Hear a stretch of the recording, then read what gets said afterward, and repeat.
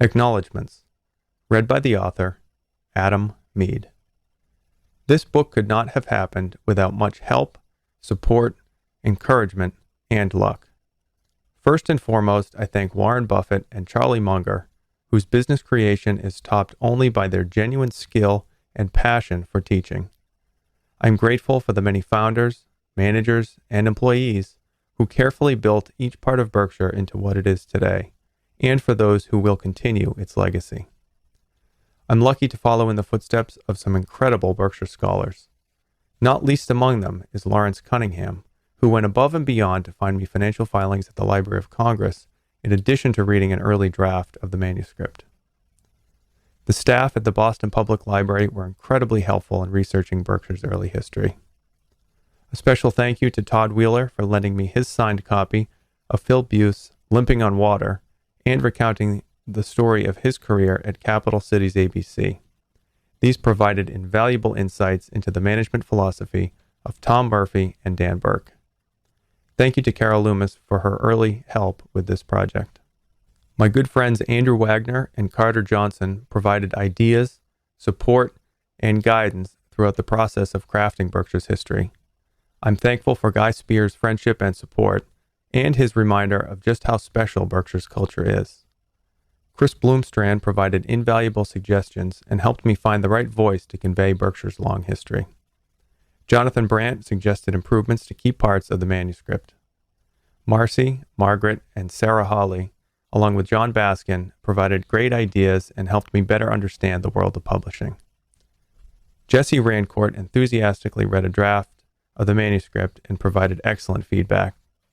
Jeff Anello's detailed critique not only made the book better, but helped me clarify its intended audience. Gautam Bade shared his experience writing and publishing The Joys of Compounding and encouraged me to paint my own canvas. I'm also thankful for Ron Lazzaro's encouragement and keen eye on a later draft of the manuscript. I wouldn't have found my new friends at Harriman House without Dan Pico and Austin Pierce. Craig Pierce at Harriman was a joy to work with and shared my enthusiasm for bringing the full story of Berkshire Hathaway to life in a first-class way. Chris Parker created a beautiful cover that conveys the feeling of Berkshire in one concise snapshot. The care and devotion of the typesetting work done by Chris Wilde shows on every page. Eric Wing and Likana Lee at MetroCreate crafted a beautiful companion website at theoraclesclassroom.com. They found ways to bring my particular and exacting ideas to life, which I know wasn't easy. My editor, Erica Allison Cohen, became a trusted partner and friend along this long journey. Her work can only be fully appreciated next to the raw material I provided her. She proved not only an excellent editor, but a patient teacher as well. Two individuals not directly related to this project deserve attention for their contributions. The first is my high school welding instructor at Pinkerton Academy, Mr. Kopp. He taught his students that a weld could be the best and strongest in the world, but if it looked sloppy, no one would fully appreciate it. I've used that lesson as a metaphor in every walk of life since leaving his class. I must also thank Gary Vaynerchuk. He doesn't know it yet, but his message of pursuing one's passions with empathy and energy, no matter how small the audience, kept me going to the finish line. Finally, and most important of all, I thank my wife, Shelley. I'm incredibly lucky to have a loving partner who supports my endeavors, even ones that turn out bigger and much longer than originally envisioned. No project of this magnitude could be completed without a trusted companion by one's side to keep the rest of the world in order while pouring heart and soul onto the page. For all this help, many mistakes and omissions undoubtedly remain. To someone now accustomed to the world of electronic media, a printed book preserving these faults in time is a terrifying prospect. They are mine alone. Foreword by Christopher Bloomstrand. The Library of Congress contains more than 200 volumes devoted to Berkshire Hathaway and the two gentlemen adorning the cover of this book. Add in newspaper and magazine articles, research reports, investment letters, social media messages, and Berkshire's own financial reporting and archives of its annual meetings, and it is safe to conclude that more has been written on the company and the two men running it than on any other business over the past 3 decades. perhaps over all time. The question must therefore be asked, why another book? I know I speak for countless others when I say Warren Buffett and Charlie Munger are my mentors. Not in the classic sense, but for having had such a profoundly positive impact on my life as an investor and as a citizen. It's hard to believe for the quarter century following 1965, when Mr. Buffett bought control of Berkshire Hathaway, that he and the company were generally flying under the radar. Despite having compounded Berkshire's book value per share at 24%, and its shares by 28% annually against only a 10% return for the Standard & Poor's 500 index, Berkshire, Buffett, and Munger were not household names in the late 1980s and early 1990s. Today, of course, Mr. Buffett and Munger are worldwide rock stars, and Berkshire Hathaway is no longer just a company but a cult. Back then, I never heard those names uttered when I studied finance. Outside of the MBA program at Columbia University and a handful of schools with oddball professors, early Berkshire cultists to be sure, these three didn't exist on campuses. Following school, I worked at a large Midwestern bank in trust investments. We didn't own or even follow Berkshire. To the old guard, it was regarded as just an insurance company that's really no more than a leveraged mutual fund. When I studied for the CFA designation in the early 1990s, I only first learned of Berkshire when reading about the efficient market hypothesis and a highly regarded finance academician pointing to the company and to Mr. Buffett as aberrant lucky anomalies.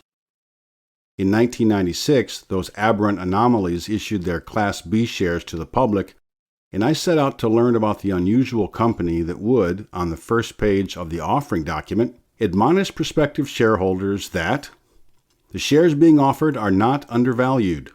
The company will not grow as fast prospectively as in the past. The shares in recent years advanced faster than intrinsic value, so to expect underperformance.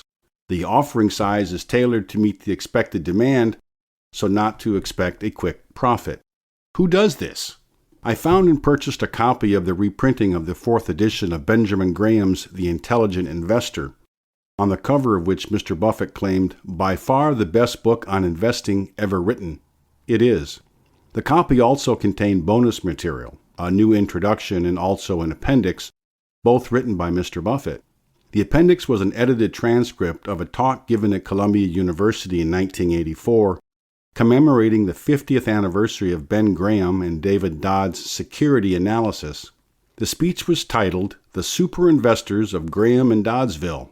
In a modern context, it would be an instant classic. As has been the case for so many investors, that was it. I read the entire book that night and read it again the following night. The light had gone on. Common occurrence for those first encountering this Grahamian Buffett approach for the first time. For Graham, it was immediately on to Berkshire Hathaway. Despite having a research library nearly as large as a basketball court, the bank didn't have any annual reports on the Buffett-led conglomerate. Those were the days when you had to call a company to get reports. The 1993 to 1995 annuals, the three I'd requested, contained the most unusual chairman's letters, which not only informed but taught. Ben Graham taught. It was obvious that Mr. Buffett modeled his own approach from his mentor and took it upon himself to educate as well, a giving back so contrary to what most would do. In a field as competitive as investments, why give away the secret sauce, the formula for Coca-Cola, when it would be so easy to copy? Back then, one could write to Berkshire's offices in Omaha, and the company would mail you a 3-volume bound set of chairman's letters dating back to 1977. I can't recall how many times I've read these letters. Those pages contained pure gold for the young, aspiring investor. Value investing took on an entirely new meaning. Nowhere else could you learn so logically about accounting, good and bad, valuation, stock-based compensation, corporate governance, the vagaries of inflation and taxes, derivatives as weapons of mass destruction, and the list goes on and on. I bought shares of Berkshire Hathaway for the first time in February 2000. The stock had fallen by half from 1998 and offered seeming value. How much value I would only appreciate as the years passed, and the position size and my affection for all things Berkshire abounded. The annual shareholders meeting by then had become a thing, so off to Omaha as a first-time shareholder that April 29th I went. I've only missed one meeting since, the following year when my firstborn arrived just days prior to the meeting.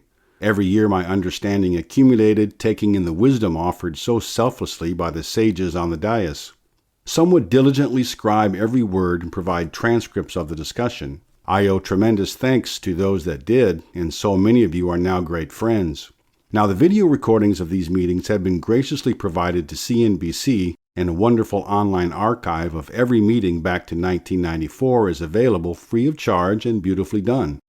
Even at critical moments, often at times of uncertainty or panic, Mr. Buffett would take to Fortune magazine and pen articles that put fears to rest or reset expectations. Mr. Munger would host his own annual meetings in Pasadena and Los Angeles for Wesco Financial, and more recently the Daily Journal.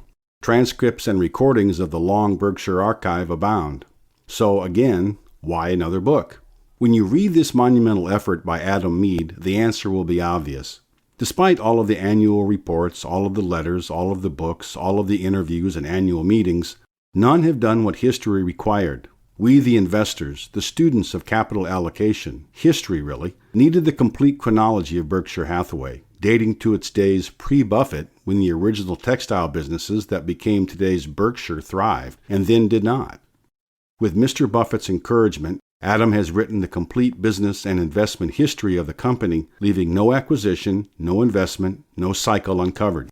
He assimilated all of the annual reports, meeting transcripts, and myriad other information and compacted it into this terrific, readable work. Biographies can be interesting and entertaining, but this detailed history of the greatest company and greatest of all time investors the world has ever seen was necessary. The reader should pay special attention to the evolution of Mr. Buffett and of Berkshire. Over time, the business has undergone dramatic change. From the early pivot away from its New England textile origins to insurance, to subsequent well-timed transitions, to and away from common stocks, to the outright ownership of businesses, the allocation of capital was brilliant. The book captures an evolving genius and ability to be presciently and invariably ahead of the crowd. It's as though Berkshire became the embodiment of the epigraph introducing security analysis from Horace's Ars Poetica. Many shall be restored that now are fallen, and many shall fall that are now in honor.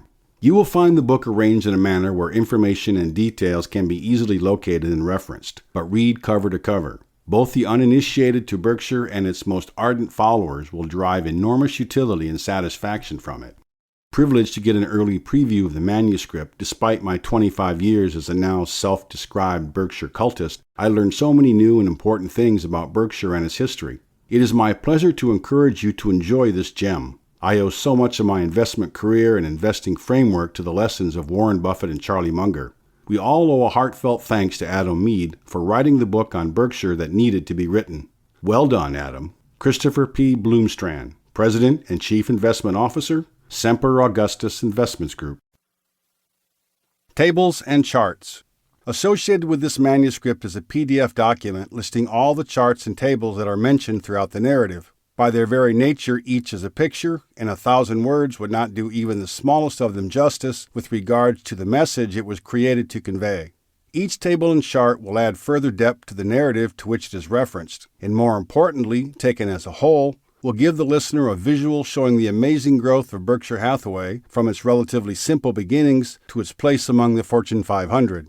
While the manuscript alone is an amazing source of information and will provide the listener a vivid picture of Berkshire Hathaway and its two masters of capital allocation, the listener is strongly encouraged to have the PDF document available and to pause the audio and view the reference table or chart to get the full impact of the associated narrative. Introduction. Saturday, May 5th, 2012. Omaha, Nebraska, 5:30 a.m. I am waiting in line to get into the arena for the Berkshire Hathaway annual meeting. I am a first-timer. A group of guys from Cincinnati, Ohio welcomes me into their ritual of charging in to get seats on the floor close to Warren Buffett and Charlie Munger. We charge with the politeness of men in suits and the excitement of teenage girls seeing the Beatles in concert for the first time.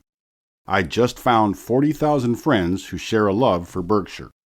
On that day, I never could have imagined I'd have the chutzpah, to use a Charlie Munger term, to someday write a book on Berkshire Hathaway. Yet that first meeting was the beginning of a journey that led to what you now hold in your hands.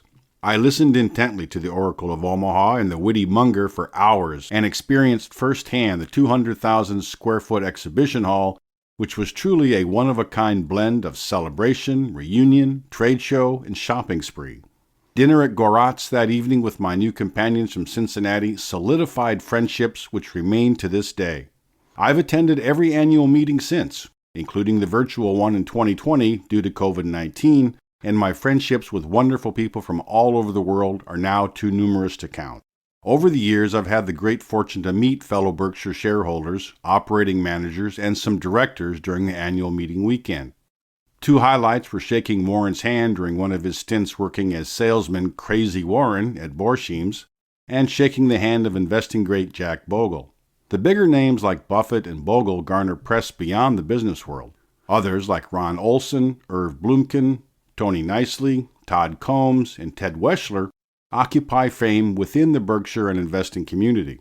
Countless others like Kathy Sorensen at Johns Manville, Greg Renner at MyTech, and the many managers, employees, and members of the Berkshire home office team are lesser known but equally critical in creating the fabric that make up Berkshire's culture.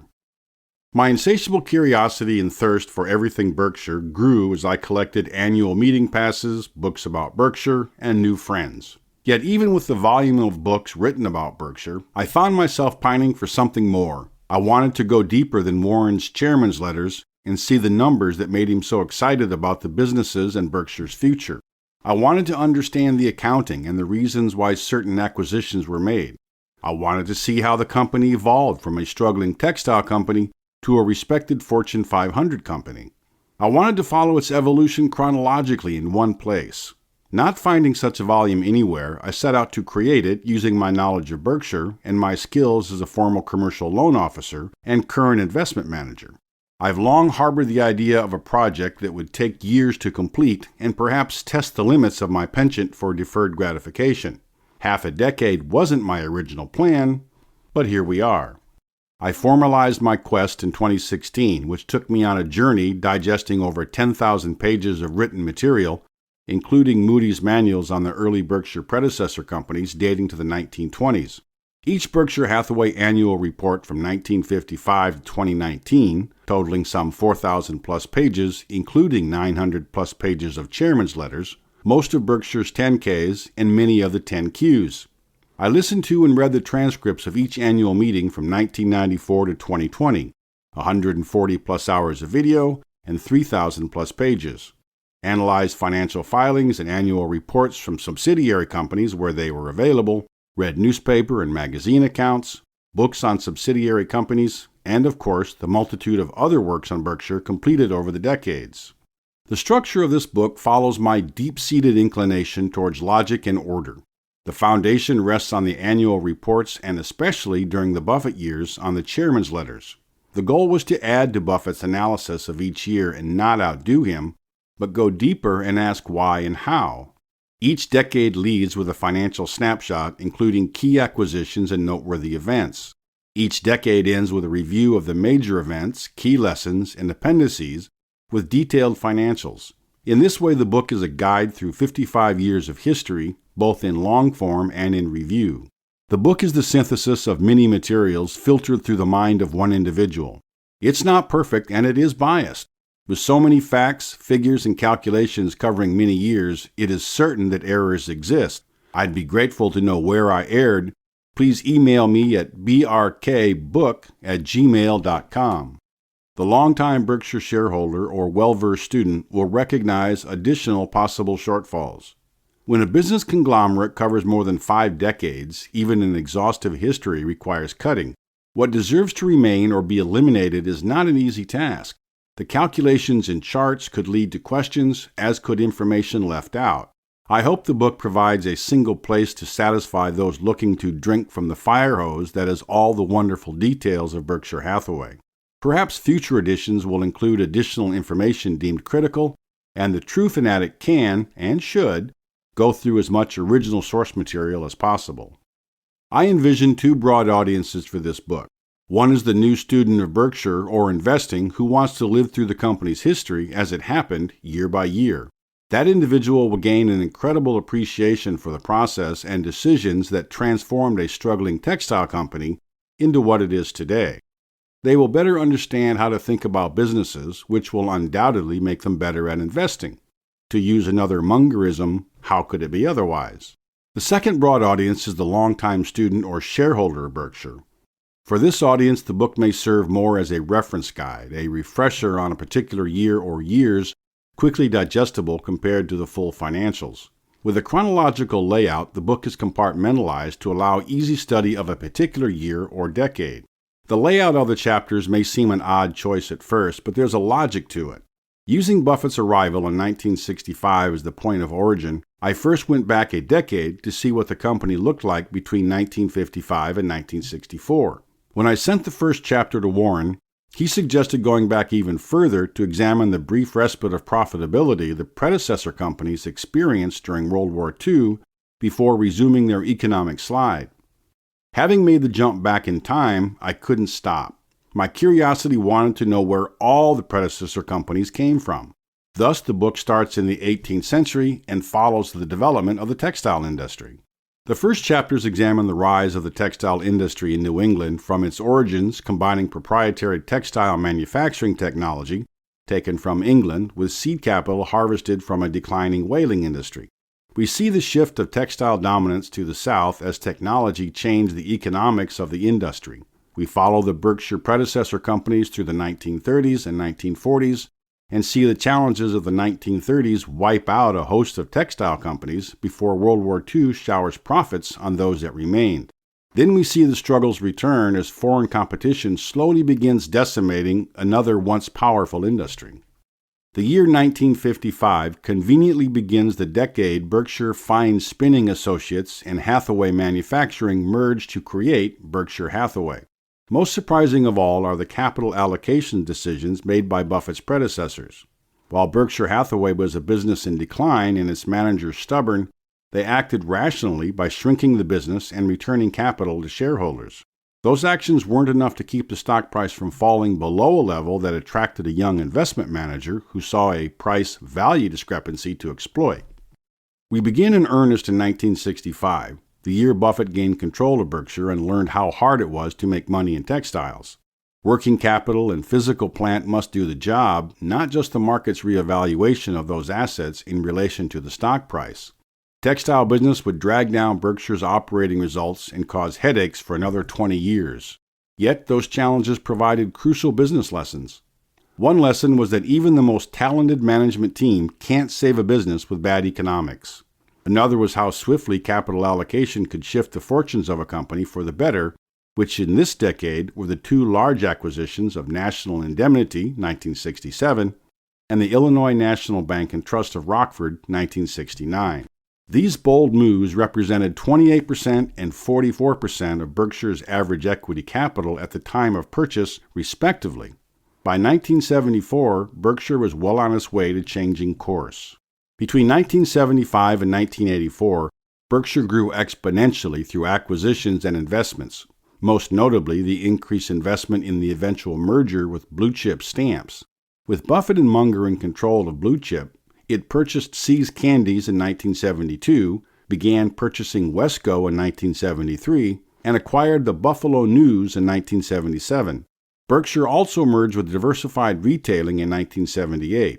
This decade is highlighted by Berkshire's entrepreneurial push into insurance and its entry into reinsurance.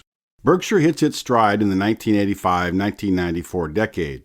Ajit Jain joins Berkshire and begins building an insurance powerhouse focused squarely on profitability. This is the decade where float swells and investment income far surpasses any underwriting losses. The leveraged buyout fad of this time allows Berkshire to acquire Scott Fetzer, itself a mini conglomerate, and Fetchheimer. It also provides an opportunity for Berkshire to back Capital Cities in its bid for ABC. Berkshire invests $1.3 billion in Coca-Cola during this decade, a cost basis that remains unchanged today. The decade was also marked by challenges, most notably the Solomon Treasury bid rigging episode, which required 9 months of Buffett's time while he worked to rescue Berkshire's $700 million investment and his reputation. Berkshire's investment in U.S. Air nearly collapses, and its investment in footwear quickly deteriorates. The 1995-2004 decade sees Berkshire build out the framework of its future. The acquisition of the remaining half of Geico that it didn't already own solidifies its presence in primary insurance, and its acquisition of General Reinsurance brings initial headaches but creates a reinsurance powerhouse. Both moves add to the huge amounts of capital Buffett and Munger can allocate. One outlet for capital is the utility sector, which provides predictable returns and the ability to invest large sums, but with limited upside potential. The boom and subsequent bust of the dot-com wave also creates opportunities for Berkshire to welcome discarded but cash-generating businesses into its protective umbrella. The 2005-2014 decade, the fifth under Buffett's control, sees additional large non-insurance acquisitions, including a major international one.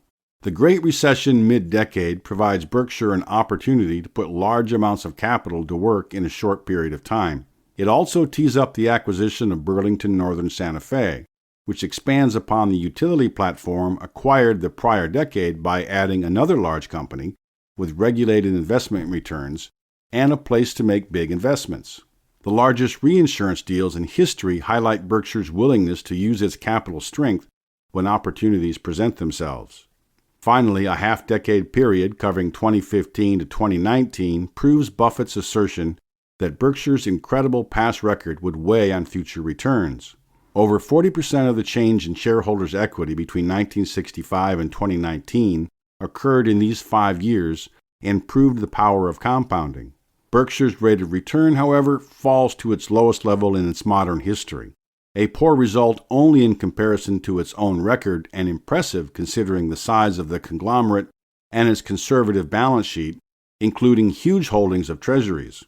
Berkshire makes several large investments during this period, including a partnership that takes control of Heinz and Kraft Foods. Its $35 billion investment in Apple demonstrates Berkshire's consistent pattern of making concentrated investments. Yet, cash continues to build in an economy where private transactions and public equity markets are expensive by historical standards. Berkshire thus increasingly returns capital to shareholders in a series of share repurchases that may be the pattern for the remainder of the decade. The world is given a glimpse into succession with the promotions of Greg Abel and Ajit Jain to vice chairman. Yet Warren Buffett and Charlie Munger, aged 89 and 95 respectively at the end of 2019, show no sign of slowing down. Taking a step back, we see Berkshire Hathaway among the greatest of human achievements. Berkshire's financial outcomes were a result of business mastery, the perfection of a system that cultivated human potential. The capitalist system put in place by America's founding fathers and the incredible tailwinds of the mid-20th century proved the rich soil to allow the genius of Warren Buffett and Charlie Munger to flourish.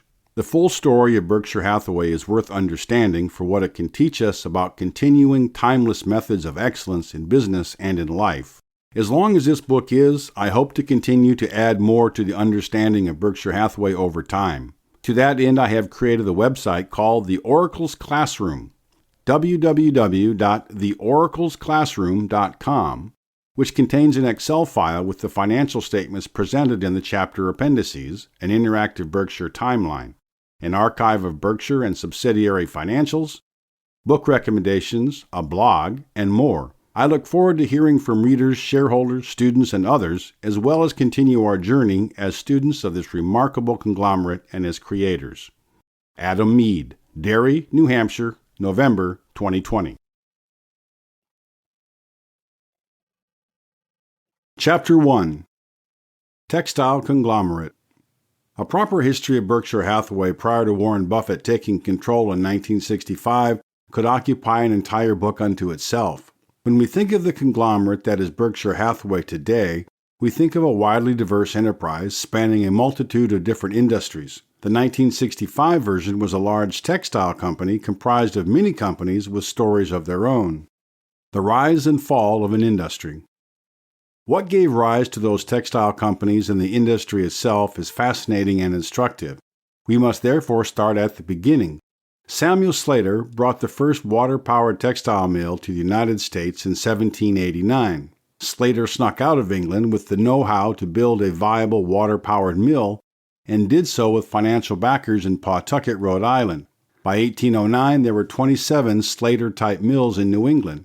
The next major innovation was financial and operational.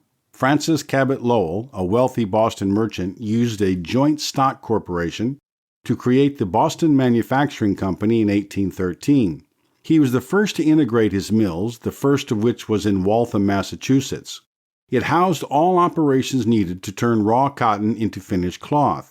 They were profitable almost immediately. Lowell had thus discovered the optimal combination of size and integration to generate economies of scale out of the cotton mill. Not surprisingly, this innovation spread rapidly. Having wrested all the power they could out of the Charles River in Waltham, the investors in the Boston Manufacturing Company, sometimes referred to as the Boston Associates, turned their sights on a new location.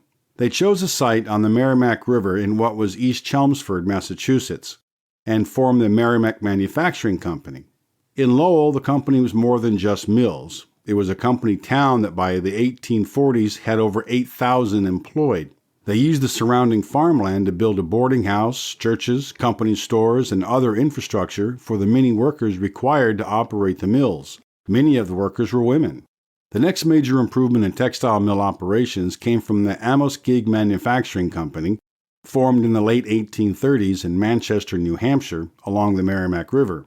Whereas the Lowell-type mills were individually owned, the Amoskeag mills operated under one corporate umbrella. This allowed for bulk purchasing, sales, and other economies of scale. Why the North?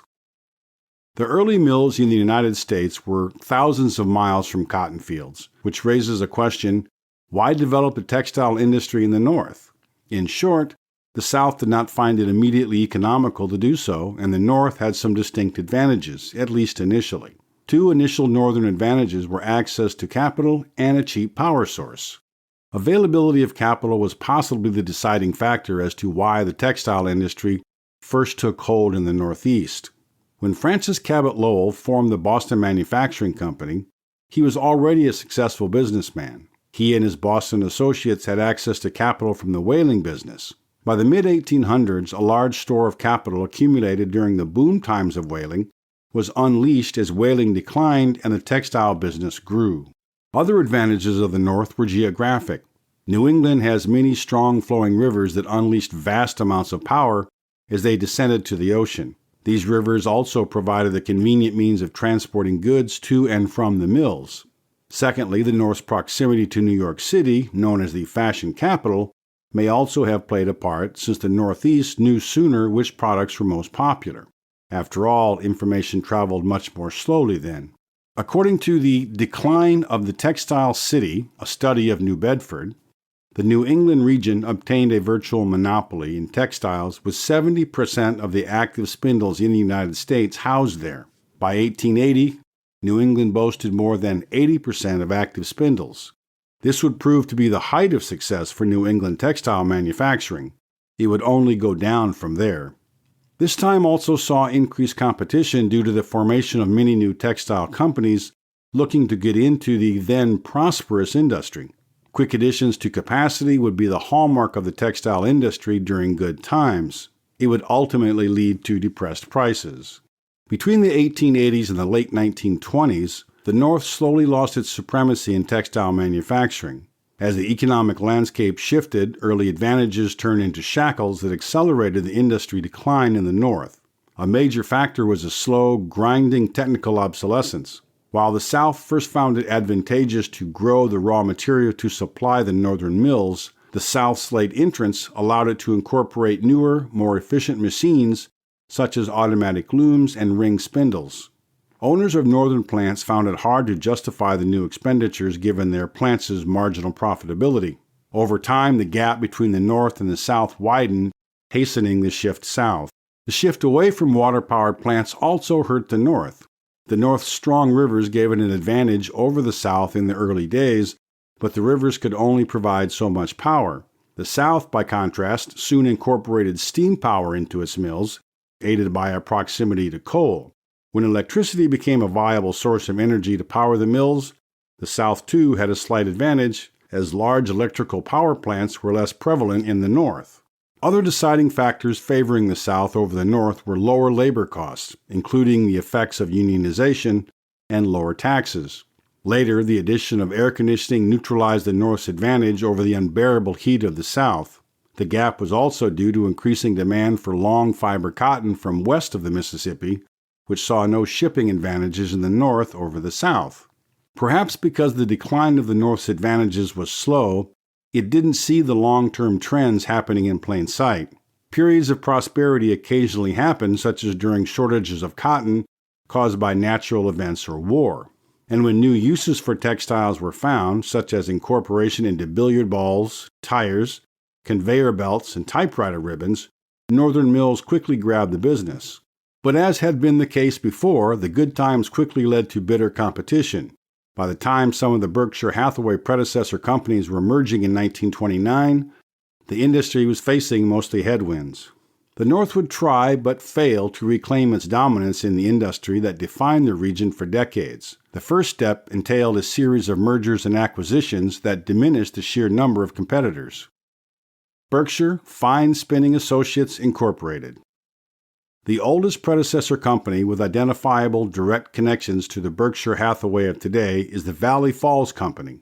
According to the Woonsocket, Rhode Island history, the Valley Falls Company was formed by Oliver Chase in 1839. The Chase family built a textile empire that brought prosperity to the villages of Cumberland and Central Falls, Rhode Island, as the family built and expanded its mills along the river. From there, the history unfolds through a series of companies throughout New England as outlined below. 1929. 5 companies, including Valley Falls Company, merged to form Berkshire Fine Spinning Associates Incorporated.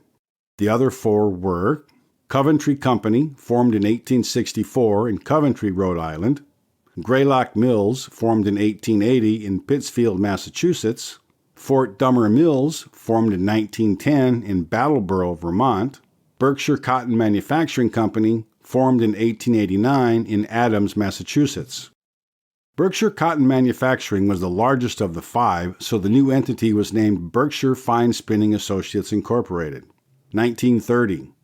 King Philip Mills, formed in 1871 in Fall River, Massachusetts, and Parker Mills, formed in 1895 in Fall River, Massachusetts, merge into Berkshire Fine Spinning.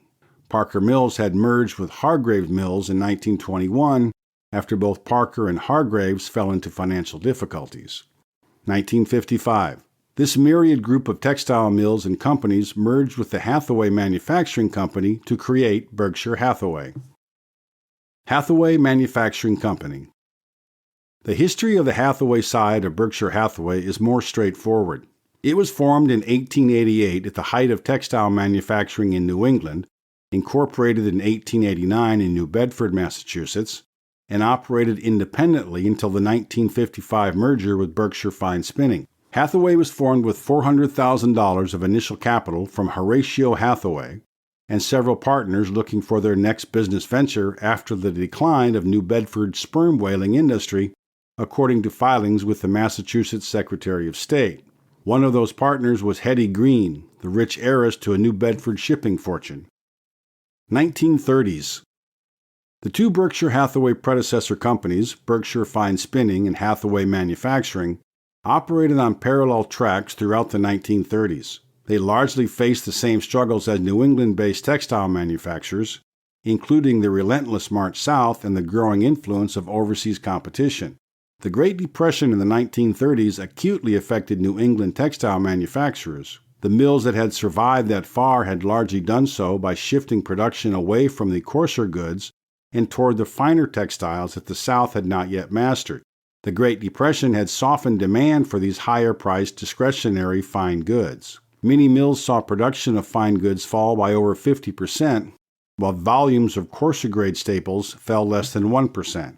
New England mills, including the Berkshire Hathaway predecessor companies, also shifted some production to silk and rayon during the 1930s.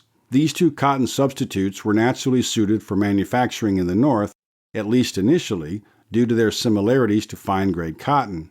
Hathaway Manufacturing shifted to these substitutes earlier, making it and another New Bedford mill that did the same the Gosnold Mill, the most profitable in the region. Since material cost for cotton and its substitutes was largely market-driven, mill owners looked to the next largest cost, wages.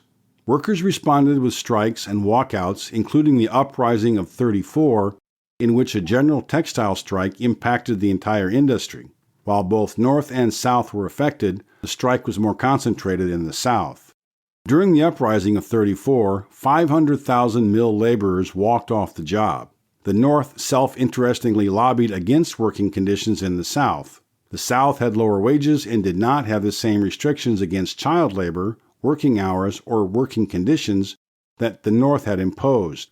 With the implementation of the Fair Labor Standards Act of 1938, a standard uniform wage nationwide mitigated the labor differential between the North and the South. The North rejoiced, but it was bittersweet since the legislation came too late. As described in The Decline of a Textile City, a study of New Bedford, the new law could not bring back mills which were already liquidated, whose machinery was sold at auction, and whose buildings had been torn down. It also did nothing to stop the growing impact of overseas competition. Some efforts to stem the shift of production to the South succeeded, but the forces against the North were strong. Data on spindles in place, a measure of industry capacity, illustrates the shift. Figure 1.1 shows the overall decline of the industry between 1914 and 1938 and the large gains by southern cotton-growing states over that period. The U.S. shares of spindles in place in New England fell from 54% in 1914 to 26% in 1938, less than half its 1914 share. Meanwhile, the southern cotton-growing states experienced the opposite trend, growing from 34% of spindles in place in 1914 to 71% of the total, a gain 1 percentage point greater than New England's loss. It is interesting to note that in 1925, the peak of textile production was almost evenly split, with 46% in the South and 48% in the North.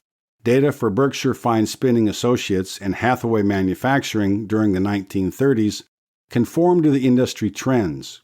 Though early 1930s data is scarce, one can assume that the Berkshire Hathaway predecessor companies fared similar to the industry and regional counterparts.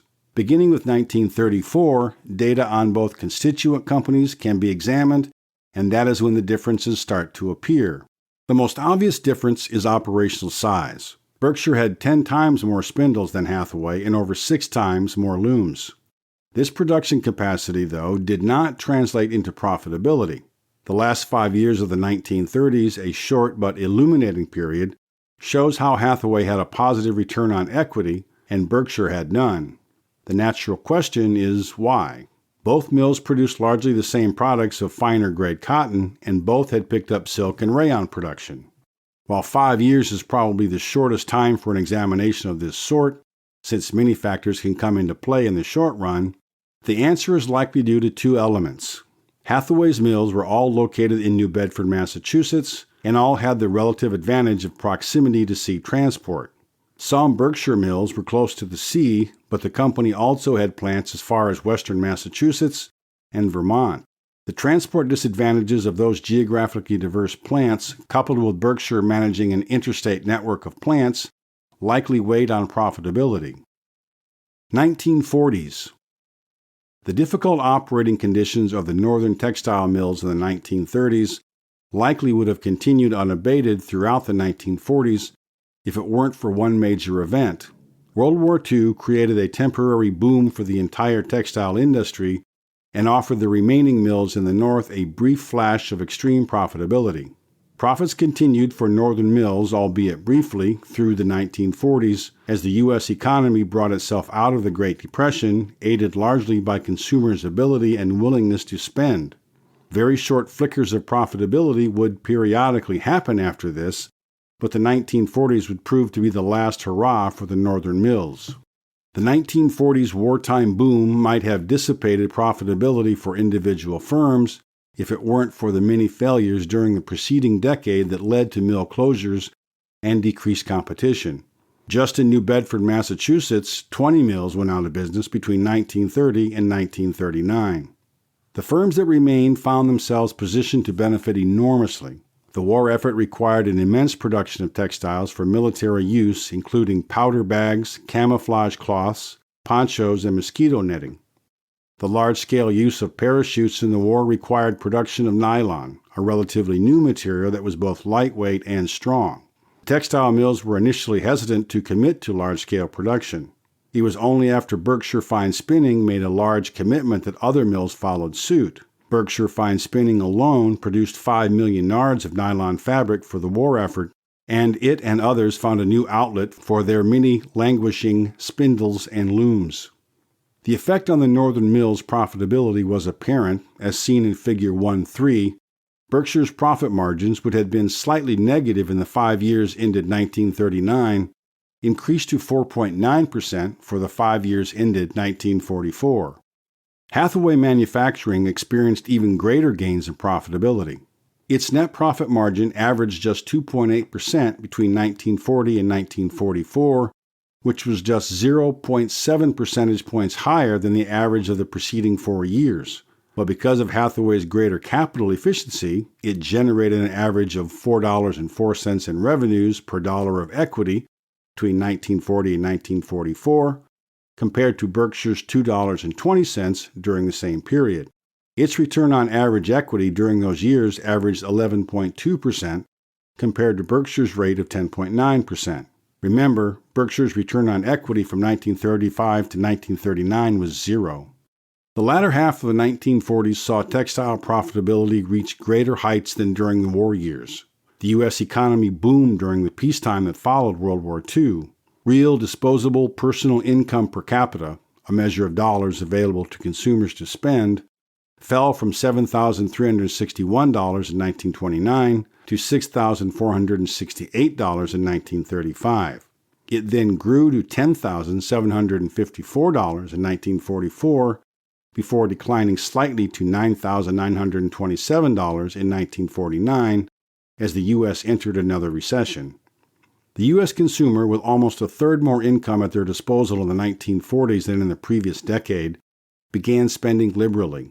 Goods formerly eschewed as being unnecessary, such as the fine woven products made by the northern textile mills, were once again in demand. This was the real boom for the Berkshire Hathaway predecessor companies. High sales in the late 1940s led to greater margins. Net margins at the two companies exploded, with Berkshire averaging 12.9% between 1945 and 1949, and Hathaway reaching 7%. A combination of higher revenues and higher margins resulted in a dramatic increase in returns on shareholders' equity. At Berkshire, its return on average equity was 28% per year during the 1945-49 period. Hathaway averaged a slightly lower, though by no means disappointing, 27% per year during that same period. 1950 to 1954. The data on Berkshire Fine Spinning is sparse for this period, so the analysis of the next 5-year period uses the pro forma consolidated financial information provided in the first combined Berkshire Hathaway annual report in 1955. The boom experienced during the 1940s did not exactly go bust in the 1950s, rather it fizzled. The temporary profitability caused by strong demand from World War II and a reinvigorated consumer after the war faded to the background as the fundamental disadvantages of northern textile production became apparent. Beginning in 1950, the Berkshire Hathaway predecessor companies experienced rapid declines in revenues and profitability, as shown in Figure 1.5. Having come from what was the peak of $97 million of combined revenues in 1948, revenues rebounded slightly in 1951 to $92 million, but never recovered. Companies quickly lost their healthy profit margins, too. The decline in northern textile production can also be seen in the statistics of active spindles shown in Figure 1.6. The graph highlights the decline of the industry overall, but shows the South held its ground while the North continues to see losses. While New England states fell from 22% of total active spindles in 1940 to 12% in 1955, the South's share increased from 75% in 1940 to 88% in 1955. It is interesting to note that between 1950 and 1955, the inroads of the South were such that despite the U.S. shrinking overall, it grew the number of active spindles at the expense, of course, of the North. Berkshire Hathaway Incorporated. The final merger that would impart the name on today's modern conglomerate occurred in 1955 when Berkshire Fine Spinning merged with Hathaway Manufacturing. The merger resulted primarily from continued relentless industry pressures, but it was set in motion by a flooding of the Hathaway Mill on Cove Street in New Bedford, Massachusetts, which was significantly damaged by Hurricane Carol in September 1954. Eager to remain in business, Seabury Stanton, Hathaway's leader, pursued a merger with Berkshire Fine Spinning. The merger was finalized on March 14, 1955. Leading the new enterprise were John H. McMahon as chairman of the board, Seabury Stanton as vice chair, and Malcolm G. Chase, Jr. as president. The managers were upbeat, writing in the first annual report in 1955, "The purpose of the combination of the two companies was to effect operating economies and greater diversification of products for each. The new company can now supply the market not only with plain, fine-combed cotton goods, but also with fancy-colored box loom fabrics and with rayon, nylon, dacron, and other synthetic fabrics." Unfortunately, that report also contained a portentous warning. Shortly after the merger in July of that year, a strike caused a 13-week shutdown. The next month, Hurricane Diane severely damaged several plants in Rhode Island. These early episodes would set the stage for the many troubles and tough decisions that would be faced during the ensuing decade. Conclusion.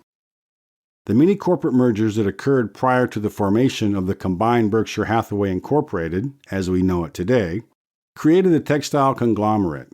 The business had locations throughout New England and was quite large, with combined revenues of over $65 million in 1955. In 1956, the first year after its combination, Berkshire Hathaway was 431st on the Fortune 500 list of the largest U.S. companies, though it was far from being the largest textile company of its day. Constituent companies that labored separately before joining largely faced the same headwinds leading up to the 1955 merger. Early advantages of the North during the 19th century turned into disadvantages in the 20th century as the South built newer, more efficient plants. The North fell further behind as lower labor and energy costs accrued to the South. A major, though temporary, return to profitability after the Great Depression occurred during World War II in the 1940s. The fire the war lit under the economy quickly turned to cinders once it ended. The lower input cost advantages of the South reappeared in full force in the 1950s, leading to renewed industry decline and consolidation in the North. Active spindle data for the country reflects the industry decline as it relates to world events and industry changes, as seen in Figure 1.7. Figure 1.7 shows that in times of tight industry capacity, firms did well. But when supply exceeded demand, excess capacity lowered profits and oftentimes caused the weakest firms to falter and reduce production or close entirely. Geographical differences are also telling. By running multiple shifts, sometimes around the clock, the South rang up a 122.6% utilization rate of its spindles. The North, by contrast, utilized a 78.6%, with Massachusetts the worst at 70.4%. These types of statistics show the advantages the South had over the North and how the South used them to grow profits.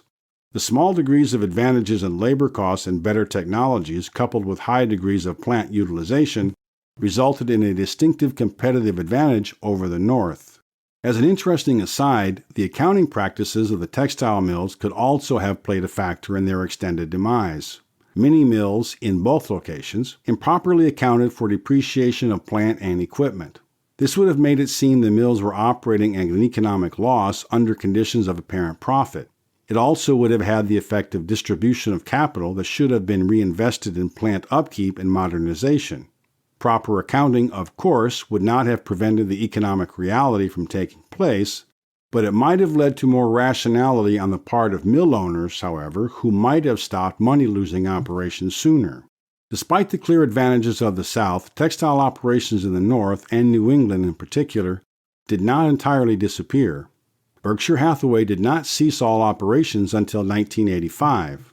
One company, Burlington Industries, even weathered the storm up through the new millennium, struggling mightily along the way with intense foreign competition. The Berkshire Hathaway that existed a decade before Warren Buffett taking control was a melting snowball trying to maintain its size by furiously appending other wet, melting snow. Instead of recognizing the heat and seeking shelter or changing course, the managers of the 1955 Berkshire Hathaway conglomerate stayed on the same path, hoping for a different result. Some managers surely recognized the structural industry changes taking place, but most only knew one business, textiles. It would take one man and a quirk of history to turn a faltering business into one of the world's most admired companies. Lessons. Textile beginnings to 1954. 1. Knowledge can only confer a temporary advantage to a business. Eventually, all industry participants have access to best practices. Even governmental protections cannot stop the spread of valuable information. 2. Sometimes the second mover has an advantage over the first mover. The South gained an advantage over the North by using the latest know-how when building from scratch. 3. Business mergers cannot alter a fundamentally disadvantaged economic position or trend. The many textile mergers that culminated in the creation of Berkshire Hathaway were the result of a shrinking industry and could delay, not stop, the inevitable. Chapter 2. 1955 to 1964. Introduction. An analyst or shareholder comparing Berkshire Hathaway's 1955 and 1964 annual reports would have come away with two conclusions. First, profitability was down. The company that existed in 1964 earned about half of what was earned in 1955. Second, the company's financial condition, although not necessarily in bad shape, had materially changed.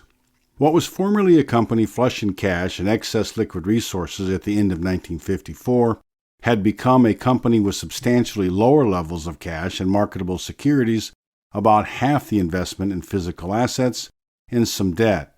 What transpired to cause Berkshire Hathaway to become half of its former self? 1954. Let's turn first to the balance sheet and assess the financial condition of the company that existed at year-end 1954. Because the merger between Berkshire Fine Spinning Associates Incorporated and Hathaway Manufacturing Company was not consummated until 1955, this is actually an accounting look at what the companies would have looked like had they operated as one a year earlier, pro forma to use the modern jargon. The 1955 combined Berkshire Hathaway Incorporated report contained a look back for comparison purposes as shown in Table 2.3. A company's assets can be overly simplified into two general components, short-term assets and long-term assets. Short-term assets fall into three main categories. Inventories, in Berkshire's case raw materials such as cotton, silk, and rayon, product in the process of being converted into finished product, and finished goods such as fabric. Accounts receivable, monies owed from customers for goods sold on credit, and cash. At the end of 1954, these current assets made up about two-thirds of Berkshire's total assets.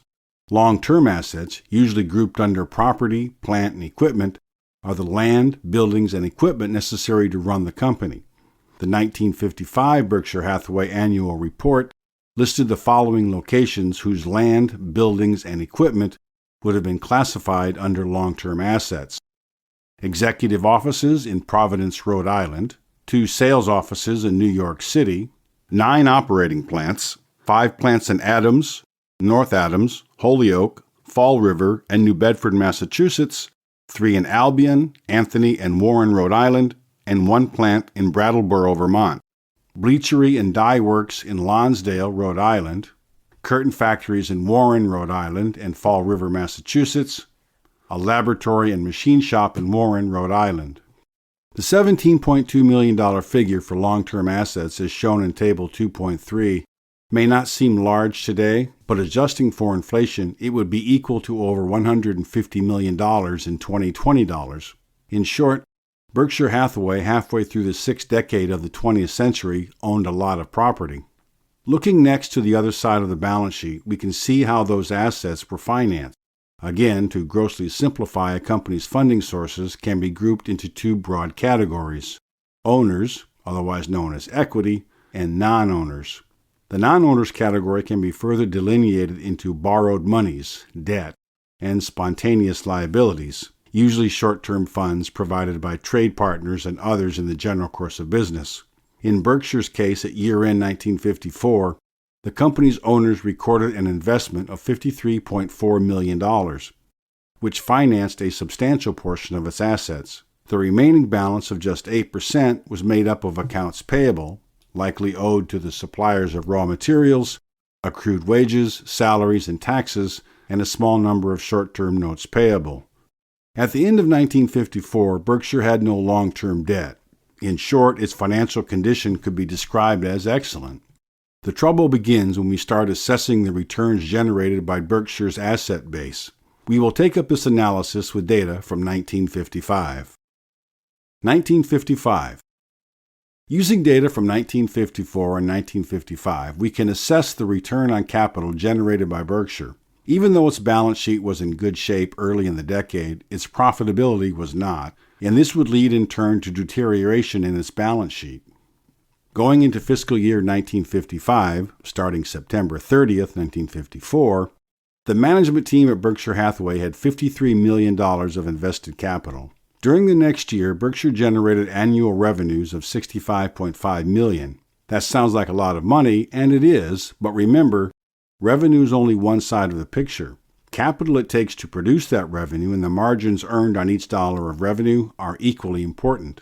In 1955, the ratio of capital to revenues was high, meaning Berkshire was a capital-intensive business.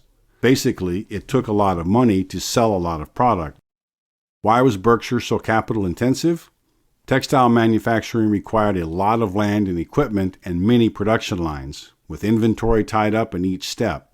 Additionally, a portion of its sales were on credit.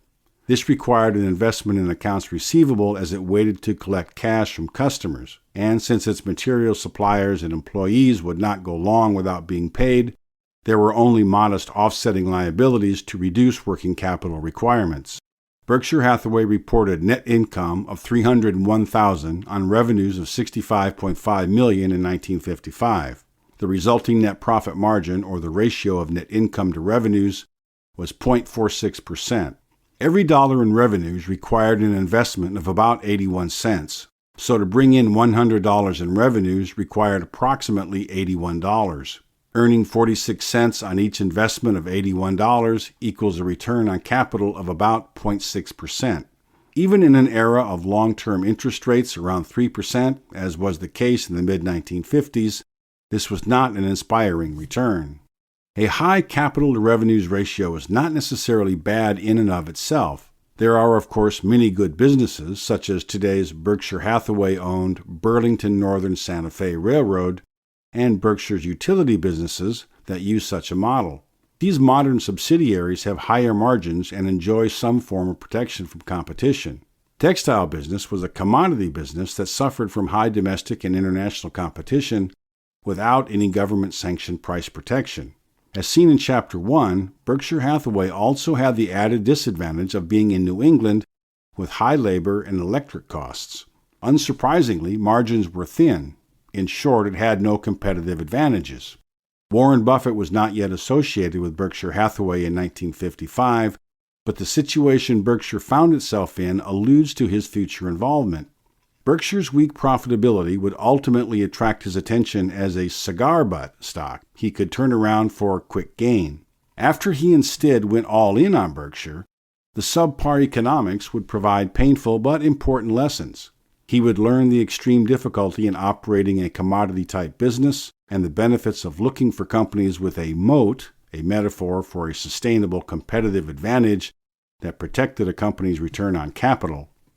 Any business can expect ups and downs. Unfortunately for the 1955 Berkshire Hathaway, its problems were both structural and cyclical.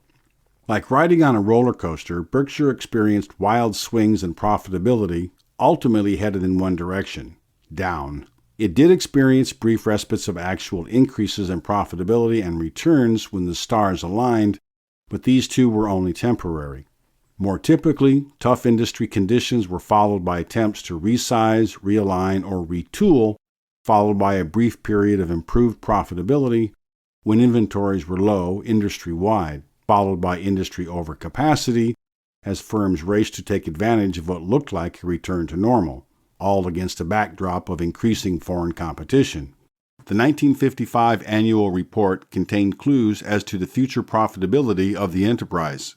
In the jointly signed report by Chairman of the Board John H. McMahon, Vice Chairman Seabury Stanton, and President Malcolm G. Chase, Jr., the leaders noted several operational and competitive issues plaguing the company. Reading the report, it was clear Berkshire Hathaway was in a firefight and they were losing. A 13-week strike completely shut down operations mid-year. The strike was resolved with slight concessions that have decreased the difference in labor costs between ourselves and many of our competitors. Additionally, a flood further caused a 3-week shutdown. Even the good news had a bad tinge. Management expected the new federal minimum wage of $1 per hour, up from 75 cents, would help narrow the spread between Berkshire Hathaway's labor cost and those of its southern competitors. But the federal law would be of little help against foreign competitors. They noted the flood of Japanese fabrics coming into the United States in ever-increasing volume, and remarked upon the Japanese labor cost, the equivalent of 15 cents per hour. They hoped governmental action, read import tariffs, would help. Not to end on a down note, the 1955 report concluded with expectations of improved future profitability due to synergies from the newly combined companies, though they didn't use that modern buzzword. McMahon, Stanton, and Chase anticipated that a diversified product line, combined with cost reductions from the newly combined enterprise and relative labor cost parity with the rest of the United States, would result in a return to profitability. Unfortunately, that was not to be. 1956. In 1956, Berkshire Hathaway's management team acquired Bourne Mills of Tiverton, Rhode Island, for $3.4 million to diversify its product line. The Bourne plant was likewise in the textile manufacturing business and produced carded sateens, a different product from Berkshire's main lines. The Bourne acquisition also came with a subsidiary that had a wide distribution network reaching into Canada, and Berkshire management thought it might be useful for Berkshire's other products. Year-end results for 1956 provided management with some positive feedback for their capital allocation decisions. The company earned $923,000 that year, though the return on capital was just 1.7%. Industry developments also bolstered their confidence. As a result of the recent increase in wages in the textile industry located in the South, our competitive position has been substantially improved, and we look to the future with confidence, management concluded in the annual report to shareholders. But everything was not well. That same year, cracks were widening in the core business. Labor shortages caused management to consolidate 2 plants in the North Adams, Massachusetts area. This would be the start of a long road of division and plant shutdowns, followed by divestitures. It was the opposite of a growing, prosperous enterprise. The trouble was that the textile business in the United States was stuck in a long, slow decline into oblivion. It would just take a while to get there. 1957. During 1957, in response to depressed market conditions for textiles, Berkshire Hathaway took steps to maintain profitability. It curtailed some production rather than keep workers busy building excess inventories. The company also consolidated operations, eliminating higher-cost plants, and invested in equipment to modernize operations in the remaining plants. In the 1957 letter to shareholders, Chairman Malcolm Chase, Jr. and President Seabury Stanton stated, "With the operating economies resulting from our consolidation and modernization program, your company will be in a strong competitive position, and we expect that profitable operations will be resumed during 1958. It was not a great forecast. 1958. Profits were elusive in 1958. There was a severe depression in the industry, which necessitated numerous additional plant closures. The company closed the Greylock division in North Adams, Massachusetts, the Berkshire division in Adams, Massachusetts, the Holyoke division in Holyoke, Massachusetts, the Fort Dummer division in Brattleboro, Vermont, and the Curtain Factory Repair division in warehouse buildings in Warren, Rhode Island. The 1958 annual report to shareholders made clear that the remaining divisions will be expected to be profitable going forward.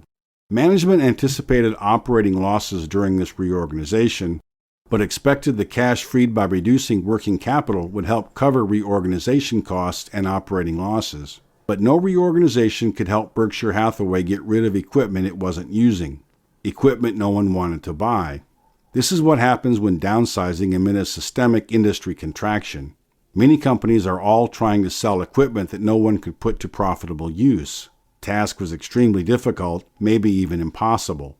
The market for second-hand textile machinery and buildings has been overloaded for the past several years, owing to the large number of mill liquidations which have taken place in all sections of the country, management concluded in the 1958 annual report, and it has been extremely difficult to find customers for our machinery and properties. The year ended in a sea of red ink. The company reported a net loss of $5 million in 1958. 1959. Buoyed by a general economic recovery, the following 2 years brought a brief respite of profitability. Operating costs were lower because of the rationalizing of plant assets in prior years, and textile prices were higher due to low industry-wide inventories. From the horrendous $5 million loss incurred in 1958, the bottom line rebounded to a $1.3 million profit in 1959. This likely gave management the confidence to maintain its policy of reinvesting in the business, where they could take full advantage of all technical improvements. 1960. The 1960 annual report informed owners of a change of business strategy. Management stated that, except for curtain fabrics and handkerchief fabrics, the company's entire production would now be sold in the gray, unfinished state. This would be the operating plan going forward and reduce risk associated with carrying finished goods. The plan appeared to be initially successful. Though sales dropped almost 10%, profits swelled to $4.6 million, a net profit margin of 7.4%, and a return on capital of 12%. Remember, this company had a net margin of 0.6% just 5 years earlier. Spirits were high. Berkshire Hathaway was still debt-free. However, as Buffett would later discover, such high points were a mirage. They merely served to keep everyone, owners and management alike, trudging forward. The 1960 annual report noted an industry slowdown along with the weakening prices. But with low inventories at the manufacturing level, satisfactory operating results were expected in the future. Again, management would be disappointed. It didn't take long for industry conditions to revert to a state of overproduction and low prices. 1961. Management stated in the 1961 annual report that sales volumes dropped materially and prices declined substantially, driven in part by continuous imports of foreign textiles. Revenues declined almost 24% that year to $48 million, and the company reported a $393,000 loss. This was not a terrible result given the significant contraction in revenues, but it was an indication of the pain to come. 1962. Choppy seas continued in 1962 with no signs of calm waters. Costs remained high and the company posted a $2.2 million loss despite a 12% increase in revenues. That was not the worst of it. The company also recorded a $1.4 million charge for the estimated loss on properties to be sold. In effect, it wrote down the value of its soon-to-be divested plant assets, but made the income statement look better, less bad, really, by recording the value as a charge to equity rather than flowing the loss through the income statement. Therefore, what would have been a $3.6 million loss was reduced by an accounting maneuver. This ignored a dangerous undercurrent lurking below the surface. Management's response to the negative industry trends was to again change course, though within the textile industry. A new 3-year modernization program began on August 1, 1962, the beginning of fiscal year 1963. Walking back on its concentration on unfinished products, it ceased unprofitable productions of these gray goods. Initial success in selling finished curtains and handkerchief led management to focus on selling more of those items. They were simple to produce and thus had lower labor costs. For these new products, which had a semi-proprietary interest with less competition, management established a home fabrics division which sold throughout the U.S. and Canada. With hindsight, we can see the relative ease of entry into these finished goods provided no true protection from competition, only a delay of the inevitable. Buffett spoke of this years later in his 1985 chairman's letter, the year Berkshire decided to permanently close the textile division. Should you find yourself in a chronically leaking boat, energy devoted to changing vessels is likely to be more productive than energy devoted to patching leaks. A note of historical significance is appropriate here. Buffett began purchasing shares of Berkshire Hathaway for his investment partnership, Buffett Partners Limited, in 1962. These first shares were purchased for $7.50, which translated into a market capitalization of about $12 million, about one-third of book value and less than working capital. 1963. Reflecting on the year 1963, management reported the company lost $685,000, but that there was a trend toward profitable operations. The company continued to invest in its new home fabrics division, which showed a satisfactory profit. Digging deeper revealed clues that business was much worse than the reported net loss would indicate. The letter to shareholders explained that the company had permanently closed its Valley Falls division and discontinued operations in the Berkshire King Philip A division in Fall River, Massachusetts. What the letter failed to note was a $1.5 million charge to equity, like the one taken in 1962. Had it been recorded in the income statement, the net loss would have ballooned to $2.2 million. 1964. The final year in our decade under review, 1964, again saw mixed results. On the surface, the company had returned to profitability. The company permanently closed its Berkshire King Philip A and E plants in Fall River, Massachusetts, leaving 3 manufacturing plants in New Bedford, Massachusetts, and 1 in Warren, Rhode Island. A small profit of $176,000 was reported, and management told shareholders that all divisions of the company were operating on a profitable basis at the end of the final quarter. Management also noted that the government subsidy program that existed since 1956, which subsidized foreign purchases of U.S. cotton to encourage exports and alleviate surplus production, was altered and allowed U.S. manufacturers to obtain the same discount.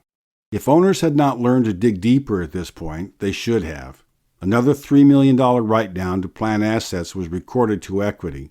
Likewise, if this was included as a true loss, as it most certainly should have been, it would have wiped out the small profit reported that year. Decade in review.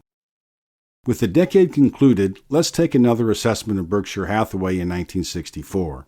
We find a business roughly half the size of its former self and one with a much weaker balance sheet. The shriveled number of offices and plant locations at the end of 1964 illustrates the degree to which the business had contracted over the preceding decade. Save for one plant, operations had contracted to New Bedford, Massachusetts, including the executive offices and laboratory. The company still had 2 sales offices in New York City and 3 home fabric stores in Toronto, New York City, and Los Angeles. The report listed 4 plant locations, though 3 of those, the Hathaway Box Loom Division, the Hathaway Synthetic Division, and the Home Fabrics Division, were in New Bedford, Massachusetts. The 4th was the King Philip D Division, located in Warren, Rhode Island. So what happened over the decade? Between 1955 and 1964, Berkshire Hathaway generated aggregate revenues of $595 million, yet its shareholders were punished for this with 5 separate years of losses that outstripped any profits made in better years. Worse yet, if the below-the-line write-downs to plant and equipment taken in 1962 through 1964 are included, the true economic result is even worse. Aside from the Bourne Mills acquisition in 1956, management acted rationally in shrinking the business rather than continuing to acquire other mills in hopes of finding ever-elusive synergies.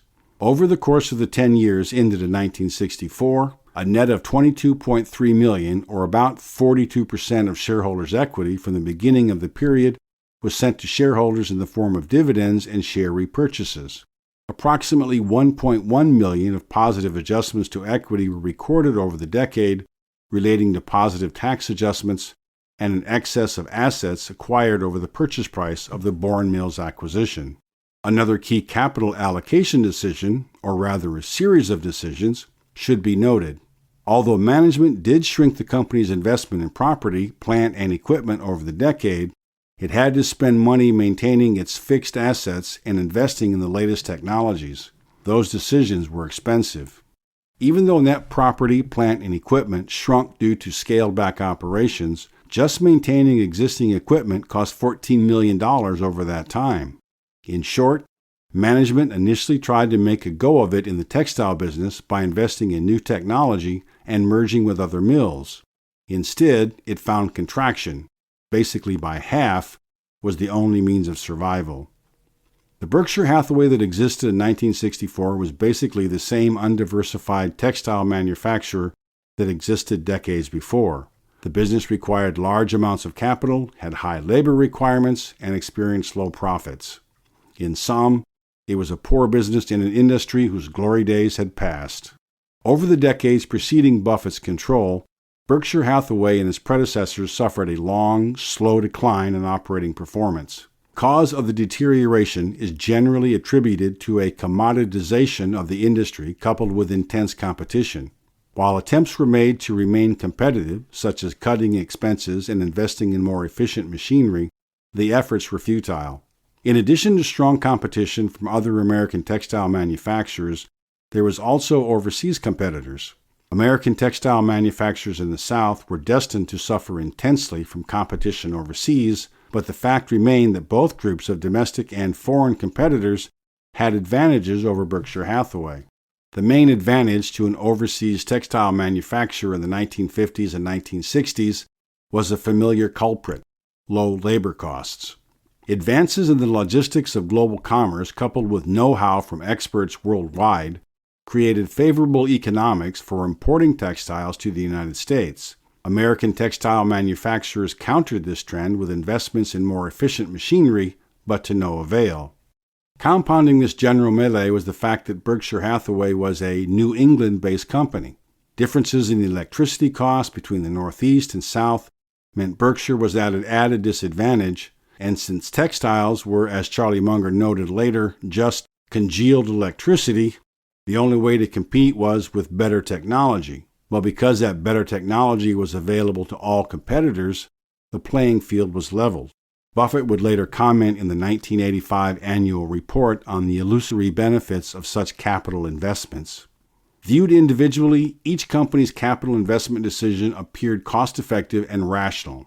Viewed collectively, the decisions neutralized each other and were irrational, just as happens when each person watching a parade decides he can see a little better if he stands on tiptoes.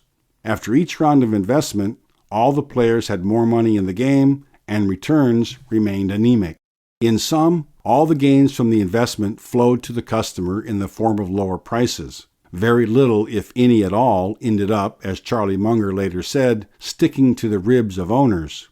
If Berkshire Hathaway was to avoid a repeat of the decade ending in 1964, he would have to change course entirely, not just do something different within the textile industry. Fortunately for shareholders of Berkshire Hathaway going into 1965, Warren Buffett was about to enter the scene.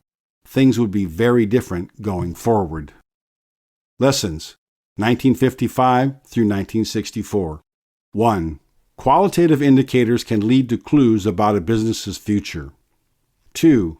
The newest technology won't necessarily help a business in terms of profitability if that technology is available to all industry participants and that industry is commoditized.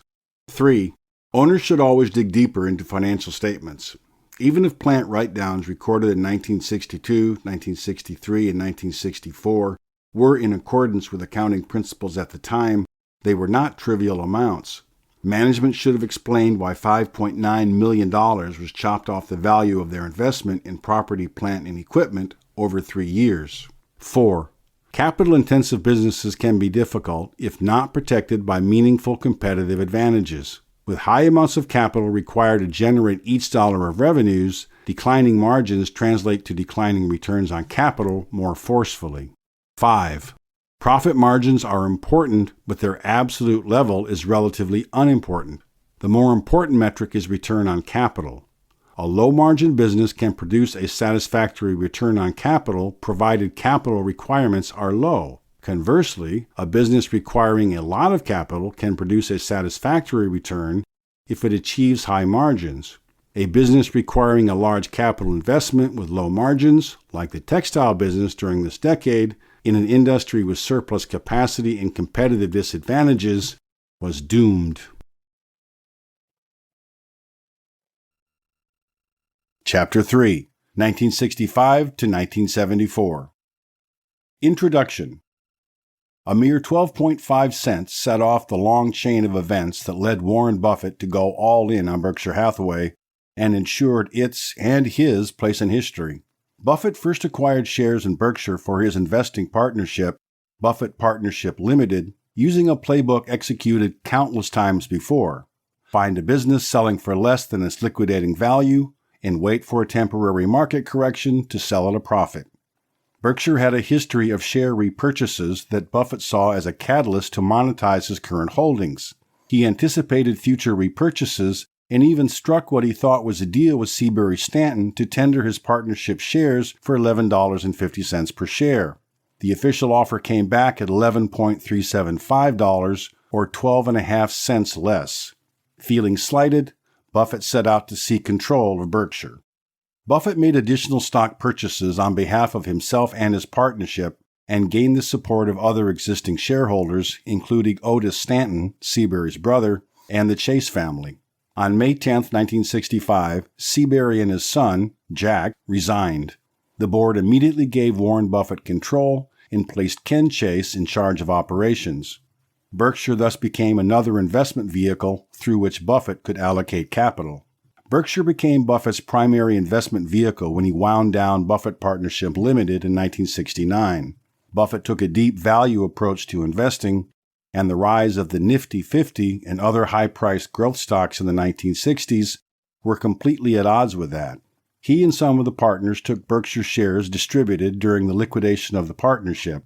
Aside from some other outside investments, which we will see eventually work their way into Berkshire, Berkshire Hathaway remained as a permanent base of capital, the foundation on which Buffett's future business deals would be placed.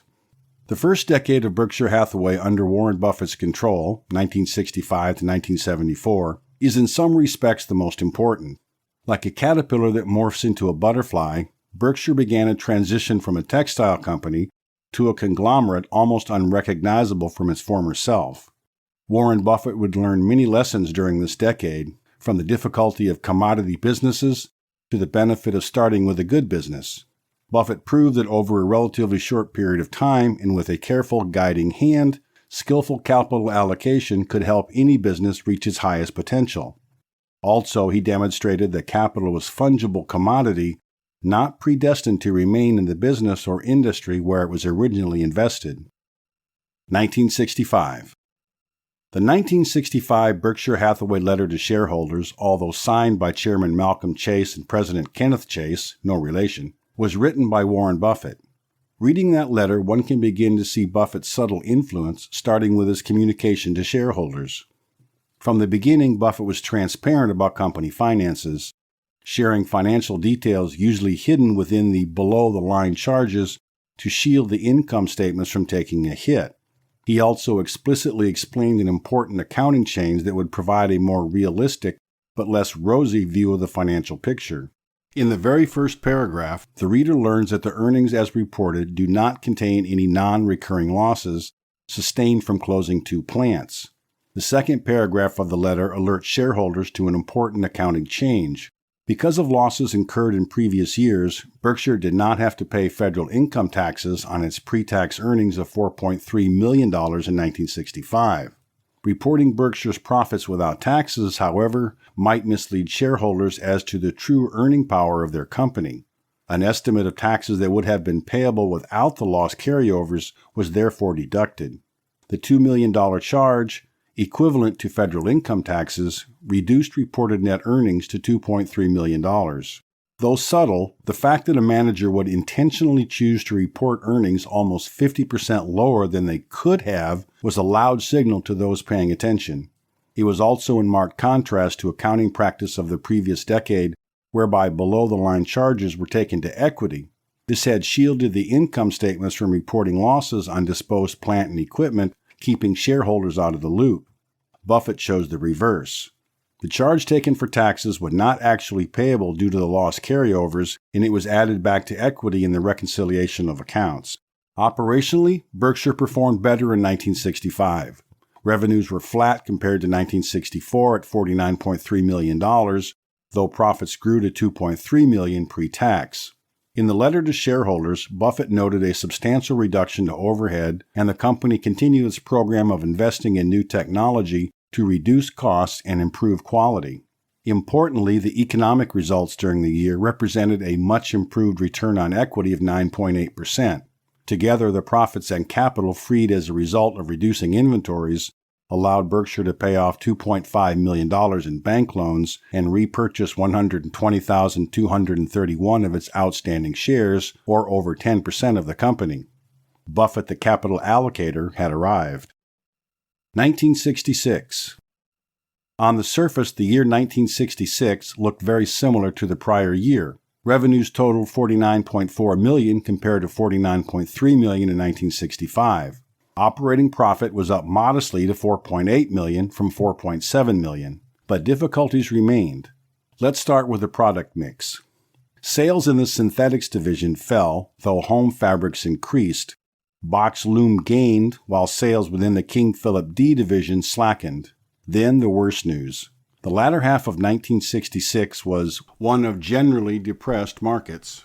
Not a good turn of events for an industry with generally depressed sales. This story was unfortunately familiar. Overproduction in acetate fabrics and imports of nylon created oversupply. Anticipating future pain, the 1966 annual report noted that given the preceding weakness in synthetics, competitors were likely to increase cotton production. This would hurt the company's King Philip D division. Rather than keep running at full steam, the company curtailed production for a week during October 1966 and noted that further shutdowns might be necessary to avoid inventory buildup. Continued development in the new home fabrics products, a bright spot during the year, was meant to counter those slowdowns. But growth has a cost and would entail additional investment in inventories and receivables. It was the same old story, but one worth repeating. It takes money to make money. How much money? Buffett estimated up to $7 million. Buffett operated the company under a policy of self-sufficiency, both for philosophical reasons and because of the challenges of the textile industry.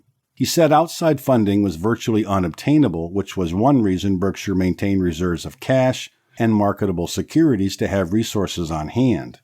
Present uncertainties such as war, tax rates, and decreased level of business activity also all combined to emphasize the continuing need for a strong financial condition, he wrote.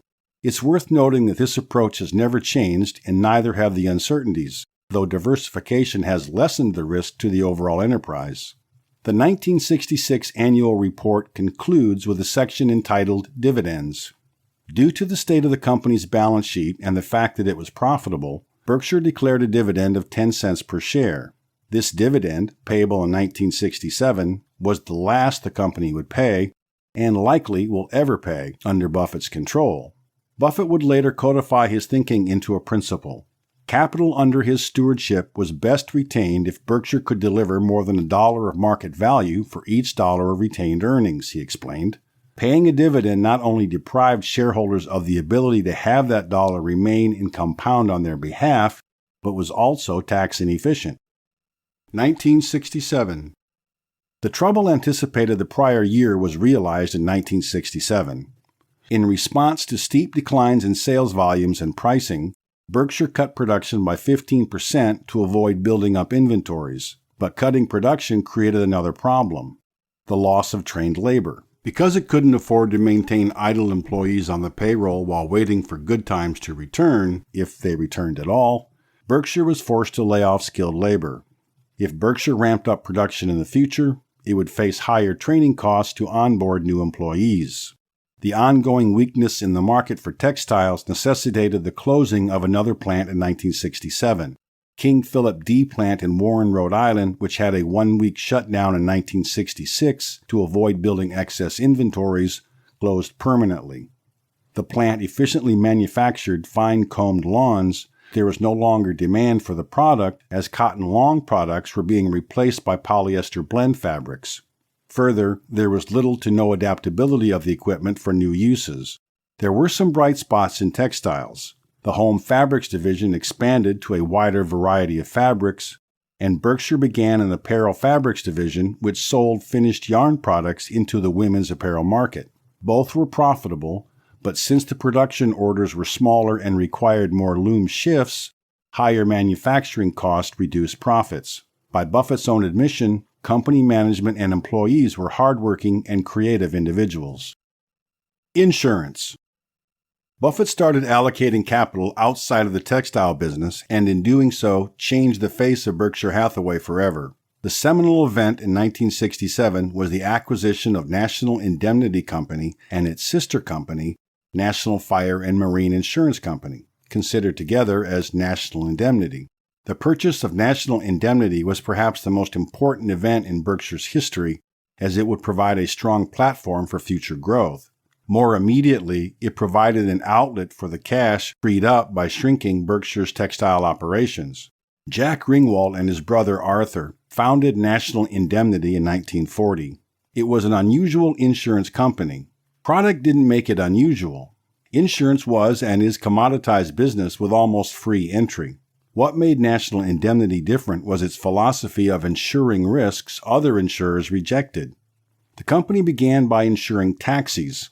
In addition to less-than-perfect drivers, the bulk of its business, the company insured risks others shunned entirely. The philosophy is best summed up by a quote from Jack Ringwalt: "There's no such thing as a bad risk, only bad rates." Ringwalt was willing to insure almost any risk given an appropriate price. This included circus performers and lion tamers. Even with more traditional risks, the insurance industry was like a pendulum, swinging between cycles of optimism and pessimism. National Indemnity's willingness to accept higher risks at higher rates led to doing business when others walked away. It was a strategy built on discipline and a relentless attention to minimizing costs. It is no wonder Buffett was impressed. Buffett was no stranger to insurance. He famously took a trip to Washington, D.C. as a Columbia University student to learn more about Geico, which would later play a starring role at Berkshire. After the visit, Buffett penned "The Security I Like Best," featuring Geico. National Indemnity operated in a different risk pool than Geico, which focused on government employees with good driving records. But it had the basic characteristic of all insurance companies: a bucket of capital Buffett could allocate into undervalued businesses. National Indemnity was on Buffett's radar because of its headquarters in his hometown of Omaha. Buffett knew Ringwalt and had even tried unsuccessfully to persuade him to invest in the Buffett partnership years earlier. This time Buffett wanted to buy. He liked Ringwalt's reputation as a manager and understood the business well. When an opportunity arose to buy National Indemnity, Buffett pounced. He also persuaded Ringwalt to stay on to manage the business, an acquisition strategy he became known for, and developed a friendship with him. Buffett agreed to pay $8.6 million for National Indemnity at a $1.9 million premium over the tangible net worth of the company. Why would Buffett, whose personal fortune through that time was made largely by buying companies for less than their net worth, pay almost a 30% premium? The answer lay in the nature of the business and in Ringwalt. Insurance is unlike most other businesses in that its assets are almost entirely comprised of securities. In the most basic construction of an insurance company balance sheet, its assets are funded by policyholders, unearned premiums and claims waiting to be paid, and the balance is shareholders' equity. Buying National Indemnity with Berkshire Hathaway meant Berkshire could allocate capital into securities it would buy anyway, and, for a modest premium, also gain access to a well-run insurance operation. If Ringwalt, the expert insurance operator, could continue to earn an underwriting profit, those profits would pay for the upfront premium. Any additional gains Buffett could achieve by putting to work the $19.4 million of investable float, explained more fully in the section on 1968, would be gravy. With hindsight, we know this was one of the most important and attractive business acquisitions in Berkshire's history. But even Buffett admits it took him a while to realize just how good a deal National Indemnity was. The 1967 annual report had little discussion of insurance company financial operations. Berkshire's 1967 consolidated statement of earnings reported only National Indemnity's after-tax income, a $791,938 equity in earnings of unconsolidated subsidiaries. The report also disclosed a $100,147 after-tax realized investment gain attributable to National Indemnity's investment portfolio. Still, one sentence in the insurance discussion stood out. All earnings of the insurance subsidiaries are being retained to build additional capital strength. It was a reminder that the dividends of 1967 would not return because Buffett's strategy was to invest in growth to bring more value to shareholders. One final note should be made about 1967. Effective December 30th, 1967, Berkshire changed its accounting year to a calendar year. As a result, the annual report for 1967 covered 15 months. It reported the results for the 12 months that ended September 30th, 1967, and the stub, 3-month period ending December 31st, 1967. Efforts were made to provide shareholders with comparative figures to allow proper insight into business operations. 1968. The 1968 letter to shareholders led off with a short 2-sentence paragraph starting this way. Total operating earnings in relation to stockholders' investments still are not satisfactory. Buffett was alerting shareholders that in investing, it's not the absolute level of profits that matter, it's whether the earnings are appropriate in relation to the amount invested. Berkshire's return on average shareholders' equity that year was 13.8%. That was not a poor result, and it was certainly better than Berkshire was accustomed to earning, but it was still below what Buffett considered satisfactory. Textiles. Results for 1968 were separated into 2 paragraphs each for textiles and insurance, plus 2 additional paragraphs under a section titled Marketable Securities and Acquisitions. Textiles that year were not surprisingly mixed. Revenues were up 14% to $46 million, led by home fabrics and menswear linings. The report pointed out that those areas were historically the most consistently profitable. Perhaps because of this, Berkshire had installed a new 150-inch loom for the coming year. Berkshire also held options on additional looms should volume materialize. The box loom division was not part of that growth. Unlike Berkshire's more finished lines, the box loom division had historically suffered due to heavy imports and weak prices. Rather than continuing operations in this area, Berkshire decided to phase out its operations of greige goods, raw textiles that are woven, though not yet dyed or bleached. Additional losses from this division were forecast, though Berkshire anticipated improved overall results from textiles because of the change in strategy. Insurance. The space devoted to commenting on the new insurance division, 2 paragraphs like the textile division, clearly understated Buffett's enthusiasm for this new line of business. The division was performing so well that Berkshire would invest additional equity capital into operations and lay off less risk to reinsurers.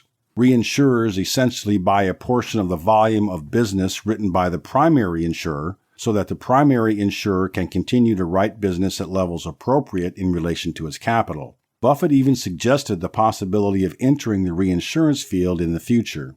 After praising Jack Ringwalt for delivering a splendid operating performance, Buffett explained the operating philosophy and strategy for the group. The focus would be on operating profits, not volume or market share. It was possible to operate at an underwriting loss like the industry as a whole and make up the difference with investment income. But Berkshire's insurance operations would seek underwriting profits first and foremost. It's worth noting that Berkshire still employs this strategy. The financial disclosures for the insurance group in the 1968 letter were decidedly wanting. Despite owning 99% of the insurance businesses, the results were not consolidated with the parent company financial statements. Instead, a line item on the balance sheet indicated an investment in unconsolidated subsidiaries of approximately $12.8 million, and the income statement only contained a line item for equity in earnings of unconsolidated insurance companies of $1.79 million, operating profits after tax, and $707,000 of after-tax investment gains. It is unclear why more detailed results for the insurance group were not presented in 1968. However, complete statements for National Indemnity were included in 1969, with 1968 presented for comparison.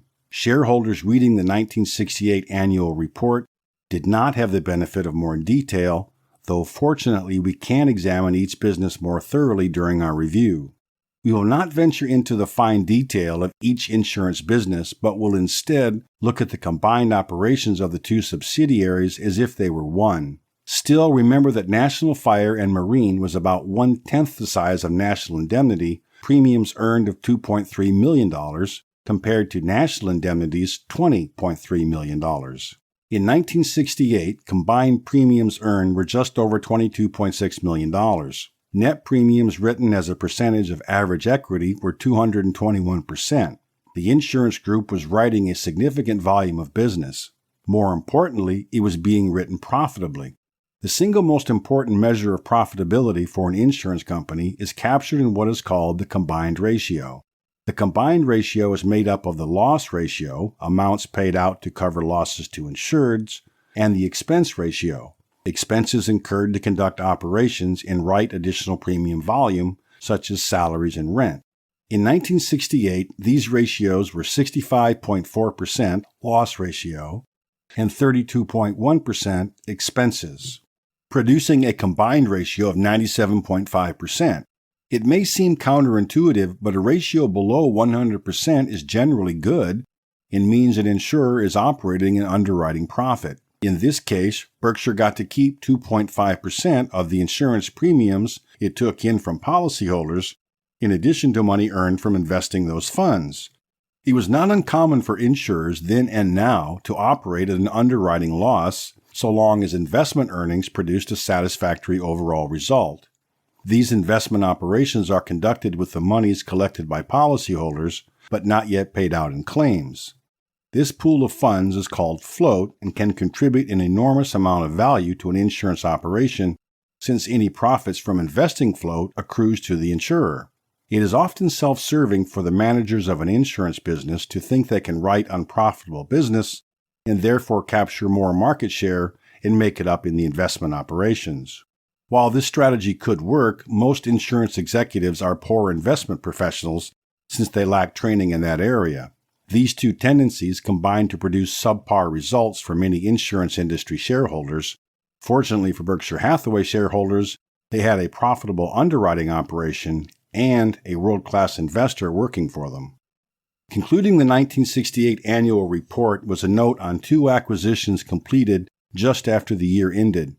At the beginning of 1969, Berkshire acquired 100% of Sun Newspapers and its related printing business, Blacker Printing Company, both based in Buffett's hometown of Omaha, Nebraska. The newspaper business of today pales in comparison to the industry that existed several decades ago. Back then, the business was profitable with high returns on capital for dominant papers. Buffett would build on this initial foray into the industry to earn strong profits for Berkshire shareholders. 1969. The Berkshire Hathaway of earlier years could not call itself a conglomerate, but the present company could.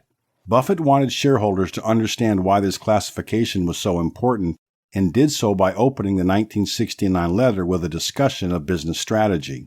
4 years ago, your management committed itself to the development of more substantial and more consistent earning power than appeared possible if capital continued to be invested exclusively in the textile industry.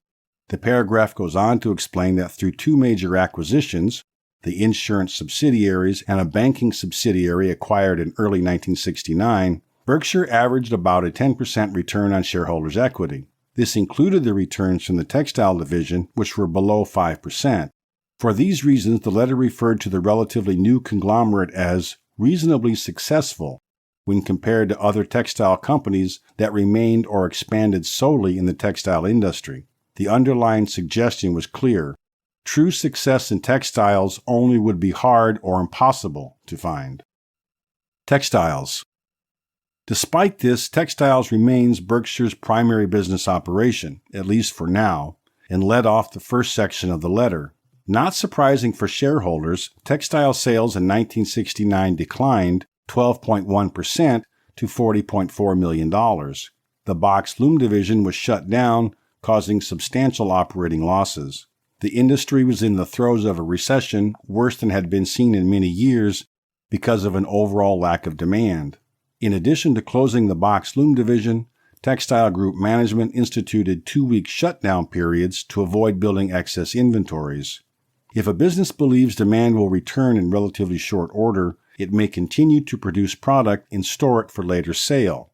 This keeps employees busy but requires additional capital investment. Considering the severity of the 1969 slowdown, this would not have been wise. Even with the losses from box loom, the textile segment, after taxes, reported only a slight decrease in earnings from $1.6 million in 1968 to $1.5 million a year later.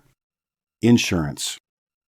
Buffett led the insurance operations segment of his letter with praise for Jack Ringwalt and his team. Buffett may have already been following his mantra of praise by name, criticized by category. Under Ringwalt's leadership, Berkshire Insurance Operations produced an underwriting profit compared to the substantial underwriting losses for the fire and casualty insurance industry. This was a direct result of Ringwalt's policy of underwriting for a profit and not just for volume. Recall the strategy discussion from 1968. One interesting note as it pertains to Buffett's statement on underwriting profits is that the letter states the figure was an adjusted amount. This contrasted to the financial statements which showed a combined National Indemnity Insurance Company and National Fire and Marine Insurance Company pre-tax underwriting loss of about $153,000. This is when it pays to read the fine print. The notes to the financial statements for the insurance company contain the likely answer to those conflicting statements. Note 1. The basis of presentation states that the financials are presented using insurance accounting principles rather than generally accepted accounting principles, GAAP. While there are many specifics as to how these differ, the main takeaway is that insurance industry reporting standards are stricter, in other words, more conservative. A specific item worth noting from Note 1 is, while premium income is recorded pro rata over the period of the policy, the costs associated with writing the business are expensed immediately. Buffett knew that despite reporting losses that year, the business the insurance segment was underwriting would likely generate a profit over the lives of the policies. Spending money to bring in more business caused expenses to balloon, and there was no accounting convention for separating money spent on expansion versus those for maintaining existing levels of business. Buffett needed shareholders to understand that Berkshire was investing in its insurance businesses with the expectation of future profit, reported profits falling where they may. A look at the combined ratio, which was below 100%, indicates a profitable year. A new surety department was doing well. It entered workmen's compensation insurance with an office in Los Angeles, California, and its reinsurance division was off to a strong start. Commenting on the latter, Buffett wrote that due to the nature of the business, it would take years before an intelligent verdict could be rendered. Berkshire had plans for a new home state insurance operation, an insurance company operating in one state for regulatory reasons, and concluded, expectations are for continued growth in our insurance operations. Insurance results for 1969 illustrate Buffett's excitement about the segment. Premiums were growing at a double-digit rate and the business was profitable, as judging by the sub-100% combined ratio.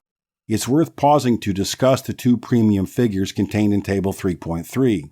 Premiums written reflect the amount of business written during any given year. These are a direct consequence of the insurance company's sales force. Premiums earned are different. A policy written today that covers the next 2 years will be reflected in today's written results, but half will not be earned until the next year. Therefore, it takes many years for underwriting skill to become apparent. Anyone can write a policy, but it takes an intelligent manager to write profitable business today while looking at tomorrow's risks. Another major reason insurance premiums earned might differ from those written is due to reinsurance. Reinsurance is simply the practice of laying off or ceding some of the written policies to another insurer. This allows an insurance company to share some of the risk it undertakes and maximize its sales force. In general, salespeople like writing business and don't like to stop because the insurer has too many policies on the books. The amount of reinsurance can vary from substantial to negligible or nothing at all, depending upon the need or desire to diversify or maintain capital levels. Berkshire would not only look to retain the business it was writing, but grow naturally by taking on additional risk through its own reinsurance operations. In its inaugural year, Berkshire wrote $2.7 million of reinsurance business. Banking. The major acquisition of 1969 was the purchase of the Illinois National Bank and Trust Company. Banking, like insurance, involves prudently managing risks that take time to materialize. A bank's long-term record tells a compelling story. Buffett provided a short history of the bank for shareholders, which is worth repeating here.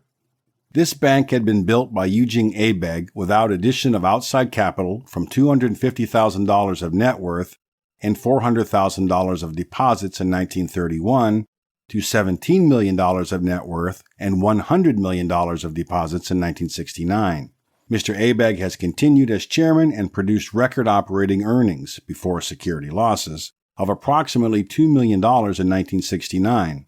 Such earnings as a percentage of either deposits or total assets are close to the top among larger commercial banks in the country, which are not primarily trust department operations.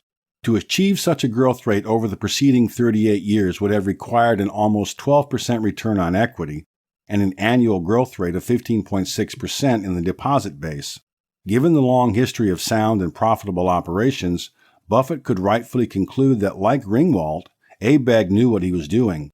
The purchase price of the bank was not detailed, but we can back into it using the financial information contained in the annual report. See Table 3.4.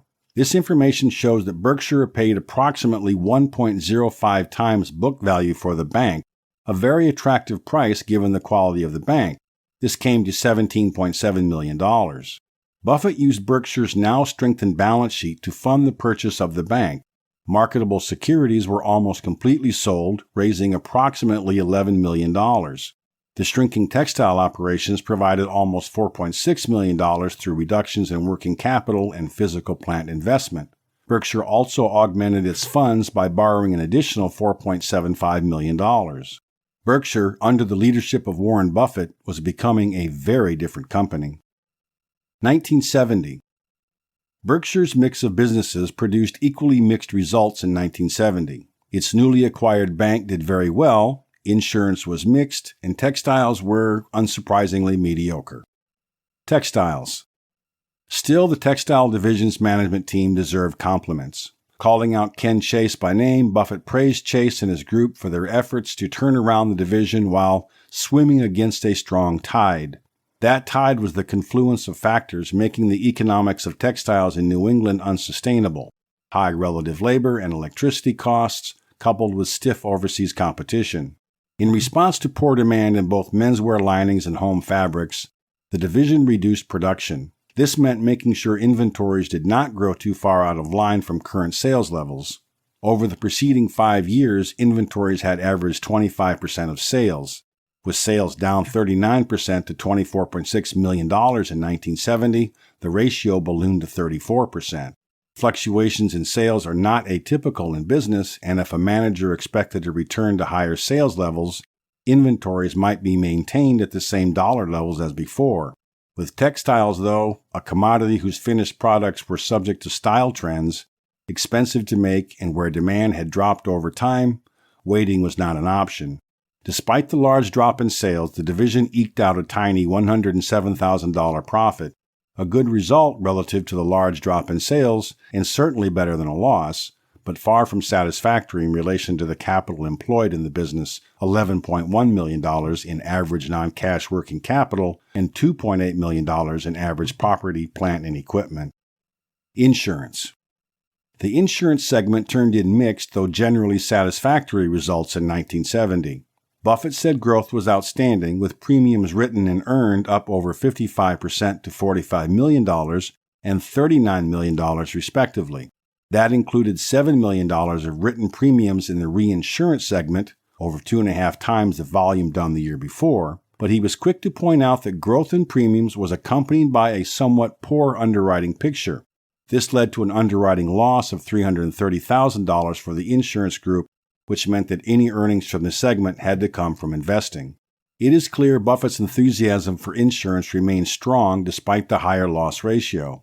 This is because he understood how the business worked. The operating philosophy of National Indemnity was to catch waves of business when it became profitable. That year, a surge of volume resulted from more restricted markets, meaning other insurance companies pulling back after losing money. Ringwalt's development of home state insurance operations in 1970 signaled the future operational mantra of Buffett and Berkshire.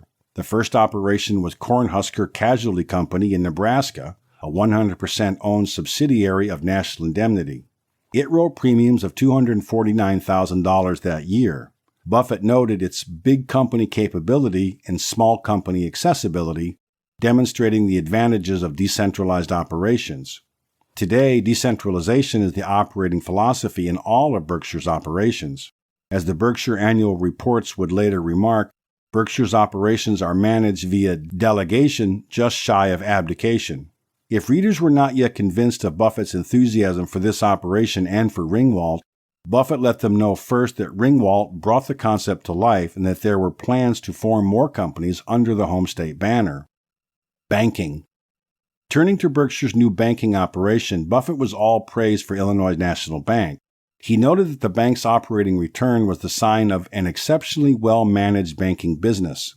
The bank earned a strong 1.9% return on average assets, ROA, in 1970.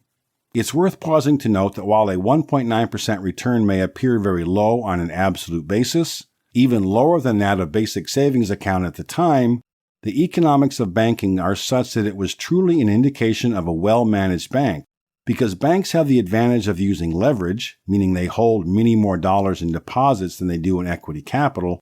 That 1.9% return on assets turned into a return on average equity, ROE, of 12.5%. The concept is similar to the return on capital calculations used elsewhere in this book, with leverage factored in. See the equations below. Using the figures from the Illinois National Bank, we can see how its ROA is an indication of good economics and translates into a satisfactory ROE. Because the bank had nearly 7 times the amount of assets as it did equity capital, the ROA is multiplied or leveraged by that same factor. While the use of leverage in the bank may seem, and is, high compared to other businesses, from a banking perspective, it is on the conservative side. Today's banks routinely use 10 or 12 times leverage. This creates higher returns on equity but brings additional risk and is one reason why banks are so tightly regulated. The results from Illinois National Bank were achieved while maintaining high levels of liquidity. Its average loans to deposit ratio was just 49%. For perspective, today's banks routinely loan up to 80% of deposits. The remainder of Illinois National Bank's assets were in the investment portfolio or sitting in cash, with a small portion in premises and equipment and other assets. In short, Illinois National Bank was a conservatively run bank that managed its costs exceptionally well and as a result was highly profitable. This was a testament to Eugene Abegg and his management team. Having just acquired Illinois National, Berkshire learned it would be required to sell it. At the end of 1970, Congress amended the Bank Holding Company Act of 1956 to include one-bank holding companies. The law prohibited these companies from owning non-bank companies.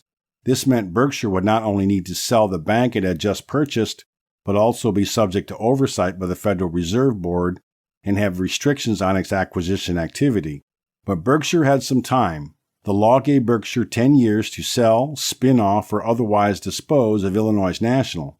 In the meantime, as we'll see, Berkshire enjoyed the fruits of its ownership of Illinois National and entered the banking business in other ways. 1971. In his opening paragraph to the 1971 annual report, Buffett included a reminder of his management objective. That objective was to improve return on total capitalization as well as the return on equity capital. Buffett noted that Berkshire's return on equity that year was 14%, which was above the average of corporate America. He highlighted his goal to improve return on total capitalization, the sum of long-term debt plus equity, as a reminder that Berkshire would not go about achieving high returns on equity by leveraging the balance sheet through excess borrowing. Although Berkshire would borrow funds at the parent level from time to time, and did so in 1971, these amounts would be very conservative. Notably, the satisfactory return on equity of 14% in 1971 included drag from inadequate earnings of the textile division. This highlights the success of the strategy to redeploy capital to greener pastures. Textiles. Notwithstanding considerable efforts to reduce costs, the textile division struggled with low gross margins. A mild industry pickup was thought to be on the horizon with more favorable volume and mix of business in the coming year. The inadequacy of the textile group's returns is evident in its financial performance during the year. The meager operating profit represented a pre-tax return on capital of just 1.9%. See Table 3.6. No wonder Buffett was so quick to move on. Insurance. Quite contrary to the industry headwinds experienced in textiles, the insurance division, whose financials were now reported together under Insurance Group, had a considerable tailwind in 1971. As a result of some significant good fortune, the industry experienced reduced auto accident frequency, higher premium rates, and an absence of major disasters. For Berkshire, this translated into 47% growth in premiums written to $66 million and a solid 95% combined ratio that brought in $1.4 million of underwriting profits. This was all good news if you took it at face value, but when viewed as the calm before the storm, it carried a warning. Buffett knew this and was quick to point it out.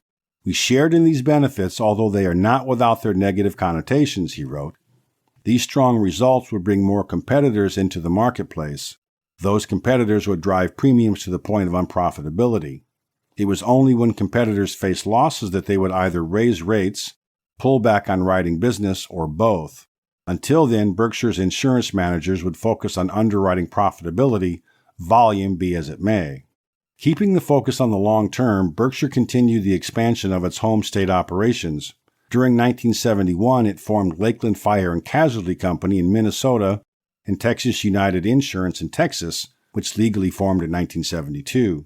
The home state business accounted for just $1.5 million in premium volume, but volume was expected to double in 1972 with these new additions. Another area of insurance growth in 1971 was the acquisition of Home and Automobile Insurance Company in Chicago on September 30th. With volume of $7.5 million a year, Buffett highlighted the similarities between its founder, Victor Rabb, and Berkshire's own star managers, Jack Ringwalt and Eugene Abegg. While National Indemnity accepted just about any risk from almost anyone, requiring price one-off policies, Rabb focused on insuring those within Chicago's urban areas, a more statistical type operation. Buffett saw so much potential in this new acquisition that he added capital to the business because Rabb was continually up against capital limits that hindered growth. Although we do not know the precise amount added to home and auto because it was consolidated with Berkshire's other insurance operations, an additional $8.5 million in equity was added to the insurance group to support its burgeoning premium volumes. This amount was partially funded by a new $9 million loan. A portion of the proceeds repaid the outstanding balance of a prior note. Commenting on this debt financing the latter part of the 1971 chairman's letter, Buffett stressed that Berkshire wouldn't overburden its balance sheet. Berkshire's insurance and banking subsidiaries possessed a special fiduciary relationship with the public, and this required Berkshire to always remain very strongly financed. This meant that, at both the parent and the subsidiary level, Berkshire would always unquestionably fulfill our responsibilities. From the consolidated balance sheet at year-end 1971, Berkshire owned a total of $9.6 million compared to equity of $56.2 million, a debt-to-total capital ratio of just 15%. Banking.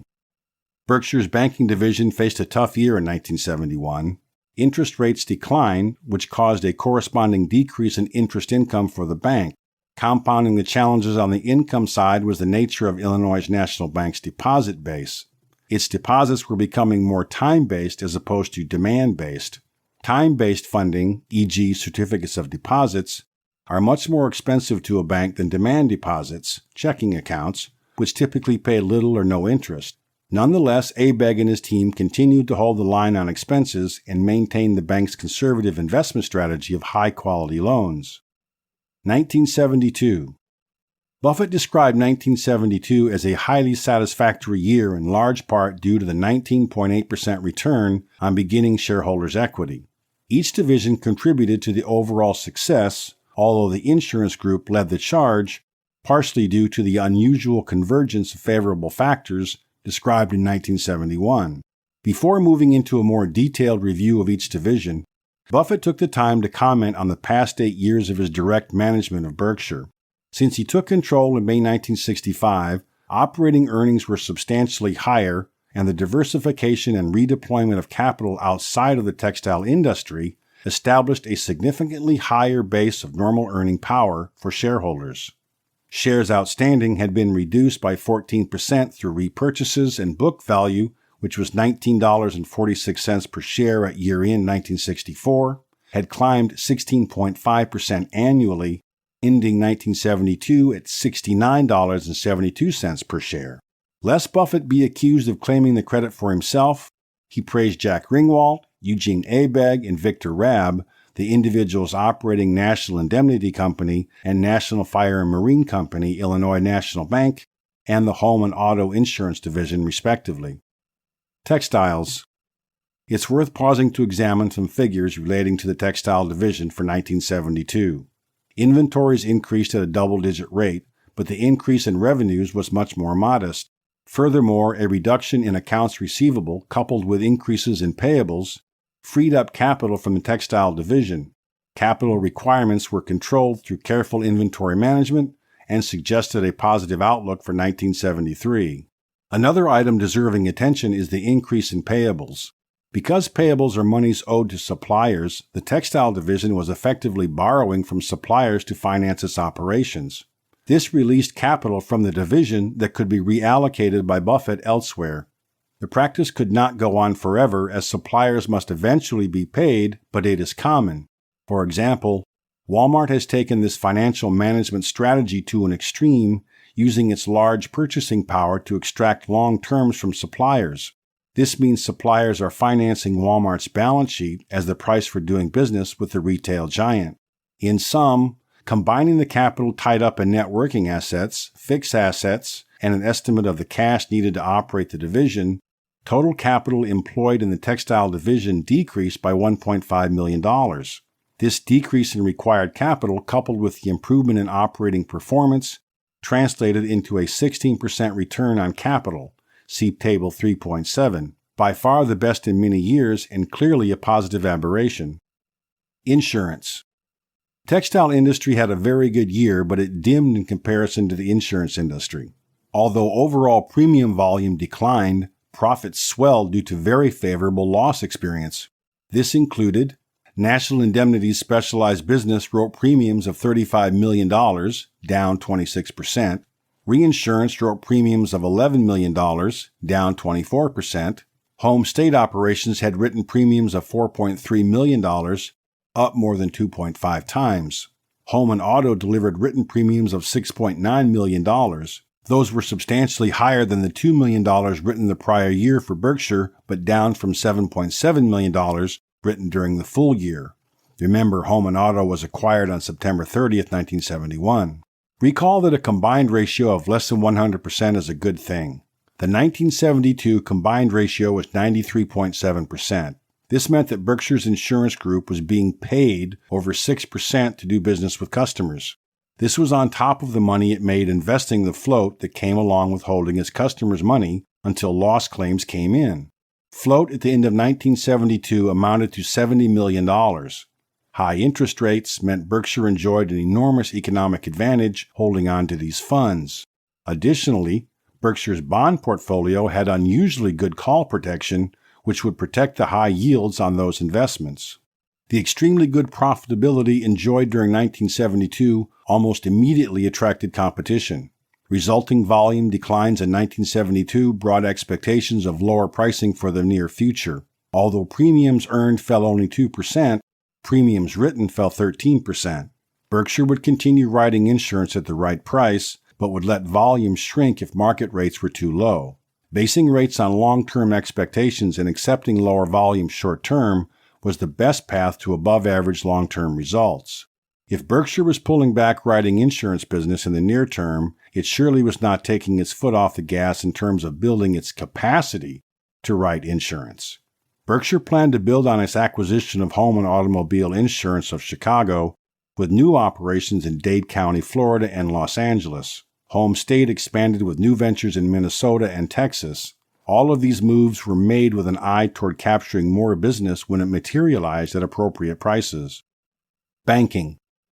Like Berkshire's insurance group, Eugene Abegg and his team in Illinois National Bank were excellent underwriters of risk and rightfully deserved Buffett's annual praise. Charge-offs or loans deemed uncollectible were a mere 1/20th of those at other commercial banks. In 1972, the bank wrote off $4,669, no zeros omitted, or 0.0078% of its almost $60 million in loans, an exceptional banking record in any period. 1973. The chairman's letter in 1973 contained a flurry of information for shareholders. First, however, Buffett led off with his customary quantitative disclosure of Berkshire's return on beginning shareholders' equity. That year's results, a gain of 17.4%, was down from the prior year's 19.8%, but Buffett was quick to point out that it was the rate of increase in book value, not the dollar amount, that mattered. Indeed, earnings per share had increased from $11.43 to $12.18. Buffett reiterated, management's objective is to achieve a return on capital over the long term, which averages somewhat higher than that of American industry generally, while utilizing sound accounting and debt policies. From the vantage point of history, we know this objective was achieved by a wide margin. Textiles. The textile division reported strong results in 1973. High demand brought the trend line above average for Berkshire's textiles, but was just average when judged from an absolute sense. Partially holding back the textile group's performance were the Nixon administration's cost of living council's price controls. Buffett said these served to cut down some of the hills, while still leaving us with the inevitable valleys. Textiles is a highly cyclical industry. Having a capped upside with unlimited downside was good for consumers, but terrible for a business owner. In response to inflationary pressures on raw materials, the textile group changed its accounting from FIFO to LIFO. LIFO, or last in, first out, is a method of accounting for inventory that matches most recent costs against current revenue. This was a change from FIFO, or first in, first out, which matches old cost against current revenue. If Berkshire had remained under FIFO, the rising price environment would leave it assigning low values to costs as it sold products, and thus incurring higher taxes. While other managements might have enjoyed the reported profitability boost that FIFO produced, since low cost equals higher profit and vice versa, Buffett preferred the more favorable economic result even if it depressed reported profits. Insurance. Insurance results were generally very good, although not without difficulties. National Indemnity and sister company National Fire and Marine had an exceptionally fine year, Buffett said. A fitting capstone for Jack Ringwalt, who retired as president after 33 years at the helm. He remained CEO. National Indemnity reported a $4.4 million underwriting profit on earned premiums of $30 million. That is impressive considering earned premiums fell 21% from the prior year. Buffett praised his successor, Phil Lesh, as having the same qualities as Ringwalt.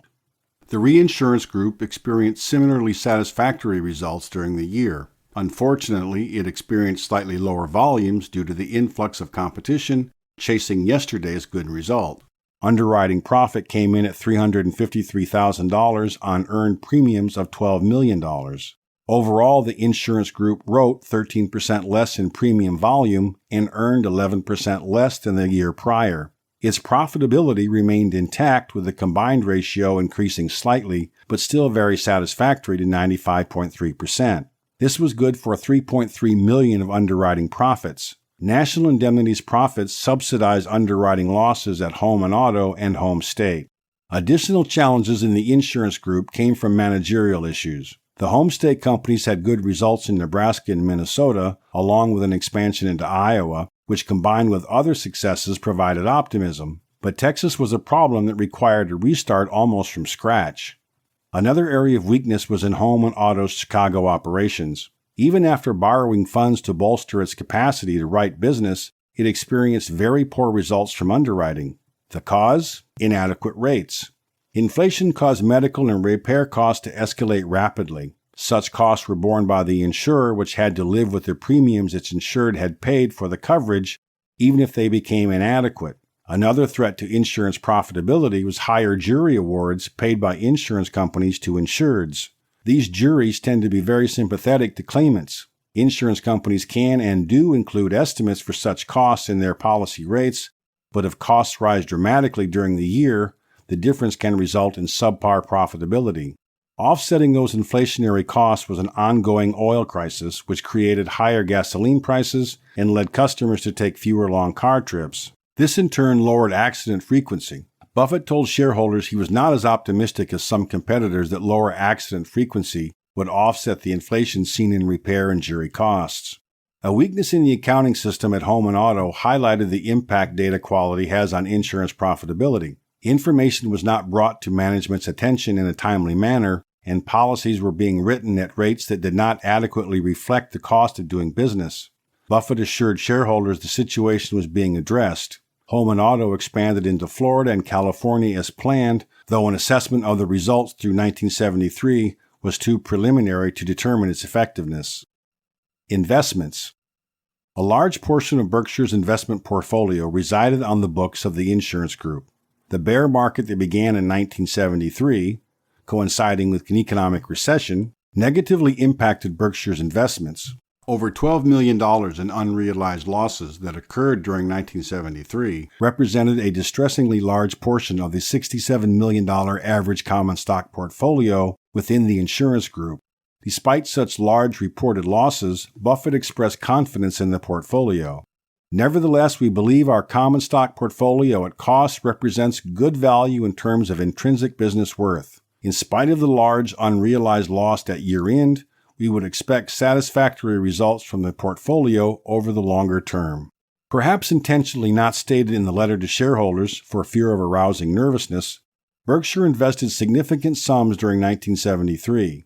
The insurance group's financial report showed that over $15 million in bonds and preferred stocks were liquidated in order to invest over $32 million in common stocks and $1.5 million in blue-chip stamps.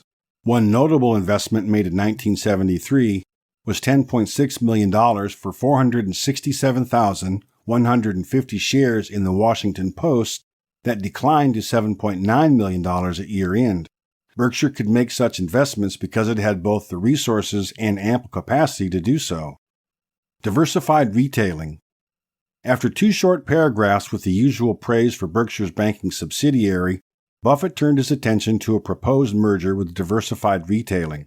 If one had only been reading Buffett's reports to shareholders over the past 9 years, you might never have heard of diversified retailing. The company ran a chain of women's apparel stores in addition to a reinsurance business. The unusual reinsurance business line was the handiwork of Buffett, the controlling shareholder of Diversified. Buffett and Charlie Munger would weave such a complicated web of business lines and business ownership that the SEC would later investigate them for fraud. Their dealings were above board, of course, though most financial fraud is accompanied by intricate accounting maneuvers meant to cover up misdeeds. A merger would simplify much of the cross-ownership that got them into trouble in the first place. The proposed merger approved by Berkshire's directors would be funded by issuing 195,000 Berkshire shares. Because Diversified owned 109,551 shares of Berkshire, you can see how a regulator might begin to suspect something was awry. Dilution at Berkshire would be less than 86,000 shares. On 980,000 then outstanding Berkshire shares, dilution would come to less than 10%. Presumably, Berkshire would be receiving at least as much in business value as it was giving up. Buffett told shareholders that its Diversified most important asset is 16% of the stock of blue-chip stamps. Berkshire itself owned some blue-chip stamp shares directly. Post-merger, Berkshire's ownership in blue-chip would increase from 22.5% to 38%. With or without the Diversified retailing merger, exceeding the 20% ownership mark required Berkshire to report its proportional share of blue-chip's earnings on its financial statements. Blue-chip's year ended in February compared to Berkshire's calendar year. Berkshire had to decide which period to include. One option, blessed by Berkshire's auditors, was to use the earnings and ownership level as of Blue Chip's prior audit. This would mean including the 12 months ended February 1973 in Berkshire's results for the 12 months ended December 31, 1973. Buffett said that such an approach seemed at odds with reality, considering the 10-month lag. He chose to use the unaudited results of Blue Chip for the 12 months ended November 1973. Even though Berkshire auditors couldn't officially okay them, this choice resulted in just 1 month of Blue Chip's results falling outside of Berkshire's instead of 10. Buffett noted that Blue Chip had important sources of earnings power in its See's Candy Shop subsidiary as well as Wesco Financial. Wesco was a 54% owned subsidiary of Blue Chip that operated a savings and loan business. Charlie Munger would serve as Wesco's chairman for many years until it was brought under Berkshire's umbrella in 2011 transaction. Wesco and its subsidiaries will be discussed later in the book. Concluding the 1973 letter was a note on the Pulitzer Prize-winning Sun newspapers. That group was last mentioned by Buffett in the 1969 annual report, though because of its small size got little attention. Despite this, the paper earned a Pulitzer, the highest honor in newspapers, for exposing the incredible story of fraud at Boys Town, a local Omaha-based charity that was hoarding money but claimed poverty. Buffett praised the paper's management, journalists, and editorial staff for their achievement and signed off for the 9th time. 1974. Buffett wasted no time getting to the major driver of the relatively poor results achieved during 1974. Surprisingly, it was not the textile division. This time it was insurance. In his opening sentence to shareholders, Buffett shared that insurance underwriting had been dismal. Weakness was anticipated in his 1973 letter, but the extent of the 1974 reversal took him by surprise. Offsetting the weakness in insurance were quite satisfactory performance by both the textile group and the bank, the net result of which was a 10.3% return on beginning shareholders' equity for Berkshire as a whole. Results for 1974 underscored the value in having numerous sources of operating earnings, a benefit Berkshire lacked before Buffett transformed the company using his capital allocation skills. Textiles. Textiles achieved fleeting profitability in 1974 before signs of weakness appeared. The division operated at one-third of capacity, which would result in future operating losses in the coming year if sales volumes remained depressed. Despite this, the division's $2.7 million in operating income, though down somewhat from the $2.8 million posted a year earlier, was something to celebrate. As of 1974, the group primarily produced curtains, which were not necessities and thus sensitive to economic conditions. The ongoing recession caused consumers to defer purchases of such non-essential goods. Additionally, housing starts were down, which meant fewer windows needing curtains. If that wasn't enough, retailers were also trimming their inventories and making fewer purchases from Berkshire. Insurance. The confluence of competition, the trend of inflation running at approximately 1% per month, and several mistakes that came to light in 1974 caused insurance underwriting results to deteriorate significantly. Battling competition that was very wary to increase premium rates to combat the rising cost of paying its insureds, Berkshire pulled back writing what it saw as unprofitable business. Each line of business reported an underwriting loss. The combined ratio, which had been in profitable territory at or below 100% since entering that business, now jumped to 111%. The $6.9 million underwriting loss wiped out 3/4 of the cumulative underwriting profits made in Berkshire's short 7-year history. Premiums written and earned were $61 million, up 21% and 14% respectively. But Berkshire's insurance group was writing far less business than it could have been. Since 1970, when net premiums written to average equity peaked at 272%, this ratio had declined steadily to 88% by 1974.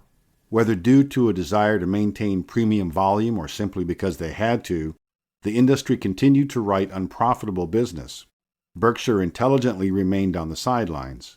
It had both the ability and the willingness to reduce its volume short-term to remain profitable long-term. Though general industry conditions and stiff competition hurt results during the year, nothing was more painful than self-inflicted losses. After telling shareholders of plans to expand into the Florida market, Buffett now informed his partners that the decision to expand home and auto to that state proved disastrous. Buffett calculated the financial cost of the mistake at $2 million, most of which was realized in 1974. He summed up the mistake in one sentence. In retrospect, it is apparent that our management simply did not have the underwriting information and the pricing knowledge necessary to be operating in the area.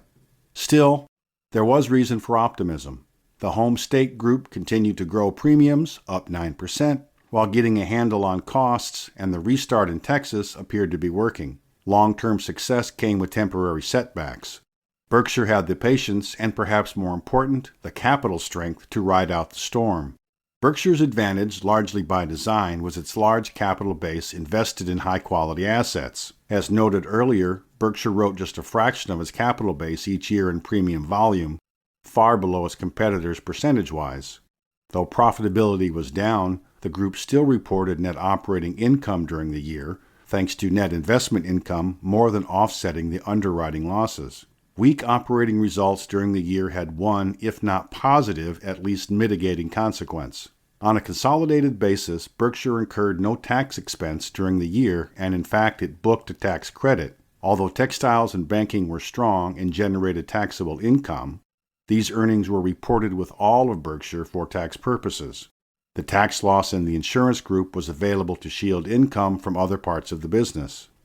The insurance group overall reported a profit, but the components of that profit were taxed differently. For example, it held certain tax-exempt issues, and its dividends were taxed at a lower rate. This meant it could use the underwriting loss to shield taxable income elsewhere within Berkshire. In later years, Berkshire would gain enormous similar tax benefits from owning utilities under the same corporate parent, maximizing every benefit of the conglomerate structure. Banking. Separate financials for the bank reflected the tax advantage it received as a subsidiary of Berkshire.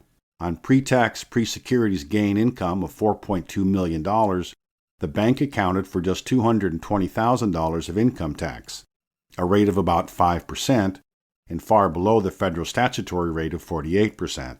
This was a direct result of tax credits from the insurance group. Clearly, this low level of taxation was not normal, and the bank would have paid much more had its parent at the time not been Berkshire Hathaway. The benefit to the bank and Berkshire was real. Accounting. Being owned by a conglomerate clearly created tax complications. Perhaps for this reason, or to remove the effect of changing tax rates over time, Buffett frequently commented on and used pre-tax profitability in his analysis of business results. At the end of the 1974 annual report was a new section entitled Management's Discussion and Analysis of the Summary of Operations.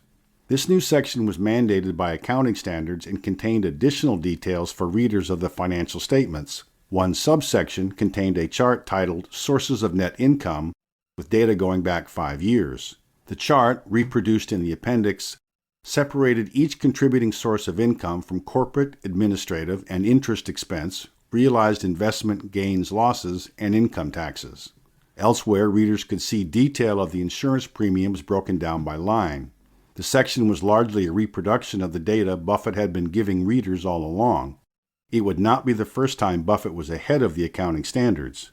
The new supplementary report also contained a section explaining the difference between statutory and GAAP accounting for the insurance group. Insurance authorities use a separate accounting system to analyze insurance companies that focuses on the insurance company's real ability to pay its claimants. Its aim is not economic reporting, but conservatism. That conservatism was important to understand because it placed restrictions on how much business the insurer could write and how its assets could be invested. One of these adjustments was for deferred policy acquisition costs. These were the costs of acquiring new customers and included such expenses as brokers' commissions and marketing expenses. From an economic perspective, these expenses were assigned to the policies they sought to gain. As such, GAAP accounting placed some of the expense on the balance sheet as an asset, which was reduced over time as the insurer earned the policies. For statutory insurance accounting purposes, however, they were not included since the monies had already been spent and would not be available in the event the resources were required to pay policyholders. A reconciliation of Berkshire's statutory accounting surplus to that under GAAP for 1974 highlights many of the big differences between the two accounting standards. These included unrealized gains on equity securities, excess carrying value of subsidiaries, goodwill, deferred policy acquisition costs, mentioned above, excess statutory liability loss reserves, certain insurance receivables, other non-admitted assets, certain other tax effects and adjustments relating to depreciation and write-offs, for example. Diversified retailing. Disappointingly, the proposed merger with Diversified Retailing, which was approved by the directors of each company the prior year and put to a shareholder vote, had been terminated because of the Securities and Exchange Commission, SEC, hadn't given its okay. Shareholders would have to wait until 1977 for the deal to finally close. That didn't stop Berkshire from increasing its ownership in blue-chip stamps to 25% at year-end. Listed at the end of the 1974 annual report were Berkshire's directors and executive officers. It stood out for the small number of individuals listed. Buffett as board chair and CEO of Berkshire, Ken Chase as president of Berkshire and COO of the textile group, Malcolm Chase Jr., retired former Berkshire chairman, and J. Vern McKenzie as VP, secretary, and treasurer. For a company with over $200 million in assets and annual revenues north of $100 million, it was a lean team. Buffett preferred it that way. Decade in review. Perhaps at no other time in Berkshire Hathaway's history did the company experience more change. Berkshire had seen dramatic ups and downs before as its textile business went through violent business cycles, but the change experienced in the decade ending in 1974 was noteworthy for its shift in business strategy and capital allocation. Rather than continue solely in textiles, Berkshire under Buffett was redeploying capital into new industries. Buffett was shaping Berkshire into not the best textile company, but the best company, period. The extent of the change Berkshire experienced during the preceding decade under Warren Buffett's leadership cannot be overstated. Once a dying textile business, Berkshire now had many sources of earnings power. Owners of Berkshire in turn owned an insurance operation, a bank, a newspaper, and, through blue-chip stamps, an interest in a trading stamps business, another bank, and a candy company. Beginning the decade, year-end 1964, Berkshire was a textile company with $22 million of equity and diminished earning power.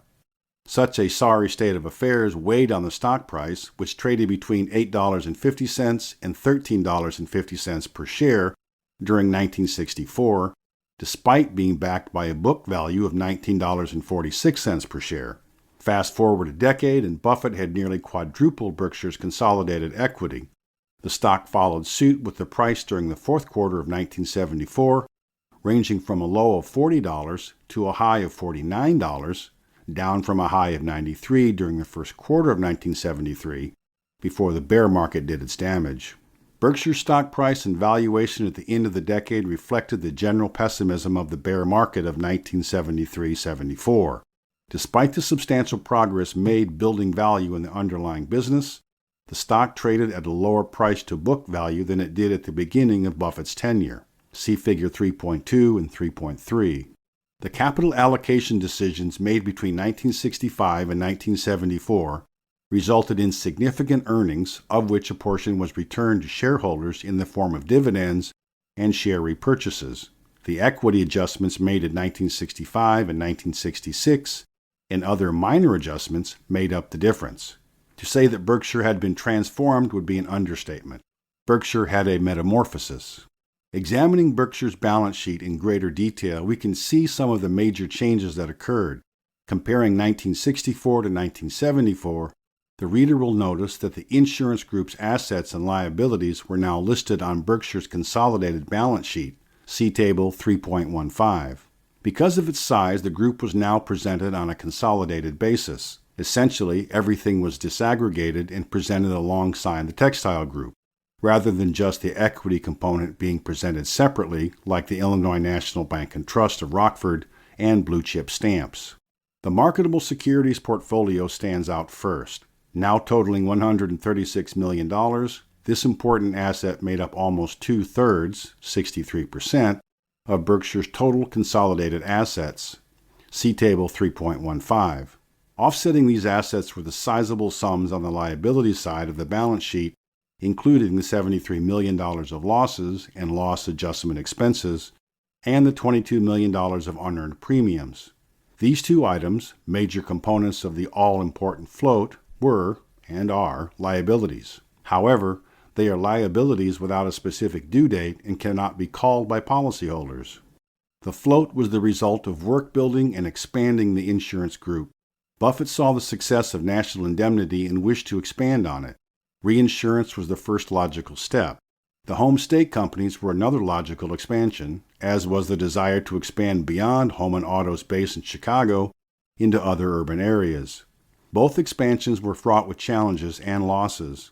They highlighted Buffett's entrepreneurial zeal and willingness to take calculated risks. The lessons learned during those expansionary years were crucial learning points for the entire insurance organization, Buffett included, and he was not shy about sharing his and the organization's failures in his annual communications with shareholders. Other important assets on the 1974 consolidated balance sheet were the $22 million investment in bank subsidiary, Illinois National Bank, and $16.9 million common stock of blue chip stamps. What about the textile division? We can make an approximation of the capital employed in the group based on the known information on the balance sheet and detail provided in the annual report. Comparing data from 1964 and 1974 in Table 3.13, we can see the capital employed in the business shrunk by $14 million, or 57%. Perhaps more important, capital efficiency was increased by over 52% as the division eked out more volume with less capital investment. Readers already familiar with Berkshire's history may wonder why there was no lengthy discussion of See's candies in this chapter given its importance. I have left this for later when Buffett discusses See's in his chairman's letter. In this way, the reader following along chronologically will have the same information shareholders had. As far as shareholders might have known at that time, given the lack of disclosure other than minor details in the footnotes, See's was just one of many investments. Lessons, 1965 to 1974. 1. Capital allocation is a continuous, ongoing process. Not only must opportunities within an existing business be examined, options in entirely different industries must also be considered. If additional opportunities for investment are not available, management should consider returning capital to shareholders via buybacks and/or dividends. 2. Owners should focus on the rate of return they are earning from a business, not the dollar amount.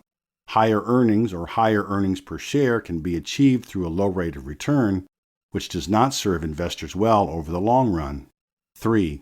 Satisfactory business results can be achieved without undue risk or leverage. Illinois National Bank. 4. Mistakes in capital allocation, such as the losses experienced in Florida and Texas in Berkshire's insurance group, do happen. The key is making sure bad investments don't put the larger enterprise at risk, learning lessons from those mistakes and communicating candidly with shareholders about them.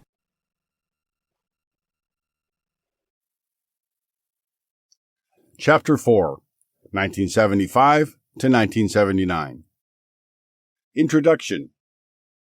Warren Buffett began his second decade at the helm of Berkshire Hathaway with a company worth 4 times as much as it was when he acquired control of it in 1965. Monetary value, though, was not the only differentiator. Instead of a failing textile business, shareholders now owned a large, successful conglomerate consisting of an insurance operation that provided profits and excess cash, float, to invest in marketable securities, a bank, and a newspaper. Plus, through an investment in blue chip stamps, it owned an interest in a candy company and had more float to invest, value that would accrue to Berkshire's full benefit when the two companies merged. This was a Berkshire shaped in Buffett's image using his capital allocation skills and the resources and opportunities available to him at that time. The Berkshire Hathaway that would emerge from this second decade of work would also reflect this image, but with a much larger shadow due to its sheer size. See Table 4.1. Throughout the decade, beginning in 1975, Berkshire would expand existing, profitable operations, buy other operating businesses, and buy pieces of businesses via its investment portfolio. It would be forced to divest of its bank and intentionally shrink another banking operation to reduce risk. Different businesses helped with Berkshire's growth in different ways. While the textile division was being shrunk to allow Berkshire's diversification into more profitable lines of business, the insurance group was a platform for expansion through organic growth and acquisitions. The decade would also include notable changes in business relationships. 2 of the largest investments, diversified retailing and blue chip stamps, would be merged into Berkshire, bringing with them important and valuable subsidiaries. Blue chip would become another platform for building a portfolio of wholly owned operating businesses, all the while managing down its own dying trading stamp business. Through blue chip, Berkshire would come to own another bank, Mutual Savings and Loan Association, a steel warehouse company, another newspaper, and See's Candies. The candy business would shine brightly throughout the decade, though not without some difficulties along the way. The Berkshire that emerged from Buffett's second decade would be the result of the successful allocation of over $1 billion of capital. This result would come in part from great patience and fortitude in the face of economic recession of the 1970s, the large storm that hit the usually strong insurance industry during the latter half of the decade, record interest rates, troubles at the Buffalo News, and other challenges along the way. 1975. The beginning of the second decade of Buffett's control of Berkshire Hathaway was a challenging one. The previous year, Buffett had told shareholders that the outlook for 1975 was not encouraging. Now he reported that his forecast was distressingly accurate. The business produced the lowest return on equity since 1967, a bleak 7.6%. Even worse, profits included a one-time benefit from federal income tax refunds. True ongoing operating results had been lackluster. Amid the bad news came indicators of better days. The textile industry had shown some degree of rationality in 1975, with industry participants cutting back production rather than competing to the point of massive operating losses, like during prior industry slumps. Berkshire continued to increase its investment in blue-chip stamps. The big swing factor was insurance underwriting. Underwriting was hard to predict due to the actions of industry participants and the uncertainty of future loss claims. It could make or break any given year. Still, there were some favorable wins at Berkshire's insurance back that hinted of possible underwriting improvements during the year. Textiles. During the year, Berkshire acquired Wambeck Mills and Wambeck Dyeing and Finishing Company in Manchester, New Hampshire. On April 28, 1975, Berkshire purchased the company for $1.7 million, partially funding the purchase with $1.15 million of promissory notes issued by Berkshire at the parent company level. This followed a decade where Berkshire reduced production or sold off certain textile manufacturing locations. So why buy Wambeck? Buying a company in a dying industry doesn't make sense on the face of it, but a few factors likely influenced the decision. First, Wambeck was like the home fabrics division and focused on the more profitable finished woven products, primarily drapery and apparel. Buffett thought it could complement Berkshire's existing operations. Next, the purchase appealed to Buffett's instinct to acquire bargains. The purchase price for Wambeck was below book value, reflecting its diminished economic position. That means Berkshire paid less than what the net assets recorded in the books were worth, at least on paper.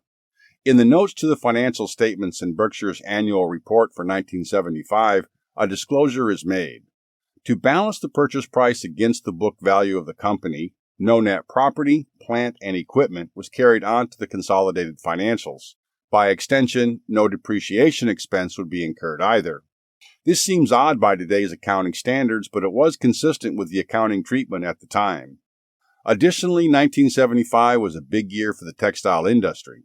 The recession in 1974 hit textiles hard, but there were huge increases in the latter half of 1975. Many manufacturers reported going from operating 2 or 3 days a week to 5 or 6 days with 3 shifts a day. The below book value purchase price was a result of Wambeck's weak operating results. Wambeck was operating 55% of its looms at 50% of operating capacity. The business improved in the latter part of 1975, but the period leading up to Berkshire's purchase saw a lot of red ink. In fact, those losses resulted in a $2.6 million of unused net operating loss carryovers at the time of purchase, essentially tax credits available to offset any future income from Wambeck. While the headline textile revenue figure listed in the financial statements gave the appearance of an okay year, digging deeper told a more nuanced story. Berkshire did report an increase in sales of textiles during 1975, but because the current year included results from Wambeck, which hadn't been under Berkshire's ownership the prior year, sales results were worse than at first glance. See Table 4.4. If Berkshire had owned Wambeck all of 1974, revenues would have reflected a 22% decline. The significant decline in revenues notwithstanding, strong profits in the fourth quarter brought the results into the black for the year. This also proved that revenues and profits do not always correlate and can sometimes diverge quite drastically. Buffett concluded his update on textiles with praise for Ken Chase and his team and said they and Berkshire would look for ways to increase business without undue investment. Buffett considered it unwise to make major investments in new fixed assets in the textile industry due to the relatively low returns historically earned, a comment which seems to confirm the low purchase price indeed made the Wambach acquisition appealing. Insurance. The property and casualty insurance industry had its worst year in history during 1975. We did our share, so Buffett began his report to shareholders about the insurance segment. Berkshire's insurance companies suffered disproportionately due to weakness in auto and long-tail lines. Insurance underwriting results suffered due to multiple aspects of one overall trend, inflation. 3 aspects were of particular concern. A surging general rate of inflation. This caused the cost to deliver on promises, i.e. to repair property and pay for medical costs, to soar above the level expected when the premiums were written. Social inflation was a growing problem. Juries were issuing large restitution payments to claimants at a far higher rate than had previously been experienced. To compound matters, those large awards led to more lawsuits and more restitution payments. Buffett summed this up nicely. Juries were, in effect, adding coverage to customers beyond what was paid for. Insurance companies had to pay out the awards and price future policies accordingly. Other, weaker insurance companies who underpriced or under-reserved went out of business. Their losses were effectively subsidized by other insurers through guarantee funds, comparable to today's Federal Deposit Insurance Corporation for banks. In the FDIC's case and in the guarantee funds case, industry participants, banks and insurance companies respectively, basically pay an insurance premium to cover failed firms. Challenges aside, all was not doom and gloom in insurance. The home and auto business was now included along with the home state companies under home state multiple lines. After a disastrous expansion into Florida, the business receded to its home turf of Chicago. Buffett wrote that adjusted for startup costs, the Texas United Insurance Company made outstanding progress. Cornhusker Casualty, the oldest and largest of the home state operations, turned in both higher premiums and, more importantly, a combined ratio under 100%. Expected premium growth for 1976 reflected an anticipated repricing of premiums to match the inflated costs rather than growth in the number of policies. Under normal circumstances, such a gain in volume would be welcome, but our emotions are mixed at present, Buffett explained. Overall, the insurance group reported a combined ratio of 117.8%, see Table 4.5. Its loss ratio, which had jumped from 62% in 1973 to almost 78% in 1974, creeped up to 81% in 1975. Together with expenses of 36.9%, likely reflecting some of the previously mentioned startup costs and higher relative fixed expenses on lower premium volume, results were truly horrific. The combined ratio was predicted to remain above 100% in 1976. Even though insurance underwriting and insurance investing are inextricably linked, they are also nonetheless separate. Buffett delegated the day-to-day underwriting to others while retaining the investing, meaning capital allocation, to himself. This two-pronged approach to operating the insurance businesses and evaluating their results is still in use at Berkshire today. Berkshire placed little emphasis on year-to-year realized and unrealized gains and losses. Buffett was rather looking for business results, no different than Berkshire's subsidiaries. Our equity investments are heavily concentrated in a few companies, which are selected based on favorable economic characteristics, competent and honest management, and a purchase price attractive when measured against the yardstick of value to a private owner. Like the two-pronged approach to insurance overall, the general investment criteria had remained steadfast. Banking. Eugene Abegg and Illinois National Bank continued to impress. During 1975, the bank had average loans of about $65 million, yet loan losses were a mere $24,000, or 0.04% of loans. That record is outstanding then and now. While one year may be an aberration, the long-term track record spoke for itself. In 1975, the bank earned over 2% on assets, compared to a fourth of that, or 0.5%, for the largest 30 banks in the country. A fan of history, especially business history, Buffett gave shareholders a glimpse into the beginnings of Illinois National. Eugene Abegg founded the bank in 1931 with $250,000 in capital and earned $8,782 during its first full year in 1932. Fast forward 44 years, and the bank was earning $3.5 million annually, with equity approaching $22 million. A compounded annual rate of return of 10.7%. That is even better than it seems, since the bank paid regular dividends to owners over those years. Signing off the 1975 letter was a reminder of Berkshire's operating philosophy.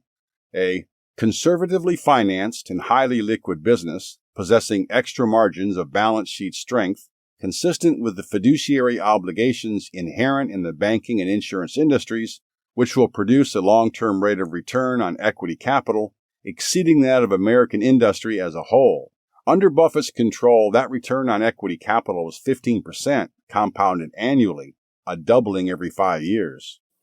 1976. After a very difficult 1975, the new year brought a pleasant surprise. Insurance underwriting, led by Phil Lesh of National Indemnity Group, turned in results that exceeded the most optimistic projections. Berkshire's overall operating earnings of $16 million reflected a return on equity of 17.3%, above Berkshire's long-term average of 15% in the Buffett era. Berkshire repurchased its own shares during 1976, see Table 4.6, though the amount repurchased represented less than 1% of Berkshire's outstanding shares. It shed light on Buffett's view of the attractiveness of the stock, which continued to be priced attractively. Textiles. There was a dark spot among the good news, and unsurprisingly, it was in textiles. Returns on revenues and on capital were back to trend and inadequate. The Wambeck mill, acquired only a year earlier, was not pulling its weight. The entire group continued a long slide into economic oblivion. Still, Buffett believed reasonable returns on average are possible. He told shareholders that the textile group was an important source of employment in New Bedford, Massachusetts, and Manchester, New Hampshire. His words come across as conscious of the social ramifications of operating according to strict economic yardsticks that might not consider the people who depended on the plants for their livelihoods. Berkshire, even then, was guarding its reputation. As the textile business was shrinking, so too were the details of its operations in the financial statements. This was, of course, partly because Berkshire had grown significantly in size and scope into many other business lines. Some detail on textile inventories were provided, but revenues were now grouped into the net sales of manufactured products. This was probably due to the acquisition of K&W Products, a small automotive chemical company in California, and it now made sense from a financial reporting standpoint to report its finances with the textile group. Insurance. When assessing the performance of a conglomerate, component results must be analyzed. These parts often have different economic characteristics and performance. This was the case with Berkshire's subsidiaries. While the textile group faltered, the insurance group flourished. The industry, including Berkshire's insurance group, had improved, as shown in Table 4.7. Notably, the combined ratio dipped below 100%. Instead of having a float or capital cost of 17.8% of the premiums it earned, policyholders essentially paid Berkshire 5.4% for the privilege of holding their cash. Some insurers, then and now, are content to operate at levels above 100%, reasoning that the float, or money they get to hold and invest, will make up the difference. Berkshire always strives for superior underwriting results. While direct business, such as the auto and general liability lines, showed a marked improvement during the year as higher premiums covered costs, the reinsurance business fared slightly less well. Reinsurers insure other insurance companies, so their results lag behind those writing the direct policies. Consequently, Berkshire's reinsurance operations continued to feel the effects of a weak 1975 during 1976, with Buffett cautioning shareholders that the near-term outlook still is not good for our reinsurance business. The acquisition of a small reinsurance operation hinted at bullishness on the long-term prospects of reinsurance. The K&W Products Manufacturing Company, described earlier, included a sister operation engaged in the reinsurance business and an insurance brokerage. In January, Berkshire acquired Kirkling Reinsurance Corporation, also headquartered in Nebraska. The company assumed excess business from National Indemnity's reinsurance arm, about $1 million premium volume annually. The $2 million purchase price was equal to book value. Home state operations were another bright spot. Premiums grew 66%, and Berkshire planned to form another home state operation during the year. The home and auto business in Chicago moved to a 6-month direct bill policy, which allowed more frequent repricing and therefore the ability to correct underpriced policies. Overall, Berkshire expected a better year in 1977, though concerns about continued economic and social inflation remained. Additionally, the significant industry rebound to profitability during the year was a siren call that competition might again drive down profitability. Investments. A new table appeared in the annual report detailing equity investments, common plus preferred, with a cost over $3 million. The combined portfolio totaling $75 million at cost, with Government Employees Insurance Company, GEICO, accounting for nearly a quarter of its $23.5 million, $19 million in convertible preferred stock and $4 million in common stock. Buffett had continued to follow the company after first learning about it as a student at Columbia Business School and understood what made the company special. GEICO had strayed beyond its core business of insuring above-average drivers, losses mounted, and the market concluded there was a real risk the company wouldn't make it. Buffett's insight was that the company's core business would allow it to survive. The size of the GEICO investment presaged the starring role the company would ultimately play in Berkshire's future. Another notable investment listed in the table was the $10.6 million investment in the Washington Post Company, first purchased in 1973. Berkshire's investment in blue-chip stamps was not included in the table. Berkshire's $27 million investment was carried on the balance sheet separately since it owned about 33% of the business. Berkshire first invested in blue-chip stamps in 1971 when it owned 6% of the company. Banking. Buffett, as usual, had good things to say about Berkshire's banking operations, and 1976 was no exception. Perennial praise for Eugene Abegg was followed by a financial reporting of its success. The bank continued to earn 2% on assets while maintaining high levels of liquidity and paying out maximum rates of interest to depositors. The only negative factor that was on Buffett's mind concerning the bank was its impending divestiture. New banking regulations required Berkshire to divest its star asset by the end of 1980. 1977. Buffett led off the 1977 letter to shareholders with a note on how he viewed capital gains and losses. While too much attention should not be paid to the figure in any single year, over the long term, the record is of significance. He wanted to remind shareholders to think like owners, that is, long term. He also continued his practice of tempering expectations. Buffett cautioned shareholders to view Berkshire's 37% increase in earnings per share as considerably less impressive than it might appear at first glance, because beginning capital was up 24%. By turning the attention to the rate of return on shareholders' equity, not earnings per share, Buffett was calling out a mischievous practice that continues to this day. We find nothing particularly noteworthy in a management performance combining, say, a 10% increase in equity capital and a 5% increase in earnings per share. After all, even a totally dormant savings account will produce steadily rising interest earnings each year because of compounding, he wrote. Berkshire's results were impressive nonetheless. Weighed down by its roots as a textile company, Berkshire's 1977 results were that much more impressive. Meanwhile, blue chip stamps and the insurance group continued to shine. Berkshire's repurchase of its own shares was again relegated to the footnotes of the financial statements. Perhaps due to the relatively small amount, about 1/4% of outstanding shares, Buffett didn't think it worth mentioning. See Table 4.9. The price paid implied a valuation higher than that of the previous year, but still below book value. Textiles. Berkshire remained in textiles despite its shrinking size and dismal prospects. Of its $379 million of identifiable assets at year-end 1977, just $22 million were in the textile division. Still, Buffett put himself in the shoes of a minority shareholder and asked the question, why was Berkshire continuing to operate the textile group when it seemed to present nothing but problems and where opportunities clearly existed to redirect the capital elsewhere? He then answered himself, our reasons are several. 1.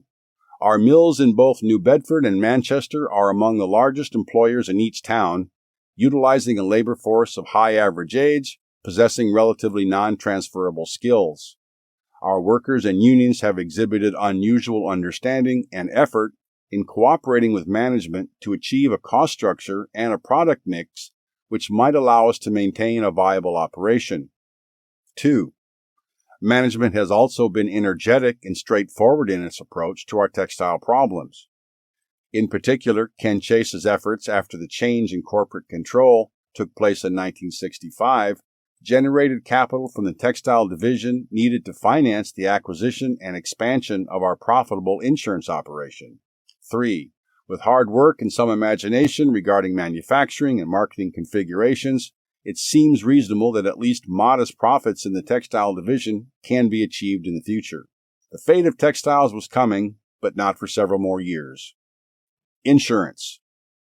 Berkshire bought National Indemnity and National Fire and Marine for $8.6 million in 1967 when it had annual premium volume of $22 million. A decade later, the insurance group had grown to combined premium volume of $159 million. More impressive was that this was done without the issuance of any shares of Berkshire stock. In fact, it had repurchased shares during this period. Berkshire founded or acquired for cash several insurers during the preceding decade.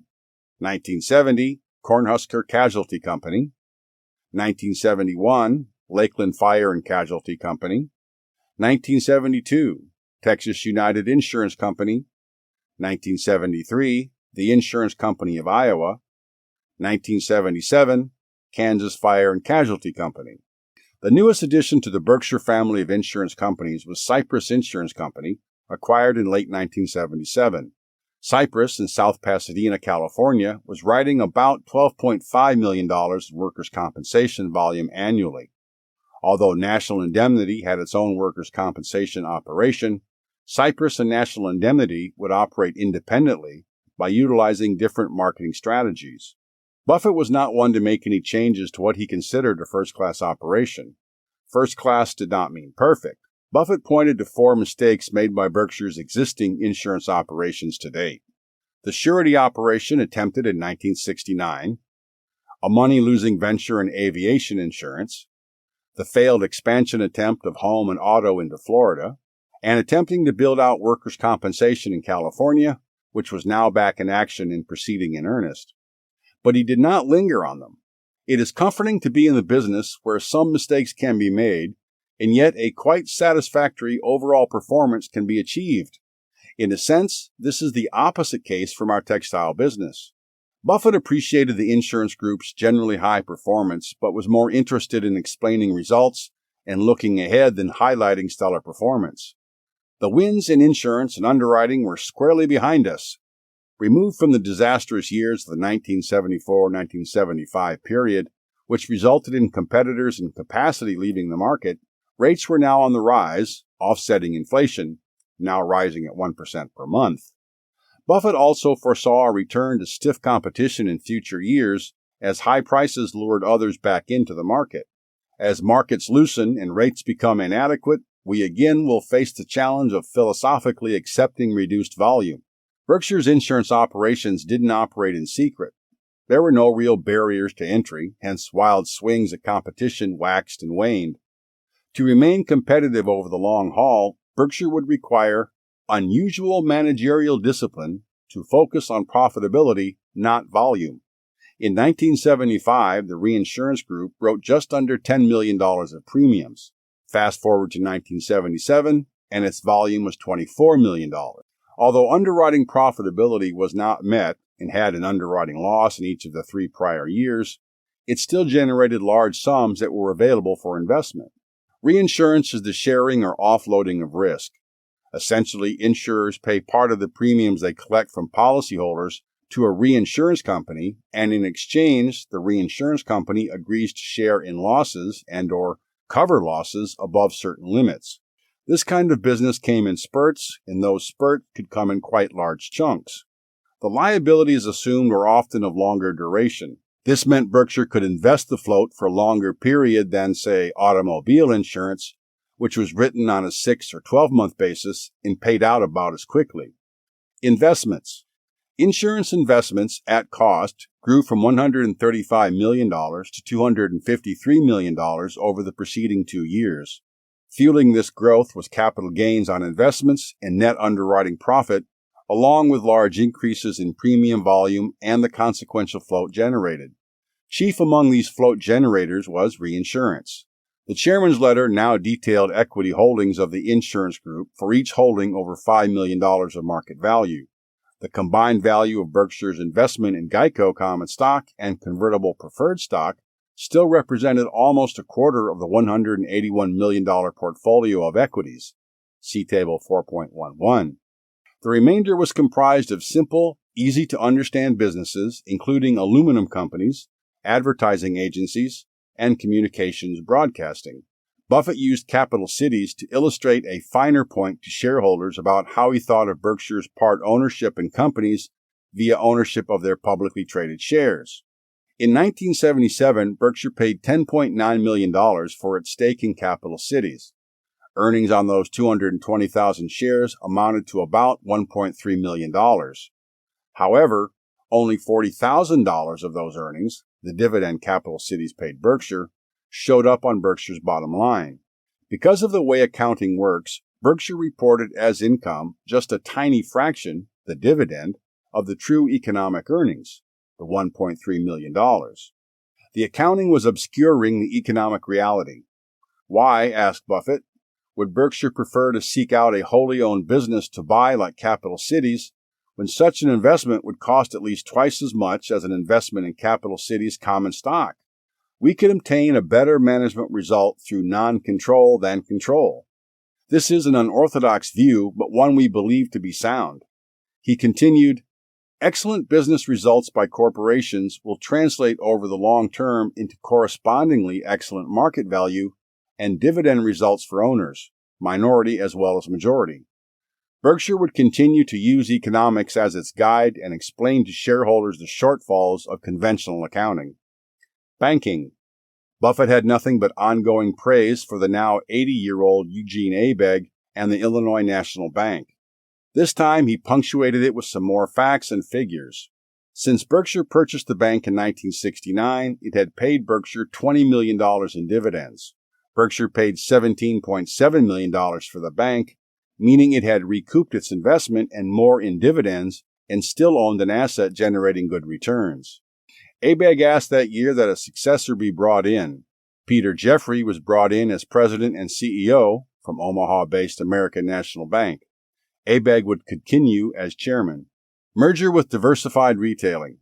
The benefit of hindsight allows us to see the effects of different accounting methods on the presentation of the same economic results. Since the diversified retailing merger was not completed until December 30th, 1978, we have two views of the 1977 Berkshire Hathaway financial statements, once from the original 1977 report and another from the post-merger report for 1978 that contained a comparison to 1977. More detail on this merger will be presented in the following segment. For now, it is worth noting a few of these changes as they apply to 1977. The merger caused blue chip stamps to become fully consolidated with Berkshire's financials rather than its equity being presented on one line on the balance sheet as an asset and its earnings similarly on one line on the income statement. In effect, the revised presentation of the financials illustrated to Berkshire shareholders Buffett's notion of look-through earnings. Instead of just earnings, shareholders had much more detail on revenues, expenses, and other items. Table 4.12 highlights a few key figures from Berkshire's financial statements for 1977 as originally reported and as restated the following year. From the 1978 financial statements, diversified retailing had $27.1 million of equity at the beginning of 1977. Since it earned $3.7 million in 1977, we would have expected Berkshire's equity to reflect a $30.8 million increase, beginning equity plus retained earnings. But it didn't. It increased just $12.8 million. Why? Part of the reason was that Diversified Retailing had itself repurchased shares prior to combining with Berkshire. These repurchases amounted to approximately $1.2 million, above and beyond those made by Berkshire itself during the year. But the primary reason was that each company owned a piece of the other. In combining the two companies, the cross-ownership needed to be reconciled and eliminated. Accounting is, most often, logical, but it can be messy. 1978. Late in 1978, Berkshire finally completed the merger with Diversified Retailing and simplified some of the Byzantine ownership between the two companies and the major shareholders. It was a long time coming. The merger was originally proposed in 1973, but the deal was first called off due to an SEC investigation. Finally, on December 30th, 1978, Berkshire Hathaway and Diversified Retailing Company merged as one. Diversified Retailing operated on a parallel course to Berkshire throughout the mid-1960s and 1970s.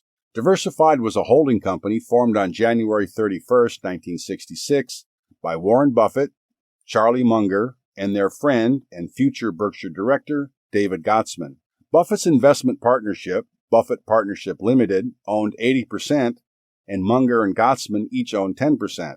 They planned to use the company to acquire retailers.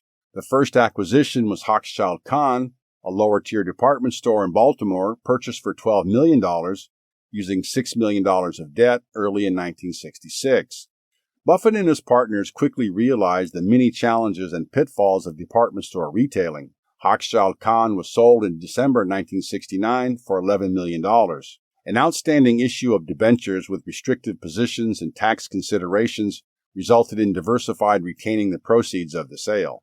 That capital was ultimately invested in blue chip stamps and the formation of Reinsurance Corporation of Nebraska in 1970, later named Columbia Insurance Company, which took reinsurance business off the books of National Indemnity. In 1974, through Columbia, Diversified also bought Southern Casualty Company, which wrote workers' compensation insurance in Louisiana.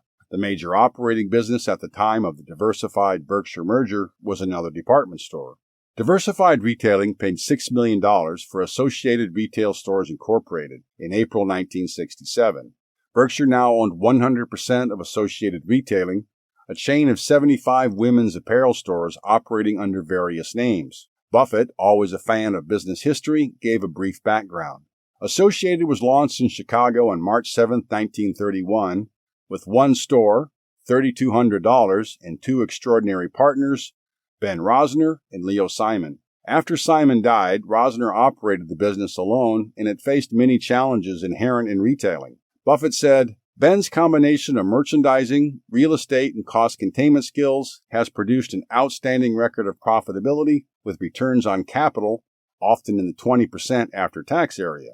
Associated accounting for a fraction of Berkshire's consolidated operating earnings, but Buffett cherished his association with Rosner, who was 75 years old and still going strong. The Berkshire Diversified merger was a business marriage, and like a traditional marriage, was beneficial to shareholders, but not without its complexities. As married couples know, no matter when vows are taken, it could be January 1st or December 31st, the Internal Revenue Service views the couple as having been married throughout the whole year. Accounting principles generally work the same way, with one exception. Instead of looking back 1 year, accounting conventions at the time required the assumption that both companies had been one since their formation. Buffett did his best to explain some of the changes for the shareholders not well versed in accounting intricacies.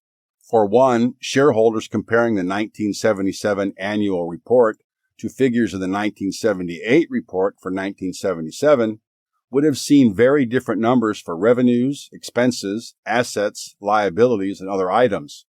Select figures are presented below in Table 4.13. See the table at the end of the 1977 segment for the full presentation. Secondly, Berkshire's ownership investment in Blue Chip was now 58%, and this meant that Blue Chip's accounts would be fully consolidated. Prior to the merger with Diversified Retailing, it was included as one line on the balance sheet and income statement. The net effect of all this accounting maneuvering was the obfuscation of the financial statements. The merger consolidated many different businesses, some wholly owned and some partly owned. Buffett said this combination tends to obscure economic reality more than illuminate it. In fact, it represents a form of presentation that we never prepare for internal use during the year and which is of no value to us in any management activities. For this reason, Buffett included separate financial disclosures on the various segments of the business that shareholders and managers alike would find useful. This was Buffett imagining himself in the shoes of shareholders and providing the information he would want if roles were reversed. The data was presented in the chairman's letter and focused on the income statement. No balance sheet information was provided. The table was entitled Sources of Earnings and began in the 1978 report with a comparison to 1977. Presented this way, the information was very useful at assessing the various operating businesses. The Sources of Earnings table, Table 4.2, is reproduced here. Importantly, the table stripped away much or all of the noise. Items such as capital gains and losses, taxes, and later amortization of goodwill were presented as separate line items.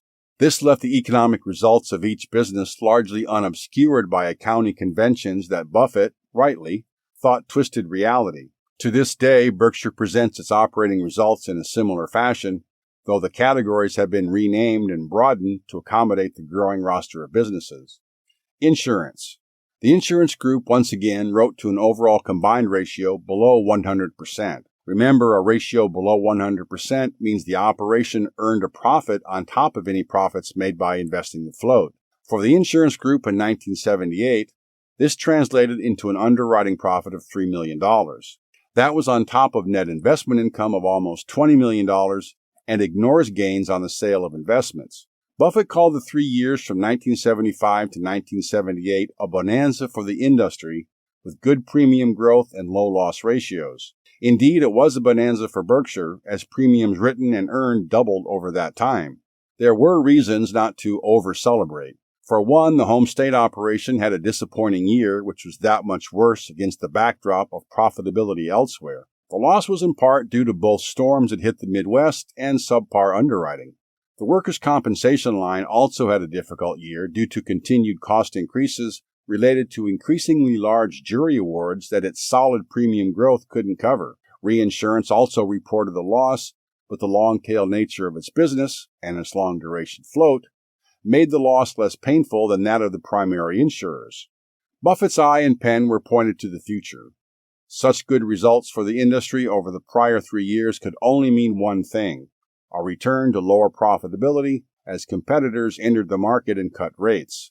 Still, he was optimistic on the longer-term outlook for insurance. Berkshire had excellent managers that possessed the ability and willingness to write policies that were profitable, regardless of volume. Berkshire would continue to buy and build insurance businesses, since the rewards for success in this field can be exceptional. They most certainly were.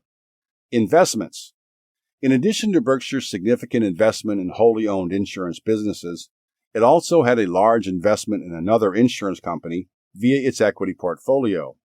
Safeco, comprising almost 12% of Berkshire's insurance equities portfolio of $221 million year-end 1978, was Berkshire's third largest individual equity investment behind Geico, 17%, and the Washington Post, 20%. Buffett had high praise for Safeco, calling it probably the best property and casualty insurance company in the United States, a much better insurance operation than our own. Berkshire's investment was made below book value, which meant Berkshire acquired its interest below the cost to even build a similar business from scratch. According to Buffett, other less well-run insurers had been purchased by others for much higher than 100 cents on the dollar. Buffett was content to let Safeco's management, who had proven themselves highly capable of operating the insurer, run the operation without interruption. When he found good managers, he let them be, as he knew he was not perfect. Some of our expansion efforts, largely initiated by your chairman, have been lackluster. Others have been expensive failures. Berkshire would be better off economically if Buffett did not let his ego come into play. Textiles. There is not much to say on textiles as it relates to the business and industry itself. The brutal economics were still at work. The business was fading relative to its own historical record, even more so relative to the diverse and growing stable of businesses now under Berkshire's control. Still, for shareholders reading Buffett's letters, his comments offered clues to Buffett's thought process. Buffett began by commenting on the low return of 7.6% in textiles. It was produced by $1.3 million of after-tax earnings on $17 million of capital employed in the business. Yet even this calculation was generous. The plant and equipment in the textile group was heavily depreciated on the books, though it retained its usefulness. In other words, to replace the equipment would cost much more, and therefore the textile group's balance sheet showed a bargain cost for its fixed assets. The economics were even worse than at first blush. Even with this lower than economic cost, capital turnover, revenues to capital, was very low, reflecting required high investment levels in receivables and inventory compared to sales. This in and of itself would not be a problem if it weren't for the low margin on revenues. After all, the revenue-capital ratio multiplied by the profit-revenue ratio equals return on capital. The ratio can be low on one side if it is offset by a higher ratio on the other, but low on both sides equates to mediocrity. Buffett then listed several remedies to improve the situation. Differentiation of product, lowered manufacturing costs through more efficient equipment or better utilization of people, redirection towards fabrics enjoying stronger market trends, etc. The problem was Berkshire's textile management, as well as everyone else in the industry, was trying those same things. Since the textile operation had no competitive advantage, if anything it had a competitive disadvantage, Buffett summed up the ruthless economics at work. As long as excess productive capacity exists, prices tend to reflect direct operating costs rather than capital employed. I believe Buffett uses this ultra-simplified framework for all his business experience. It is just the start of the analysis, of course. How much capital is needed in the business? What are profit margins? The investor then pays a price-capital employed ratio that determines his or her going-in rate of return. Buffett then thinks through how capital levels might change in the future and what profit margins might do, all through the lens of barriers to entry and competitive advantage. Textiles were a lesson on how hard things could get. Blue chip stamps. It is a fitting time to examine Berkshire's history with blue chip stamps, since the merger of Diversified Retailing and Berkshire Hathaway meant blue chip would be consolidated into Berkshire's financials and much of the finer detail would be lost. Berkshire's share grew from a modest 6% ownership in 1971, totaling $4 million, to a significant 36.5% ownership in 1977, totaling $36 million. See Table 4.15. The diversified merger brought it to 58% of the company. Over 8 years, blue chip became an increasingly important asset to Berkshire shareholders. At the end of the merger, blue chip subsidiaries represented 35% of Berkshire's earnings. The merged operations had many operational similarities. Like Berkshire Hathaway, blue chip was a company undergoing transformation. An examination of select data, see Table 4.16, reveals how blue chip changed over a relatively short period. Blue chip replaced income from its original business line of trading stamps with income from acquisitions unrelated to the dying stamp business. It was the Berkshire Hathaway playbook implemented by the same capital allocators. The blue chip that existed as of 1971 was the same business that had always been, trading stamps. The company sold trading stamps to 23,000 retail locations across Arizona, California, Nevada, and Oregon, which in turn provided them to customers as a promotion. The customers could redeem the stamps for products or cash at any one of Blue Chip's 89 redemption stores. The business was very much like insurance, where cash was received ahead of product delivery. Like an insurer, a trading stamp company could make money not only from its products, but by investing the cash it held in the meantime. The majority of its assets at year-end 1971 were invested in marketable securities. Those assets were funded by the float inherent in the unredeemed trading stamps, which were carried on the balance sheet as a liability. The remainder of the assets were funded by long-term debt and equity. Fast forward to year-end 1978, and Blue Chip's financial picture had changed significantly. A look at the income statement revealed the dramatic decline in trading stamp revenues over the preceding half-decade and the corresponding growth of other, newer subsidiaries. What capital allocation decisions were made to create such a transformation over 8 years? Blue Chip's balance sheet shared characteristics of Berkshire's higher quality insurance companies, but its operations faced challenges more akin to textiles. Stamp service revenues reached $126 million in 1970, and that would prove to be the high watermark. Its business faced competition not only from other trading stamp and promotional companies, but from the retailers themselves who introduced discount merchandising. The 1978 Blue Chip Stamps annual report also pointed to the 1973 gasoline shortage, which caused many service stations to eliminate stamps entirely. As Buffett and Munger acquired a greater interest in Blue Chip over time, the two men came to control capital allocation decisions of the company. They recognized the continued decline in the trading stamp business and worked to reallocate Blue Chip's significant assets and liquidity into higher returning businesses. See's Candies. The first such reallocation was the acquisition of See's Candy Shops Incorporated. Between January 3, 1972 and March 4, 1972, Blue Chip acquired 93% of See's. The ownership increased to 99% on March 3, 1973. The purchase price was $34.7 million, but excess cash on its balance sheet brought the effective purchase price lower. See's represented Buffett's first time paying a high multiple for a business, and he attributes the decision to Charlie Munger's insights. Munger convinced Buffett it was worth the high multiple since the underlying business was so good. See's was earning over 50% pre-tax on tangible capital. Even after paying 3 times the underlying capital in the business, Blue Chip earned a satisfactory return. And if See's could expand, which it turned out it could, though slowly, the incremental returns would enhance the initial economics of the purchase. As a bonus, this high-return business had protection against inflation. Since 1972, when Blue Chip bought See's, pre-tax earnings grew from $4.2 million to $12.6 million with very little incremental investment. It did not take long for Buffett to realize the full potential of See's and the potential pitfalls. In a letter to CEO Chuck Huggins in December 1972, Buffett urged Huggins to create a narrative around the See's brand in order to protect its image. The surroundings in which our candy is offered affect potential customers' mental and even gastronomical impression of our quality, he wrote. Comparing See's to Coors beer, which benefited from its availability solely in Colorado at the time, Buffett said, "We might be able to tell quite a story about the little kitchen in California that has become the kitchen known round the world." He thought See's should tightly control all aspects of marketing and distribution and highlight its insistence on fresh ingredients rather than have it displayed alongside inferior products. It should be hard to get, available only periodically, and then, to the consumer, apparently only in limited quantities. Over time, Buffett would come to appreciate See's not only for the business it was, but the education it provided him on recognizing the inherent value in high-quality businesses and their limitations. It would not be a stretch to say the lessons from See's would shape the future of Berkshire Hathaway.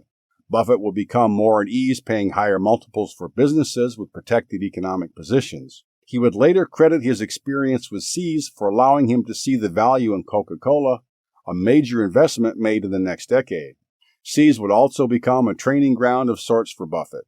The high returns on capital enjoyed by See's naturally created a desire for expansion. The numerous attempts and mixed success over the years to expand See's beyond its protected West Coast niche would provide Berkshire's capital allocators with first-hand evidence of the boundaries of economic moats. Considering this educational aspect and the turning point it represented in Buffett's investment philosophy, See's may well have been one of Buffett's best investments. Wesco Financial Corporation. Blue Chip's next major subsidiary was Wesco Financial Corporation. Blue Chip began acquiring shares in 1973, and by the end of that fiscal year, it owned 21.9% of the company. After it sought and obtained approval to increase ownership beyond 25%, Blue Chip purchased an 80.1% stake in Wesco over the next 5 years.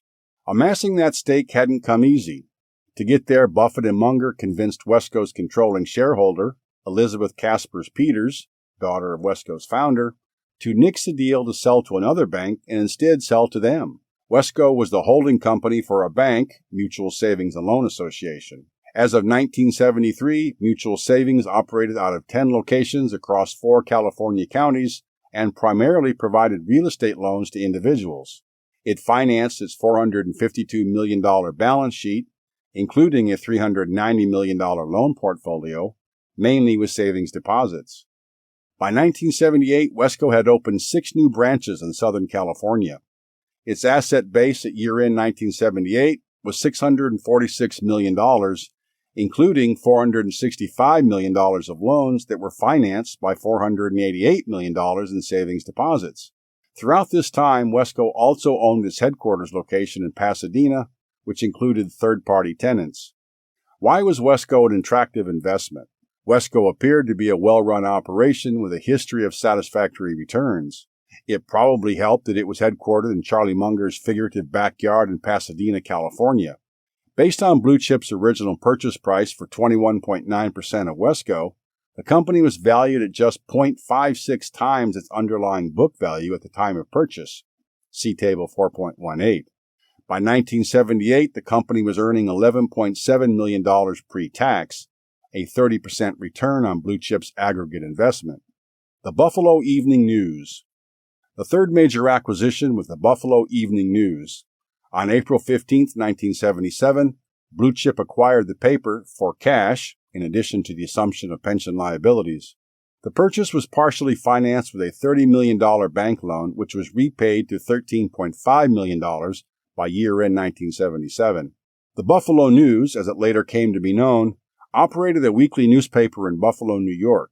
At the time, it was a 2-newspaper town, with the News' chief competitor being the Courier Express.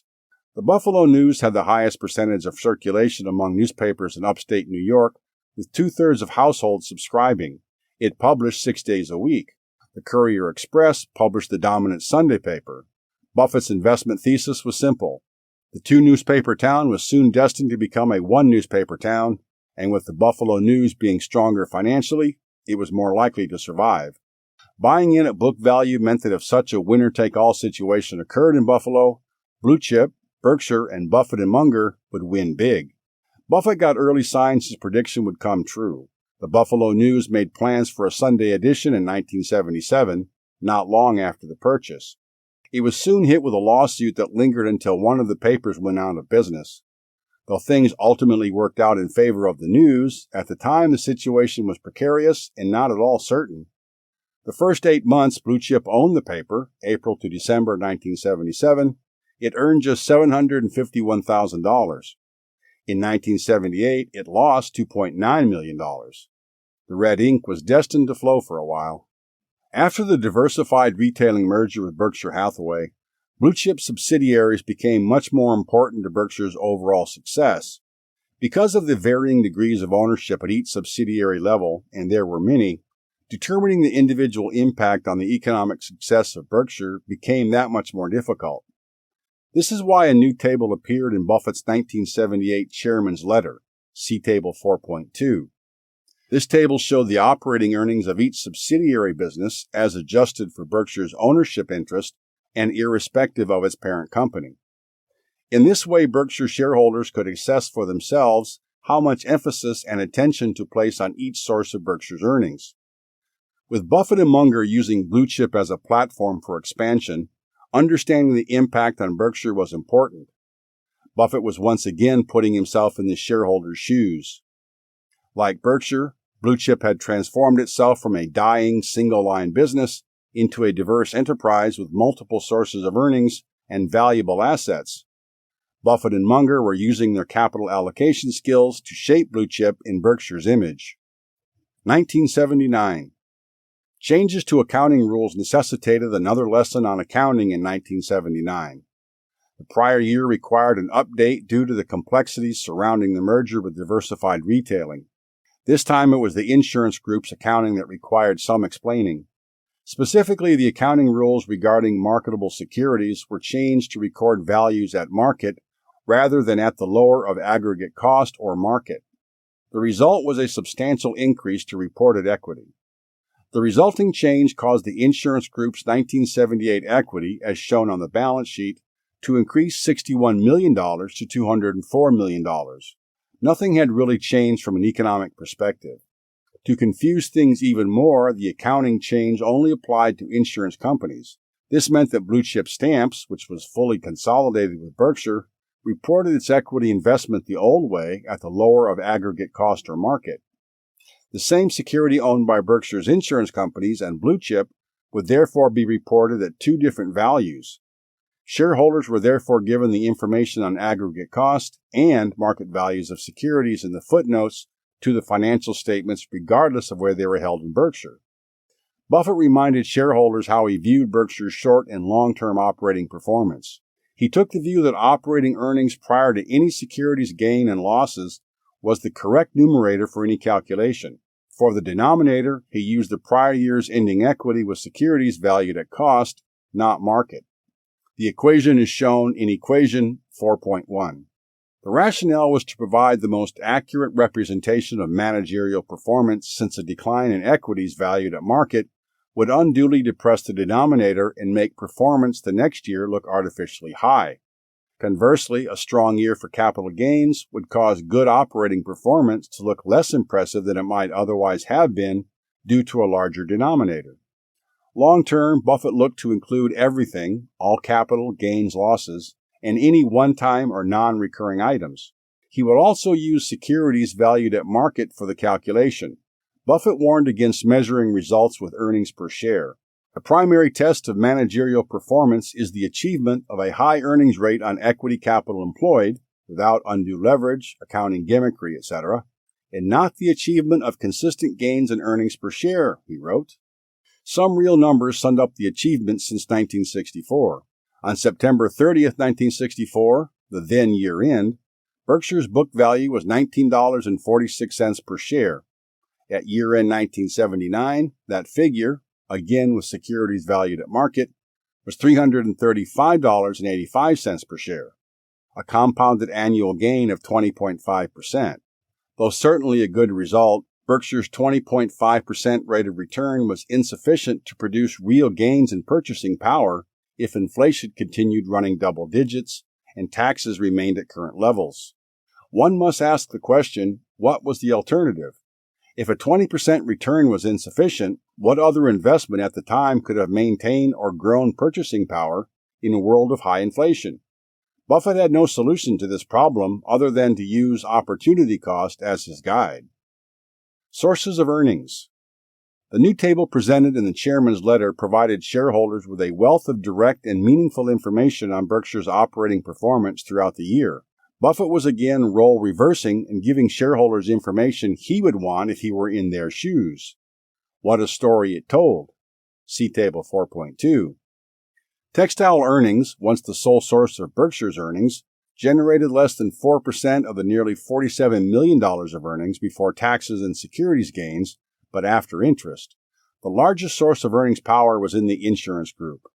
See's Candies, the Illinois National Bank and Trust, and Mutual Savings and Loan were the only subsidiaries after insurance whose earnings contributed 10% or more to Berkshire's pre-tax earnings. Sharp-eyed readers would have noticed a new business reported in the table in 1979, Precision Steel Warehouse Incorporated. An 80% owned subsidiary of Blue Chip contributed almost $1.5 million to Berkshire's earnings in 1979. In the letter to Blue Chip shareholders included as an appendix to the Berkshire Annual Report, Chairman Charlie Munger reported that Blue Chip purchased its interest in the steel company in February 1979 for $15 million. Writing to Blue Chip shareholders, Munger wrote, "A steel service center business may strike some of our shareholders as a peculiar addition to a candy company, even one already joined to a savings and loan business. However, Precision Steel shares an extremely important quality with See's, a company-wide culture of constant concern for customer interests and fair dealing. Both Munger and Buffett were concerned about not the profit Both Munger and Buffett were concerned not about the product per se, but about businesses they understood and that had good economic characteristics. Candy or steel, it did not matter. The summary table showed Berkshire's creditors they had little to worry about. Earnings covered interest almost 9 times over, and the $52.6 million of earnings before interest would have been nearly enough to pay off all of Berkshire's direct financial debt. To be fair, the earnings figure was a look-through number that accounted for Berkshire's share of all underlying earnings as adjusted for its ownership percentages. A corresponding balance sheet look-through number was not provided. Berkshire's unconsolidated ownership interest had some debt of their own, which, under a proper analysis, would be accounted for. The main point is Berkshire's creditors were very safe because they had a debtor with a large and growing stream of earnings on top of a conservatively financed balance sheet. Textiles and retailing. Given the gloom associated with textiles, the fact that textiles and retailing were combined under the same heading likely would not be comforting to a manager. Yet Buffett had praise for Ben Rosner, head of Associated Retailing Stores, who continues to pull rabbits out of the hat. Big rabbits from a small hat. The praise also gave shareholders a glimpse into The praise also gave shareholders a glimpse into Buffett's thinking on earnings. Cash was king. Those earnings produced by Associated Retail were realized in cash and not in increased receivables and inventories as in many other retail businesses. Insurance. Insurance underwriting again turned in a profit, meaning Berkshire's cost of float was negative, but Berkshire was the exception. The industry reported an underwriting loss that year. Negative cost of float, remember, was a very good thing since it meant Berkshire was getting paid to hold policyholders' money above and beyond any investment income. Still, Berkshire had some variation in its own results. According to Buffett, really extraordinary results were turned in by National Indemnity. The details proved his words were not an exaggeration. Buffett highlighted the portion of National Indemnity's business operated by Phil Leach, which underwrote to a profit of $8.4 million on $82 million of earned premiums, a combined ratio just under 90%. Workers' compensation premiums earned fell by 35%, yet profitability soared. This result, Buffett said, was far, far better than we had any right to expect at the beginning of 1979, and was due in large part to favorable results in California, which finally began pulling its weight after years of struggles. In Berkshire's other areas of insurance, the numbers were not so good. Home State reported disappointing results in 1979. Part of the problem lay with Cornhusker Casualty Company, which had poor underwriting results on top of other issues that required the attention of Jack Ringwalt. Nonetheless, efforts to expand what Buffett viewed as a sound long-term business in Home State Insurance continued with the formation of a Colorado subsidiary. Losses were also reported in reinsurance following the trend of the industry overall. Tempering the loss, but only partially, was the meaningful source of float reinsurance provided to Berkshire. Buffett remained optimistic for the insurance business, even though he expected a tough 5-year period ahead with an industry-wide combined ratio in the area of 105%. Part of the problem, he explained, was interest rates. High interest rates were causing managers of insurance businesses to take on less profitable business, since even a modest cost of float, somewhere above 100%, would be a cheaper source of funds than could be obtained elsewhere. Another source of optimism was high gas prices, which caused people to drive less and therefore lowered auto accident frequencies. Investments. Though Berkshire preferred equities, bonds were an important part of the investment portfolio. At year-end 1979, bonds on the insurance balance sheet, at amortized cost, amounted to $186 million compared to equities, at market, of $337 million. Buffett pointed to accounting conventions as a major contributor to the extraordinary amount of money lost in bonds by insurance companies. Because those conventions reported their value at amortized cost, the fluctuations in market values, due to changes in interest rates, were not realized, either in the accounting sense or in the cerebral sense. Some managers had no idea that bonds could lose so much value. Instead, some insurance companies were blind to the fact that high interest rates caused the real economic value of their bond investments to decrease in value. As the ubiquitous line in financial reporting goes, bond prices move inversely to yield.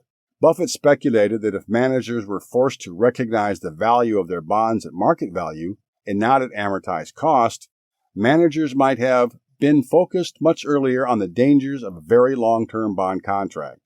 A master at analogy, Buffett used an example to illustrate the inconsistency of insurance company managers. Managers were cutting back on issuing one-year policies, reasoning, correctly, that 6-month policies would better protect them from the rising prices of delivering on their insurance promises. Yet those same managers took insurance premiums and sold the money, i.e. invested it, at a fixed price for 30 or 40 years. It was interesting, thought Buffett, that buyers seeking a fixed price contract for any other product or service over the same time would be laughed down, yet the buyer of money could lock in a fixed interest rate for a generation or more. Buffett's criticisms were not only for others. He was, in fact, hardest on himself for the mistakes he made in bonds. You do not adequately protect yourself by being half awake while others are sleeping. It was a mistake to buy 15-year bonds, and yet we did. Instead of staying in a tough situation in bonds, he should have realized his mistake and sold at a loss. It was a lesson, he told readers, he should have learned from the textile business, noting, "We should have realized the futility of trying to be very clever in an area where the tide was running heavily against us." Banking. The Bank Holding Company Act of 1969 set a deadline of December 31, 1980, for Berkshire to divest Illinois National Bank and Trust. Buffett asked shareholders to give Eugene Abegg, its founder and manager, a standing ovation for his achievements, and well-deserved they were. The year 1979 was not only the last under Berkshire Hathaway, but the bank had its best year on record with a return on average assets of 2.3%, 3 times greater than the average major bank. To comply with the law, Berkshire was investigating the possible sale of between 80 and 100% of the stock of the bank. Buffett informed shareholders that the sale would not be based on price alone. He genuinely cared about the post-Berkshire ownership of Illinois National and took as much care with its divestment as he had in its original selection. He warned shareholders that such a high-quality asset would not be easy to replace. You simply can't buy high-quality businesses at the sort of price-earnings multiple likely to prevail on our bank sale. More will be said on Illinois National in the summary of 1980. Financial reporting, prospects. In a section entitled Financial Reporting, Buffett informed shareholders that Berkshire now traded on the NASDAQ. All shareholders would be able to hear from Dow Jones, the financial news giant, at the same time when Berkshire reported earnings. Buffett told shareholders that while the quarterly reporting would be light, his annual communications would be comprehensive and fitting to an owner of a business. Your chairman has a firm belief that owners are entitled to hear directly from the CEO as to what is going on and how he evaluates the business, just as they would with a private company. Buffett was unconventional in the transparency he showed in his chairman's letter to shareholders. Those shareholders were also unconventional. Buffett pointed out that 98% of the shares outstanding at the end of the year were held by people who were shareholders at the beginning of the year. This loyalty is notable given that stocks are traded daily on the financial markets and frequently have high turnover ratios. Concluding the 1979 chairman's letter under a section entitled Prospects, Buffett tempered expectations for the coming year. He expected higher operating earnings, but predicted the rate of increase to decline. He warned that the dollar figures could come in lower depending on the timing of the sale of Illinois National. Nonetheless, he expressed a long-term optimism about the businesses under Berkshire's umbrella. Berkshire's policy to have centralization of capital allocation and decentralization of operating authority was a formula for success because it was highly scalable. This system would not change in the coming years and would lead to even more success. In 1979, it was still the early days.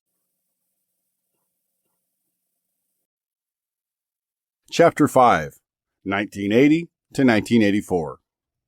Operating earnings of $41.9 million were sufficiently above the $36 million reported the prior year, but the rate of increase in book value, with securities valued at cost, fell from 18.6% to 17.8%. Berkshire also crossed an important yet arbitrary milestone in 1980.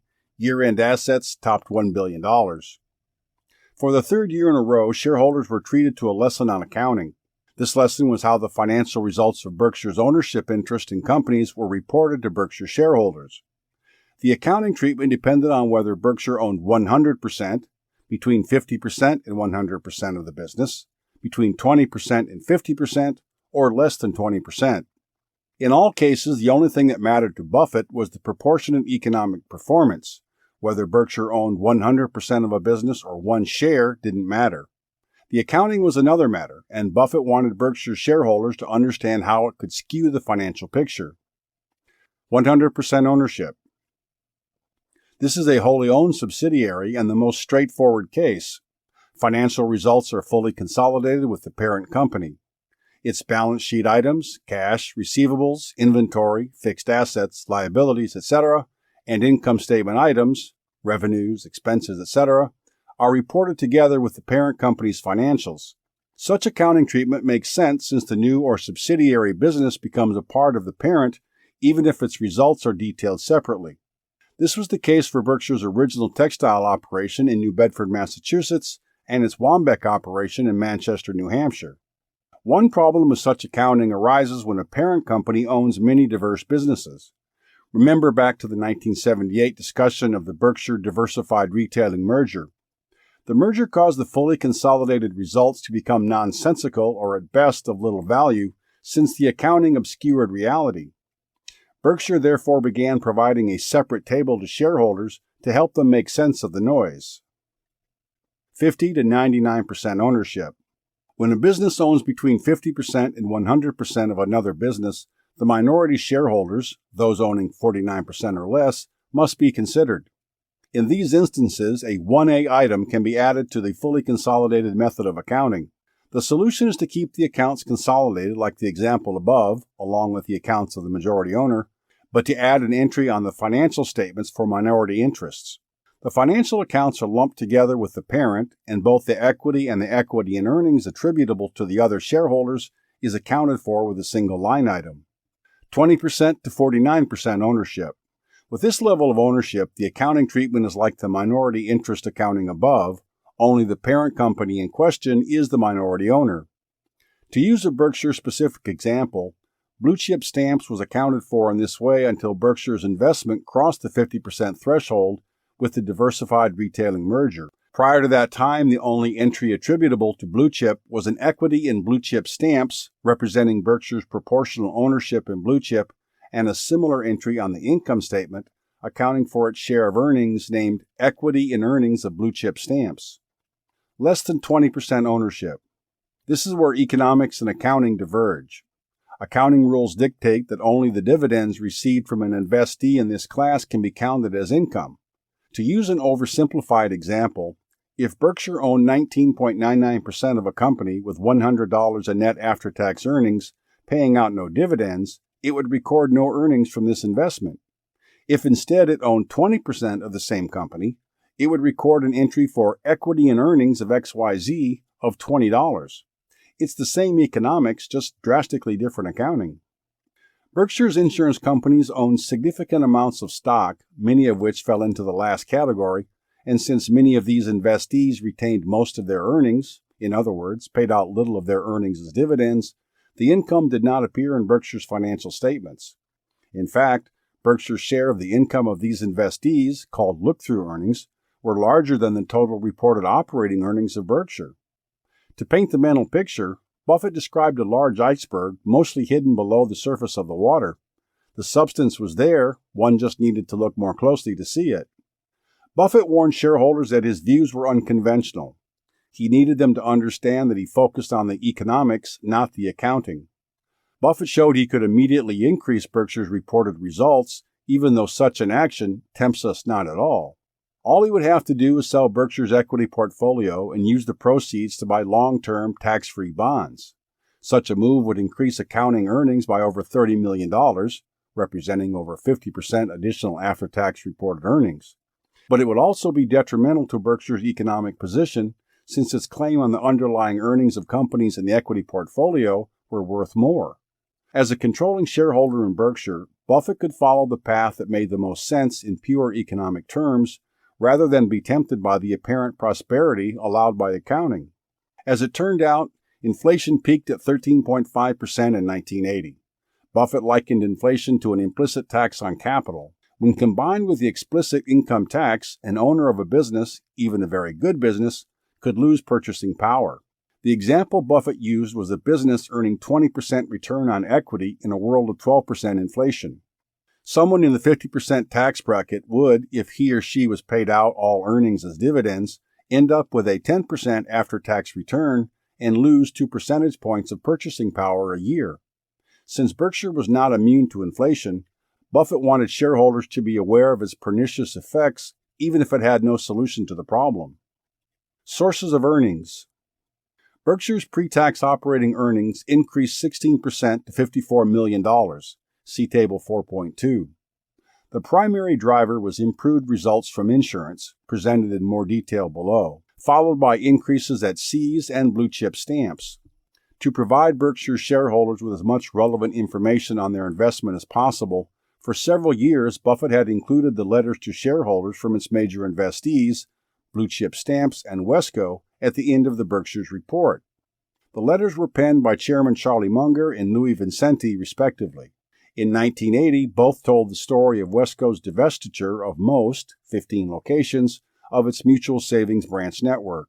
The sale resulted from a desire to mitigate the effects of inflation on a borrow-short, lend-long operation like a bank. The sale of the branch network, save for the bank's headquarters office building and one satellite branch, was motivated by the margin of safety considerations, intrinsic in engineering and still appropriate, we think, in financial institutions, to reduce an earthquake risk, according to Munger's letter to blue chip shareholders. The buyer of the branch network was Brentwood Savings, another local savings and loan institution. The sale consisted of the transfer of $307 million of savings account liabilities, an equal amount of mortgage loans, and the physical assets of the branch offices. It resulted in a net pre-tax gain of $5.9 million to Wesco, $2.8 million pre-tax to Berkshire. Though the transaction would reduce Wesco's average yield on its assets from 9.3% to 7.7%, it would come with a significant decrease in leverage and, importantly, help protect Wesco from the ravaging effects of inflation. The sources of earnings table presented in the Berkshire report took pains to separate the gain on the sale from Wesco's operating results. Berkshire's investments in non-controlled businesses, those in the less than 20% category, had a combined market value of $530 million and a cost of $325 million. At $13 million, the combined earnings attributed to Berkshire's ownership interest in Aluminum Company of America, Alcoa, and Kaiser Aluminum and Chemical Corporation were larger than most of Berkshire's wholly owned subsidiaries. Those investments made up 10% of Berkshire's equity portfolio at market at year-end, but their full economic earnings did not show up in financial statements due to conventional accounting rules. Another much larger non-controlled investee was Geico. Berkshire's 7.2 million shares represented a 33% interest in the insurer, and its earnings attributable to Berkshire that 1 year were $20 million. Berkshire bought the shares for $47 million in 1976, and 4 years later they were worth $105 million. 20% of the portfolio. Buffett used Geico to show how the stock market frequently provides opportunities to buy great businesses at less than private market values. Buffett said buying a similar ownership interest in $20 million of earnings would cost at least 10 times as much. Yet Berkshire was able to acquire its shares in Geico at a bargain price and was content to let management run the business as they saw fit, including choosing the dividend policy. One quirk related to Berkshire's investment in Geico should be noted. Normally, a 33% ownership interest would call for the investee accounting treatment, with Berkshire's proportional interest in earnings reported on the income statement. But because of Berkshire's other insurance holdings, it had transferred its right to vote the shares to an independent party. This special order from Washington, D.C. and the New York insurance departments allowed Berkshire to own more of Geico than it otherwise could have, but necessitated an accounting treatment similar to that of a non-controlled business, reporting only its dividends and earnings. Insurance. The insurance industry turned in a year similar to Buffett's prediction. The industry combined ratio was 103.5% in 1980, which meant its float, monies held but ultimately destined to policyholders and others, cost 3.5%. This was not a terrible result given that interest rates at that time were in the double digits. In fact, some managers outside of Berkshire rationalized the writing of business at a combined ratio over 100% for that reason. The same interest rate environment was causing other, even more irrational behavior within the investment portfolios of some insurers. An environment of rising interest rates generally has a negative effect on bond prices. This is because a lower price, denominator, is needed to cause the same coupon payment, numerator, to represent a higher ratio or yield. In an equity portfolio, these declines in market price would be reflected as a corresponding decrease in book value. For bonds, they were carried on the books at amortized cost, effectively protected from market swings on paper. An insurer couldn't sell a lower-yielding bond, even to trade to a higher-yielding issue, without incurring a capital loss. At best, some held on to avoid the potential embarrassment of showing a loss on the income statement. Others were forced to maintain the investment since realizing losses would have reduced an already thin shareholder equity account. The bond portfolios of most insurers were usually multiples of shareholder equity and were typically funded primarily by policyholder premiums. The insurer was thus incentivized to write business at any cost to maintain its float. The rational course when reporting underwriting losses would be to realize the capital losses and move into taxable bonds to capture a higher after-tax yield. Berkshire was not immune to the above scenario, and Buffett even chided himself for not acting earlier to sell unattractive bond holdings at a loss. Berkshire was protected in two ways. First, its investment portfolio had a higher concentration of equities and a corresponding lower concentration in bonds. Second, Berkshire's insurance businesses wrote far less volume in relation to equity capital than its peers.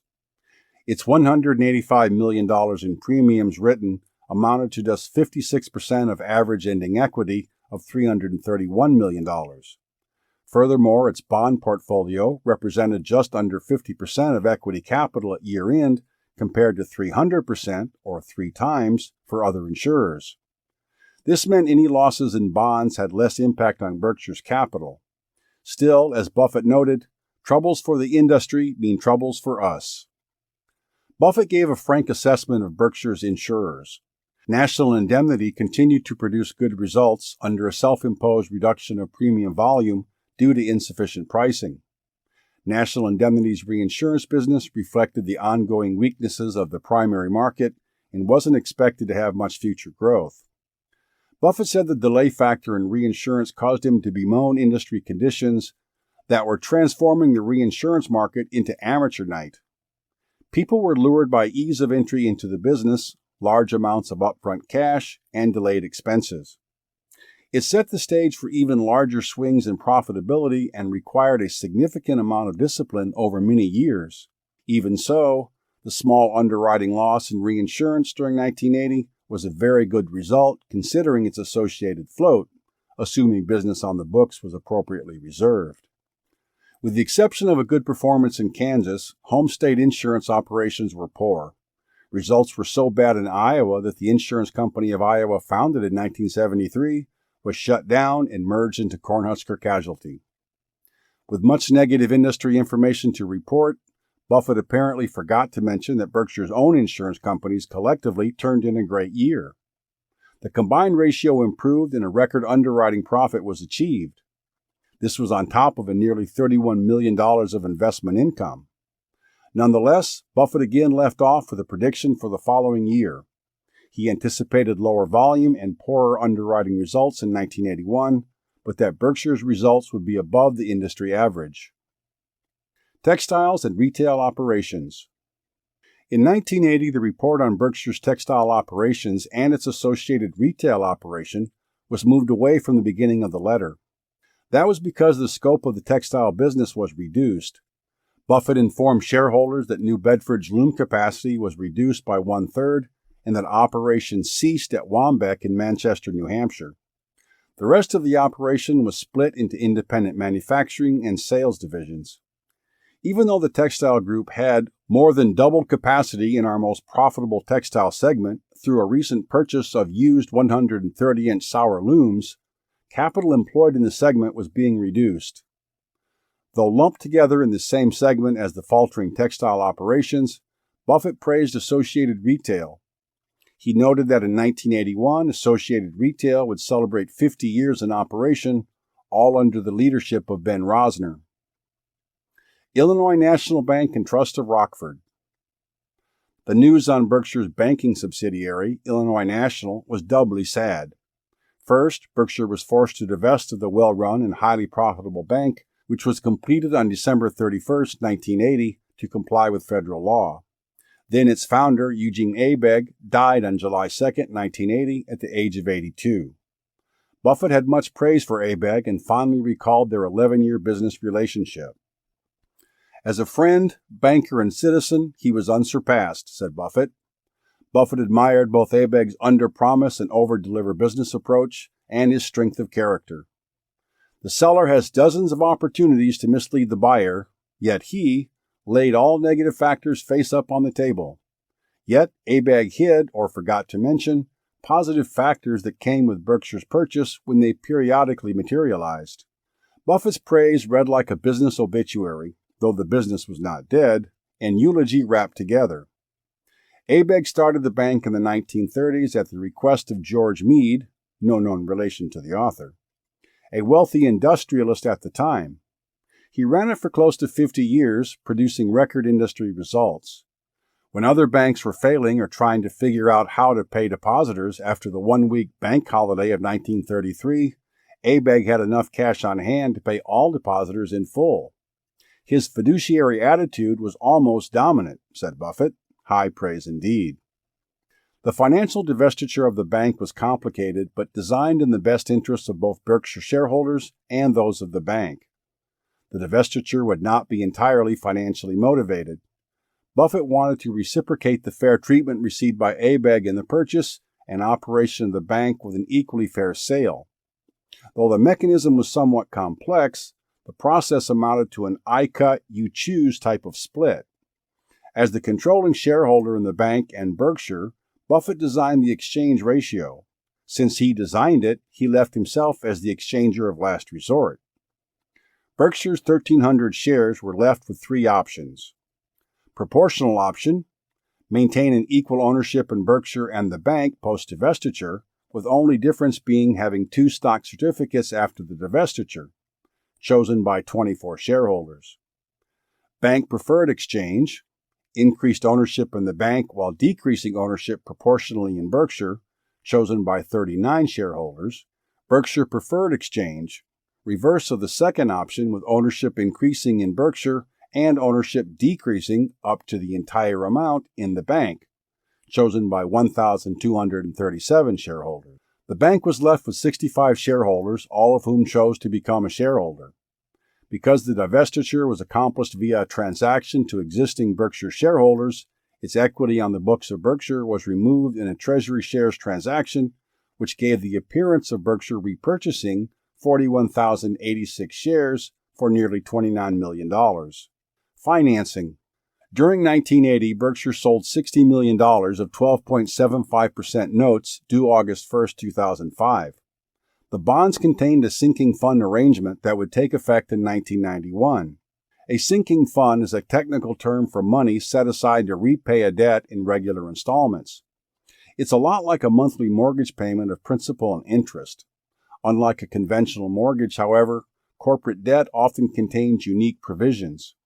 In this case, Berkshire would have use of the original $60 million from 1980 until 1991, and during that time would only be required to remit interest payments. In 1991, the loan would start amortizing, meaning the principal would begin to be repaid. Such a provision decreases the risk to a lender. It allows the debt to be repaid over a known period rather than relying on a new loan to repay the full amount once the original loan comes due. Even though Berkshire did not have an immediate use in mind for the proceeds, they were raised in anticipation of opportunities arising.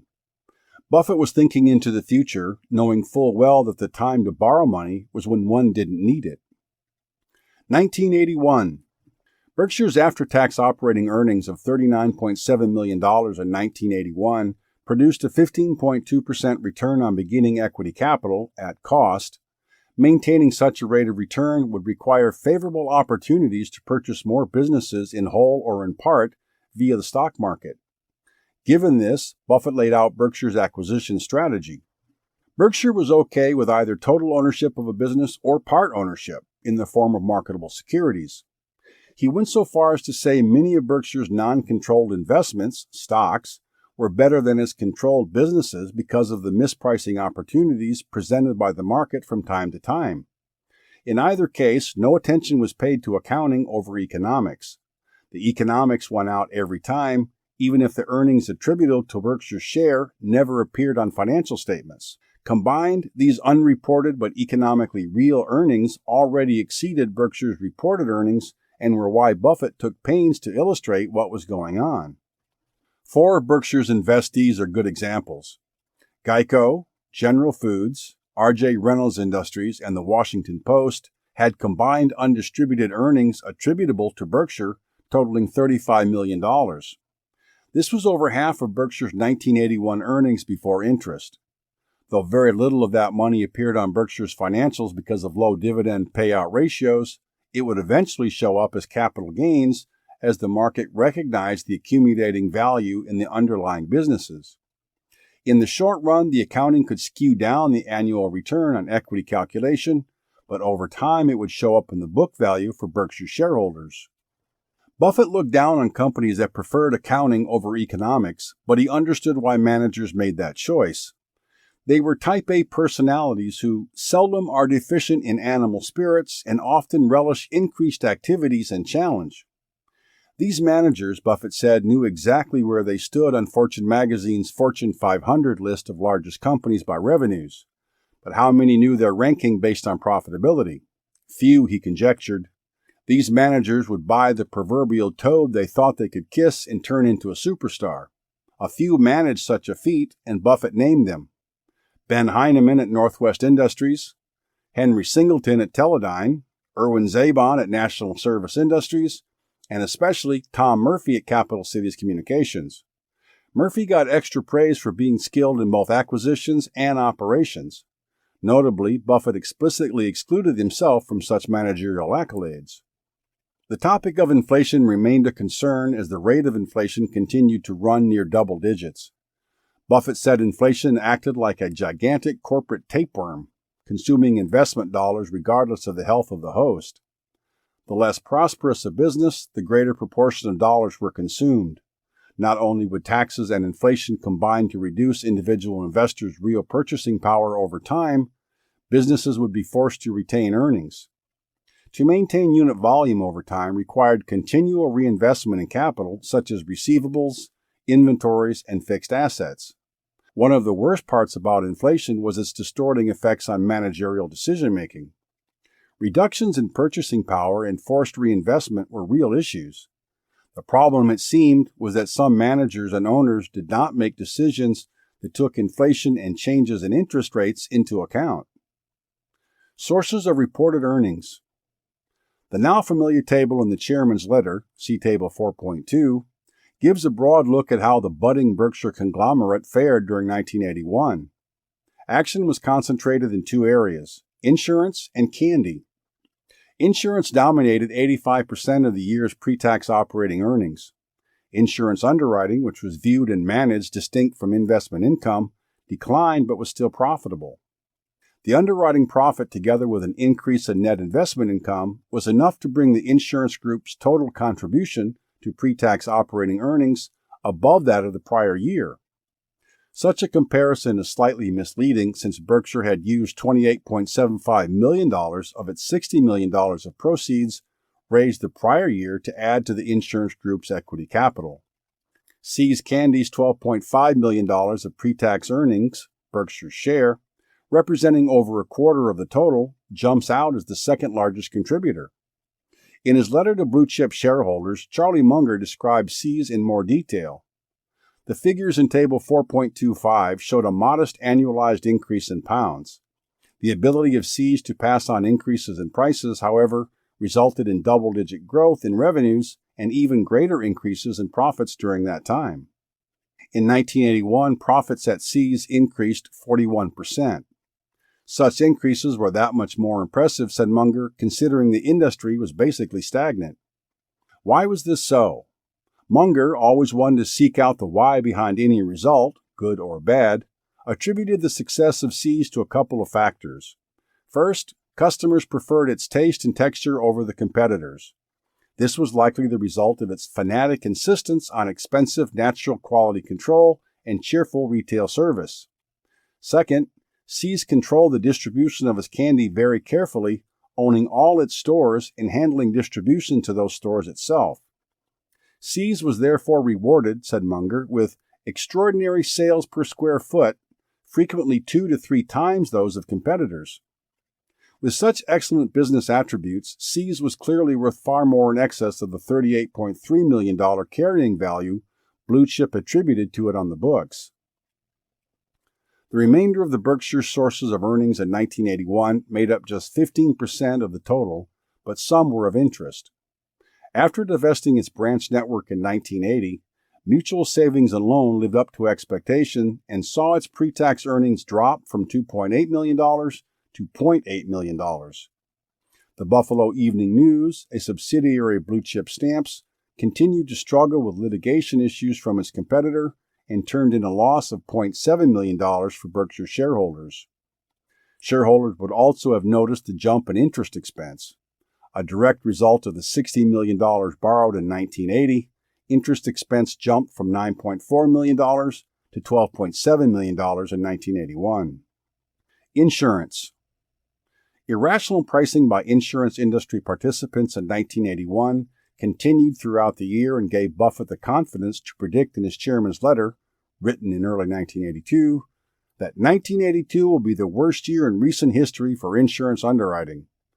Industry data, see Table 4.26, showed a correlation between the yearly change in premiums written and the impact on profitability of the ensuing year. In an inflationary world, low increases in premiums meant insurers weren't covering their costs, and profitability, expressed in a combined ratio above 100%, was trending the wrong way. Over the preceding 3 years, premium growth industry-wide fell to single digits. Consequently, the combined ratio deteriorated. Based on then-current trends in quarterly data, which were quickly deteriorating, things were expected to get much, much worse. Because of the open book nature of the insurance industry, rates were generally subject to the actions of the least rational competitor. That is, that outfit would attract the most business and others would feel the need to follow. Berkshire, unwilling to write business at an obvious loss, wrote almost 20% less in volume in 1981 compared to 1980. Part of the decline came from shuttering the Iowa home state operation during 1980. Shareholder-designated contributions. Berkshire's new charitable giving program was the brainchild of Berkshire Vice Chairman Charlie Munger. It gave Berkshire shareholders the option to designate contributions to any charity with the amount based on the number of shares they owned. Berkshire set the per-share amount. This option was limited to shareholders who owned shares in book name, that is, directly registered and not through a broker. In the first year, 90% of shareholders, 95.6% if Buffett's own shares were included, elected to participate. In total, $1.8 million was paid to 675 charities. Berkshire was effectively paying a tax-free dividend to shareholders that was immediately sent to their favorite charity. 1982. Buffett's prediction of a poor year for insurance underwriting came true. This, in addition to 2 other factors, caused this benchmark return on beginning shareholders' equity to come in at 9.8%. This subpar number was reported in the very first sentence of his 1982 chairman's letter. The 2 other factors contributing to the decline were the growth in the equity capital base and higher levels of investment in non-controlled businesses. Maintaining high rates of growth on Berkshire's capital was more challenging with each passing year. Berkshire's practice of retaining all earnings resulted in capital accumulating much faster than at other businesses that paid a dividend or regularly bought back shares. Accompanying, and in part because of, Berkshire's large and growing investment in non-controlled businesses via the stock market, Berkshire's reported earnings did not fully reflect actual economic earnings. The iceberg Buffett described in a previous letter was growing, but it was doing so largely below the surface. For this reason, Buffett proposed a change to his preferred yardstick. Instead of looking at the ratio of operating earnings to beginning equity capital, valuing securities at cost, he suggested the annual change in net worth or book value, valuing securities at market. This measure would allow the retained earnings of non-controlled businesses to show their worth, albeit with stock prices gyrating year to year around their intrinsic value.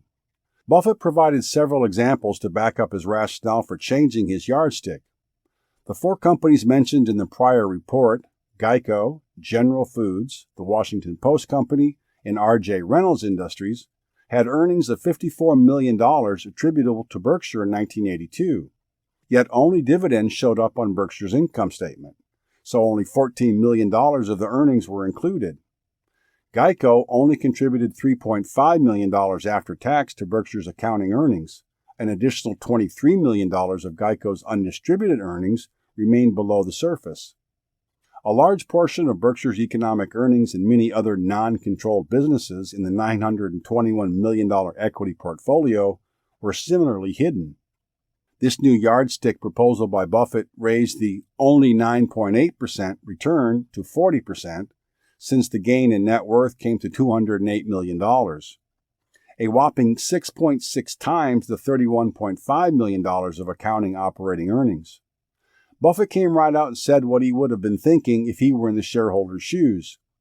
You should be suspicious of such an assertion. Yardsticks seldom are discarded while yielding favorable results, he said.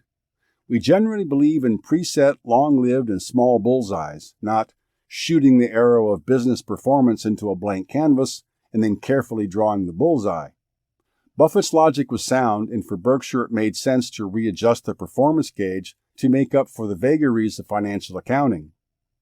Sources of reported earnings. Sticking out like a sore thumb, the $21.6 million pre-tax underwriting loss from the insurance group was enough to put a pit in one's stomach. The swing to a loss, though anticipated, was still hard to comprehend. One positive factor within insurance, which will be discussed in more detail below, or at least a mitigating factor to the large underwriting loss, was the $41.6 million of pre-tax net investment income in 1982. It must have been somewhat comforting knowing the insurance business overall was profitable. While still reporting operating losses, $0.7 million pre-tax attributable to Berkshire that year, the success of the Buffalo News in attracting Sunday readership presaged good things to come. The News had grown Sunday circulation to 367,000. This was an incredible feat given that 6 years prior it had no Sunday edition. Further, when Sunday was entirely served by the News competitor, the Courier Express, the circulation was just 272,000. In a market with very little household growth, these figures pointed toward the value subscribers found in the paper. The managers Henry Urban, Stan Lipsey, Murray Light, Clyde Pinson, Dave Perona, and Dick Feather were singled out by name in the chairman's letter. Another entry in the same sources of earnings table would have stuck out. Mutual Savings and Loan, the now one headquarters, one branch bank owned through Blue Chip's Wesco subsidiary, had lost money pre-tax, Berkshire's share was $2,000, no zeros omitted, but had generated an after-tax profit of over $1.5 million. What was going on? Charlie Munger explained this in his report to Blue Chip shareholders.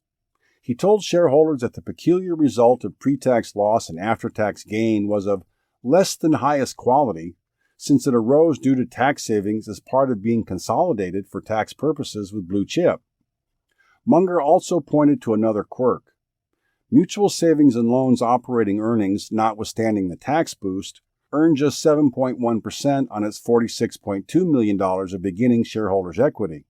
Because Blue Chip purchased its interest in Mutual Savings and Loan at a discount, its rate of return was 18.1%. Mutual Savings and Loan operated a lot like Illinois National Bank and Trust, the bank Berkshire was forced to divest 2 years prior. Mutual Savings and Loan had a policy of holding high levels of equity in relation to interest-bearing deposits, a high percentage of assets in short-term cash and cash equivalents, and above-average amounts of assets in tax-exempt issues, yielding more than typical mutual banks' mortgage portfolios. During 1981, deregulation of banks and thrifts unleashed changes and stiff competition that Munger likened to a hurricane. Mutual Savings largely escaped damage because it shed its branches in 1980 and because of its conservatively operating philosophy. Blue Chip's two other major subsidiaries, See's Candies and Precision Steel, had divergent years. See's did well, Precision Steel did poorly. See's is by far the finest business we have ever purchased, wrote Munger. Its earnings rose 13.4% to $14.2 million in 1982, continuing to benefit from the fanaticism described in the account of 1981 above. Although it still reported a profit, Precision Steel suffered due to a severe recession in the industry, on top of an unprofitable precision measuring tool line closed at an after-tax cost of $650,000. Textile results improved over 1991, though textiles still lost over $1.5 million pre-tax. The business continued to shrink. Sales were $21.8 million and total assets just $12.9 million, including inventories of $4.4 million. Receivables were not separately detailed. The group was literally fading to a footnote. Insurance. In every area of business, volume was down, and all but one group, workers' compensation, turned in an underwriting loss. Two major killers were National Indemnity's specialized auto and general liability, and the reinsurance business. Berkshire's insurance underwriting deteriorated far more than the overall industry in 1982. As was his style, Buffett did not sugarcoat this fact, he stated it plainly. In the reinsurance line, underwriting losses jumped for two reasons. First, storms in the U.S. Southwest during the beginning of 1982 caused immediate claims. The second was adverse loss development.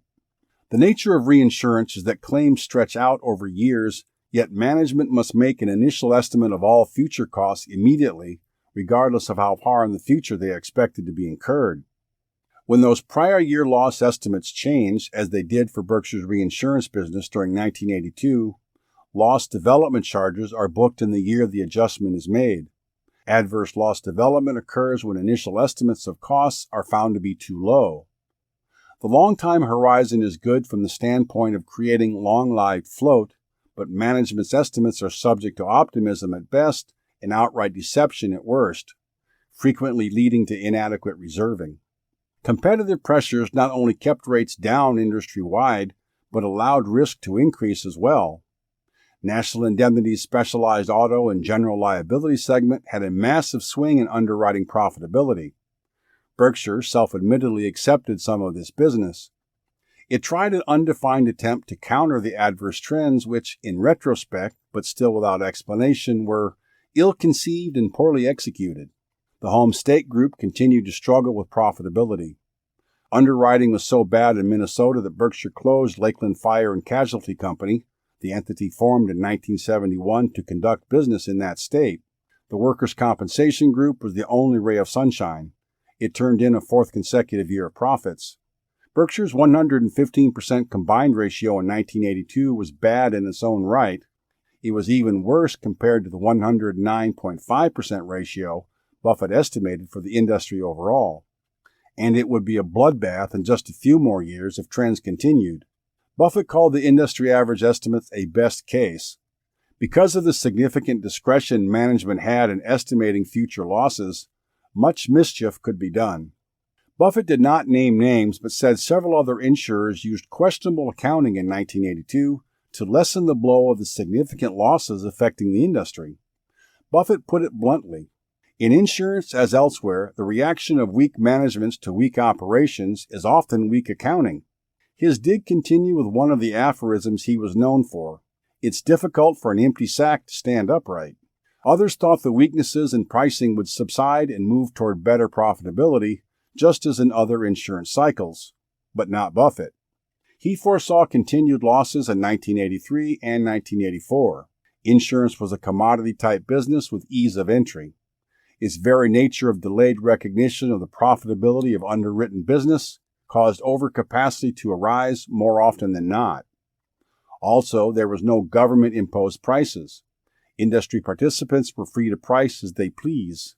Such unrestrained competition hadn't always ruled. In decades past, such as between 1950 and 1970, the industry averaged a 99% combined ratio. Buffett said the industry then worked with a legal quasi-administered pricing system fostered by insurance regulators, where competition was not pervasive. If they became unprofitable, all participants would work in a gentlemanly manner to correct them. Insurance companies were in fact prevented by law from undercutting one another on price. That day was gone, and the only way to correct the misery was to decrease industry capacity, meaning supply. Issuance of equity. The very first sentence under a section entitled Issuance of Equity foretold the future. Berkshire and Blue Chip are considering a merger in 1983. That should have made readers sit up and pay close attention. Buffett did not expound on the merger itself. Instead, he described share-based mergers and acquisitions in general and the all-too-often value-destroying practices they produce. Remember the metaphor about mergers being a business marriage? The wise would not go into marriage without a lot of thought and knowledge. Buffett's long explanation of mergers was his way of sharing knowledge. Commenting on Berkshire's policy relating to share issuances, he said, "Our share issuances follow a simple basic rule. We will not issue shares unless we receive as much intrinsic business value as we give." Don't all other managers act in such rational manner? No. Quite frequently, Buffett explained, one or a combination of the manager's thirst for deals or the valuation of either side of a merger caused value-destructing action for one of the parties involved. Most often, it was the acquirer that engaged in value-destroying practices, usually by issuing undervalued shares or overpaying for a target, but it's possible for either side to destroy value. Buffett used the example of a family farm. A hypothetical merger of a 120-acre farm with a neighboring 60-acre farm would result in a 180-acre farm. The merger provides an equal partnership between the two farmers. Yet this calculation sees the owner of the larger farm experience a 25% reduction in ownership, from 100% of 120 acres to 50% of 180 acres, or 90 acres pro rata. This happens all the time in business mergers. Even if the two farms were of equal size, their relative valuations could cause a value-destroying result. For example, if one of the two farms were selling for half of their worth, the result would be the same as the scenario Buffett described above, since the undervalued side would be giving up more than they were getting. Buffett thought managers and directors should ask themselves if they would sell 100% of the business at the same valuation as they were considering selling part of it. This train of thought was identical to that used by Buffett in buying less than 100% of a business, public or private. Start with the valuation of the whole and then split it into pieces to determine the per-share price one is willing to pay. The crux of the issue was that CEOs had different incentives than owners. By using stock rather than debt or cash, he, for the vast majority of CEOs at the time were male, would end up with more kingdom to manage at the expense of owners. Such mergers or acquisitions were frequently done on the basis that either future business value would materialize, growth for growth's sake was needed, or for perceived tax reasons, giving some consideration in stock because the manager had to. Buffett was priming his shareholders for the proposed blue-chip merger and letting them know he would act in their best interests. He reminded them that the only such merger under his management of Berkshire that caused the issuance of shares took place in 1978 with the merger of diversified retailing. With the impending blue-chip merger, Buffett promised to not equate activity with progress or corporate size with owner wealth. Since Buffett was Berkshire's largest shareholder and therefore proportionately affected by all capital allocation decisions, minority partners should have felt ease about having him at the helm. Businesses wanted.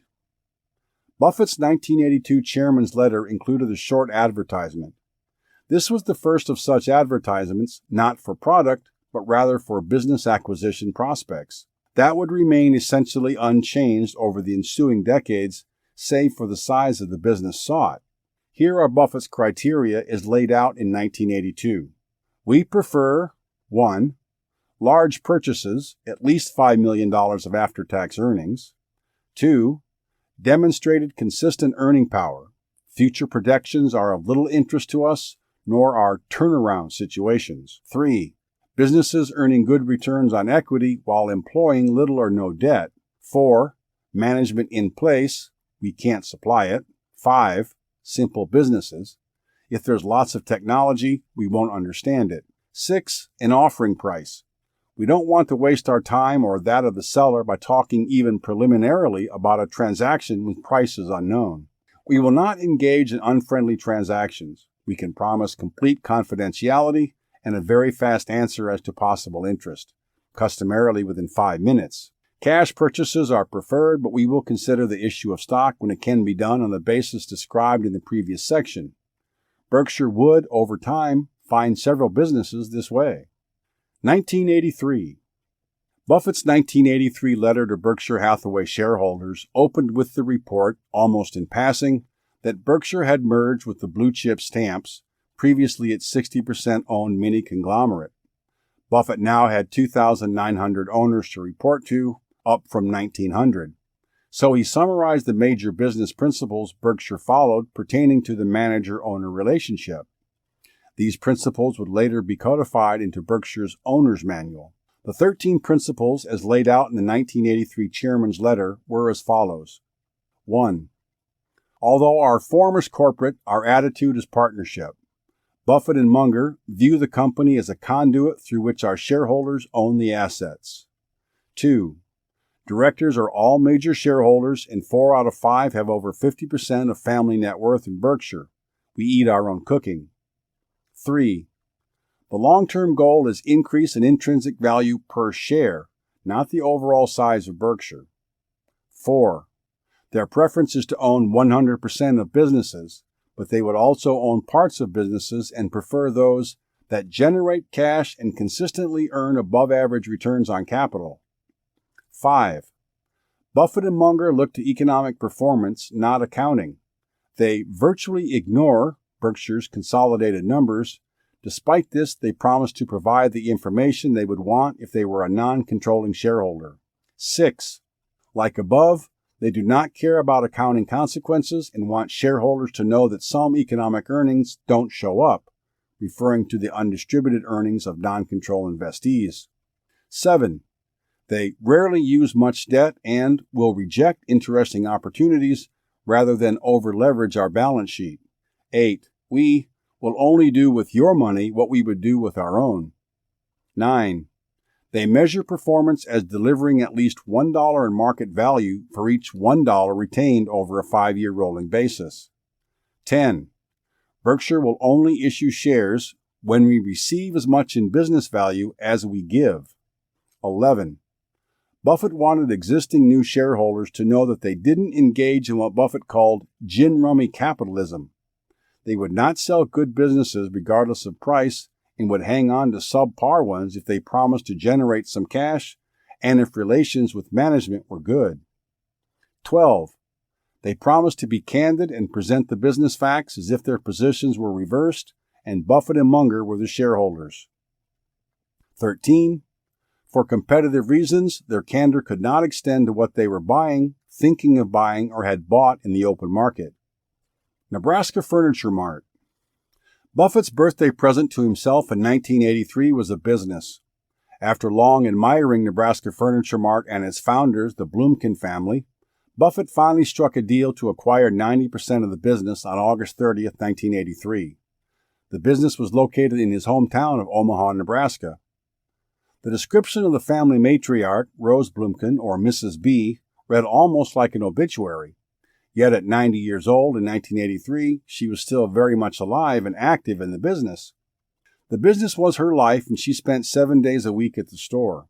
She had escaped Russia and labored to establish her family in America before saving $500. With that seed capital, she started her home furnishing store in Omaha. Over the ensuing years, the hard-working Mrs. B clashed with competitors who couldn't match her low prices. One fight ended up in a court battle, culminating in the judge buying carpet from her. Buffett admired Mrs. B's self-taught business sense, more impressive considering she was illiterate, which she turned around and instilled in her son Louis and then in his 3 sons, Ron, Irv, and Steve. When Berkshire took control, Nebraska Furniture Mart sold over $100 million annually out of one 200,000 square foot store. That was more than any other home furnishing store in the country and more than all Omaha competitors combined. The Nebraska Furniture Mart purchase, laid out on a 1.5-page contract, called for Berkshire to buy an 80% economic interest in the company. This math contrasts with the 90% majority interest quoted earlier because of a 10% option set aside, allowing key members of the management team to buy into the business. The 80% figure assumes this option is acted on. The rest would remain in the Blumkin family. What did Buffett see in Nebraska Furniture Mart? To start, it was in his hometown. Also, the store kept growing over time, and he could see that Mrs. B's attitude towards pricing was making life hard on her competitors. Nebraska Furniture Mart benefited from the classics of economies of scale. The more it sold, the lower its fixed overhead became as a percentage of revenues. The The lower its relative cost, the lower it was willing to charge, on in a virtuous reinforcing cycle. Add in a huge selection of merchandise, and Nebraska Furniture Mart had a recipe both for saving its customers money and delivering superior returns to its owners. Once firmly entrenched, the business had a virtually impregnable moat that protected it from the onslaught of competition. Goodwill and its amortization, the rules and the realities. Berkshire's book value grew 32% that year to $975.83 per share. The 19-year record since Buffett took control in 1965 was 22.6% compounded annually.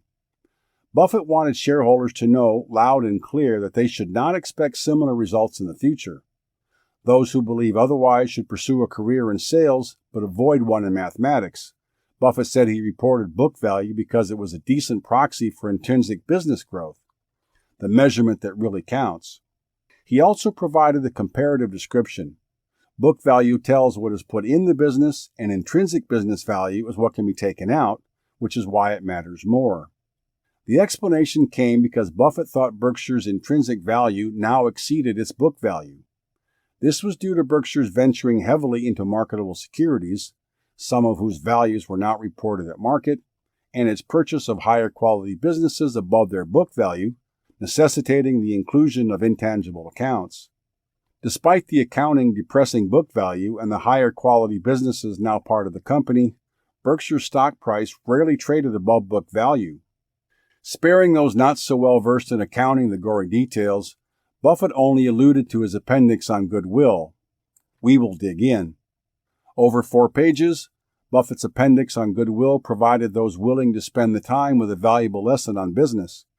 He was quick to point out that it was economic and accounting goodwill he was referring to, not customers' feelings of a company's product or service. Buffett explained that goodwill arises due to the difference between the purchase price of a business and the accounting value of its assets. Usually the purchase price is higher than the underlying assets, and, therefore, an entry on the asset side of the balance sheet must be made so that the transaction balances out. To make the lesson more concrete, Buffett used See's Candies as an example. When Blue Chip purchased See's in 1972 for $25 million, it had about $8 million of net tangible assets and earned about $2 million after tax, or 25% on its net tangible assets. The difference between the $25 million and $8 million was placed on the balance sheet as $17 million of goodwill. Prior to November 1970, this goodwill would simply remain on the balance sheet. After 1970, a charge to earnings was required for GAAP purposes, but not for tax purposes, to amortize the balance to zero. Most managements, Berkshire included, chose to do this over the maximum 40 years. Buffett viewed the amortization charge, which was included in expenses and therefore depressed reported earnings, as an artificial construct. He thought the economic reality of a See's-type business, one that earned much higher returns on its net tangible assets than other companies with similar resources, should be recognized by analysts and thus needed an accounting correction. The $425,000 charge to earnings that GAAP required Berkshire take every year, $17 million divided by 40 years, was not real and could be safely ignored. All transactions where the purchase price was greater than the underlying tangible assets required recognition and related amortization of goodwill, but not all those businesses were good. An eager management team on the hunt for a deal could overpay for a business and throw shareholders' money down the drain. Only a business with economic goodwill, one with a consumer franchise allowing the value of the product to the purchaser rather than its production costs to be the major determinant of a selling price, deserved such a treatment by analysts. Other such consumer franchises with true economic goodwill included those with a governmental advantage or monopoly, such as a TV station or the low-cost producer in an industry like Geico. To further complicate matters, the 1983 Berkshire merger with Blue Chip Stamps caused additional goodwill to be added to the equation for See's. Because Berkshire owned just 60% of Blue Chip prior to the merger, the purchase of the remaining 40%, via its increased ownership of Blue Chip, caused $28.4 million of additional goodwill to be added to the balance sheet, along with its own amortization schedule against earnings. The goodwill amortization for See's would increase to $1 million annually for the next 28 years and then decline to $0.7 million for the following 12 years as the two pieces of amortization reached their accounting conclusion. Having two separate amortization schedules for two pieces of the same business was an accounting oddity without an easy solution. There was another lesson in this side note discussion of goodwill, and it was related to inflation. Buffett countered the traditional wisdom, long on tradition, short on wisdom, that tangible assets were the way to protect against inflation. Again, using See's as an example, he imagined the hypothetical doubling of prices and its effect on required investment in net tangible assets. With $8 million of combined net tangible assets, receivables, inventories, fixed assets, etc., a doubling of prices would cause the owner of See's to ante up an additional $8 million of capital to maintain the same unit volume. A business with the same earnings but requiring $18 million of capital, that is, a business earning a lower rate of return on its capital, would require $18 million from owners just to stand still. Clearly, the business with lower capital requirements would be worth more to its owners. Buffett wanted Berkshire's owners to realize the value in true economic goodwill because Berkshire would likely move in the direction of acquiring other businesses requiring similar treatment. The value of the goodwill asset on Berkshire's books totaled over $79 million at year-end 1983 and would likely continue to grow. Like the accounting for non-controlled businesses via the stock market, goodwill accounting told a story much different from the underlying economics, and it was the economics about which Berkshire cared most. Berkshire probably wouldn't find another business like See's, which was earning $13 million after tax on $20 million of net tangible assets, but a business even close would be worth paying up for. Buffett hinted at Berkshire's valuation in the discussion of value given versus value received as it related to using shares as currency in a transaction. He noted that the true cost of the blue chip merger was slightly higher because the market value of Berkshire's shares given up in the merger was less than their intrinsic business value. We can estimate the valuation used in the Berkshire blue chip stamps merger. Using Berkshire's high and low share prices during the third quarter of 1983, when the merger would have taken place, values Berkshire between $900 million and $1.2 billion, see Table 4.31. The resultant average price-to-book value was 1.35 times. Sources of reported earnings. Due to the merger with Blue Chip in mid-1983, special care was needed in reading the earnings summary table in the chairman's letter. Since the ownership in Blue Chip increased from 60% to 100%, that change alone was enough to skew Berkshire's share of Blue Chip's and its subsidiaries' earnings up, all things being equal. Looking at the company-level results instead of the share attributable to Berkshire's ownership solved this issue. Leading off the table was insurance underwriting, whose losses had swollen on the heels of industry weakness. Berkshire's results were again worse than the industry average. The insurance group was profitable overall thanks only to its net investment income. More will be said about the insurance group below. Other notable entries in the table in 1983 were the Buffalo News, See's Candies, Blue Chip Stamps, Precision Steel, and a special distribution from Geico. The Buffalo News, long mired in a fight with its competitor, the Courier Express, won its long battle and was rewarded with soaring profits. The elimination of a competitor surely helped, but other factors also accounted for the success of the Buffalo News. First, a stable population in the Buffalo area made citizens highly interested in current events. Second, the Buffalo News had an earned reputation for editorial quality. Third, by design, it provided more news than other papers, about 50% compared to an average in the upper 30% range for competitors. Because of all these things, Sunday circulation, that was previously provided only by the competitor, increased from 314,000 to 376,000. This was even more impressive against a backdrop of little to no population growth. Never one to bask in the glow of good news, Buffett pointed out two extraordinary factors leading to the large swing in the profitability of the Buffalo News that year. Because of the substantial losses incurred in prior years, the business owed a subnormal amount of state income taxes. Additionally, there was a large drop in the cost of newsprint, a critical cost. Continuing to examine Table 4.32 from 1983, we can see that blue chip stamps reported a loss compared to a sizable profit the year before. The 2 years weren't comparable because major assets were transferred in the merger. When the merger took place, blue chip subsidiaries became direct subsidiaries of Berkshire, and accounts not associated with any entity would have transferred too. It's unclear why blue chip remained as a reporting line and why it continued to lose money to the tune of $2 million per year. The footnotes did not mention it. Such a large swing in profitability, while notable, probably wasn't overly concerning given the circumstances. Precision Steel's profitability was depressed in 1982 due to weak industry factors and a business line venture into the measuring tool business that did not work out. In 1983, its profits rose threefold compared to that low base. Charlie Munger told Wesco shareholders and Berkshire's, as the report was shared with them, about the mistake.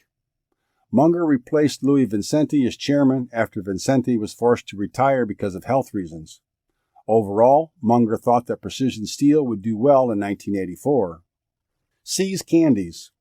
Berkshire owned 100% of See's after the blue chip Berkshire merger. While an exceptional business, See's faced its share of challenges. These were twofold: raw material costs rising faster than inflation and difficulty growing unit volume. Raw material costs were not a problem at the time, but they could become one given See's fanatical, Munger's word, adherence to quality. Buffett told shareholders See's would only buy the finest ingredients regardless of price. "We regard product quality as sacred," he said.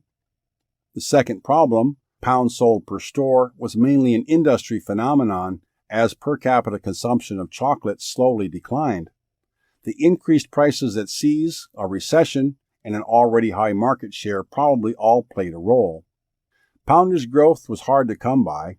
Pounds sold declined 0.8% on a same-store basis during 1983.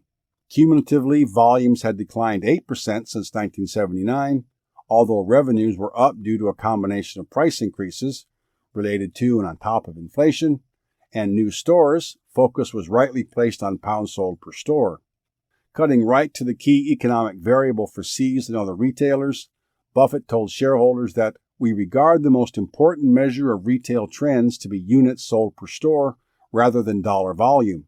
More will be said in the discussion of 1984 results, which contain a history of revenues, operating profits, poundage, and number of stores for See's. Insurance. Bleak prospects and irrational competition dogged Berkshire's insurers and the industry. The 1982 revised figure for the industry combined ratio came in at 109.7%. The estimate for 1983, 111%. Berkshire's own combined ratio in 1983 was an atrocious 122.8%. See Table 4.33. Noting the delayed nature of the business, Buffett placed the blame on his shoulders. Prior to hiring Mike Goldberg to manage the insurance group, Buffett had made mistakes that finally materialized in 1983. Those mistakes included placing the wrong personnel in key operational positions, as well as direct and indirect mispricing of business. Buffett praised his managers, whom he said swam a good race against strong industry tides that year. He singled out National Indemnity's Roland Miller for delivering improved results, while competitors had opposite performance. He also identified Tom Rowley, who had joined Berkshire a year prior to run Continental Divide Insurance, a Colorado home state operation. Against the backdrop of a weak industry, results and underwriting losses came across all of Berkshire's insurance segments. Buffett was optimistic for the reinsurance segment. That segment had reported losses in each year dating back to 1975. Still, it had an ability to generate large float and, importantly, a way to monetize Berkshire's financial conservatism. The long period between buying reinsurance and when it might be needed meant a counterparty to a reinsurer would need to know the reinsurer would be around when the collection time came. Berkshire fit this mold perfectly. Its premier financial strength could be marketed as a differentiator. Putting this unparalleled financial strength to use, Berkshire entered the structured settlements business. In exchange for an upfront premium, which the insurer could invest, that converted the lump sum settlement into a stream of cash flows. This long-tail line of insurance paid out claims over many years, For some claimants dependent on receiving lifetime financial security, the viability of the insurer paying the claims is all important. Insurance, Geico. Berkshire's one-third interest in Geico was proportionally larger than Berkshire's other insurance interests combined. Objectively speaking, it was better, too. If proportionally divided based on ownership, Berkshire's share of Geico's premium volume would have been $270 million in 1983. Geico's combined ratio of 96% was by all accounts stellar. Such a financial result was reflected in the market value of the business. Berkshire's stake cost $47 million, had a market value of $398 million at year-end 1983. Buffett had nothing but admiration for the trio responsible, managers Jack Byrne and Bill Snyder, and Geico's investment manager, Lou Simpson. The summary of earnings table included a $21 million entry for a special Geico distribution. This was a de facto dividend from Geico accomplished via a tender offer that maintained Berkshire's ownership interest. Since it was treated as a dividend rather than a sale, Berkshire's got away with paying an effective income tax rate of just 6.9% compared to the 28% due if the transaction was recognized as a capital gain. Stock splits and stock activity. Calls to split Berkshire stock intensified as the price crossed the $1,000 mark for the first time. Buffett thought that splitting Berkshire stock was the wrong thing to do. Berkshire's communications practices were designed to cultivate a rational base of owners that sensibly considered the prospects of the underlying business and priced stock accordingly. He preferred owners who cared about business results and not the ever-fluctuating price of a stock. A high stock price discouraged frequent trading. In a simple example, Buffett asked rhetorically whether an owner of one Berkshire share valued at $1,300, where the stock then traded, would be better off if Berkshire split 100 for one and he owned more shares equaling the same value. Buffett very clearly liked rational owners over ones preferring paper to value. It was not just the optical illusion of such artificially constructed stock splits that Buffett disliked. It also laid a cost on owners. If taken as a group, a company's owners were paying upwards of 2% of the market value of a business just for the privilege of moving in and out. Academia praised such liquidity, as did those who profited from the turnover, stockbrokers and exchanges, etc. Buffett disagreed. More shares would equal more fees, since those fees were often based on the number of shares traded. Splitting the stock would increase that cost, downgrade the quality of our shareholder population, and encourage a market price less consistently related to intrinsic business value. We see no offsetting advantages. As logical as Buffett's arguments were, and the clear disadvantages of a split, calls for splitting Berkshire stock would continue. 1984.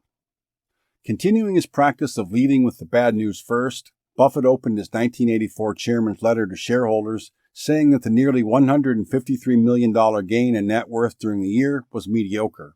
Such an amount of money was, and still is, quite a large sum. The problem was it represented just 13.6% increase on the prior year's book value. This was far short of the 22.1% compounded annual gain over the previous 20 years. Economic gains must be evaluated by comparison with the capital that produces them, wrote Buffett. Berkshire Hathaway's equity capital crossed the $1 billion threshold during 1983. This was partly due to the merger with blue chip stamps. Maintaining high rates of return on that capital would get more difficult every year. To achieve even a 15% annual gain would require adding a $3.9 billion to book value over the ensuing decade, assuming no dividends were paid. Such a rate of return seemed modest, but it represented a doubling every 5 years. Not an easy feat for any business, let alone one Berkshire's size. Accomplishing high rates of growth on Berkshire's equity base would require a few big ideas. Small ones just won't do. Rather than try to lay out a detailed plan of action, Buffett continually searched and waited for ideas to come. The question was, when? Our experience has been that they pop up occasionally, he said. How's that for strategic plan? Buffett was not being curt, just realistic. Rather than try to force ideas to happen and therefore potentially make a mistake, patience would be the default course of action. Later in the letter, in discussing Berkshire's equity portfolio, Buffett commented, "We find doing nothing the most difficult task of all." Sources of reported earnings. Berkshire's operating results were best viewed on a company-level pre-tax basis, considering the merger with Blue Chip Stamps the prior year. This view also stripped out the goodwill amortization charges required by accounting standards and placed them on a single line. Front and center was insurance underwriting, discussed in more detail later, again posting a miserable result. Weak industry conditions, coupled with self-inflicted wounds, were causing the red ink to continue flowing in Berkshire's underwriting. Net investment income had saved the day to bring the insurance group out of the red. Related to insurance, the special Geico distribution reported in 1983 again garnered attention in 1984. Though the distribution was technically accomplished via a share repurchase, it had functioned more like a dividend since Berkshire's ownership interest remained unchanged. This is how Berkshire had viewed it, as had the Omaha office of its auditor, Pete Marwick Mitchell & Company. However, in 1984, the New York office of the auditor reversed course. It said the transaction should be viewed as a repurchase, with some of the proceeds being recorded against, that is, reducing, the carrying value of the stock on Berkshire's books. There were no tax consequences and the economics remained unchanged, but the accounting did. Berkshire expressly disagreed with the auditor's conclusion but went along with it rather than incur a qualified opinion of the financial statements. The Geico special distribution might have gone unrevised had it not been for a very similar transaction with General Foods in 1984. With General Foods, the share repurchases had been over time, whereas with Geico it was a one-time event. The total amount received from General Foods was $21.8 million, and Berkshire's ownership interest remained at exactly 8.75%. The difference between the reported amount of $8.1 million and the total amount received was recorded as a capital gain. Buffett was a fan of the type of share repurchases conducted by Geico, General Foods, and others, since the shares were selling below intrinsic value at the time of the repurchase. Share repurchases below intrinsic value increased underlying value to continuing shareholders, but also shrunk the size of the business that the manager operated. Managers not focused on their owners, shareholders, would seldom conduct such transactions or would blindly repurchase shares without considering valuation. These managers were short-sighted, thought Buffett. The obvious reward for conducting value-add share repurchases was a gain in per-share intrinsic value for continuing shareholders. The less obvious and longer-term reward was a share price that reflected the sound management of the company. Buffett preferred to partner with shareholder-conscious managers. Nebraska Furniture Mart. Nebraska Furniture Mart was still earning an excellent return on capital for shareholders, but it provided just as much value to customers through lower prices for high-quality merchandise. How did it do this? In short, it sold a lot of merchandise through one location and relentlessly controlled expenses. Nebraska Furniture Mart operated on a gross profit margin in the mid-20% range. By comparison, Levitt's Furniture, the industry leader at the time, had a gross profit margin of 44.4%.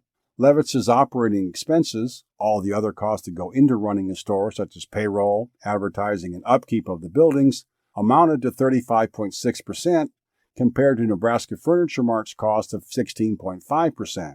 Buffett estimated that Nebraska Furniture Mart saved its customers over $30 million each year due to its lean operating structure. All of this is that much more impressive since Buffett considered the Levitt's operation well managed. What was the secret? Buffett compared the Blumkin family to Ben Franklin and Horatio Alger and said they applied themselves with enthusiasm and energy, stayed within their circle of competence, and always acted honestly. Buffett saw the best of himself and Berkshire in the Blumkin family. See's Candies. If Nebraska Furniture Mart earned Buffett's high praise, See's really got his blood pumping. According to the 1984 annual report, identifiable assets for See's averaged $63 million, and after-tax profits of $13.4 million equated to a return of 21%. On tangible assets of $28.2 million, the return was even higher, 47%. The actual economic return of See's was even better considering not all aspects of the business were part of the accounting. The report only listed tangible assets. It did not account for the spontaneous liabilities associated with conducting business, such as accounts payable. Since others provided part of the capital to operate the business, the company did not need to fund it. Given this assumption and the use of a seasonal line of credit to fund short-term inventory, the returns on net tangible assets, or equity, were likely well above 100% for the candy company. Still, the business wasn't perfect. The boxed chocolate industry suffered from marginal profitability and slow growth. The latter ailment also beset See's. Same-store sales fell 1.1% in 1984, though total poundage was up 0.6% because of store growth. If pounds sold only grew through physical store expansion, the per-pound selling cost would, by definition, increase, a result that could not go on forever. Despite these problems, See's had clear pricing power. Over the 13 years that Berkshire, via Blue Chip, had owned See's, it was able to increase its per-pound selling price by 9.5% per year and its per-pound profits by 13%. Over that same period, the price level increased, on average, 7.9% per year. Given the success of See's against the backdrop of weak industry conditions, the natural question is how? Buffett said it was the company's relentless focus on quality. Competitors, he said in his letter, would add preservatives or freeze the finished product in order to smooth the production cycle and thereby lower unit costs. We reject such techniques. See's was willing to put up with the headaches that came with trying to produce and deliver product in a short window of time during the holiday season, using nothing but the freshest ingredients. The month prior to Christmas accounted for 40% of the volume and 75% of the profit for the year. Easter and Valentine's Day also did well, but the remainder of the year was spent treading water. The success of See's seemed to stem from the company's willingness to think and act long-term and to accept short-term pain in exchange for long-term profitability. It focused on the customer and built its business around it, rather than trying to smooth out operations and manage the business from an accounting viewpoint first. See's was an excellent cash cow for Berkshire, one that would continue to deliver profits to Omaha for redeployment into the ever-growing Berkshire empire. The Buffalo News. The Buffalo News delivered a $27.3 million pre-tax profit to Berkshire in 1984. Compared to what it earned in 1983, this represented an almost $8 million or 41% increase. Competition, or the lack thereof, now that the Courier Express folded, was a major contributor to the success of the Buffalo News. So too were its customer-centric policies, which were, somewhat unexpectedly at first glance, very similar to See's. Coming out on top in a winner-takes-all contest helped tremendously, but the paper deserved its success. Like See's, it delivered, no pun intended, more value to its customers than the competition.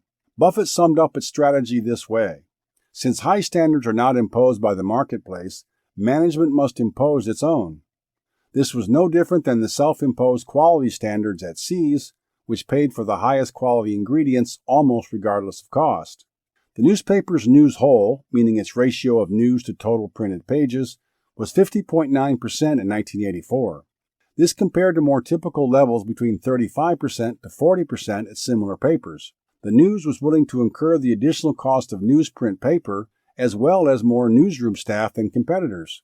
It was rewarded with higher readership, which was in turn valued by advertisers. Two other related factors played an important role in the paper's success. For one, the readership of the paper was concentrated into the Buffalo, New York area. This translated into high value to advertisers. Paid advertising by a grocery store that was viewed by a reader 100 miles away, for example, would be wasted. In fact, the term used for such an occurrence was wasted circulation. The penetration ratio was another success factor. Since the Buffalo News reached a very high percentage of Buffalo residents, advertisers wanting to reach those subscribers could easily do so. The paper's penetration ratio and the relevance of readership to potential advertisers can be thought of visually as two overlapping circles. The wider the circles, the greater the penetration ratio. The more overlap between the two circles, the more shared customers between the paper and its paid advertisers. Insurance. Berkshire's underwriting loss in 1984 resulted in what Buffett called a humbling combined ratio of 136%. See Table 4.36. The industry, by comparison, wrote at a ratio of 117.7% and was not increasing premiums fast enough to make up for increases in underlying costs. This was the third year in a row that Berkshire's experience was worse than the industry. The poor industry performance and even poorer Berkshire results did not dissuade Buffett. That year, Berkshire added capital to its reinsurance unit, Columbia Insurance Company, to continue growing the structured settlement business. He expected a lot of competition but satisfactory returns. Berkshire would continue to use its financial strength to its advantage and only write business that made sense. The financial strength was hard to see precisely on Berkshire's consolidated financials. Prior to 1981, Berkshire had presented separate condensed group financial statements that provided some additional detail on balance sheet items such as the investment portfolio, plant and equipment, lost liabilities, unearned premiums, and other items. From these, it was clear exactly how much shareholders' equity was attributable to the insurance group. Detail on the income statement items largely remained in subsequent reports, but a holistic balance sheet was not provided. Even without the specific detail, it was clear Berkshire remained heavily weighted toward insurance. Making some assumptions, we can estimate that Berkshire's written volume in 1984 would have represented just 17% of equity capital, a ratio far below the capacity of an insurer, and an indication as to how much Buffett and his managers had put the brakes on operations during the period of weak pricing. Geico dwarfed Berkshire's insurance group. Looking through to Berkshire's share of Geico's premiums, Berkshire owned 36% of Geico at this time, Berkshire's share of its premium volume in 1984 was $320 million. Buffett praised its managers, Jack Byrne, Bill Snyder, and Lou Simpson, for creating and sustaining a major sustainable competitive advantage in an industry where such an advantage was almost unheard of. He heaped additional praise on Simpson, who has the rare combination of temperamental and intellectual characteristics that produce outstanding long-term investment performance. As good as Geico was and is a very good business, its advantage stopped at its core business. It was natural for a management team to build on its success and expand into adjacent areas. Yet attempts to do so had largely failed, and this refocused Geico's management back on the core automobile insurance business. Errors in loss reserving. The business lesson for 1984 was on a topic central to insurance, Berkshire's largest and most important division. It also shed some light onto what created the large underwriting losses of the last several years and why management couldn't immediately stem the red ink. Central to the insurance business are estimates of its future losses. Because they are just that, estimates, they are subject to error at best. At worst, they can lead to lying and fraud. In a normal business, profits or losses are known fairly rapidly. A box of chocolates that cost $4 to produce and sell, and that was sold for $5, would clearly generate a profit of $1. An insurer, on the other hand, takes its revenues first, whether earned or unearned, and must estimate up front what its future costs will be over the life of the insurance contract. It not only doesn't know how much it will cost, but it might not even know when that cost will come. In short-tail lines of insurance, like automobile insurance, policies are written for 6 months to a year, and claims are paid out accordingly. There may be a slight delay in when a claim happens and when it is reported. These are referred to as incurred but not reported losses, or IBNR.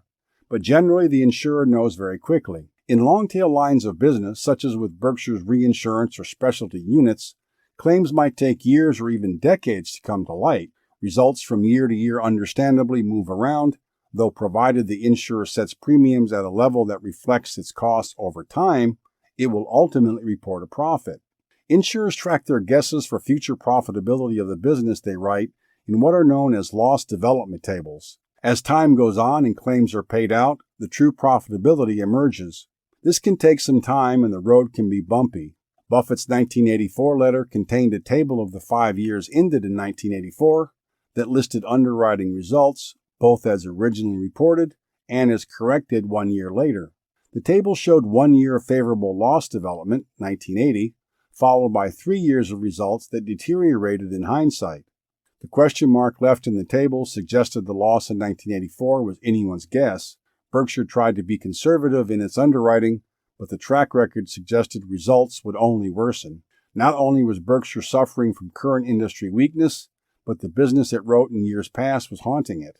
Accounting and insurance reporting conventions dictate that as loss estimates for prior years worsen, revisions are included with the current year's underwriting results.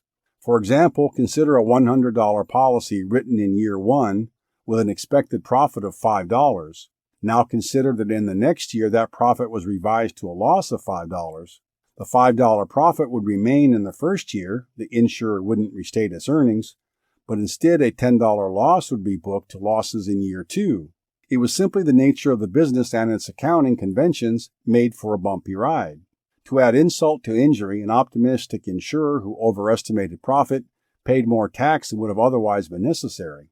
These overpayments eventually correct themselves, but there was no interest received on the amount overpaid. Buffett was more than embarrassed by the missed estimates. He felt that he had let shareholders down and said so in his letter. He wrote that his error in reporting is a source of particular chagrin to me because 1. I like for you to be able to count on what I say. 2. Our insurance managers and I undoubtedly acted with less urgency than we would have had we understood the full extent of our losses. Revisions in 1984 to prior year estimates totaled $17.8 million, or 12.7% of premiums earned that year. These revisions stemmed primarily from the reinsurance segment, which itself was subject to the estimates provided by the primary insurers whose businesses they took on. Most of the remainder of the change in loss reserves was due to workers' compensation, which was another long-tail type of insurance whose ultimate profitability took time to materialize. The insurance business had another quirk which made trust and track records important. The revisionary type scenario above is simply a part of the business. Any 1 year or a few years might be poor, so an insurer with a long-term track record of an overly optimistic reserving would find itself nearly out of business. In such a case, its management could forestall that day of reckoning by continuing to write new business, even at a rate that would ensure a loss. Since premiums generate cash up front to pay claims later, unscrupulous managements could bring the ship right up to the edge of a cliff before falling straight off. As Buffett put it, insurance is different. You can be broke, but flush. Buffett openly worried about the effect of these Walking Dead type companies and their effect on Berkshire. Not only would Berkshire suffer once as a competitor when those companies drove down premium rates, but again via state guarantee type arrangements which bailed out policyholders of failed firms. He urged regulators to more strictly police the industry to mitigate the damage from such events. Washington Public Power Supply System. From late 1983 to mid-1984, Berkshire's insurance group purchased large quantities of bonds in Washington Public Power Supply System, WPPSS. Specifically, Berkshire's $139 million investment was in Projects 1, 2, and 3. This distinction was important as Projects 4 and 5 were abandoned and $2.2 billion of related bonds languished in default. The default was what presented the opportunity to Berkshire. There was acknowledged risk that the investment could prove unsatisfactory, but both Buffett and Charlie Munger judged the risk appropriate. The default issues with Projects 4 and 5 meant they could pay a lower price and therefore receive a higher yield for the investment in Projects 1, 2, and 3 compared to other bonds available at the time. Those projects also had important differences in credit quality. Berkshire's $139 million invested earned $22.7 million after tax, equating to a 16.3% unleveraged return. He said a similar earning business might fetch between $250 million and $300 million. The description of the investment read like that of an equity investment, but the WPPSS investment was in its bonds, an important distinction. Buffett wrote that a bond as a business mindset may strike you as a bit quirky. However, we believe that many staggering errors by investors could have been avoided if they had viewed bond investment with a businessman's perspective. Focusing on the underlying business, the ultimate source of interest payments to bondholders, and any residual earnings accruing to equity holders led to more rational thinking. The bond as a business investment was a large one. Just like Berkshire's equity investments, it did not make inconsequential investments in attractive bond investments. The $139 million investment represented 12% of Berkshire's 1984 average equity and 7% of its average assets. If these WPPSS bonds defaulted like Projects 4 and 5, Berkshire would take a large hit. Buffett and Munger were willing to make such intelligent but with some chance of looking like an idiot investments because they thought the odds were in their favor. Controlling 47% of Berkshire's stock between them also helped. Berkshire's financial strength played a role in allowing it to take calculated risk in the pursuit of superior returns. In writing far less business than it otherwise was capable, financial strength often penalized Berkshire's results. In cases such as WPPSS, Berkshire could make the investment without much fear of backlash from insurance regulators because it possessed a large margin of safety in its capital position. Other insurers often wrote as much as their balance sheets would allow. This handicapped them since their capital position was not strong enough to withstand a big error, no matter how attractive an investment opportunity might appear when analyzed on the basis of probabilities. The result was that these insurers had to invest much more conservatively, hurting their long-term investment results. The WPPSS bonds were an attractive security in an asset class that did not generally interest Berkshire. Even though inflation had diminished substantially, it was always lurking just around the corner. Owners of businesses would be hurt by inflation, to be sure, but bondholders would be in a far worse position that could potentially wipe out their advantageous capital position. Mutual savings. Charlie Munger's chairman's letter to Wesco shareholders, again included in the Berkshire Annual Report, provided readers with an education on banking. His comments on the thrift, savings and loan industry, contrasted mutual savings' conservative operating practices to a world where competitors were increasingly taking on significant risks. For Berkshire shareholders who had become familiar with the banking business via their investment in the now divested Illinois National Bank, mutual savings would seem familiar.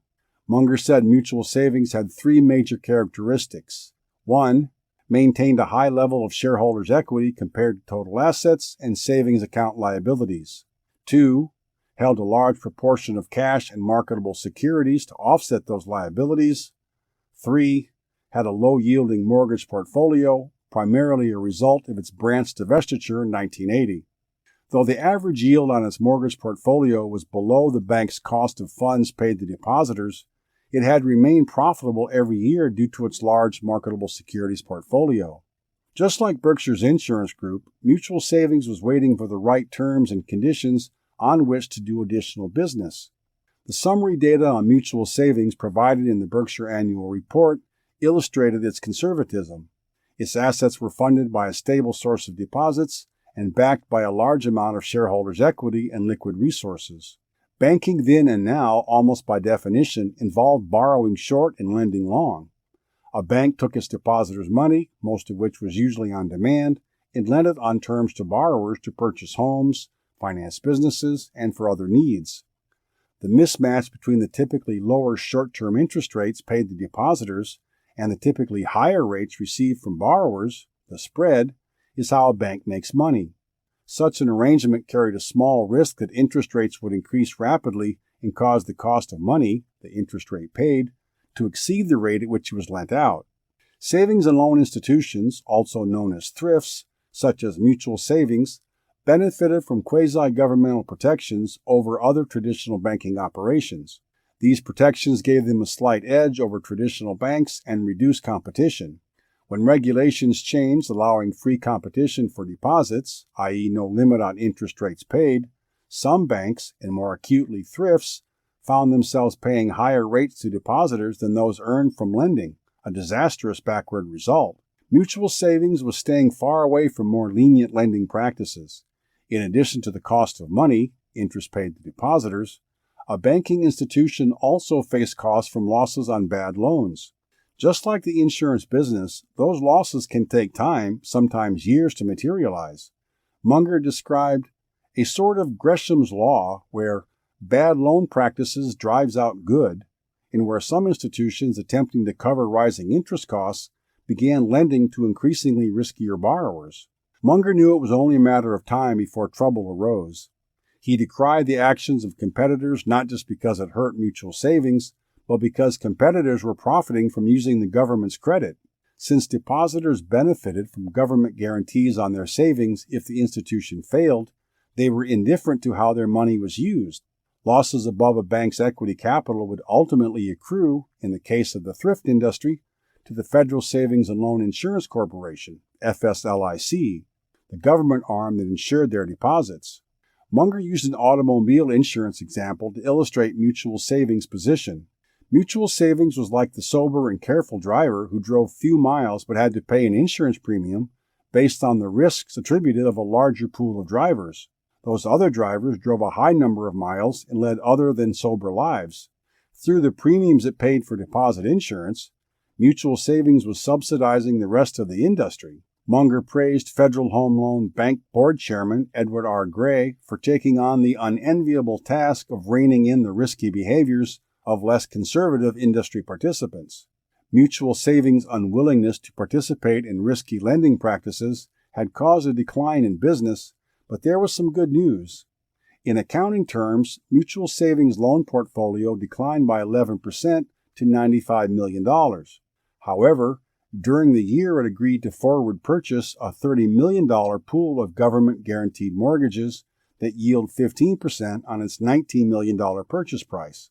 In coming years, the loan portfolio yield of Mutual Savings would start covering its funding cost as these higher-yielding mortgages became part of the mix. The commitment to purchase these mortgages in the future was the economic equivalent of making a loan during 1984. Munger told Westco shareholders that in substance its mortgage portfolio had increased by 7%. Dividend policy. Buffett repeatedly told shareholders why he disliked dividends. He used a long section in his 1984 chairman's letter to illustrate why in detail. Buffett considered capital allocation crucial and thought managers and owners should think hard about the circumstances under which earnings should be retained and under which they should be distributed. He did not like the fixed percentage of earnings dividend payout ratios that other managers blindly targeted without any thought to alternative uses for that capital. Instead, opportunity costs should be front of mind and attention paid to economic reality. The key was getting managers to think like owners and compare all investment opportunities, even if they lay outside the manager's own business. Some managers displayed contradictory behavior.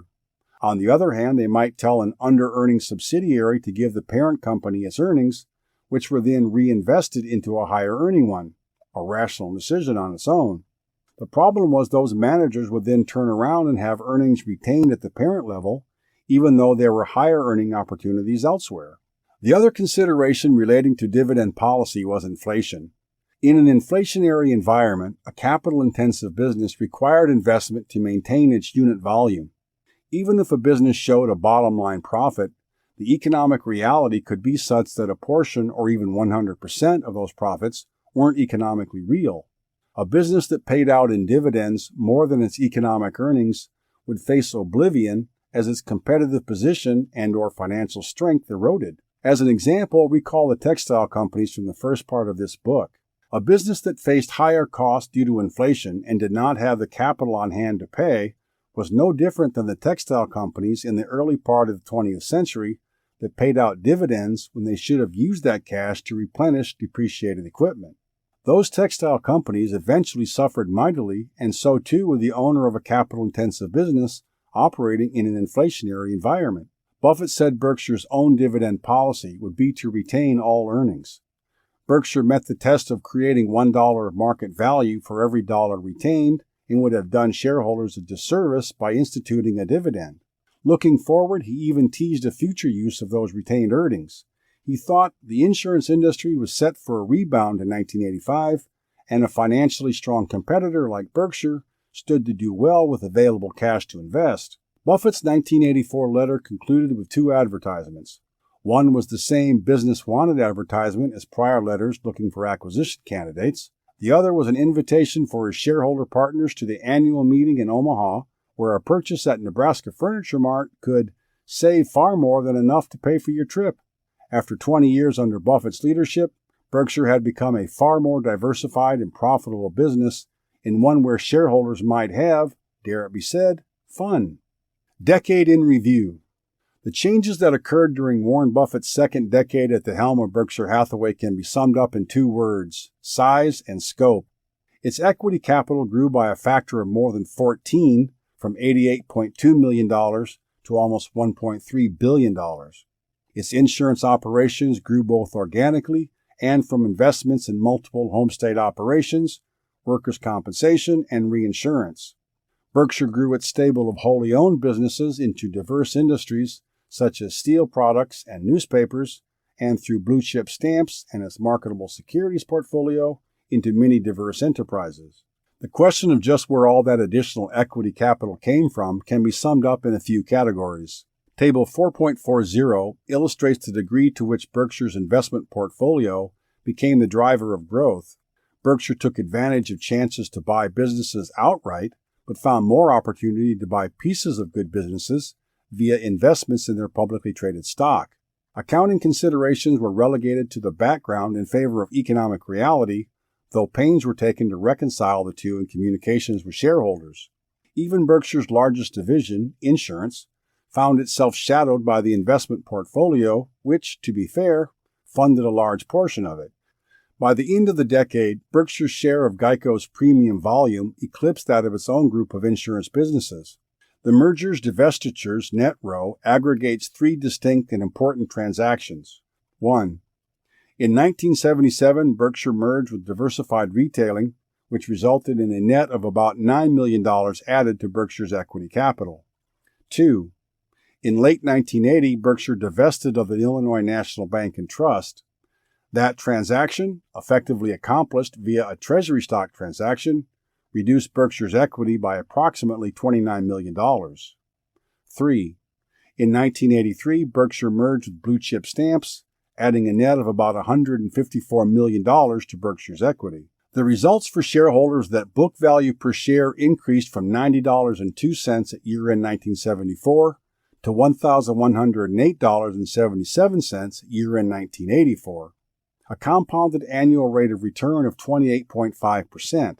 Importantly, this result was on a per-share basis. There had been some dilution to shareholders as shares outstanding grew from 980,000 to 1,147,000, 1.6% per annum, over the preceding 10 years, but by and large, Buffett had not enlarged his managerial kingdom at the expense of shareholders. On the contrary, during the diversified Illinois National and Blue Chip transactions, he went out of his way to ensure fairness to his shareholder partners. A powerful tailwind pushed Berkshire's stock price upward over the decade.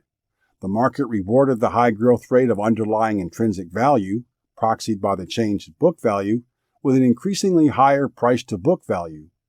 Steadfast investors owning Berkshire for the entire decade were rewarded with a return of 40% per year. The fuel for this remarkable growth was largely Berkshire's insurance group. Growth over the preceding decade was impressive, even after pulling back toward the end of the decade because of industry weakness. Yet the financials understated Berkshire's massive push into insurance, as its 36% investment in GEICO was responsible for an additional $336 million in premiums on a look-through basis. Berkshire's investment portfolio grew steadily, funded through funds generated via float, retained earnings, and additional capital contributed to the insurance companies. The composition of the portfolio at the beginning and end of this decade highlights Buffett's propensity for holding companies for a long time and his increasing tendency to concentrate bets. Of the $1.3 billion common stock portfolio at year-end 1984, almost one-third was GEICO. The top four positions, GEICO, General Foods, Exxon, and the Washington Post, represented 75% of the entire portfolio in 1984. The top four positions in 1974 represented 48% of the portfolio. The Washington Post, which represented a quarter of the portfolio in 1974, was the only investment in the top four that extended over the entire decade and had dropped to fourth place. Berkshire was much more concentrated at the end of the decade than at the beginning. Buffett was comfortable with this level of investment concentration because he had conviction and because Berkshire's financial strength allowed for it. The float generated by the insurance group was technically the result of the assumption of liabilities to finance additional asset purchases. But these liabilities had no due date and could be controlled for the most part by writing additional business. Berkshire's financial debt at year-end 1984 was low, and at $127 million, it represented just 10% of shareholders' equity. What's more, it consisted of long-term notes with varying maturities stretching over 20 years into the future. Berkshire's diverse sources of earnings power also contributed to its ability and willingness to concentrate its investment portfolio. Berkshire could count on cash coming in the door from the recently acquired Nebraska Furniture Mart, its now profitable Buffalo News, See's Candies, and the various businesses under the Wesco umbrella. Pre-tax operating earnings from its non-insurance businesses after deducting interest but excluding amortization of goodwill and the discretionary shareholder-designated contributions, amounted to $66 million in 1984. This figure was also outside of the $69 million of pre-tax net investment income, largely attributable to the insurance segment. The Berkshire that emerged from Buffett's 2 decades of polishing, painting, and refining was radically changed from the money-losing textile operation he inherited in 1965. Shareholders owned, through Berkshire, investments in many diverse business operations, some in whole, some in part. They could look forward to communications that did not just report troubles, but opportunities. Berkshire, going into Buffett's 3rd decade of control, had prospects. Lessons, 1975 to 1984. 1. Even good businesses can experience challenges. Buffett and Munger faced many problems from the insurance group during the decade and oversaw massive underwriting losses toward the end of it. Even See's Candies, a wonderful business by all accounts, had its problems dealing with certain input costs. 2. Competition can be brutal and sometimes irrational. The actions of competitors in the insurance industry and their lack of understanding about the true long-term cost of doing business caused industry premiums to be inadequate. Not only did those specific competitors suffer, but others, including Berkshire, suffered as well. In a completely different business, the Buffalo News, the paper almost failed because of competition. There was no room for 2 competing papers, but the competitor did not go down without a protracted legal fight. 3. Inflation wreaks havoc on all businesses, and especially those with high capital requirements. It causes some earnings to be illusory, or, to use Buffett's words, ersatz or restricted. It forces capital to be reinvested in a business just to stand still and maintain unit volume. Sometimes inflation can be other than just monetary, such as the social inflation in jury awards. 4. Mergers, divestitures are okay if done at an appropriate valuation. What truly matters to shareholders is not the size of a company, but its growth in intrinsic value per share. Managers can destroy value by issuing undervalued shares to complete acquisitions. 5. Economics versus accounting. Owner's wealth is built over the long run by focusing on economic realities. Accounting is only the starting point of the analysis, and it oftentimes obscures rather than illuminates, according to Buffett. In Berkshire's case, this was an acute problem, since significant value resided in the look-through earnings of its investees via its marketable securities portfolio. Chapter 6, 1985 to 1989. Introduction. Focusing just on the 3rd decade of Warren Buffett's control of Berkshire Hathaway, we find a company hitting its stride. Up until 1985, Buffett and his business partner, Berkshire Vice Chairman Charlie Munger, had something of a weight around their ankles in the form of the company's former identity, namely the textile division. Even with this anchor, they achieved an incredible amount in the prior decade, reallocating capital to more profitable businesses. In 1985, Berkshire freed itself from its past by closing the textile division. This really allowed the wind to fill its sails. The magnitude of the changes Berkshire Hathaway experienced during the 1985-1994 decade were incredible. Revenues grew from $729 million in 1984 to $3.8 billion at year-end 1994. Shareholders' equity, while somewhat augmented by issuing stock, increased almost tenfold to $11.9 billion and resulted in a similar magnitude change in per-share book value. Many capital allocation decisions created that change. They fell into 2 broad categories: allocation of capital into new wholly owned subsidiaries and the purchase of part ownership interests in very good public companies. Berkshire acquired several simple yet highly profitable new businesses during this decade. Major additions included Scott Fetzer, a mini conglomerate whose largest divisions, World Book Encyclopedias and Kirby vacuum cleaners, were well known to the general public. Unexpectedly, Berkshire also moved into the shoe industry in a big way. Under the direction of expert capital allocators Buffett and Munger, Berkshire acquired large stakes in several well-known public companies and in some cases joined the boards. The company issued and redeemed a significant amount of debt during this time and also issued shares in connection with a sizable acquisition. The 1985-1994 decade was one where Berkshire Hathaway moved swiftly to implement its leaders' understanding of good businesses, and in particular the potential for value creation in its insurance operations. 1985. Having labored through some difficult years in the past, the year 1985 was a good one for Berkshire Hathaway, not just because of the record 48.2% gain in net worth. Its insurance businesses, though still struggling with underwriting losses, were moving in the right direction, as was the industry, and the insurance business was bolstered by new volume acquired via a quota share arrangement. Berkshire also received a windfall from its General Foods investment when that company was taken over in a leveraged buyout. Not one to bask in glory no matter how richly deserved, Buffett tempered the results with some history and math. Increasing Berkshire's net worth by 15% per annum over the decade would require Berkshire to earn profits of $5.7 billion. Only 15 companies in the U.S. managed such a feat over the preceding decade. Although our scope is not circumscribed by history, structure, or concept, we will also need a full measure of good fortune to average our hoped-for 15%. Tempering expectations was classic Buffett, but it was especially appropriate in 1985. Berkshire stock usually sold at a slight discount to intrinsic value, but recently it had started trading at a premium. This would be a boon to existing shareholders, but not new ones. For their results to match Berkshire's underlying results, that premium would have to remain. If it shrunk to its historical below intrinsic value level, then good business results at Berkshire could translate into less than satisfactory results for those new shareholders. Buffett would continue to subtly influence the share price via Berkshire's candid disclosures. Shutdown of the textile business.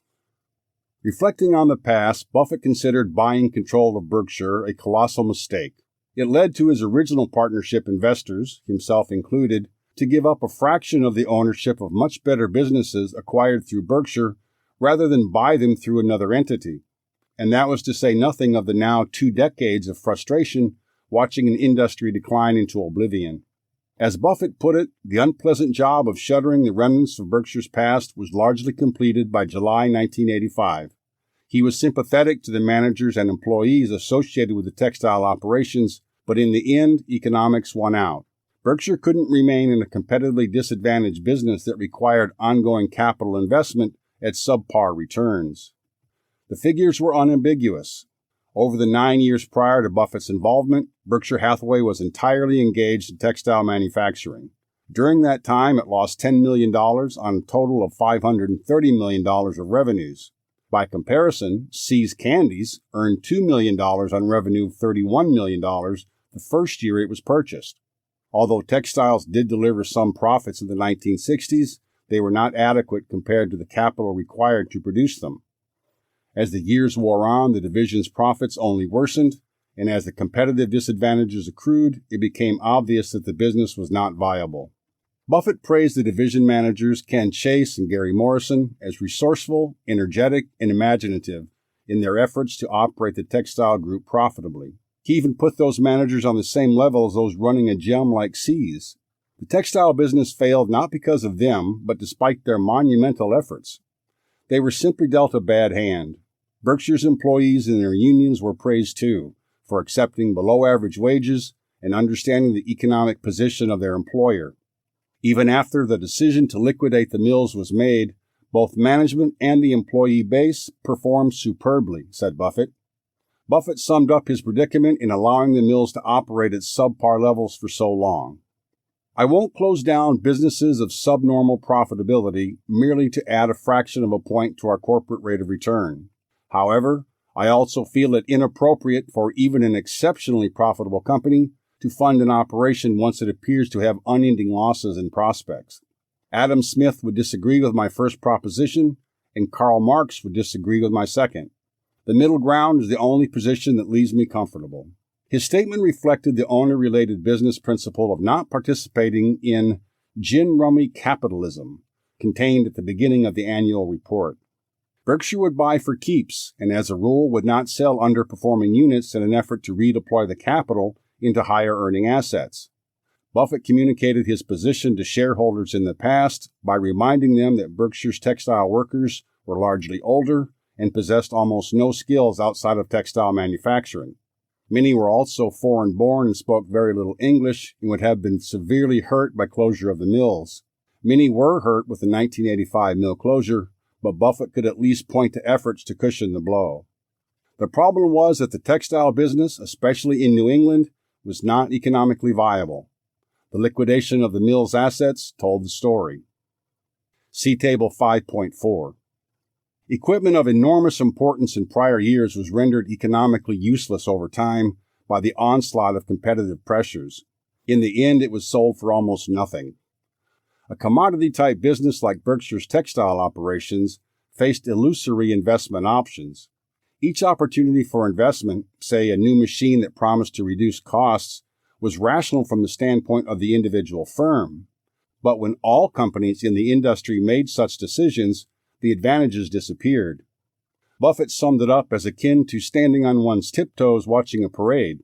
It helps for a fleeting moment until everyone else does the same. Then you see no better and have achy legs. Considering the situation of Berkshire's textile operations in 1985, it was quite clear that industry was, at best, difficult. Yet some textile mills remained. Burlington Industries was the largest U.S. textile company from the time Buffett took over Berkshire until it closed the division. In 1964, Burlington had revenue of $1.2 billion compared to Berkshire's $50 million. In the 21 years that followed, Burlington made $3 billion of capital expenditures. Revenues in 1985 were just $2.8 billion. It was a devastating result that led Burlington's share price to essentially remain unchanged at $60 over that period. Considering the consumer price index had risen threefold over that time, Burlington shareholders who stayed on for the ride saw their real purchasing power shrink commensurately. Berkshire shareholders would surely have faced the same agonizing decline if it weren't for the arrival of Warren Buffett and his capital allocation skills. Instead of oblivion, Berkshire shareholders saw a newcomer harness the textile business's dying breaths to create a profitable enterprise with a diversified stream of earnings. With the aid of Chase, Morrison, and the employees of the textile operation, Berkshire slowly reduced its investment in textiles. Monies raised by selling off plant and equipment and shrinking investments in receivables and inventories were recycled into more profitable investments in operating businesses, such as National Indemnity and Illinois National Bank, and into marketable securities. The liquidation of the textile operations in 1985 and 1986 was the end of an era. What began as an association with the country's first mill operators and continued for almost 2 centuries in various forms ended with a money-losing fire sale. Although its original business of textiles was no longer part of the picture, the story of those who built Berkshire Hathaway would always have a place in history because of Warren Buffett. 3 very good businesses, and a few thoughts about incentive compensation. As the textile business faded into history, the businesses it spawned flourished. Buffett used some figures on Nebraska Furniture Mart, See's, and the Buffalo News to opine on incentive compensation. It was also an excellent lesson on business economics and the importance of thinking through facts and figures carefully. The 3 businesses just mentioned earned $72 million pre-tax for Berkshire Hathaway in 1985 and represented about half of pre-tax operating earnings, prior to interest expense, for that year. Those businesses were earning about $8 million 15 years ago before Berkshire purchased any of them. Buffett cautioned against seeing such an increase as automatically good. That record was good, but there was information missing. To properly appreciate the economic characteristics of a business and whether growth is good, it must properly be compared to the capital required to produce those earnings. The Buffalo News, See's, and Nebraska Furniture Mart, the incremental return on capital investment was highly satisfactory, said Buffett, being understated as usual. Doing some simple math illustrated the excellent economics of those businesses. The rate of return pre-tax was 160%. See Table 5.5. This result stands out when compared to other businesses Berkshire could have purchased. The average American business has required about $5 of additional capital to generate an additional $1 of annual pre-tax earnings, he said. Such a rate of return of 20% pre-tax was not a poor result, but it wasn't 160% either. The only problem, if it could be called one, was the businesses possessed such low reinvestment requirements that they could hardly reinvest their earnings. In 15 years, those businesses found opportunities to invest just $40 million. Berkshire would have invested another $40 million if it could find another close to the 160% incremental return seen over the previous 15 years. Instead, they shipped the excess cash off to Omaha for reallocation into other investment opportunities. Nebraska Furniture Mart was a low-cost operation with one location. This allowed it to set prices below its competitors and still earn a good result for its owners. See's, though still an excellent business, continued to face the industry headwind of declining per capita consumption of boxed chocolates. Declining pounds meant per-pound cost pressures, which were difficult to fully compensate through price increases. The Buffalo News, with exceptional penetration rates near 80%, had little room for future growth within its territory.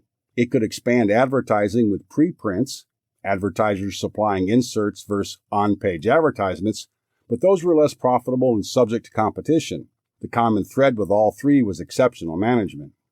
Buffett was not opposed to paying large sums for above-average performance, but he disliked compensation for average performance. He thought managers whose companies increased earnings at the same pace as capital invested in the business deserved no applause.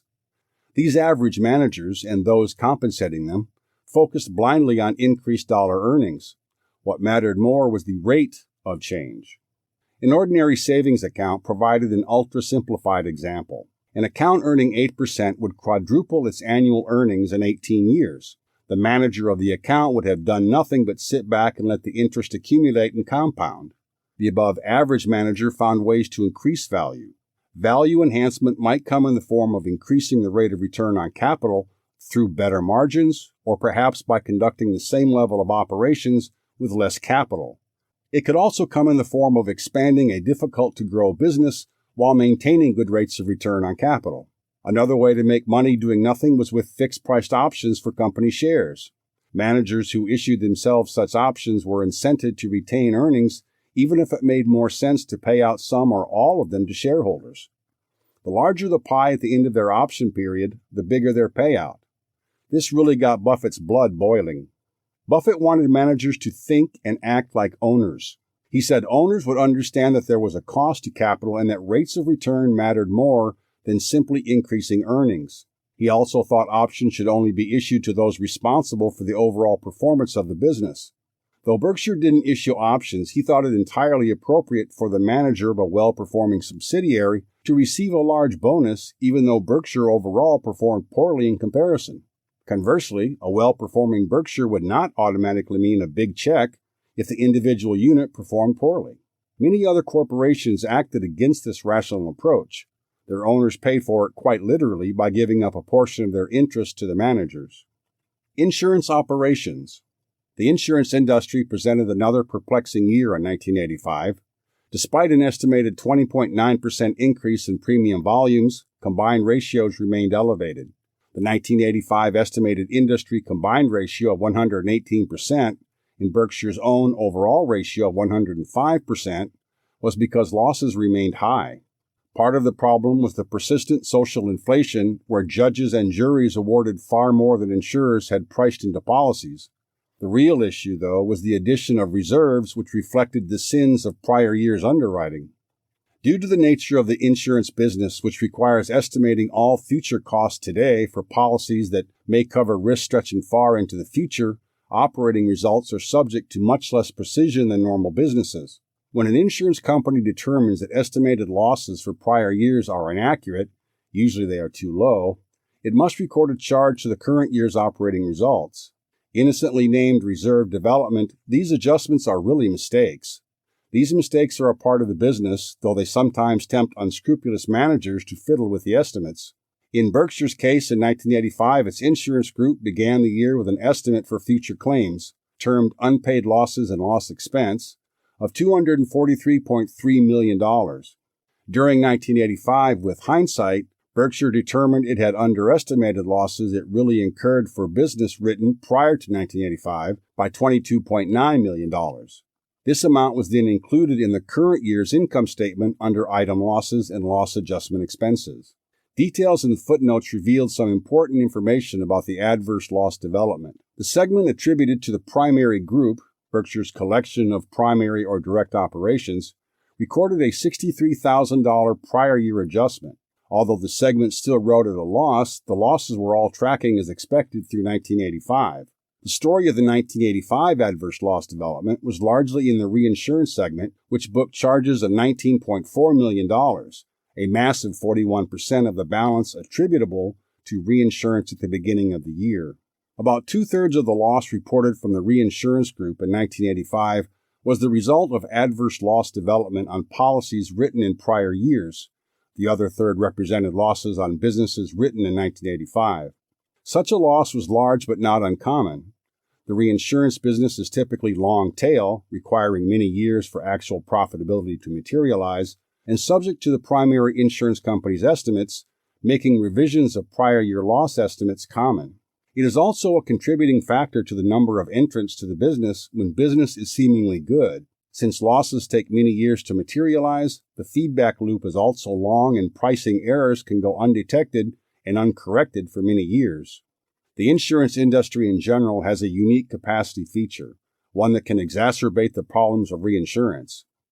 Most commodity industries, indeed most businesses, take time to react to demand and/or pricing and bring additional capacity online. This is because plants must be designed and built, equipment ordered, and personnel hired. Conversely, in insurance, capacity can materialize instantly since it is of financial nature. This feature also leads to quick changes in the other direction. When times are tough, such as a major hurricane or earthquake that leads to industry losses, insurers and their capital backers pull back. This pullback of industry capacity was when Berkshire shone brightest. The year 1985 was one such year of tight capacity in which others, having suffered through years of losses, lost the ability or willingness to write new business. Berkshire, on the other hand, lived for such years. In 1985, Berkshire's insurance group wrote 372% more premium volume compared to 1984, and it earned 226% greater premiums. The winds were finally favorable, but if history was any guide, they wouldn't last long. The increased pricing caused by tight supply in 1985 caused new entrants and re-entrants into the market. In 1985, 15 insurance raised over $3 billion to capture the better industry pricing, according to Buffett. Buffett knew it would only be a matter of time before this new capital pushed prices down below the cost of doing business, and the cycle would start all over again. There was a bright spot in the darkening cloud Buffett painted, one uniquely suited for Berkshire. Berkshire had built a unique advantage through a combination of its excellent track record, good reputation, and significant capital base.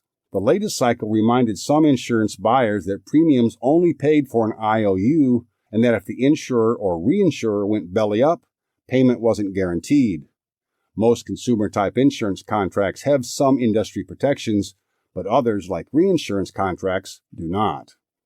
Berkshire's unparalleled financial strength meant that buyers of insurance or reinsurance knew their backer would be around if and when it came time to pay. Fireman's Fund Quota Share Contract.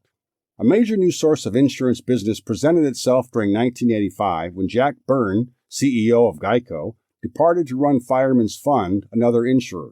Berkshire struck an arrangement to participate in 7% of virtually all of the business of Fireman's Fund for 4 years. Directly and through some subsidiaries, including a newly formed subsidiary at Wesco, Berkshire would be remitted premiums and pay claims promptly. It would be as if Berkshire created a brand new insurance company of its own overnight, complete with favorable float characteristics, which it could invest as it saw fit, unlike a direct investment in equity, and a well-seasoned manager in Byrne. The business from Fireman's Fund would be managed by Berkshire's National Indemnity Company and a newly formed Wesco Financial Insurance Company, WES-FIC. National Indemnity would write 5/7 of the business, while Wesco FIC would take the remaining 2/7. Since Fireman's Fund was doing about $3 billion of business, that meant the 7% share for Berkshire represented over $200 million of premium volume. Even though Berkshire had a majority ownership in Wesco and could direct its activities, it deferred to the Peters and Caspers family, descendants of Wesco's founder who still had a minority position, in deciding whether to enter the reinsurance business with Fireman's Fund. This was an unusual degree of deference for a majority owner to show, but it was also a very shrewd, quiet advertisement to demonstrate to others how Berkshire treated its financial partners. This reputation would pay off in the future with other acquisitions. Investments. Practically jumping off the page, see Table 5.2, was a large $469 million gain on sales of securities during 1985. Buffett tempered the enthusiasm for this by likening it to the day of a college graduation where nothing more is learned yet the degree is suddenly bestowed. Like the college degree, Berkshire's large security gains in 1985 were the result of years of behind-the-scenes accumulation. A significant part of the year's realized gains was due to a $338 million pre-tax gain from the sale of General Foods. Buffett was content to let Berkshire own General Foods, which it purchased in 1980, indefinitely, owing to the combination of good business economics and management quality. However, the stock was successfully targeted as a takeover by Philip Morris, and Berkshire found itself with cash instead. In addition to the large capital gain realized on the sale of its General Foods stock, Berkshire recognized a $4.1 million special distribution, which occurred prior to the takeover. It also recorded a $14.9 million special distribution from the Washington Post Company. Both were structured as share repurchases but acted and were taxed by the IRS as dividends owing to the exact same pre- and post-sale ownership percentages. These were like the Geico special distributions buyback arrangements done in prior years. Berkshire's investment portfolio continued to show high degrees of concentration. At year-end 1985, the portfolio had a market value of just under $1.2 billion, with a cost of $275 million. The biggest change in the portfolio over the preceding 12 months was the elimination of $152 million, year-end 1984 value, positioned in Exxon Corporation. Geico, the largest holding by far, reflected Buffett's degree of confidence in the insurer. The Geico investment had a cost basis of just $46 million and a market value at the end of 1985, representing 50% of the total portfolio. That Buffett was willing to maintain 50% of the portfolio in one company and 85% in just four reflected his belief in concentration. It also reflected the relative scarcity of great investment opportunities. The Washington Post provided a good example of how investors' attitudes had changed from pessimistic to optimistic.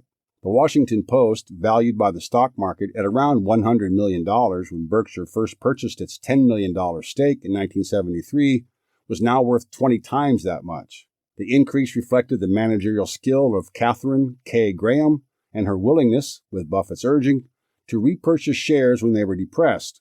It also reflected a growing sense of optimism for stocks in general. The bond portfolio is also worth a note, especially Washington Public Power Supply Systems, WPPSS.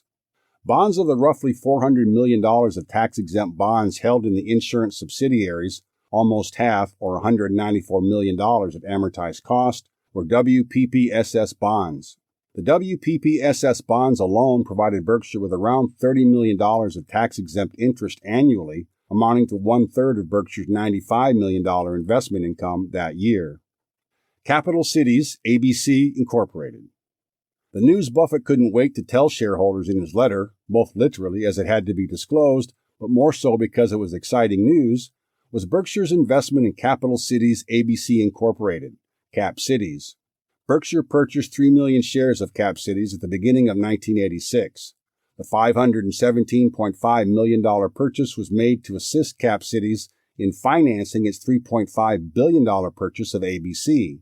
The deal was a white knight situation that helped Cap Cities avoid the destructive tendencies of the leveraged buyout trend of the 1980s. It also brought Berkshire together with Thomas Murphy and Dan Burke, two managers Buffett highly admired. I've been on the record for many years about the management of Cap Cities. I think it is the best of any publicly owned company in the country. Berkshire provided Murphy and Burke with an extraordinary agreement that spoke to Buffett's confidence in them. Provided that either Murphy or Burke occupied the CEO role, Cap Cities would have an irrevocable proxy to vote Berkshire's 18.7% interest in the company for 10 years. Why do this? Handing Berkshire's vote to Cap Cities would allow the managers to focus on running the business and not lose any sleep looking over their shoulder and wondering what their new owner might do in the future. The move amounted to providing the management of a public company an advantage of a private company, the ability to think and act long-term rather than appease an ever-changing roster of shareholders. Miscellaneous. Reflecting its equity base, Berkshire raised the threshold of businesses it was looking for in its recurring business wanted advertisement to $10 million of pre-tax earnings. The equity base was now over $1.8 billion at year-end 1985. Berkshire and its subsidiaries would continue to seek and close tuck-in acquisitions, smaller acquisitions of businesses folded into existing units that made sense, but Buffett wanted to focus on the big fish. The Illinois National Bank, which had been divested by Berkshire at the very end of 1980, by law and not by choice, was sold in 1985 to AmeriCorp Financial. Having cut the cake and let shareholders choose first, Buffett was pleased that any slice, shareholders could choose all Berkshire, all bank, or a combination of the two, had been reasonably equitable.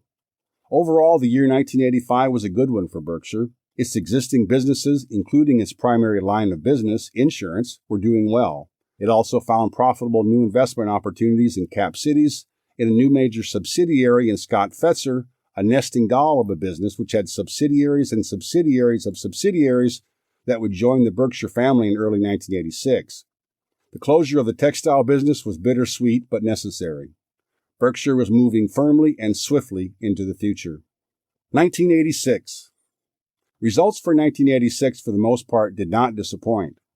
The acquisition of Scott Fetzer in January and later, in June, of Fetchheimer Brothers, pushed consolidated revenues past the $2 billion mark, up from under $1 billion just a year earlier. Insurance, Berkshire's largest line of business, improved, and Geico, its major insurance investee, continued to prosper. Berkshire did face some headwinds in 1986.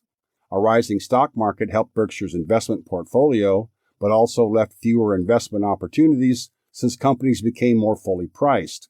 A major tax law change in 1986 affected Berkshire's businesses and its investees in different, and not always positive, ways.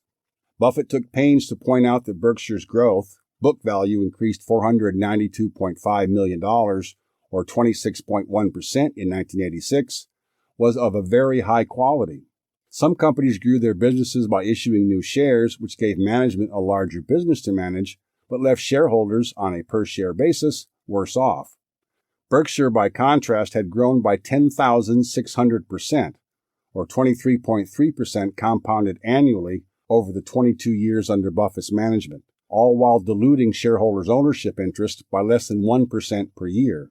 As Buffett saw it, he and Charlie Munger had a two-pronged job description. One was attracting and motivating managers who ran the various subsidiaries. One of Buffett's favorite ways to praise managers was naming them in his chairman's letter. The first page of the 1986 letter praised the Blumkin family of Nebraska Furniture Mart, Mike Goldberg, who ran the insurance group, Chuck Huggins at Seas, Stan Lipsey at the Buffalo News, and two newcomers, the Heldmans, who ran Fetchheimer, and Ralph Shea at Scott Fetzer. The other part of the two-pronged job description was capital allocation. Because Berkshire's businesses were so good, they used very little capital and generated gobs more, and because Berkshire retained all of its earnings, Buffett's job was a considerably more important challenge than at most companies. Shareholders used to reading his chairman's letters knew he was not showing off. It was simply basic math. As Buffett put it, in a company adding only, say, 5% to net worth annually, capital allocation decisions, though still important, will change the company economics far more slowly. Berkshire was like a ship, and a very fast-moving one at that, with a very sensitive rudder. One wrong move, a twitch even, could send the ship off in the wrong direction. For that reason, Buffett preferred to patiently wait for the right opportunities. Finding few in 1986, Scott Fetzer closed in 1986, but was really a decision made in the prior year. Berkshire's main capital allocation moves in 1986 were to pay off debt and stockpile funds. Looking at Berkshire's consolidated balance sheet for year-end 1986, we can see just how conservatively financed it was. About half, 55% of the Berkshire's $4.44 billion in assets were funded with equity, including minority equity stakes, the most permanent of funding sources. The liabilities section, because of the Berkshire's insurance business, was somewhat obscured.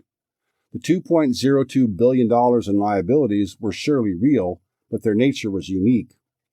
The insurance float that Buffett so loved was made up of the liabilities owed to policyholders for premiums not yet earned by the insurer or claims not yet paid. These liabilities were of a higher quality because they had no due date and were regenerated each time the insurance group wrote additional business. At $414 million at year-end 1986, The deferred income tax line item funded over 9% of Berkshire's assets. Like insurance float, deferred tax liabilities benefited Berkshire because there was no contractual due date. The liabilities arose largely from significant investment portfolio appreciation, in addition to other tax to GAAP timing differences. In the case of taxes due on unrealized appreciation of investments, the tax was only due to the government if or when the security was sold. In this way, Berkshire could put more funds to work than it otherwise could have had it sold the investments and paid the taxes every year. Deferred taxes, as Buffett would later write, an interest-free loan from the government, and would become an important, though not well understood, source of funds in future years.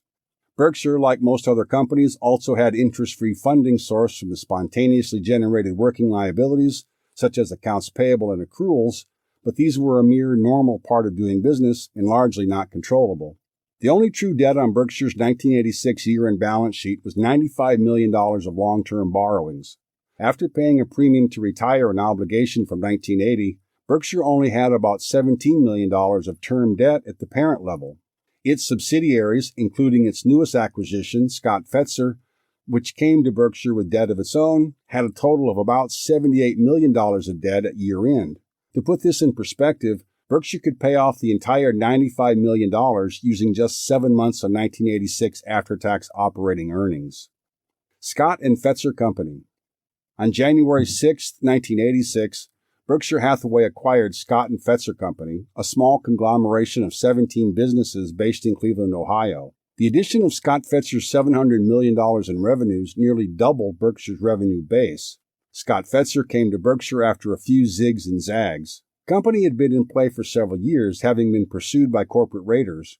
After a failed attempt to take the company private via an employee stock ownership plan, Buffett wrote its CEO, Ralph Shea, expressing interest in purchasing the company. Buffett and Munger met with Shea for dinner in Chicago, and Berkshire signed an acquisition contract a week later. Scott Fetzer had a rich history. Its namesake founders, George Scott and Carl Fetzer, found the company in 1914 in Cleveland, Ohio, as a machine shop. Scott and Fetzer were soon joined by Jim Kirby, inventor of the Kirby vacuum cleaner, and over the ensuing years, acquisitions fueled the company's growth. The largest of Scott Fetzer's subsidiaries in 1986 was World Book Incorporated. World Book represented 40% of Scott Fetzer's business and had pre-tax earnings of $22 million under Berkshire's first year of ownership. With twice the unit sales of its nearest competitor and more than the top 4 competitors combined, World Book dominated the industry. Like Nebraska Furniture Mart, this scale allowed World Book to sell its product for less than competitors and still maintain excellent economics for its owner. The encyclopedias were expensive as a set, but on a per-page basis cost just 5 cents. Additionally, the books were well-edited and consumer-focused. Longer entries started simply and built on themselves using increasingly complex words so kids could understand them. The company ranked over 44,000 words by difficulty. Selling World Book was a calling for over half of its salespeople who were teachers or former teachers, and to a lesser extent librarians. The other major standalone Scott Fetzer subsidiary, almost as big as World Book, with pre-tax earnings of $20.2 million in 1986, was Kirby. Kirby sold high-priced but long-lasting vacuum cleaners. It had been doing so since the company was founded by its namesake founder, Jim Kirby, in 1906. Although Kirby and its sister company, World Book, were very different, they shared one important trait. Both Kirby and World Book were sold via the direct sales model, at the time often referred to as door-to-door. Other Scott Fetzer companies, though not of the same size or scale as World Book or Kirby, nonetheless possessed similar economic characteristics. They were basic, almost boring businesses, such as Campbell Housefield air compressors and Wayne burners and water pumps. They also included Adelet, France, Halex, Merriam, and Northland, which made products and components for industrial use or small parts that would ultimately end up in finished products sold to consumers. The basic but critical nature of many of the products, combined with their low relative prices compared to the price of the end product, meant the businesses were able to generate strong returns on capital. These businesses collectively earned $25.4 million in 1986. Scott Fetzer also came with a small finance organization. Both World Book and Kirby were supported by subsidiaries, which allowed customers to buy on credit. These receivables and installment loans were in turn partly financed by term debt. Buffett considered a conservative amount of debt appropriate for such an operation, which was akin to a small bank that paid a rate of interest for interest-bearing accounts and earned a spread on what it charged customers for loans. Buffett was thrilled by the acquisition and called it a prototype, understandable, large, well-managed, a good earner. Judging by the financial results, Scott Fetzer was indeed a good earner. Over the 10 years ending in 1984, the last full year available, Scott Fetzer earned an average pre-tax return on capital of 22.5%. If adjusted for excess cash on the balance sheet, this figure rises to 28.2%. Scott Fetzer past successes had resulted in the company carrying cash and short-term investments of upwards of 50% of shareholders' equity. Upon purchase, Scott Fetzer paid Berkshire a $125 million dividend. This reduced Berkshire's $410 million purchase price, including $90 million of assumed debt, to $285 million. Even after paying a modest multiple for Scott Fetzer's underlying capital, Berkshire would earn a 25% pre-tax return on its investment in 1986. The Fetchheimer Brothers Company. Berkshire's second acquisition of the year was Fetchheimer Brothers Company, which closed on June 3rd. The company came to Berkshire as a direct result of Buffett's annual advertisement in his chairman's letters. As Buffett told the story, early in 1985 he received a letter from Bob Heldman in Cincinnati informing him that the company he chaired passed Buffett's test.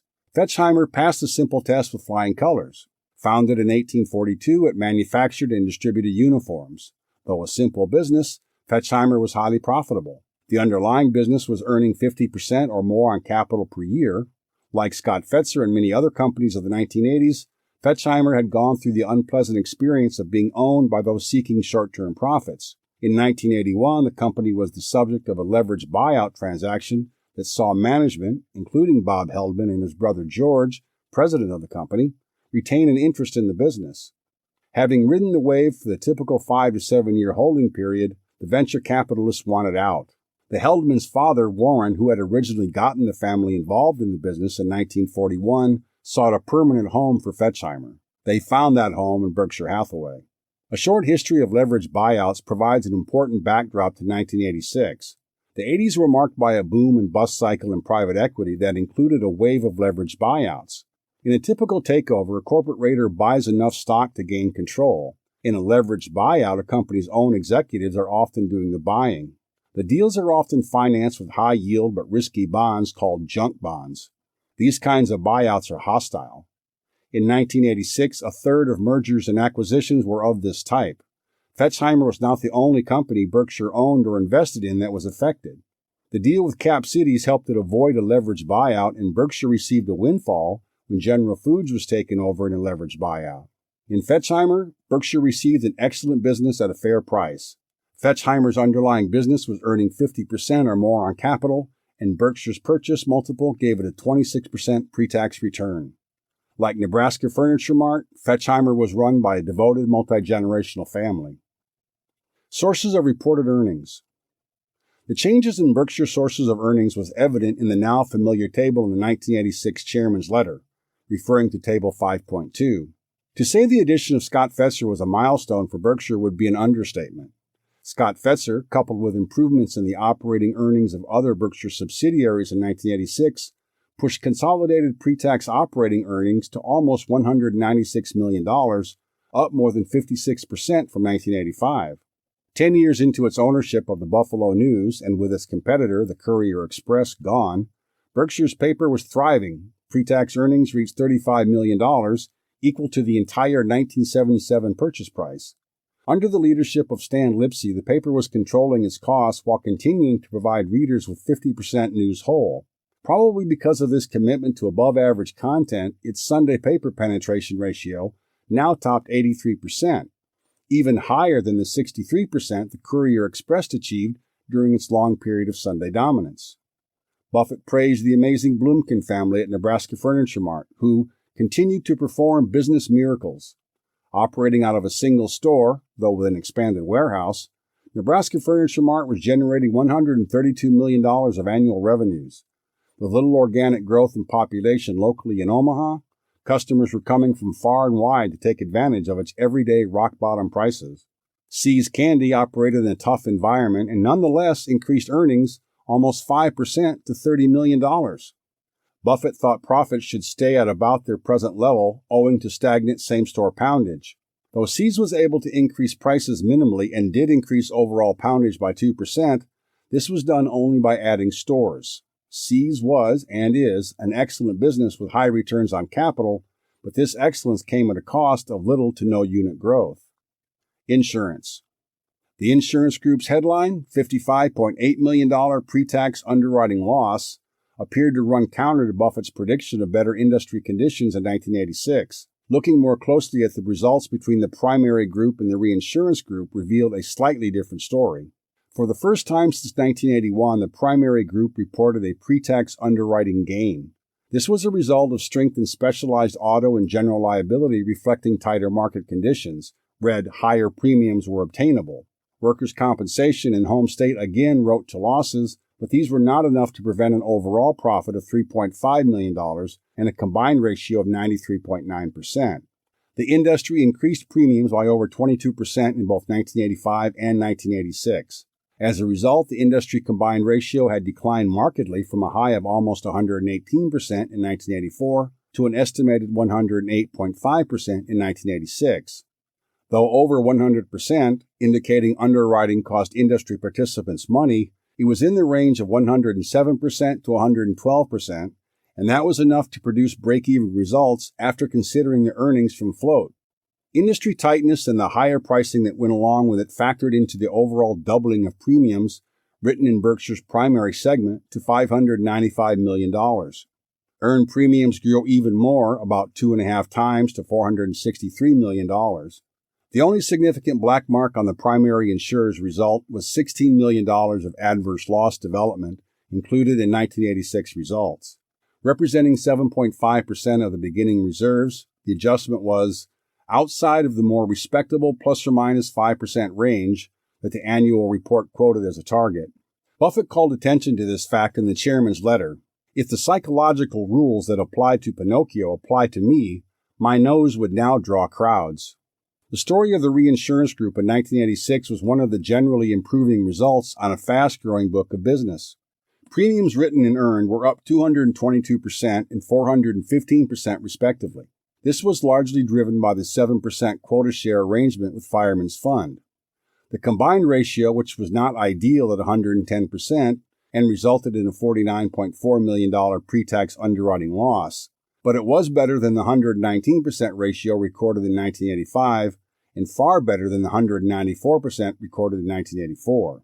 The reinsurance business could stand higher combined ratios, though probably not much higher than the 1986 result. Remember, the long-tail nature of reinsurance means premiums are held longer before being paid as claims, providing more time to earn investment income. A 110% combined ratio implied a 10% loss from underwriting results. Making up anything more than this from investments would be difficult. According to Buffett's estimates, Berkshire was the fastest-growing large insurer between 1984 and 1986. This contrasted starkly to having been the slowest-growing insurer in the few preceding years.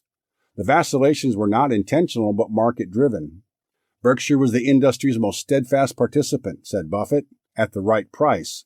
Berkshire was willing to write almost any business if it thought the price was right and the risk manageable and appropriately sized to its capital base. Prior to 1985, it had found the market unreasonable and therefore wrote less business. When the industry tightened, Berkshire wrote more business. For an employee at one of Berkshire's insurance subsidiaries, these swings might have caused apprehensions about job security.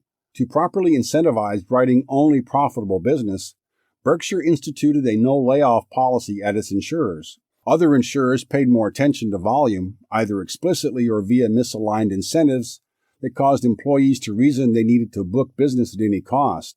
Berkshire thought it better to incur a slightly higher expense ratio now rather than a much worse loss ratio in the future.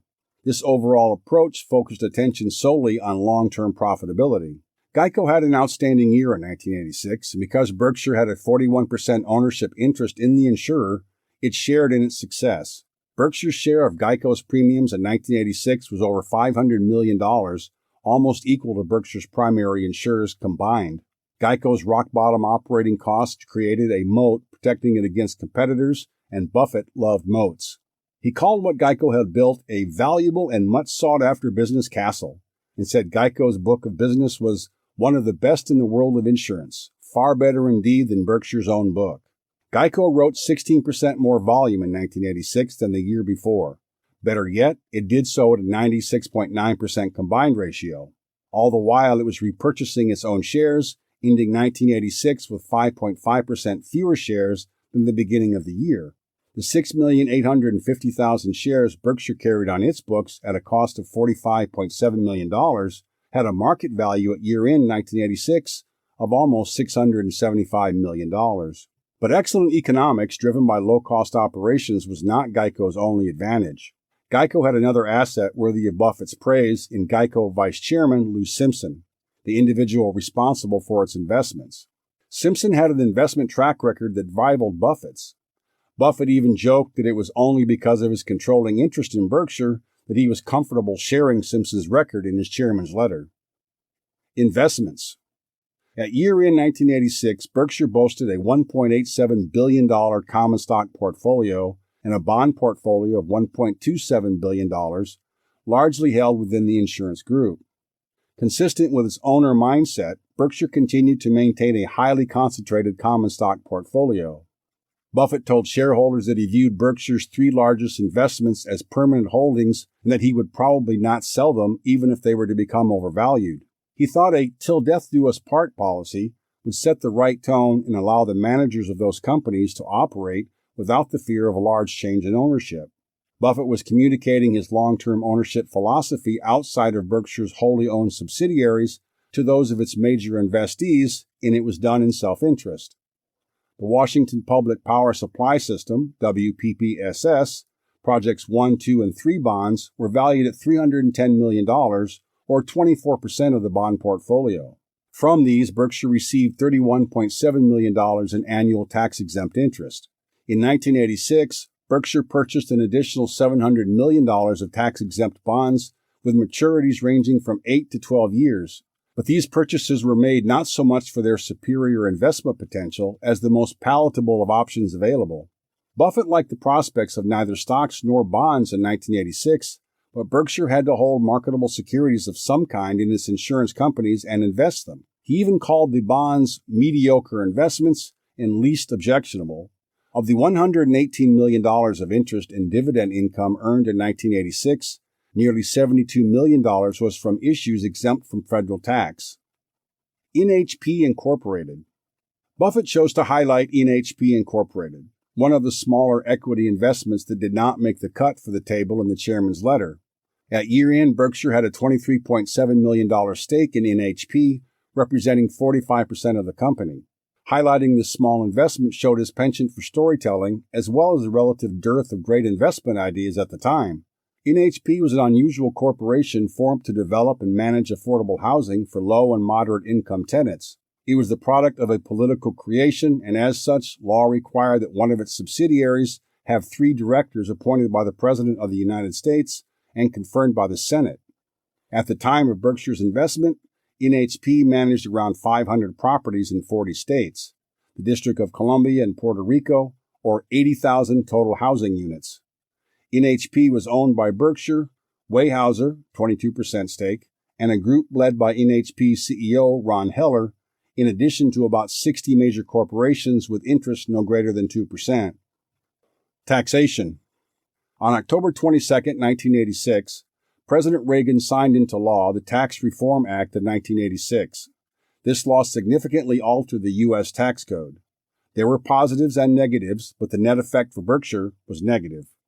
For owners of Berkshire stock wishing to sell, and assuming business value tracked Berkshire's intrinsic value with corresponding increases in share price, the new 28% capital gain rate would leave fewer net proceeds than the old 20% rate. Corporate capital gains tax increased from 28% to 34%, effective in 1987. Importantly, GAAP reporting still used the old 28% rate at present, meaning $73 million would disappear from Berkshire's net worth when the financial accounting caught up with the new tax changes. Dividend and interest income received by insurance companies would be taxed at a higher effective rate, a significant negative. Previously, only 15% of dividends received from domestic corporations would be taxed. That proportion now increased to 20%. Additionally, for property casualty insurance companies, the remaining 80% will be taxed at 15%. Finally, interest on bonds purchased by property casualty companies after August 7, 1986, would be only 85% tax exempt. There were also a few positives. The tax rate on corporate ordinary income was going down from 46% to 34%, a net positive for Berkshire and most of its investees. A fresh start provision offset some of the negatives affecting insurance.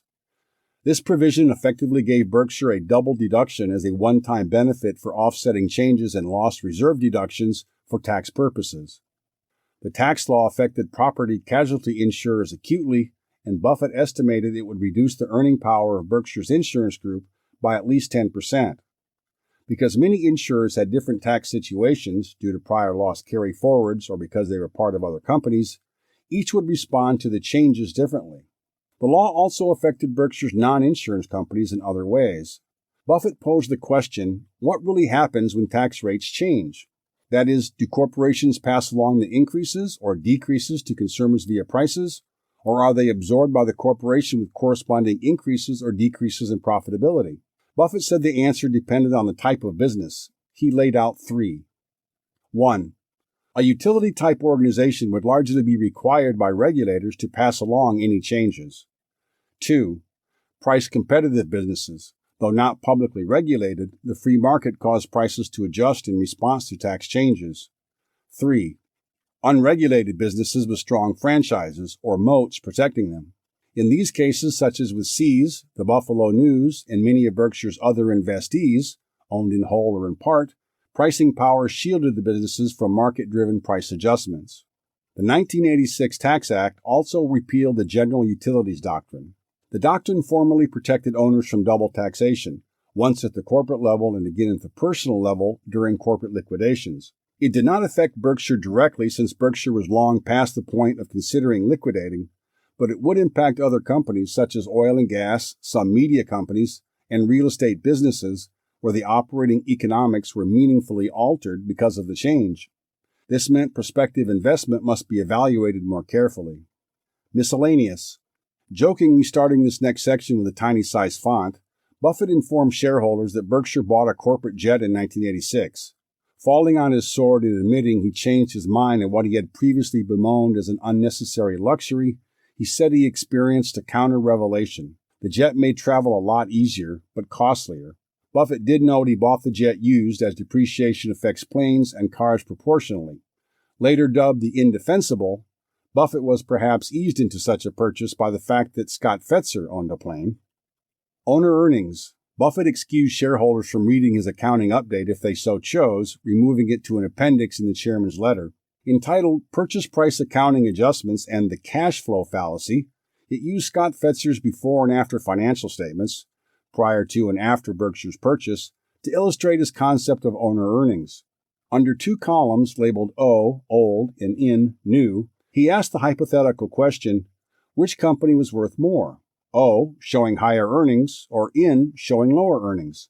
The answer, of course, was that they were the same Scott Fetzer, only manipulated by accounting changes required due to Berkshire having purchased it. The figures for Scott Fetzer are unimportant, but understanding the changes that occur when one company buys another illustrates how economics diverges from accounting. When an acquisition like this occurs, assets and liabilities are appraised at current market values. If inventory was carried on the books at a low price, it is marked up to what it would cost at the time of the acquisition. Similar revisions occur with real estate. Liabilities, too, if they do not reflect current values, are revised, though they are often very accurate. If there is anything left over between the purchase price and the net asset value, it is placed on the balance sheet as goodwill. The net effect of these accounting revisions is often higher valued assets. This affects future accounting in three ways. 1. Higher cost inventory means reported profits are lower. 2. Higher valued real estate, except land which is not depreciated, causes higher depreciation expense. 3. Goodwill amortization, at the time it was amortized for both tax and GAAP purposes, is expensed and lowers profit. The net effect is a new company on paper with greater assets and lower earnings. To an owner, however, the cash flows and intrinsic values were identical. The economics are the same, only the accounting changed. Buffett's owner earnings formula was simple and intuitive. Owner earnings equal reported earnings plus depreciation, depletion, amortization, and any other non-cash charges, minus any capitalized expenditures and related working capital needs required to maintain unit volume. As could be seen in the Scott Fetzer example, earnings charges for amortization created simply by adding and then expensing a new goodwill asset were not real business expenses, but depreciation and the deduction for capital expenditures were very real. Buffett bemoaned the use of the newly trendy cash flow or EBITDA, earnings before interest, taxes, depreciation, and amortization figures being used by Wall Street since they improperly and intentionally omitted capital spending in an attempt to justify certain transactions. Buffett later lamented this accounting mechanism. In 1989, he said it would induce lenders to finance even sillier transactions and called it a sawed-off yardstick, as it was delusional and ignored depreciation. Thus, 1986 ended with a Berkshire Hathaway sticking, quite profitably it might be added, with sound business principles, logic, and patience. 1987. With the benefit of hindsight, we can view the 1987 results through a different lens. Included at the end of the 1988 annual report were separate, unaudited financial statements that distinguished between Berkshire's main operating activities and included a comparison to 1987. This breakdown better informed shareholders of the economic characteristics of each business line and more fully told the story of the Berkshire's $464 million, or 19.5% increase in book value during the year. The first of these categories was the insurance group, Berkshire's primary economic engine, which held the majority of its assets, including most of its marketable securities portfolio, liabilities, and equity. Next was the manufacturing, publishing, and retail businesses, which aggregated such operating subsidiaries as the Buffalo News, Nebraska Furniture Mart, See's Candy, Fetchheimer, Precision Steel, and the many Scott Fetzer subsidiary businesses. The finance-type businesses category included Wesco's Mutual Savings and Loan, as well as the Scott Fetzer Financial Group. Lastly, the non-operating activities segment held everything that did not fit into the other categories, including general corporate overhead for Berkshire's headquarters and parent company debt. Importantly, the non-activity segment also included goodwill and property account adjustments and the related amortization, which were separated from the business acquisitions that created them. GAAP accounting conventions included such amortization with each business, which obscured the underlying business results. Insurance Group. Looking at the insurance group, it is quickly apparent that its 12 individual subsidiaries considered the bulk of Berkshire Hathaway's operating activities. Even after the Scott Fetzer acquisition in 1986, which added a host of operating businesses, and very good ones at that, Berkshire Hathaway was still primarily an insurance company. The insurance group accounted for 77% of Berkshire's year-end 1987 consolidated assets and a full 84% of its equity. The 1987 insurance underwriting results looked very similar to the prior year, with a pre-tax underwriting loss of $55.4 million compared to $55.8 million in 1986. But important differences existed beneath the surface. Written premiums, which are assigned to the year in which they are written but earned over time, fell by 25%. Earned premiums, because of the aforementioned lag relating to when premiums are actually earned, were essentially flat. Berkshire's combined ratio increased slightly from 103% to 105%. This was very similar to the industry overall, but Berkshire's business model meant it generated more float. In fact, Berkshire's average float in 1987 increased from $800 million to $1.3 billion. Importantly, it cost just 4.4% compared to government bonds that yielded 9%. Higher float directly contributed to the $153 million pre-tax net investment income in 1987, a $45 million increase. There were also important differences within each insurance segment. The primary group, which wrote policies directly to those incurring the insured risks, wrote to a combined ratio of 102.3% compared to 93.9% the year before. The results for 1987 were slightly worse than it seemed. However, when we consider that the $2.7 million pre-tax underwriting loss was after $9.4 million of favorable loss development. Although a positive factor in itself, the inclusion of a favorable loss development meant that business written in 1987 was technically not as profitable as the headline 102.3% might suggest, though its true profitability would take time to pan out. The 1987 results for Berkshire's reinsurance group, which through that time excluded structured settlements and portfolio reinsurance, were markedly improved. Coming down from a high of 194% in 1985, the combined ratio for the segment registered at 112% in 1987. This nearly halved the pre-tax underwriting loss compared to the year before, and included just 1.2 percentage points of unfavorable loss development. The last category of the insurance group, which would be combined with the reinsurance segment beginning in 1990, was structured settlements and portfolio reinsurance. These activities, while strictly insurance, were more akin to incurring debt with a roughly known coupon rate. These activities contributed $25 million to the pre-tax underwriting loss from insurance in 1987. While we cannot know for sure, we must assume the area was a profitable one for Berkshire because it remained in the business. Given the improving underwriting and increased float in related investment income, the insurance group could have been considered on the upswing. Quick to temper expectations, Buffett told shareholders, "The party is over." Looking forward, Buffett saw the mediocre 8.7% increase in industry-written premiums as inadequate to cover his estimate of the minimum of 10% year-over-year volume increases required to cover the ever-increasing costs of social inflation. Breaking 1987 down into quarterly figures, Best's, an industry publication, showed year-over-year volume increases for the industry falling to below 6% in the second half of 1987. Industry capacity, lured by improving profitability, was already sowing the seeds of its own demise.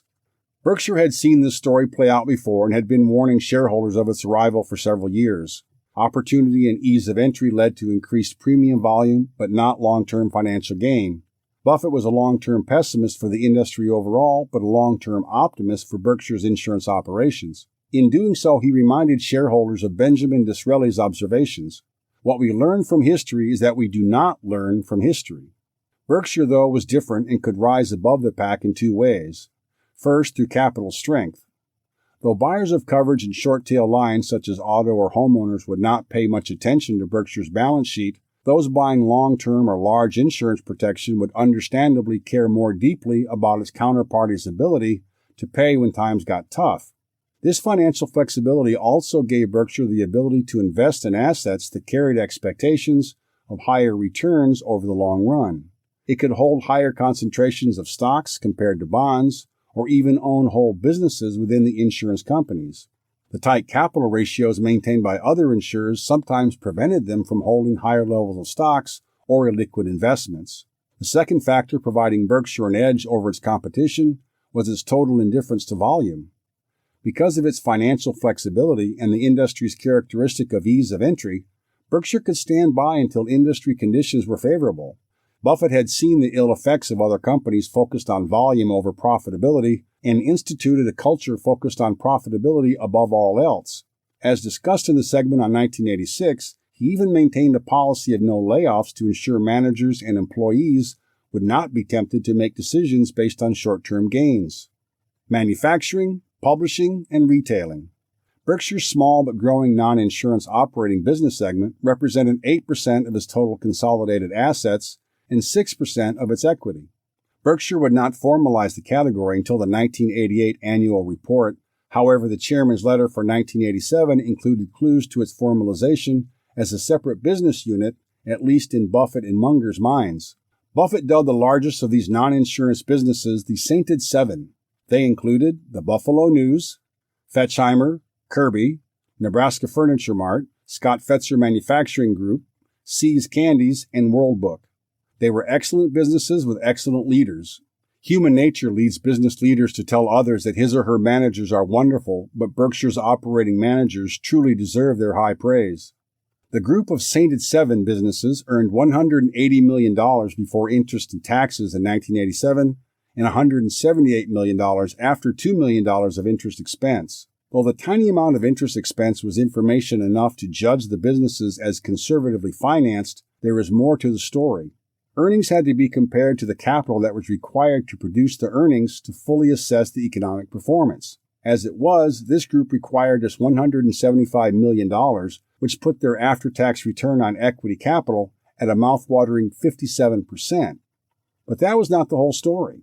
The $175 million figure was the historical cost basis of those companies' capital, an important distinction. Because Berkshire paid a premium to acquire them, the accounting required adjustments to certain accounts and the addition of goodwill. These were not insignificant. Berkshire paid approximately $222 million more than that $175 million. Buffett thought that the operating manager should not be judged on the higher figure, since his agreeing to pay a higher price than the underlying capital didn't magically give those managers additional capital to employ. Having paid that premium, Buffett could rightly be judged by the lower 25% after-tax return. The first-class problem that came with owning such wonderful businesses was that of reinvestment. The businesses earned high returns on capital but could not profitably reinvest much more capital at such high rates, though they tried. As a result, excess cash was usually sent to Omaha to find the best use for it. Buffett and Munger could reinvest it in other subsidiaries with growth potential. The insurance group was the recipient of numerous capital injections over the years, purchase other operating businesses, or buy marketable securities. The important thing was that the operating managers had a relief valve for excess capital that mitigated making subpar investment decisions, and they were incented to grow only if that growth was profitable. The 1987 chairman's letter gave a quick update on each of the major operating units within the manufacturing, publishing, and retailing segment. Buffett noted that his brevity was not a lack of recognition for good work, but that much had already been said in the past and little had changed. As he wrote, "Experience indicates that the best business returns are usually achieved by companies that are doing something quite similar today to what they were doing 5 or 10 years ago." Buffett therefore kept his updates brief.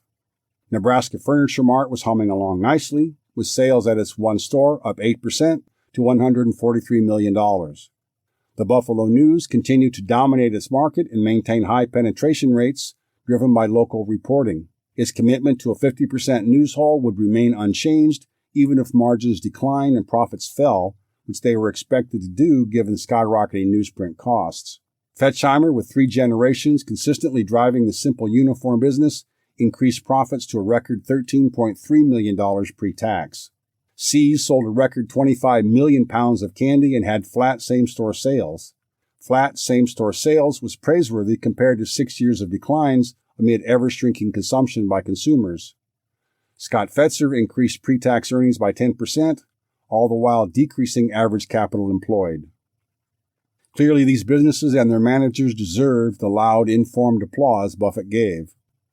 Finance-type businesses. The 2 businesses making up this segment in 1987 were Wesco's Mutual Savings and Loan and Scott Fetzer Financial Group, part of Scott Fetzer. The latter was a separate operating subsidiary under the Scott Fetzer umbrella, set up to finance consumer purchases of such products as the World Book and Kirby.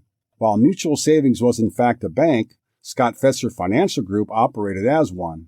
Both were highly leveraged as measured by an asset-to-equity ratio. However, unlike Mutual Savings, which primarily used savings accounts and other deposits to fund itself, Scott Fetzer Financial financed its assets with term debt. Viewing this segment as a bank, we can observe that at year-end 1987, it had equity amounting to 15.5% of its total assets. This was akin to a bank's capital ratio, and at that level would be considered well capitalized. Another standard metric by which banks are measured is return on average assets, which measures operating performance. An estimate of the 1986 return on assets for Berkshire's finance-type businesses of 2.6% would have ranked it among the very best banks. Non-operating activities. The non-operating activities segment was the proverbial kitchen sink. It held accounts including acquisition, created property adjustment, and goodwill. These 2 items alone totaled about $210 million and accounted for almost 60% of the assets reported in the segment. The income statement of the segment suffered from the related amortization charges. While the segment did hold some real assets, such as cash and marketable securities, it was clear the breakout was meant more as a cleanup to reconcile the GAAP financials rather than to provide substantive analytical value. Investments. Primarily held within the insurance group, Berkshire's marketable securities were viewed as a separate entity from the underwriting activities. The latter were managed by the various operating managers, while the former was entirely under the direction of the chairman and vice chairman. Buffett's evolving attitude toward owning great businesses for the long term started to show when he elevated several equity investments to the level of a permanent operating company status.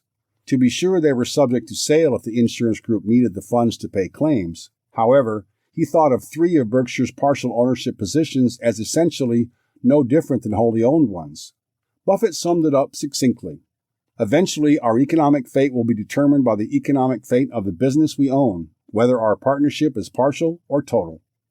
These 3 permanent holdings were the relatively recently acquired 3 million shares of Capital Cities ABC Incorporated, the 6,850,000 shares of Geico, and the 1,727,765 shares of the Washington Post Company. Together, they had a market value of over $2.1 billion at year-end 1987 and represented most of the $2.3 billion total equity portfolio. The attitude of permanence for the select few marketable securities investments could not overcome 2 distinct advantages as a wholly owned businesses afforded Berkshire. One was capital allocation. Though it seldom did in practice, Berkshire could direct the operating subsidiaries as it saw fit, including reallocating excess capital elsewhere. The second advantage of control was taxes. Berkshire could reallocate capital within and across subsidiaries without any tax consequences. With investments below an 80% ownership position, such as in the case of its marketable securities portfolio, Berkshire was subject to double taxation of dividends and a higher capital gains rate. If the 3 permanent holdings of common stock Berkshire held at the end of 1987 were de facto operating subsidiaries, then that left the $222 million other equities as everything else. To place over 44% in one company, Cap Cities ABC, and over 90% in its top 3 holdings reflected a significant degree of concentration by Wall Street standards. But it also reflected the paucity of investment opportunities available at that time. Some of that $222 million remainder was invested in short-term arbitrage positions, taking advantage of short-term pricing differentials, usually upon an announced merger or acquisition. But otherwise, Buffett found stocks unattractive. The October 19, 1987 Black Monday crash that led stocks to tumble over 22% was dramatic, to be sure. It was one of the worst stock market crashes in the history of Wall Street. But the quick rebound and already high levels of the market still left the index up 2.3% for the year, and Berkshire unable to find a bargain. The fixed maturity portfolio, read bonds, was no different. Considering the possibility of inflation and the United States' enormous trade deficit, Buffett wrote that he and Berkshire would continue to have an aversion to long-term bonds, and even posed the possibility that medium-term bonds were being similarly disadvantaged. Instead, like the equity portfolio, Berkshire concentrated its $2 billion bond portfolio. A full $240 million of that was the Washington Public Power Supply Systems, WPPSS, tax-exempt bonds. Almost 35% of the fixed maturity portfolio was comprised of the carrying value of a new investment in Solomon Incorporated. The 9% convertible preferred stock investment, worth $700 million, received much fanfare from the business press, though the investment into one of Wall Street's leading investment banks would later haunt him, and at the time,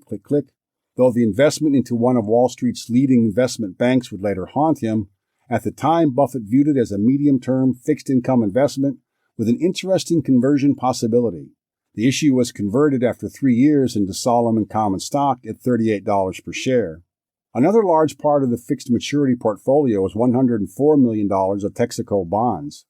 The short maturity bonds were purchased after Texaco had filed for bankruptcy.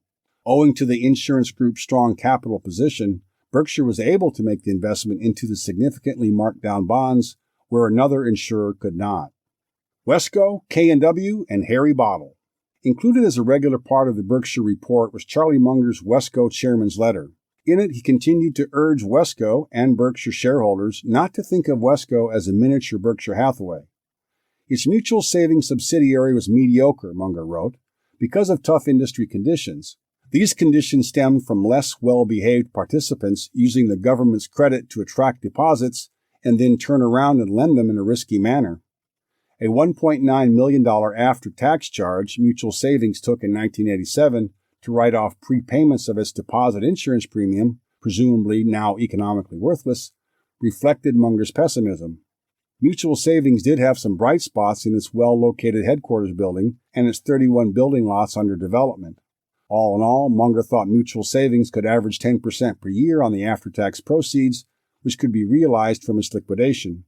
Moving to Wesco's better operating subsidiaries, Munger described the 100-year-old flood that hit Precision Steel that year.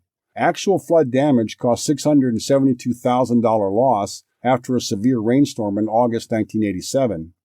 Munger was a frequent critic of aggressive accounting, including of managers who repeatedly excluded such one-time items from earnings discussions, but he had no hesitation excluding this one-off mishap from a natural disaster. Wesco Financial, Wesco's newly formed insurance subsidiary, received another $45 million from the parent entity to take advantage of the Fireman's Fund increasing volume. In 1987, premiums earned by Wes FIC amounted to over $73 million and afforded Wesco with the use of the related float. In more good news, a $9 million venture capital type investment in a resuscitated Bowery Savings Bank was sold for an after-tax gain of $5 million after a friendly takeover. The risk-reward bet had paid off handsomely. Some investors in the project are now familiar names: the Tisch family, the family behind Lowe's Corporation, and Richard Rosenthal, a former Solomon partner who died in the tragic plane crash that year. A final anecdote complemented Buffett's 1987 chairman's letter. He wrote of the déjà vu experience of working with Harry Bottle. Bottle earned his reputation with Buffett when he quickly turned around an investment Buffett Partnership Limited had in Beatrice, Nebraska-based Dempster Mill in 1962. 24 years later, Munger tapped Bottle to turn around Wesco's K&W Products subsidiary. The small automotive compound manufacturer struggled under its previous CEO, who lost focus. Munger made him CEO and sat back to await the inevitable, wrote Buffett. Very soon, Bottle had cut receivables and inventories by 20%, while growing profits more than 300%. Bottle clearly deserved his reputation for turnarounds, which left Buffett to muse that he'd be the first one on the list to call if another situation arose. For now, though, Berkshire and its subsidiaries were in good shape. 1988. The resiliency of the Berkshire Hathaway model under the leadership of Warren Buffett and Charlie Munger shone through in 1988.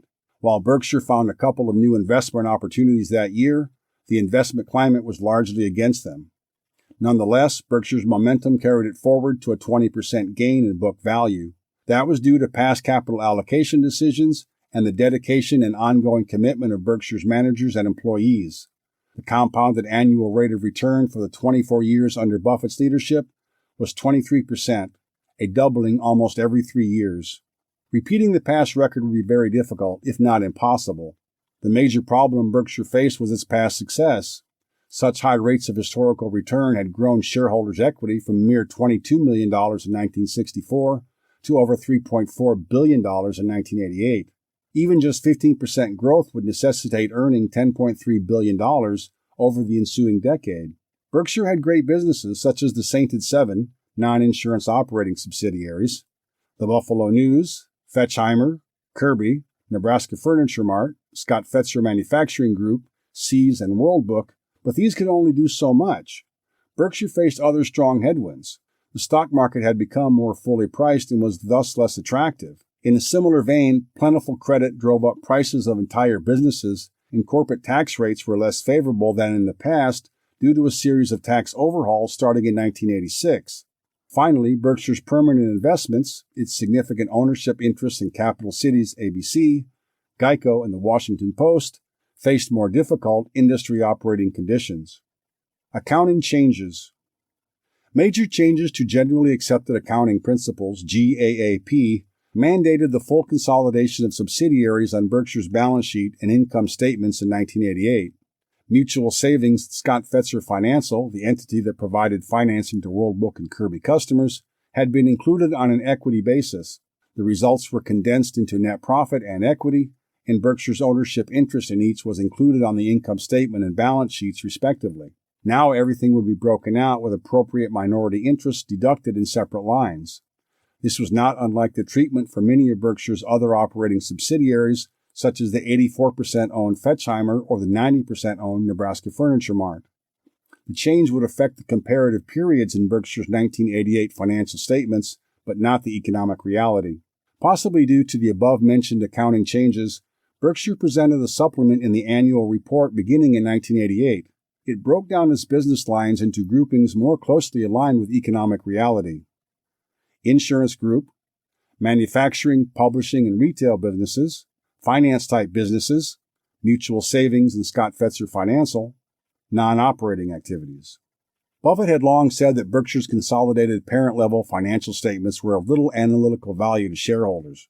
For this reason, he presented significant detail in the chairman's letters for each segment to aid shareholders' analysis of Berkshire. Buffett said the number and diversity of Berkshire's subsidiaries made this segment data essential to answer three questions. 1. How much is the company worth? 2. Is the company likely to meet its future obligations? 3. How well are managers doing with the hand they are dealt? These were the questions Buffett asked, and he believed shareholders would also want answers. The supplemental data aided analysis without overloading shareholders with details. Buffett and Munger had always had easy access to this data. Putting themselves in shareholders' shoes, something they did often, they realized shareholders would also want this information. Sources of reported earnings. For the summary table provided in the chairman's letter, refer to Table 5.2. It was quickly apparent that 1988 was a highly satisfactory year for Berkshire. The insurance group, which we will analyze later, posted improved underwriting and net investment income also increased notably. Most non-insurance businesses performed very well in 1988. Manufacturing, publishing, and retailing. The overall results for the manufacturing, publishing, and retailing segment were a $202.3 million pre-tax profit, which translated into $121.7 million of after-tax earnings for Berkshire. Pre-tax return on tangible capital was an astounding 89.2%. The group generated a 107.2% and 66.8% pre- and after-tax return on average tangible equity, respectively, while employing just 18% leverage from borrowed funds. Led by the still hard-charging 95-year-old Rose Blumkin, Nebraska Furniture Mart turned in even higher profits of $18 million pre-tax, up 10%. The store had just opened a detached 20,000 square foot clearance center to continue to provide rock-bottom prices to customers. Dillard's, a large nationwide department store, entered the Omaha market that year without its customary furniture department. This was a testament to the power Nebraska Furniture Mart had in Omaha. Buffett relayed comments that went further. Paying Nebraska Furniture Mart and the Blumkins a high honor, Chairman William Dillard said, "We don't want to compete with them. We think they are about the best there is." High praise indeed. The Buffalo News, led by Stan Lipsey, delivered a record pre-tax profit of $42.2 million, up 8%, all while continuing to provide readers with an above-average 50% news haul. The expected decline in operating margins hadn't occurred. Chuck Huggins led Seas to sell a record 25.1 million pounds, increasing pre-tax profits 2% to $33 million, against a backdrop of tough industry conditions. More impressive, a full 90% of the candy company's profits were earned in the month of December. At Fetchheimer, the uniform manufacturer, Buffett displayed his trust in the Heldman family by allowing them to make a fairly good-sized acquisition that year without either Buffett or Munger's permission. Their trust was well earned, and the Heldmans delivered, with pre-tax profits improving 6% to $14 million in 1988. Buffett heaped much praise on Ralph Shea at Scott Fetzer. In addition to operating Scott Fetzer's 19 subsidiaries, Shea was on the boards of many nonprofit institutions in the Ohio region. Though the Scott Fetzer Manufacturing Group, everything other than World Book, Kirby, and the Scott Fetzer finance businesses, saw pre-tax earnings decline 7% to $29 million, Scott Fetzer's two largest subsidiaries, broken out separately, did well. World Book improved pre-tax earnings by 8% to $28 million, and Kirby improved them by 20% to $27 million. Insurance.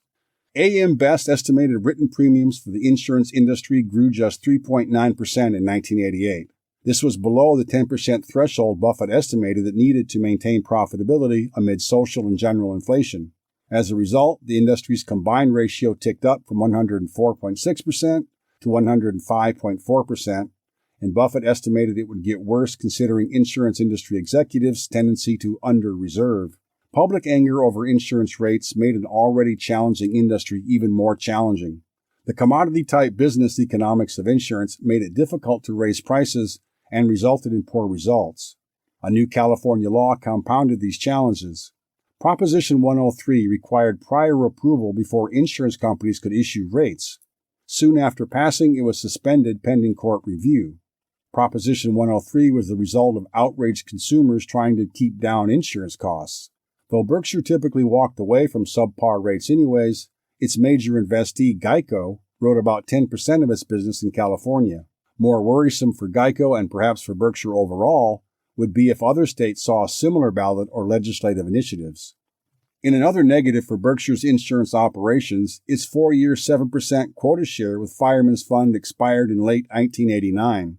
As a result, Berkshire would have to return an estimated $85 million of unearned premiums, including its float. The returned premiums would flow through the premiums written account as a negative figure, but wasn't expected to significantly impact profits.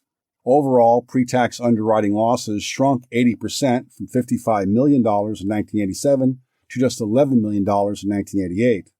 The primary group, where premiums written and earned fell 47% and 34% respectively, nonetheless turned in a combined ratio of 103.1%. The 1988 result benefited from $29.1 million of favorable loss development, the second year in a row that occurred. Within the reinsurance group, premiums were similarly off by 38%, both on a written and earned basis. The segment's combined ratio of 110.4% was another improvement over prior years and included no impact from loss development. Structured settlements, separated from reinsurance for the time being, contributed $14.1 million of pre-tax loss to the overall $11.1 million insurance group pre-tax loss. Commenting on the significant decline in premium volume, Buffett wrote, "So be it. Berkshire would continue to write business solely on profitability, results fall as they may. It would wait patiently, ready for the deluge of insurance businesses that would someday come its way. Berkshire's 1988 insurance experience of significantly reduced written and earned premiums, combined with improved underwriting results and significantly higher investment income, made it, in the words of Nassim Taleb, anti-fragile. Berkshire positioned itself so that no matter what happened in the industry, it benefited. When pricing made sense and volume was there, its capital base and AAA Standard & Poor's credit rating, the highest level possible, enabled it to write huge amounts of premiums. When rates were inadequate, it let business fall off and continued to benefit from previously sound underwriting practices and float. Float grew from $1.46 billion in 1987 to $1.54 billion in 1988. This highlights the fact that growth in float is only partially dependent upon premium volume. Float can grow while premiums fall if premiums and incurred losses are held longer. Finance-type businesses. The finance-type businesses, Mutual Savings and Scott Fetcher Financial Group, did well in 1988, largely due to the absence of the one-time Federal Savings and Loan Insurance Corporation write-offs. In addition to strong volume at World Book and Kirby, pre-tax profits rose 47% to $13.5 million. This translated into an after-tax return on equity of 13.4%. Investments. Berkshire considered 5 investment categories Berkshire's insurance group could choose from. 1. Long-term common stock commitments. 2. Medium-term fixed income securities. 3. Long-term fixed income. 4. Short-term cash equivalents. And 5. Short-term arbitrage. In 1988, Berkshire made 2 major commitments to the first option. One was the Coca-Cola Company and the other was Federal Home Loan Mortgage Corporation, better known as Freddie Mac. Coca-Cola cost $592 million for 14.2 million shares, and Freddie Mac cost $72 million for 2.4 million shares of preferred stock. The latter was considered the financial equivalent to a common stock since it had a claim on residual earnings and so was included in the table. It was also the maximum allowed by law, representing 4% of the company. The investment rationale was described by Munger in his letter to Wesco shareholders. The Freddie Mac shares were held at Wesco and the Mutual Savings subsidiary and is discussed below. The Coca-Cola investment was another permanent holding, though Buffett did not say so. He only hinted at it. Berkshire was feverishly buying all the shares of Coca could get. Buying continued into 1989. Given the background of an expensive stock market, finding Coca-Cola at an attractive valuation suggested the market did not yet fully appreciate its excellent business attributes. Those attributes included a base business selling syrup to bottlers who turned around and sold it to consumers. Population growth coupled with increasing per capita incomes meant Coke had a long runway. Coke's unmatched distribution system put its products in front of consumers worldwide, and those consumers increasingly guzzled the company's products. Coca-Cola was like See's in its high margins and low capital requirements. Perhaps most importantly, Coca-Cola had an attribute See's lacked: reinvestment opportunities. Growth at high incremental rates of return meant Berkshire's seemingly low going-in return, or said another way, the high price, would quickly become more favorable. In hindsight, Berkshire's purchase of Coca-Cola looked like a bargain. Coca-Cola was one of only a handful of businesses about which we have strong long-term convictions, Buffett said, adding that its management had both integrity and ability and loved the business. This praise was akin to that of Berkshire's permanent holdings of capital cities ABC, Geico, and the Washington Post. Berkshire also chose investment option number 5, arbitrage. Berkshire's $282 million RJR Nabisco investment was an arbitrage commitment. The commitment, which had a market value of $305 million at year-end 1988, and which was eliminated shortly thereafter at the beginning of 1989 at a better-than-expected profit of $64 million, came about after an announced tender offer from the takeover specialist Kohlberg Kravis Roberts & Company. The takeover company had a long history of completing its deals, and Buffett admired its managers. Buffett would have liked to have purchased more RJR Nabisco stock, but Solomon was involved in the transaction and Buffett and Munger were on its board, thus their directorships cost Berkshire significant money. Solomon would also soon cost Buffett much time, headache, and even risk to his well-earned reputation. Wesco. Buffett's 1988 chairman's letter urged shareholders to read Charlie Munger's Wesco letter, which he said contained the best description of the events that produced the present savings and loan crisis. The unfolding crisis centered on the savings and loan of thrift industry. Thrifts were simple banks designed to take in customers' deposits and reloan them out as safe consumer loans, such as home mortgages and car loans. They were supposed to provide the basic function of moving excess money from savers to qualified borrowers. As a result, they were given special government-mandated privileges to conduct business. Abuses of these privileges led to the downfall of the system.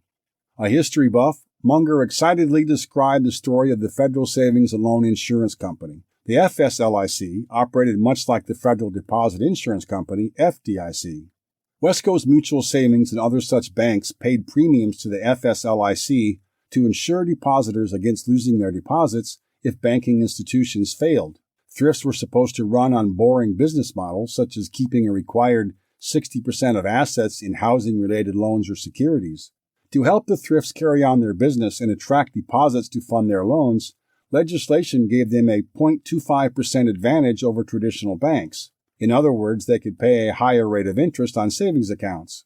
Unchecked interest rate competition between all types of banks had been allowed before the Great Depression, but was stopped afterwards as lawmakers thought it had allowed insolvent banks to attract capital.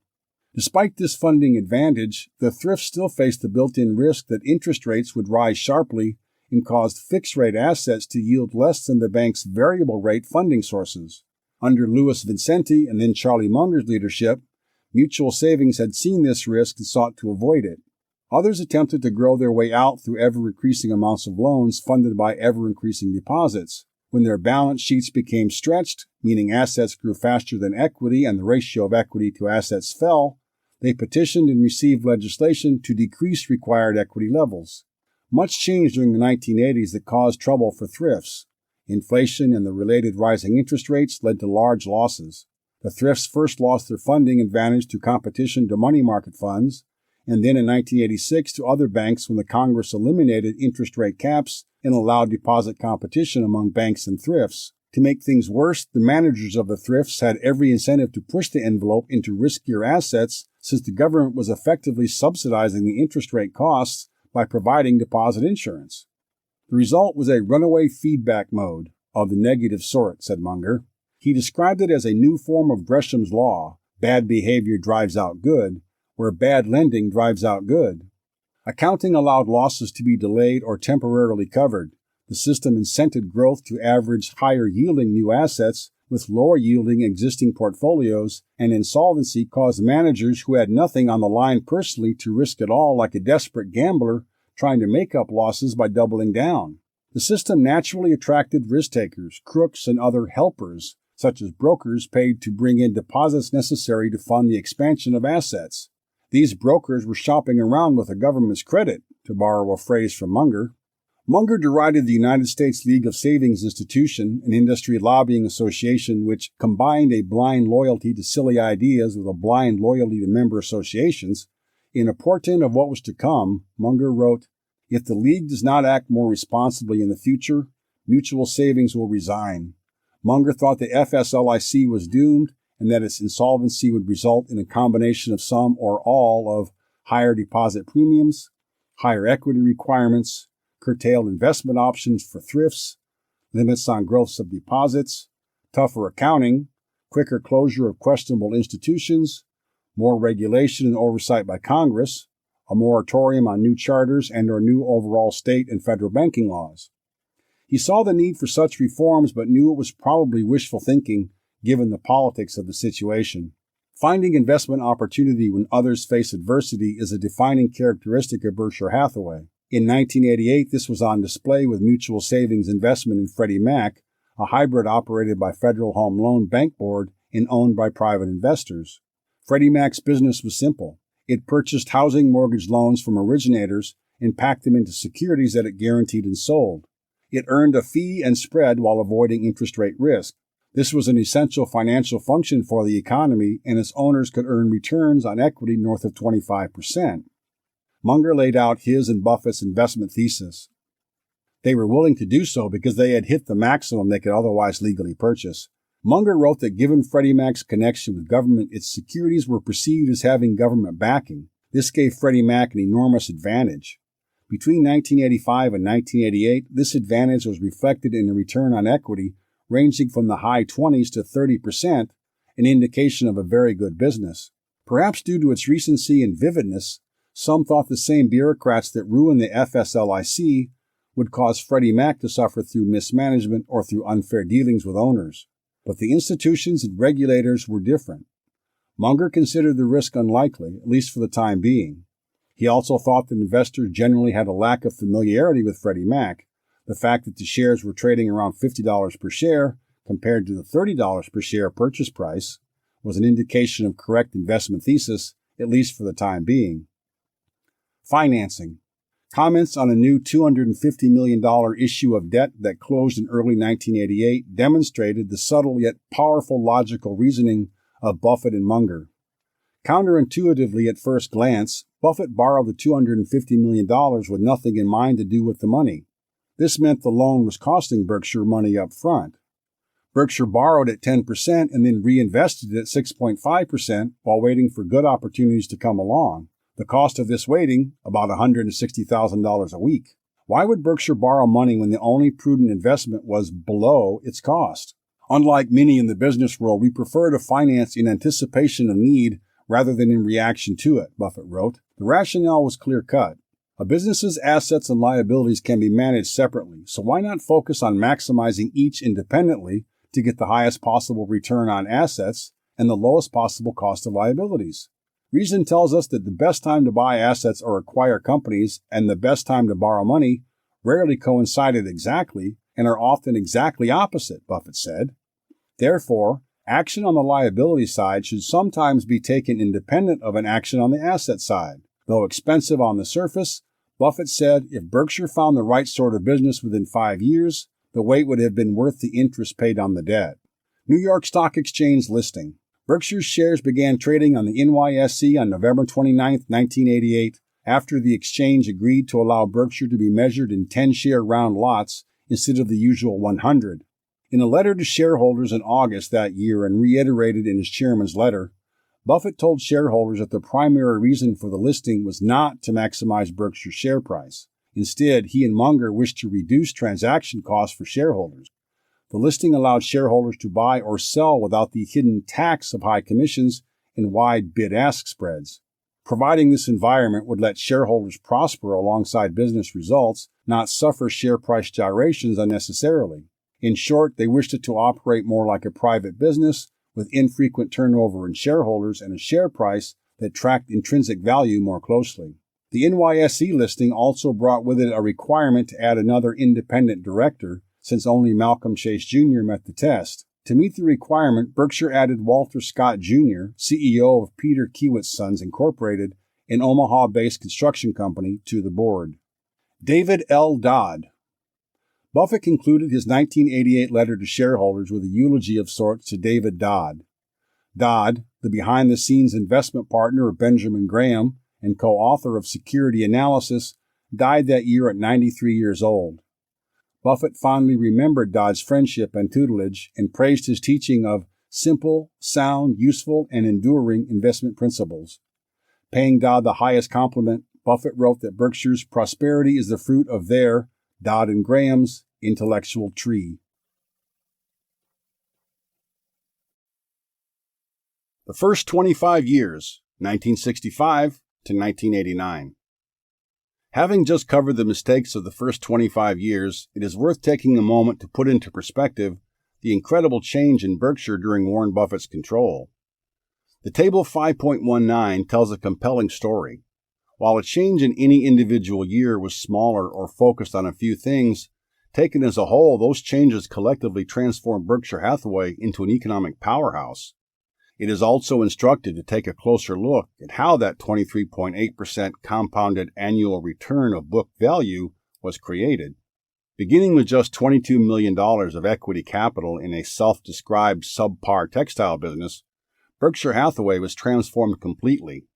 Over 25 years, shareholders' equity grew to $4.9 billion. The sources of that increase were roughly 48% from unrealized gains on marketable securities, 30% from operating activities, the wholly owned subsidiaries plus dividends and interest from investees, 19% from realized gains on marketable securities, and 3% from the addition of diversified retailing and blue-chip stamps during the 1975 to 1984 decade.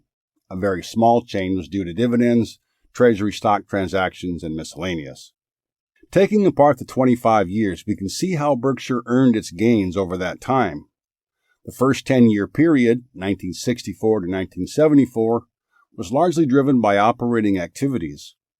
During the next decade, 1975 to 1984, the contribution of operations to book value growth shrunk to one-third of the total change, with over half coming from a combination of realized gains and unrealized gains on appreciation of investments. It was in this decade that saw a meaningful portion of the change in net worth come from the addition of diversified retailing and blue-chip stamps, both of which merged with Berkshire.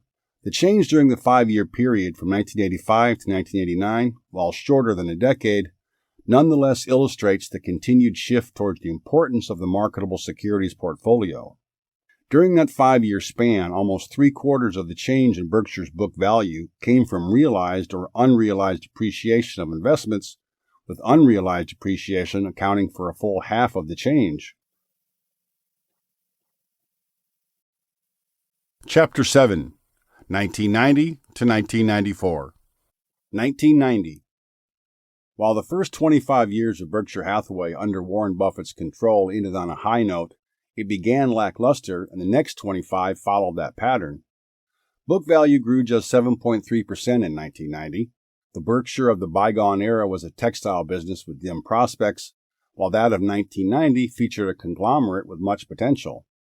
The off year in 1990 was largely caused by Berkshire's significant common equity portfolio, which made up over half of its average assets and fluctuated along with changes in the overall stock market. While the current rate of book value growth was well below Buffett's goal of 15% per annum, Berkshire's businesses continued to be exceptional, and with most of those businesses making good progress during the year. Look-through earnings. The annual change in Berkshire's book and market values could swing wildly from year to year and diverge significantly from each other. See Table 5.23. This was because accounting obscured important information about Berkshire's economic earning power. Capital Cities ABC was an extreme case. In 1990, Berkshire owned 17% of the company. Berkshire's share of its 1990 earnings was over $83 million, yet Berkshire only recorded income of $600,000. Why? Because Cap Cities paid Berkshire $600,000 in dividends, and accounting conventions only counted those, completely ignoring the roughly $82 million that Cap Cities retained for reinvestment on Berkshire's behalf. Many of Berkshire's other investees had similar, though not so extreme, disparities. If those companies continued to do well, their underlying earning power would eventually translate into corresponding gains in market value. The solution for this accounting problem was look-through earnings. See Table 5.24. Look-through earnings accounted for retained earnings and adjusted for the taxes that would have been due if paid as dividends. The total for 1990, $591 million. It was an approximate figure to be sure, though one more closely aligned to economic reality. Manufacturing, publishing, and retailing. Berkshire's non-insurance economic engine continued to impress. Taken as a whole, the group contributed $216.8 million pre-tax to Berkshire's earnings in 1990, representing a pre-tax return on average tangible capital of 73% and equity of over 83%. The after-tax return on tangible equity was an equally impressive 51%, and importantly was achieved with no net debt. Such high returns on capital were scarce, and there were few incremental growth opportunities available within the subsidiaries themselves. As a result, most funds were sent to Omaha for reinvestment. In fact, over 80% of the manufacturing, publishing, and retailing businesses' earnings were sent to the parent company over the prior 5 years. Amid weak economic conditions, the U.S. entered a recession in 1990 marked by hundreds of bank failures. Berskhire turned in revenue growth of 18% from one store, which Buffett estimated to be the largest after Tiffany's New York City location. The Friedman family continued to operate from a simple and effective playbook. They maintained rock-bottom operating costs, which produced a positive feedback loop from low prices, driving additional demand. This kept operating costs as a percentage of revenue low. It was the Nebraska Furniture Mart playbook, only for jewelry. Such low prices attracted shoppers from far beyond Omaha. The store had grown outside its physical footprint with a mail order service that shipped assortments of pieces valued at upwards of $100,000 to all over the country, counting on people's honesty to pay for them or return them. This seemingly risky business had yet to produce a loss from customer dishonesty. Nebraska Furniture Mart continued its relentless progress. Revenues grew 4% to $159 million in 1990 by attracting shoppers from far and wide. Profits ticked up 1% to $17 million. Nebraska Furniture Mart ranked number 3 in popularity in Des Moines, Iowa, which was 130 miles away, the equivalent of driving from Washington, D.C. to Philadelphia. It outranked 17 stores closer to Des Moines. Its low prices, like those of its sister company Berskhire, created an irresistible magnet that lured shoppers from far outside a traditional market radius and allowed Nebraska Furniture Mart to maintain even lower prices by avoiding opening additional stores. Taking advantage of Nebraska Furniture Mart's popularity, Sears had a cart in the Omaha store. In what Buffett termed a counter-revelation against his dislike of the term synergy, this cart did more business than some California-based standalone stores.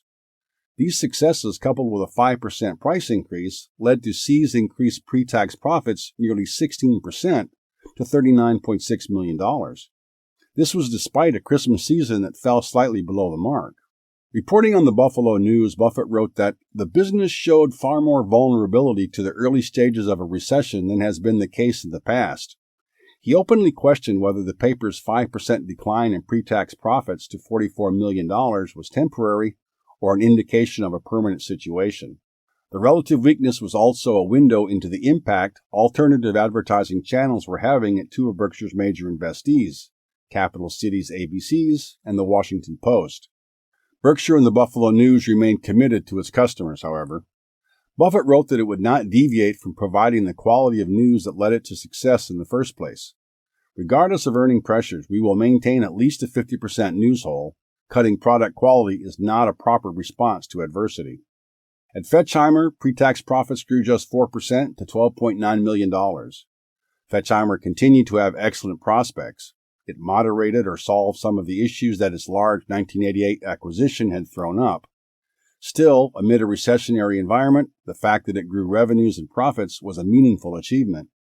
Scott Fetzer, under the leadership of Ralph Shea, turned in a result that would have placed it near the top of the Fortune 500 based on a return on equity. Pre-tax earnings came in at $101.9 million. Scott Fetzer's finance businesses earned a record $12.2 million pre-tax in 1990. Pre-tax earnings from its World Book unit increased 25% to $31.9 million, despite lower unit sales. At Scott Fetzer's Kirby unit, the new Generation 3 vacuum cleaner was an unqualified success. Costs with the new product introduction kept earnings down temporarily, but increased unit volumes and strong international demand portended strong results for 1991.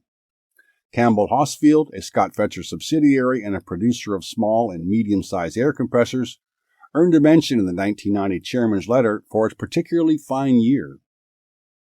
Insurance. Weakness in pricing continued to be the story in insurance, though Berkshire did find a way to put its reputation and capital base to profitable use in 1990. Berkshire's primary group wrote and earned almost 20% lower volume, totaling $139 million for premiums written and $154 million for premiums earned. The primary businesses continued to ignore volume for its own sake and remained focused on profitable underwriting. In one such example, premium volume in the New York City office fell from a high of $93 million in 1987 to just $18 million in 1990. The combined ratio for the primary businesses at 103.3% benefited from a fourth consecutive year of favorable loss development. Expecting a trend like that to continue was dangerous since it could be decades before all cases were settled. The real story in the insurance group in 1990 was the reinsurance division. Having written just $66 million in 1989, the reinsurance group wrote $384 million in 1990, multiples of the year before. The large increase in premiums was driven by $378 million of 1990 volume related to insuring large risks. Considering the volatility inherent in such business, Buffett took pains to explain the logic. He said that while volume in other lines continues to be small but satisfactory, Berkshire was pursuing business in the supercat, short for a super catastrophe, area of reinsurance. This line of business reinsured other insurance companies for large losses from natural disasters, typically above a predetermined threshold of loss for the primary insurer, no different than a deductible. The advantage Berkshire brought to this arena was both its willingness to write large policies and its financial strength. The latter was less important to consumers, but all important to large buyers of reinsurance. For the right price, Berkshire was willing to concentrate risk rather than lay it off. Profits were expected over time, but they came at the expense of volatility. For this segment alone, the combined ratio could be zero in some years, or as high as 300% when earthquakes, hurricanes, and other natural events struck. Measured over a period of a decade, Buffett thought that Berkshire's overall results would be better than insurers who preferred to lay off the risk to others in exchange for smoother sailing. He summed it up nicely. Charlie and I have always preferred a lumpy 15% return to a smooth 12%. Buffett's basic framework in how he thought insurers should be measured was the cost of float. This was determined based on a ratio of underwriting loss to average float. In this way, the cost of float, assuming a combined ratio over 100%, was akin to the cost of debt. Comparing the cost of float to an interest rate benchmark would provide a gauge for the quality of float generated. Most insurers could still produce a break-even result with a cost of float between 7% and 11%. Under long-tail situations where a long time period elapsed from premium collection to the payout of losses, a higher combined ratio of 115% or more could be profitable. Berkshire first entered the insurance industry with the purchase of National Indemnity in 1967. Between 1967 and 1990, Berkshire underwrote to a profit in half of those years. See Table 5.26. This meant its cost of float was negative.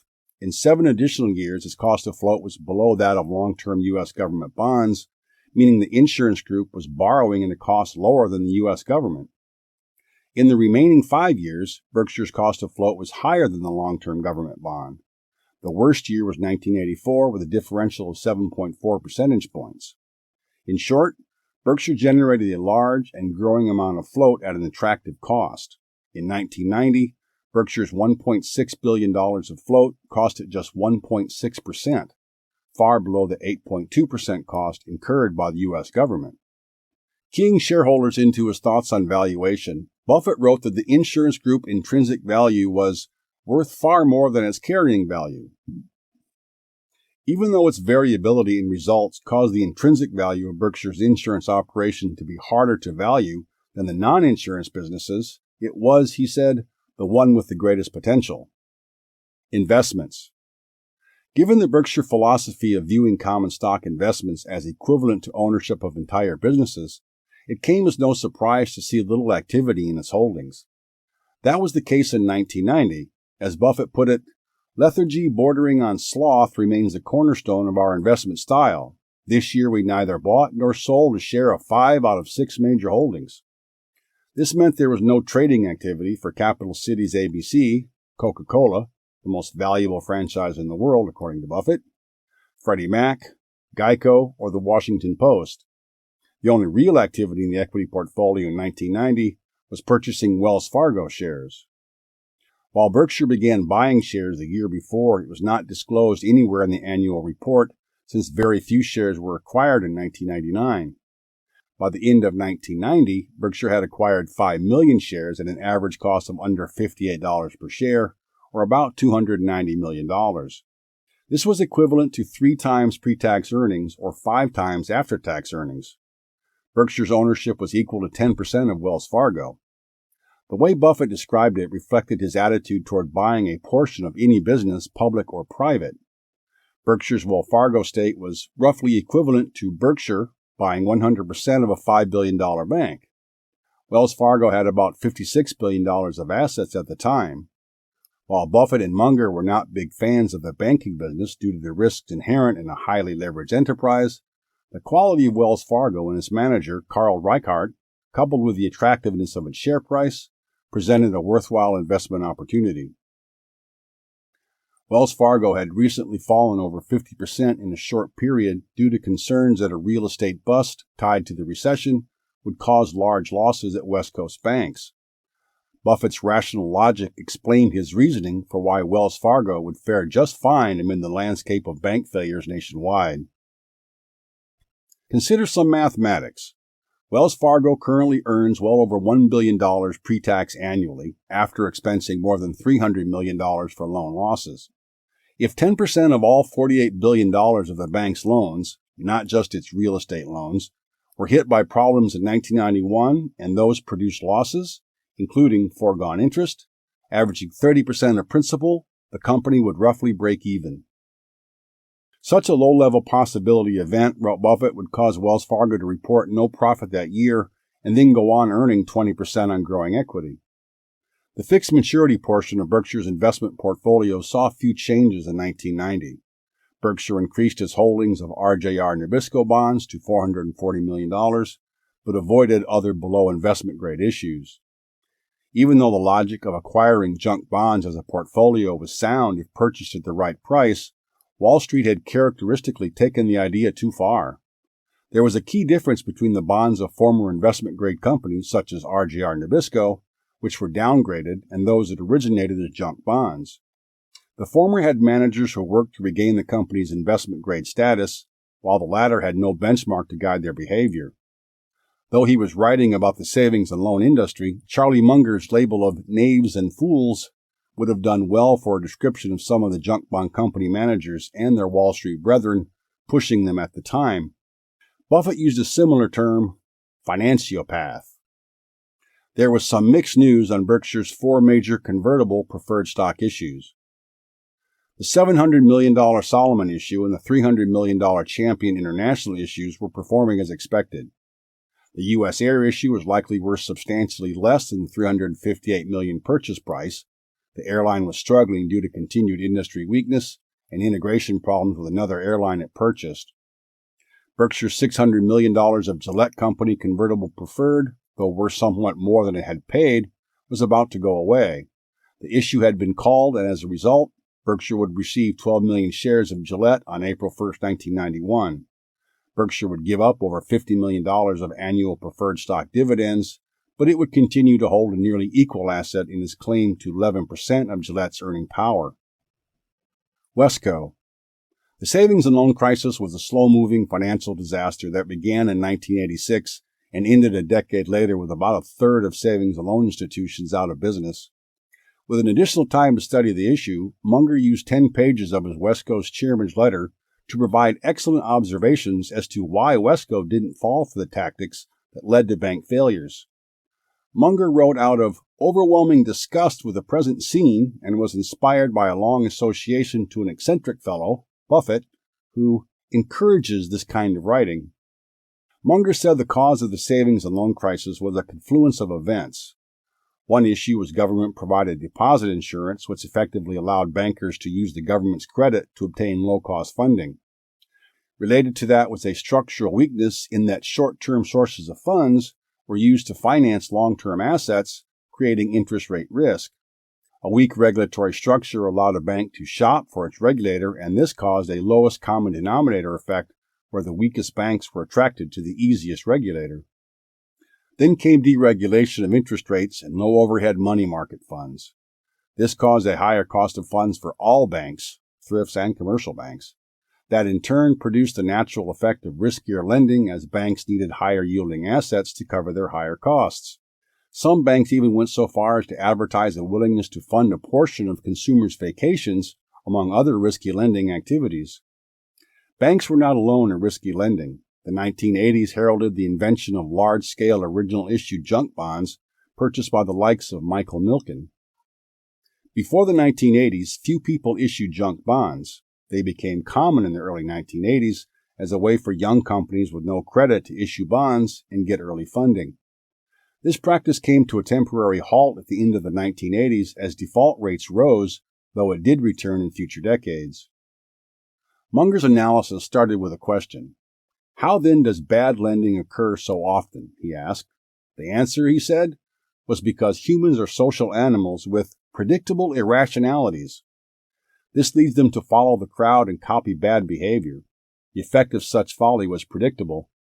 Many bank insolvencies will come. He was right. By 1995, over 1,000 banks were out of business. Munger offered a possible solution, or at least mitigation of the above deficiencies. One solution was significantly reducing deposit insurance. Quite the opposite of shoring up the weak deposit system, Munger wrote that additional deposit insurance might weaken it since it raised banks' costs above those of money market funds, which paid no deposit insurance. His other ideas included the elimination of money market funds via legislation or bringing back interest rate controls, both of which were technically possible but unlikely. Still, other ideas which could be used alone or in combination were forcing weak banks to close or merge with local or non-local banks. Banks that closed should do so before they became insolvent. Munger thought it bonkers that regulators would wait until the very end, at which point large losses to the deposit insurer were almost guaranteed.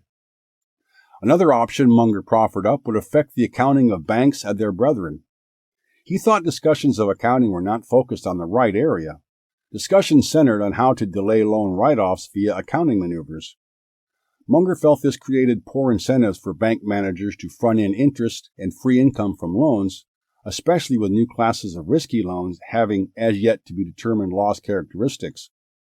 This encouraged lending to riskier borrowers since income could be booked immediately that might ultimately have to be reversed. Munger called this reality denial and believed much more conservatism was needed to begin with. Munger's system would be more like insurance, in which future losses would be estimated up front using logical and conservative methods and then corrected as time went on. He thought offering a carrot in the form of tax savings in addition to the regulatory sticks would incent the right behavior on the part of managers and boards of directors.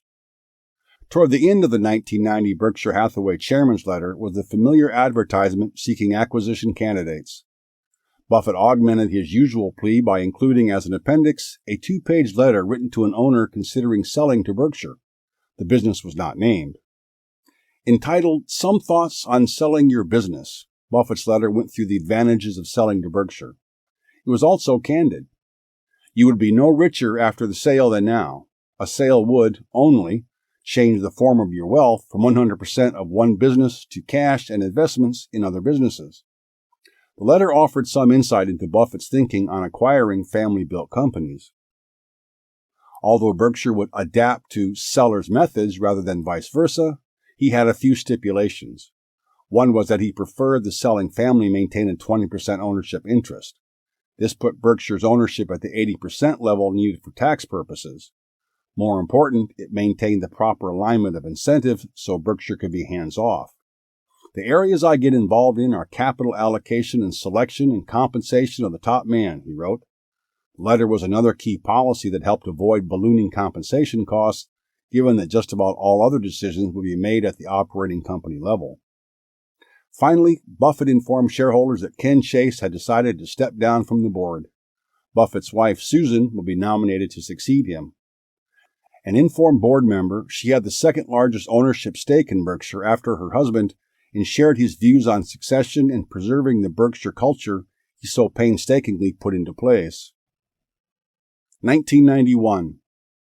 Berkshire Hathaway's book value shot up 39.6% in 1991. Like the previous year, which saw an increase of just 7.4%, the current year was heavily influenced by Berkshire's large investment portfolio. Of the $2.1 billion gain in book value in 1991, over three-quarters of it, or $1.6 billion, was due to appreciation of just two stocks, the recently purchased 7% interest in Coca-Cola and newly converted shares in Gillette. Against a backdrop of a general recession in the United States in 1991, Berkshire's operating companies did well, though less well than the year before. Pre-tax operating earnings fell 17% to $401 million. Berkshire also found a new operating company to buy in H.H. Brown Shoe. Also, Warren Buffett reluctantly found a second job running and saving Salomon Incorporated. The story of Buffett's interlude running Salomon is a cautionary one and well worth the effort to study in full. Berkshire first purchased a $700 million convertible preferred stock issue from Salomon in 1987, which put Buffett and Charlie Munger on its board to represent Berkshire's 12% voting interest. Several years went by without a problem.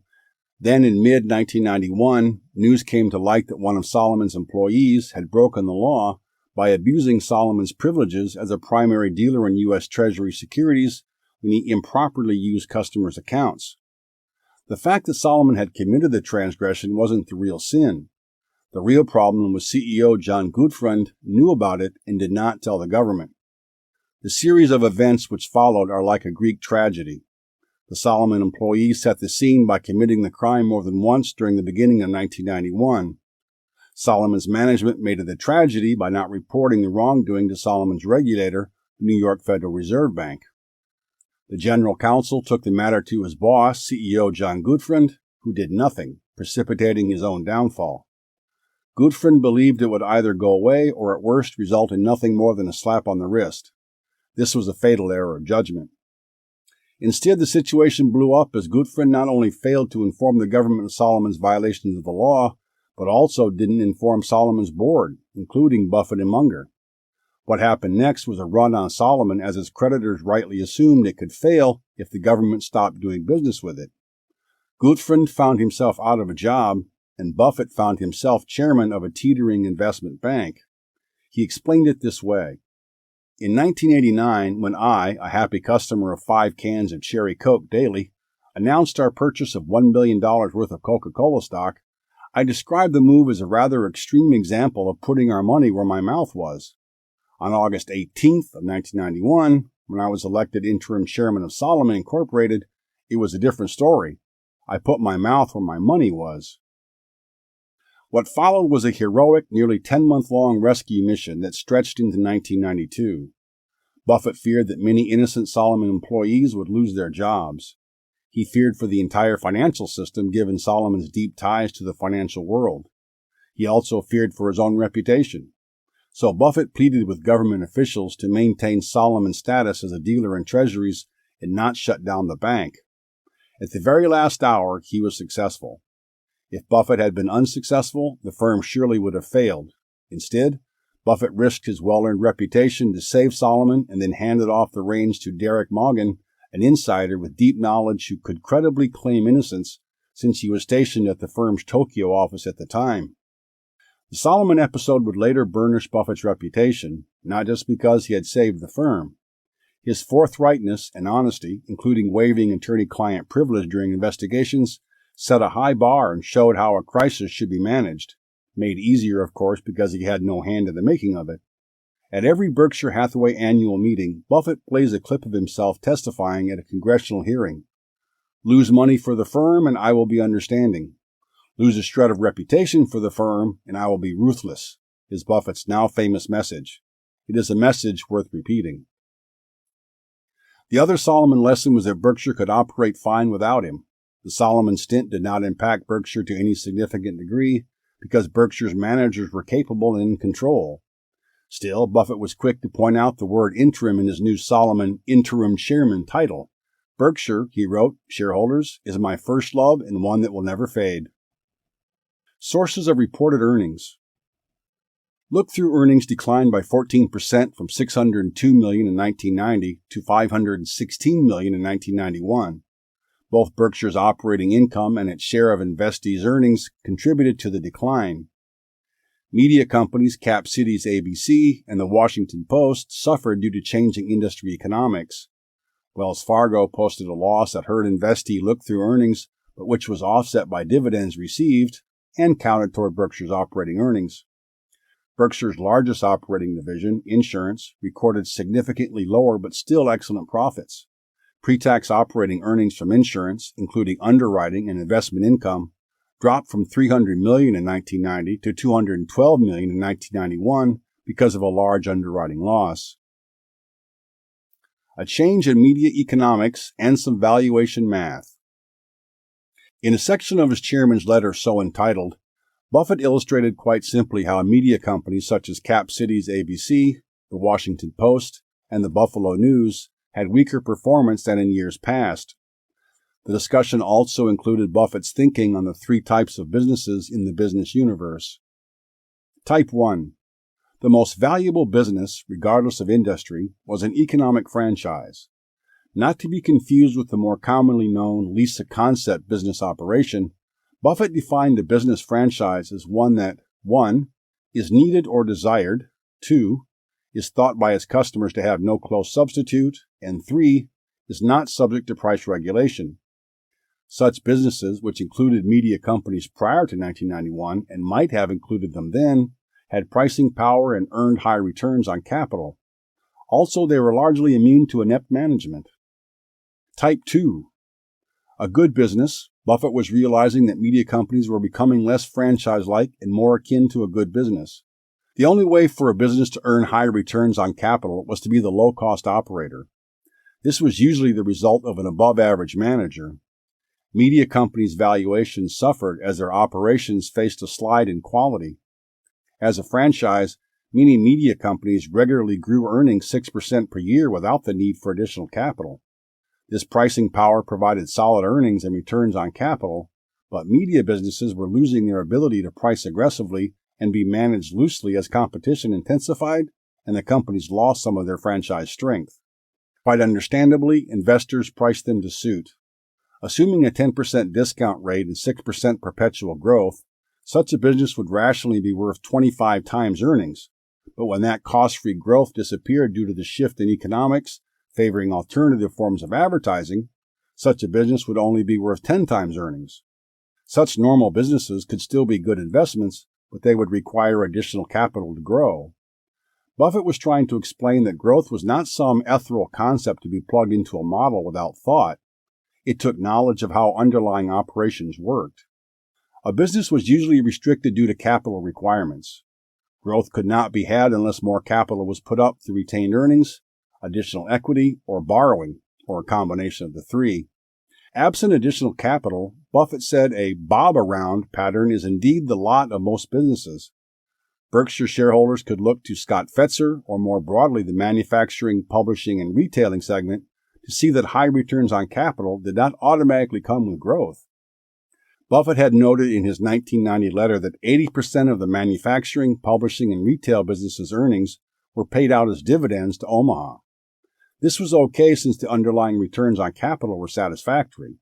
It just meant searching elsewhere for a place to allocate the excess capital above and beyond those businesses' needs. Type 3. Buffett did not discuss the third type of business, essentially everything other than a franchise or a good business. He presumed shareholders could figure that out for themselves.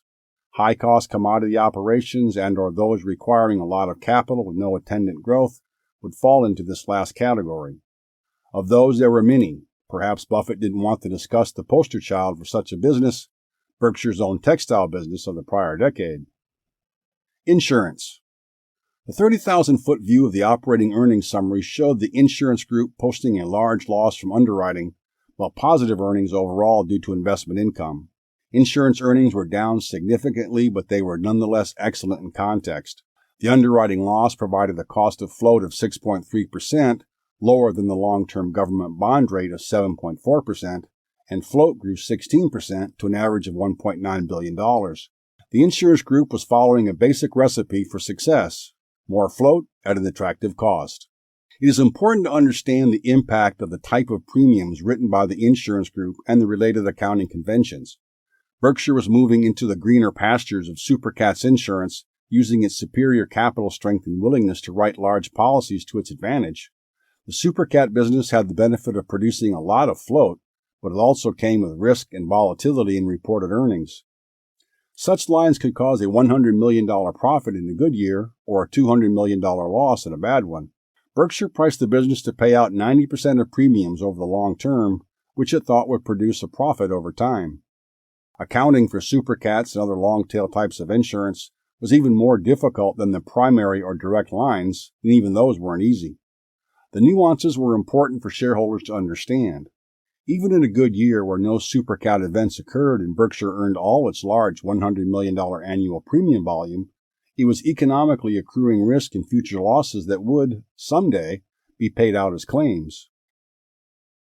Accounting conventions, however, did not allow for reserving for such near-certain future losses, and so reported results could swing wildly. Supercats were not the only possibilities for accounting confusion. The notes to the financial statements provided important accounting disclosures, as there was potential for readers to be misled.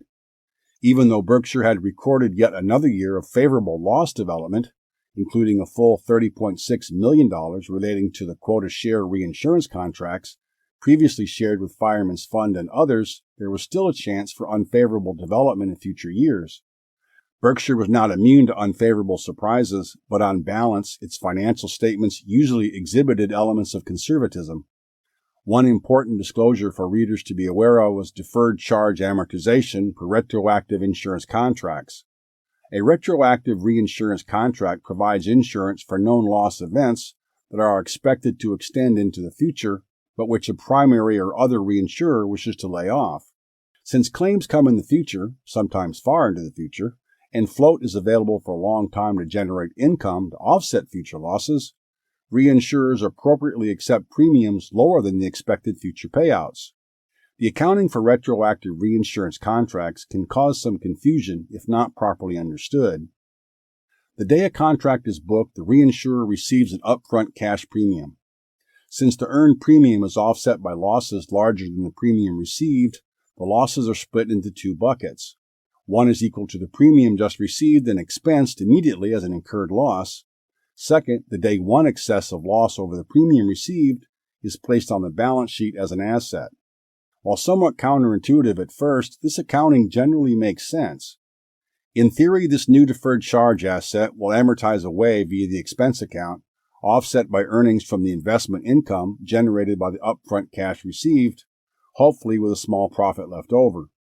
While this theory is sound, it has the effect of causing apparent underwriting losses in future periods, as the deferred charge asset is expensed without any offsetting premium being earned.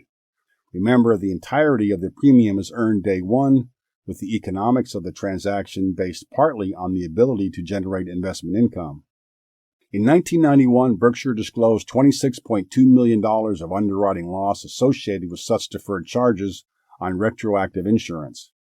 In addition, a $22.8 million underwriting loss was booked with respect to structured settlements. Structured settlements were also based on time value of money concepts and caused similar accounting issues like retroactive reinsurance. In short, the favorable economics of these contracts, holding cash for a long time, could be overshadowed by what looked like losses, amortization of the asset, due to the accounting. Manufacturing, publishing, and retailing.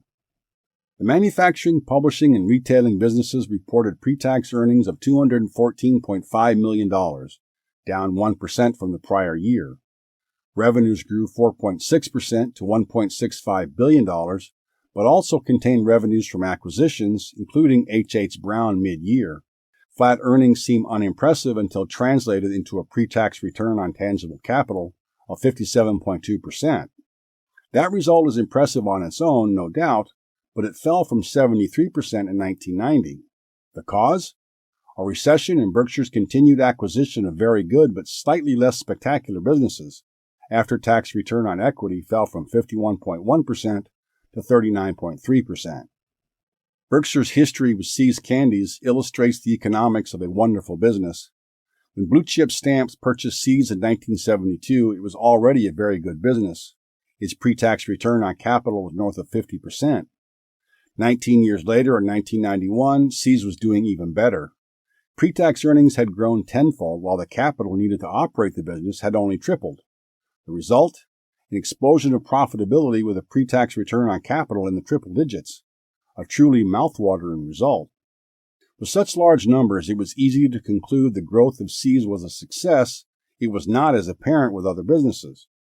Buffett laid out his analysis. For an increase in profits to be evaluated properly, it must be compared with the incremental capital investment required to produce it.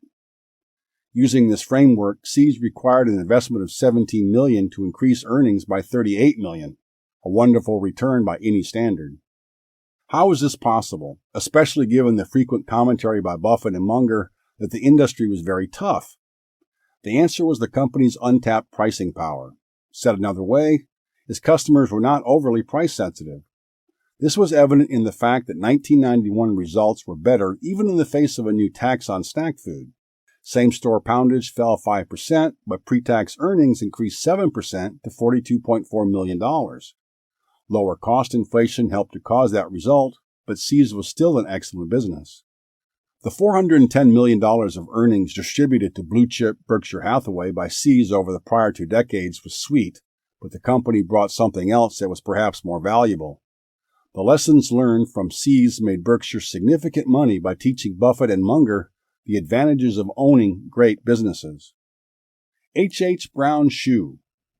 Berkshire's latest acquisition was H.H. Brown Shoe Company, the leading North American manufacturer of work shoes and boots at the time.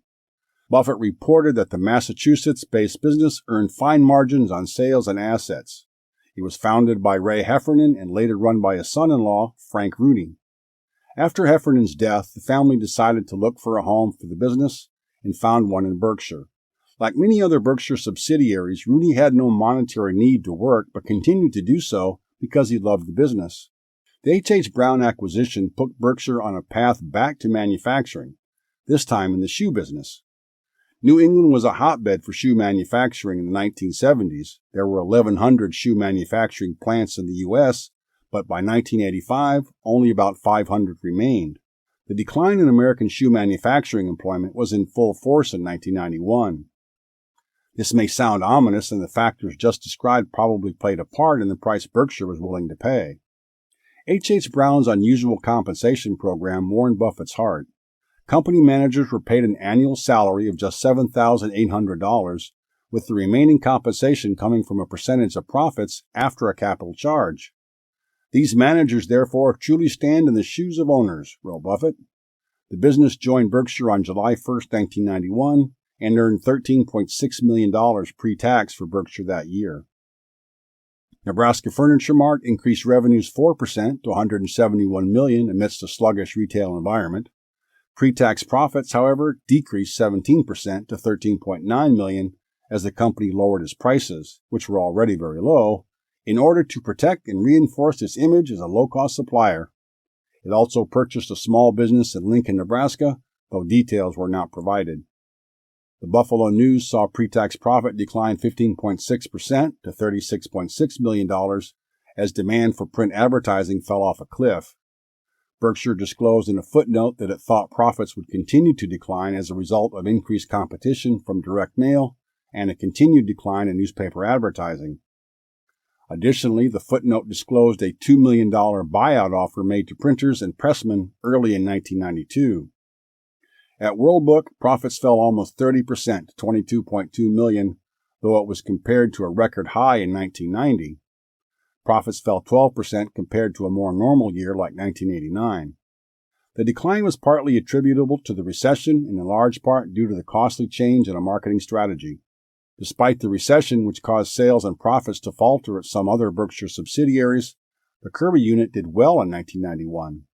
Driven primarily by the introduction of the new Generation 3 vacuum cleaner, revenues increased 2% to $192 million, with lower startup costs compared to 1990 when the new model was released. Pre-tax profit ballooned almost 31% to $37 million. The story was familiar at Fetchheimer. As a result of growth in retail operations, a new fire protection line, and higher sales of marching band uniforms, revenues increased 6% to $100 million, and a pre-tax profit increased 4% to $12.2 million. Integration-related problems experienced in prior years abated, and Fetchheimer managers were cautiously optimistic going into 1992, the company's 150th anniversary. Investments. There were a few things to note in Berkshire's investment portfolio for 1991, including its first significant foreign investment. In 1991, Berkshire acquired 31.2 million shares of Guinness plc, maker of the famous namesake stout beer, for just under $265 million. Berkshire's stake in its remaining 6 permanent investments did not change in 1991 in terms of number of shares held. Berkshire found some fixed income replacements for its recently converted Gillette preferred stake into common stock and its RJR Nabisco preferred, which was eliminated due to an exchange offer. Berkshire increased its holdings of preferred shares in ACF Industries, a railcar manufacturer, to $94 million at cost, and established a position in American Express preferred stock, purchased for $300 million, but valued at $263 million at year-end. It also purchased $40 million of First Empire State preferred. The bank was run by Bob Wilmers, who Buffett greatly admired. Reflecting a risk that industry will remain unprofitable for virtually all participants in it, Berkshire wrote down the value of its U.S. Air preferred stock by 35%, to $232.7 million. Overall, the fixed income portfolio had treated Berkshire well by earning more than comparable fixed income portfolios. Characteristically, Buffett did not let an opportunity go by for airing his mistakes. Over more than half a page in his letter, he chided himself for missing an investment opportunity in Fannie Mae, a similar entity to that of Freddie Mac. He wrote that such mistakes of omission never showed up anywhere, but they were still costly. Buffett estimated this mistake cost Berkshire about $1.4 billion. Miscellaneous. Malcolm G. Chase Jr. retired in 1991. At 88 years old, Chase had long history with Berkshire that began in 1931 at Berkshire Fine Spinning Associates and continued in his chairmanship of Berkshire in 1957. It was Chase that made it possible for Buffett to buy into Berkshire in the first place. Chase's son, Malcolm Kim Chase III, was nominated to replace his father. Berkshire began paying off some of its high-cost debt in 1991, including a $22 million partial redemption of a 9.75% issue and a $50 million of a 10% debenture, both at the Berkshire parent level. With interest rates at their lowest since the mid-1970s, the 10-year Treasury fell below 7% at the end of 1991. More debt reduction was slated for 1992. This included the remaining $100 million portion of the 10% debenture and $36 million of subsidiary-level debt with interest rates close to 10%. Given Berkshire's high levels of liquidity and few great prospects for investments, such capital allocation moves made sense. 1992. In 1992, Berkshire Hathaway's increase in per-share book value comfortably exceeded Buffett's 15% target threshold, rising 20.3% and adding $1.5 billion to the equity account. But this high growth rate affected Berkshire's balance sheet equity and the per-share rate of increase slightly differently.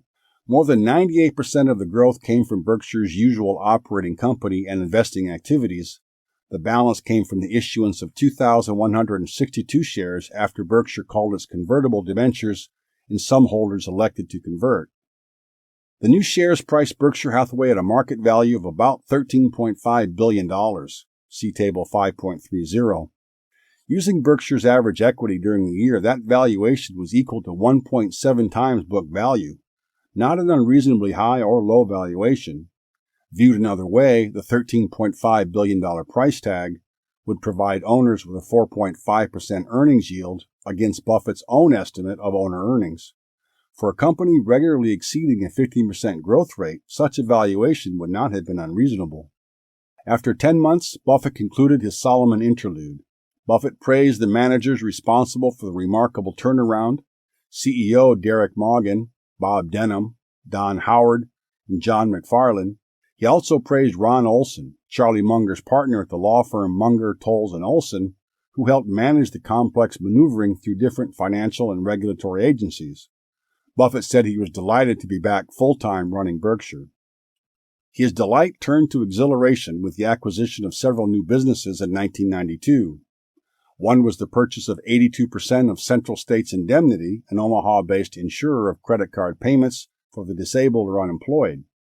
Central States was writing $90 million of premiums and earning profits of about $10 million. One of Berkshire's newer acquisitions, H.H. Brown Shoe, acquired Lowell's Shoe Company during the year. Berkshire's other subsidiaries found 4 other add-on acquisitions.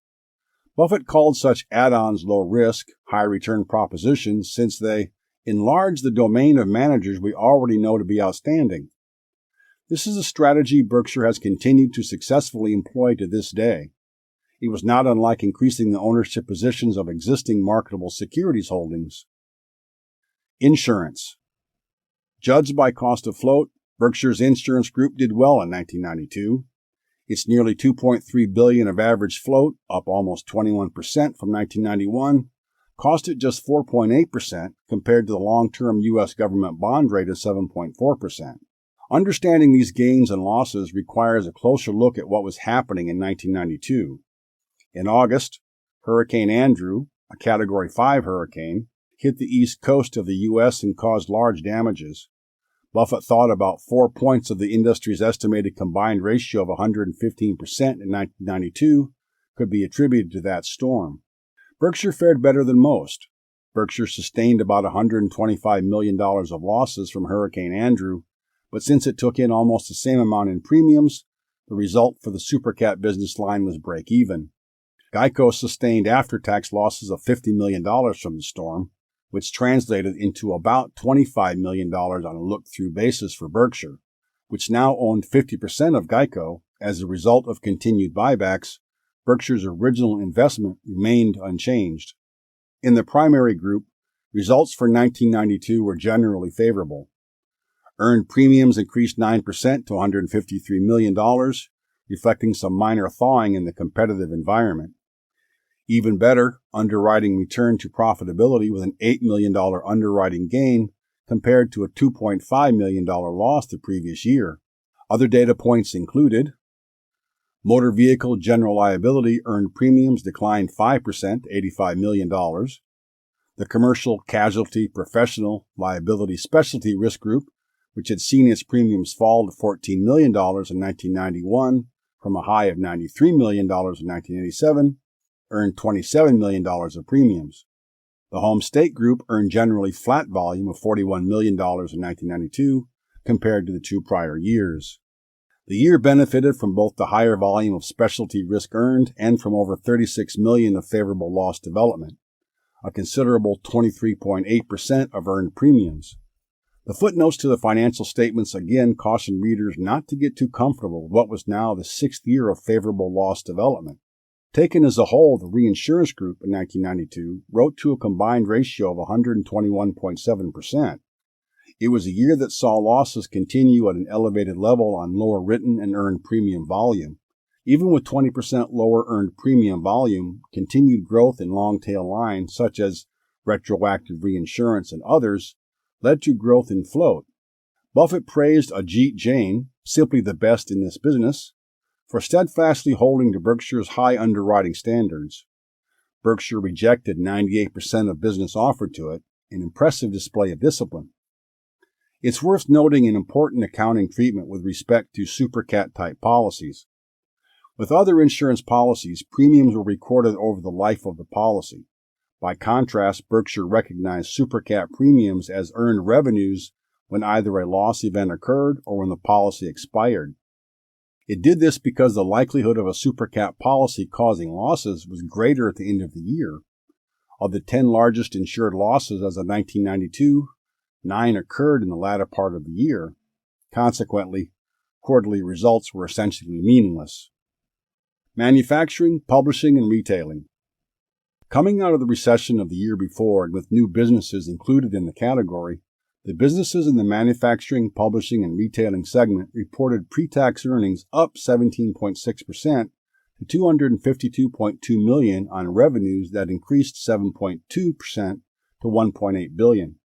Pre-tax return on tangible capital remained very strong at 55.6%, down 1.6 percentage points. After-tax return on tangible equity remained attractive at 36.9%. These businesses were splendid, but they would never achieve the heights of returns achieved just a few years before. Over a handful of short paragraphs in his chairman's letter, Buffett summarized the fascinating ongoing story that was the life of Rose Mrs. B. Blumkin, now 99 years old. Remember that Mrs. B feuded with her children and grandchildren in 1999 over the Nebraska Furniture Mart carpet department. The company was doing fine without her. Pre-tax earnings rebounded 19% to $17.1 million in 1992. But Mrs. B missed her work. Not one to slow down, she purchased a building across the street from Nebraska Furniture Mart and set up shop again. Mrs. B made amends with her family and offered to sign a non-compete agreement. The price tag to buy her new business was $5 million. Mrs. B belongs in the Guinness Book of World Records on many counts. Signing a non-compete at age 99 merely adds one more, Buffett wrote reverently. Scott Fetzer earned $110 million pre-tax on just $116 million of equity capital.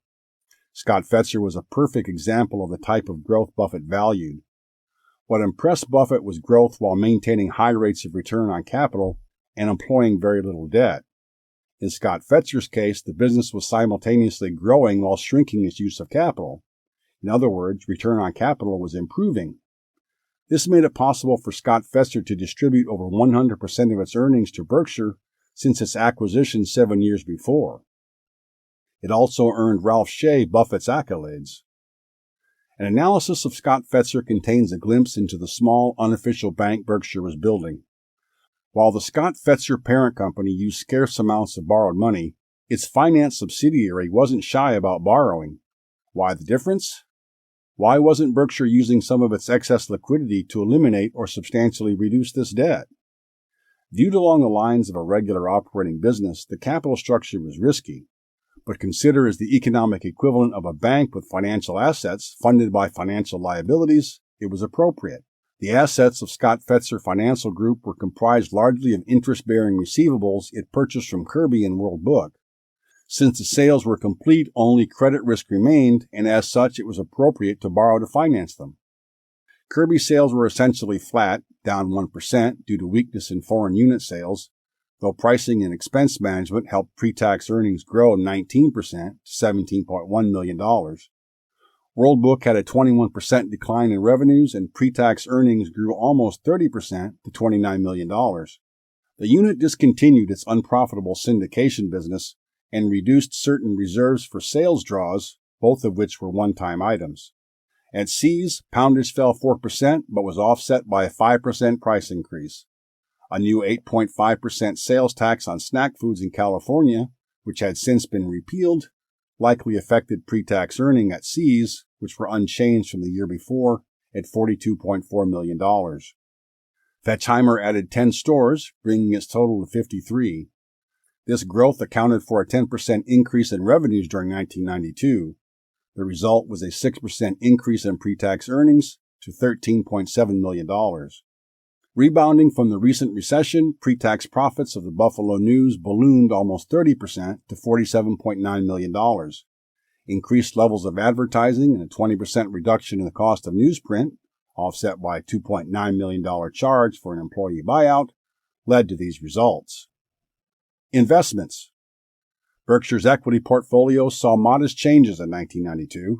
The now familiar names were all there: Cap Cities ABC, Coca-Cola, Freddie Mac, Geico, Gillette, Guinness, the Washington Post, and Wells Fargo.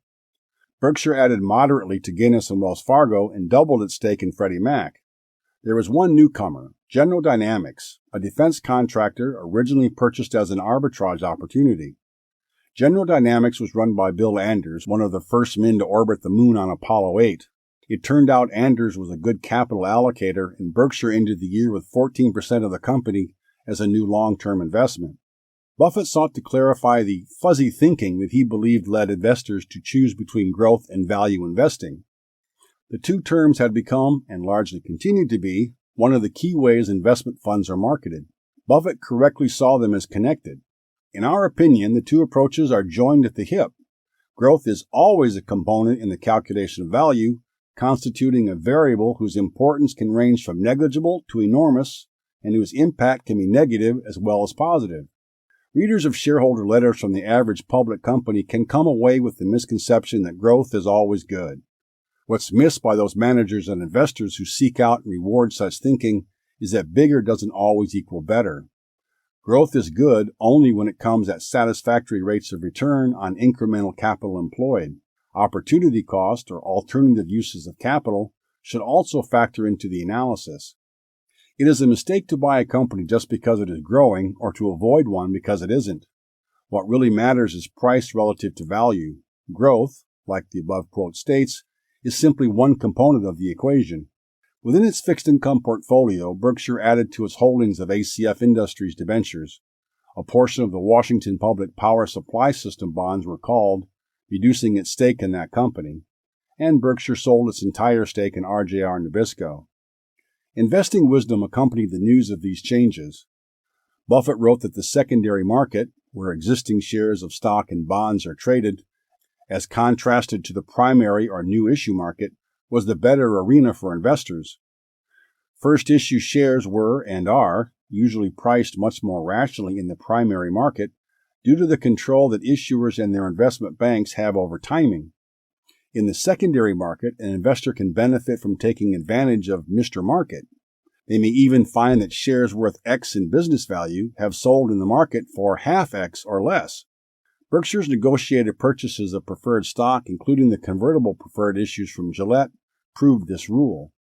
Buffett said Berkshire had done well on those investments, but perhaps not as well as if he had taken his own advice. 2 new accounting rules and a plea for one more. In keeping with his intent to educate and inform, Buffett's 1992 Chairman letter included important accounting updates. In a section entitled 2 New Accounting Rules and a Plea for One More, he provided 3 lessons. Lesson 1. A new rule related to deferred taxes. The new rule, which Buffett thought reasonable, required accruing deferred tax at one uniform rate, then 34%.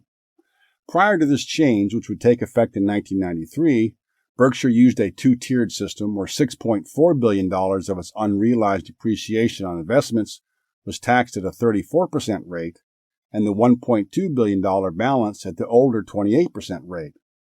The result of the new rule would be a $70 million increase to the tax liability and a corresponding decrease to equity.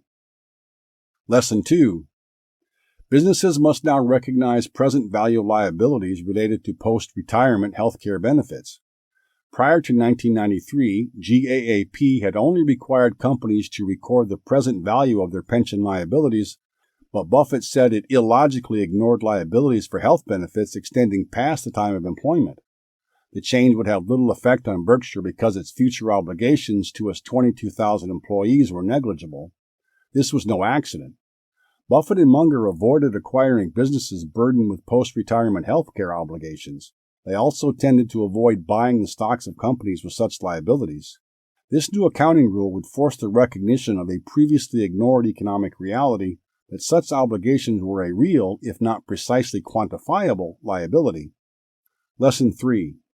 How to value stock options. The crux of the matter was that companies did not account for the issuance of stock options as an expense on their books. Stock options are difficult to value and are non-cash in nature, so executives and others argued that they should not be included on a company's books. Buffett, as usual, cut through the fog and opined, "If options aren't a form of compensation, what are they? If compensation isn't an expense, what is it? And if expenses shouldn't go into the calculation of earnings, where in the world should they go?" This third lesson, though not associated with an accounting change, got more ink than the first two combined, and rightly so. Buffett wrote that accountants and regulators should be shamed by letting companies and their executives strong-arm them into such egregious accounting. Since the issuance of equity directly affected an investor's return from their investment, it was an extremely important issue for the accounting profession to tackle, imprecise and messy as it may be. This was a battle Buffett would long fight until the expensing of options was made mandatory in the mid-2000s. While Berkshire did not use stock options, it did have an outstanding issue of 5.5% zero-coupon convertible debentures issued in September 1989, which were called that year. Buffett did not like the prospect of Berkshire shareholders not knowing exactly what their ownership interest was at any given time. Berkshire shareholders are disadvantaged by having a conversion option outstanding. The terms of the debenture looked less favorable to Berkshire after interest rates declined and book value nearly doubled in that short time. Miscellaneous. Wrapping up his 1992 letter to shareholders, Buffett relayed what he called two pieces of regrettable news. His longtime assistant, Gladys Kaiser, who had been with him 25 years, was retiring after the 1993 annual meeting. Additionally, Vern McKenzie was stepping down as CFO, leaving the post to his understudy, Mark Hamburg. His usual invitation to Omaha for the annual meeting followed, as did the customary plea to shop at Nebraska Furniture Mart and Borsheim's during the visit. 1993. The year 1993 could be described as a prototypical year for Berkshire Hathaway. It found one large acquisition candidate, largely left its investment portfolio intact, maintained its insurance underwriting discipline in the face of continued so-so pricing, and polished around the edges of its various other businesses. Berkshire's gain in book value was 14.3% during the year, falling just below Buffett's stated goal of 15% per year. Berkshire's net worth increased by $1.5 billion and was affected by several non-operating items. 2 factors were positive, 2 were negative. The 2 negative factors were related to a change in generally accepted accounting principles, GAAP. They pertain to accruing for deferred taxes on unrealized appreciations of securities gains. The first, discussed in the 1992 segment, called for all unrealized gains, and losses if applicable, to be netted against the 34% corporate tax that would be due if and when sold, rather than the previous bifurcating practice depending upon when the securities were purchased. The second related factor was a 1% increase in the tax rate to 35% that went into effect in late 1993, which meant accruing additional tax. The tax itself was straightforward.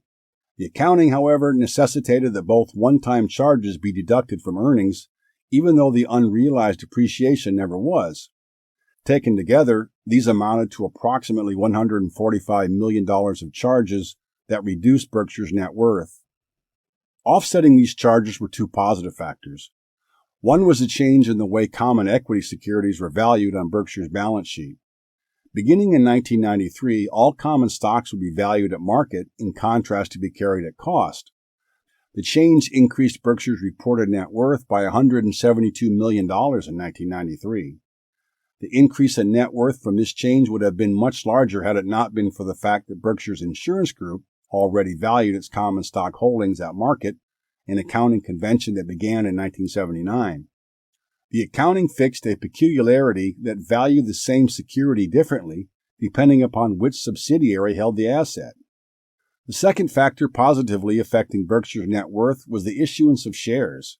Some 3,944 shares were issued in January relating to the conversion of the convertible debentures called for redemption. Some investors elected for shares, the remaining for cash. Another 25,203 shares were issued in connection with the 1993 acquisition of Dexter Shoe, discussed below. Thus, Berkshire's net worth increased by about $478 million due to the issuance of 29,147 shares. Because they were issued at a price above book value, their issuance increased per share book value. More shares meant a higher benchmark to meet the 15% annualized return target, instead of the $1.8 billion Berkshire would need to increase its book value by $1.85 billion by the year 2000 to meet its goal. Dexter Shoe. One of Berkshire's largest acquisitions this decade was Dexter Shoe, based in Dexter, Maine. Harold Alfond founded the business in 1956 with $10,000 of initial capital and grew it into one of the largest American footwear manufacturers and retailers with the help of his nephew, Peter Lunder. By 1993, Dexter was selling over 7.5 million pairs of shoes from 77 retail locations. Though some were manufactured in Puerto Rico, most were manufactured in Maine. This countered the prevailing wisdom that imports made such arrangements uncompetitive. Dexter's shoes were sold in familiar retailers including Nordstrom and J.C. Penney. Berkshire paid $433 million for Dexter, exchanging 25,203 shares for the business. Buffett held out the Dexter acquisition as an example to others of the Berkshire system. The deal came together because of Frank Rooney, manager of H.H. Brown Shoe, who knew Alfond and Dexter Shoe well. Alfond made a deal with Buffett for an all-share purchase rather than cash. It highlighted some of the advantages Berkshire could provide a seller. In addition to saving on taxes by using shares instead of cash, Alfond traded a 100% interest in a single terrific business for a smaller interest in a large group of terrific businesses. Where Rose Blumkin had declined such an offer 10 years earlier from Nebraska Furniture Mart, instead opting for cash, Alfond took Buffett up on what amounted to a tax-free diversification for Alfond and his family's business holdings. The Dexter acquisition provided a great example of Berkshire strategic planning, or lack thereof. 5 years ago, we had no thought of getting into shoes.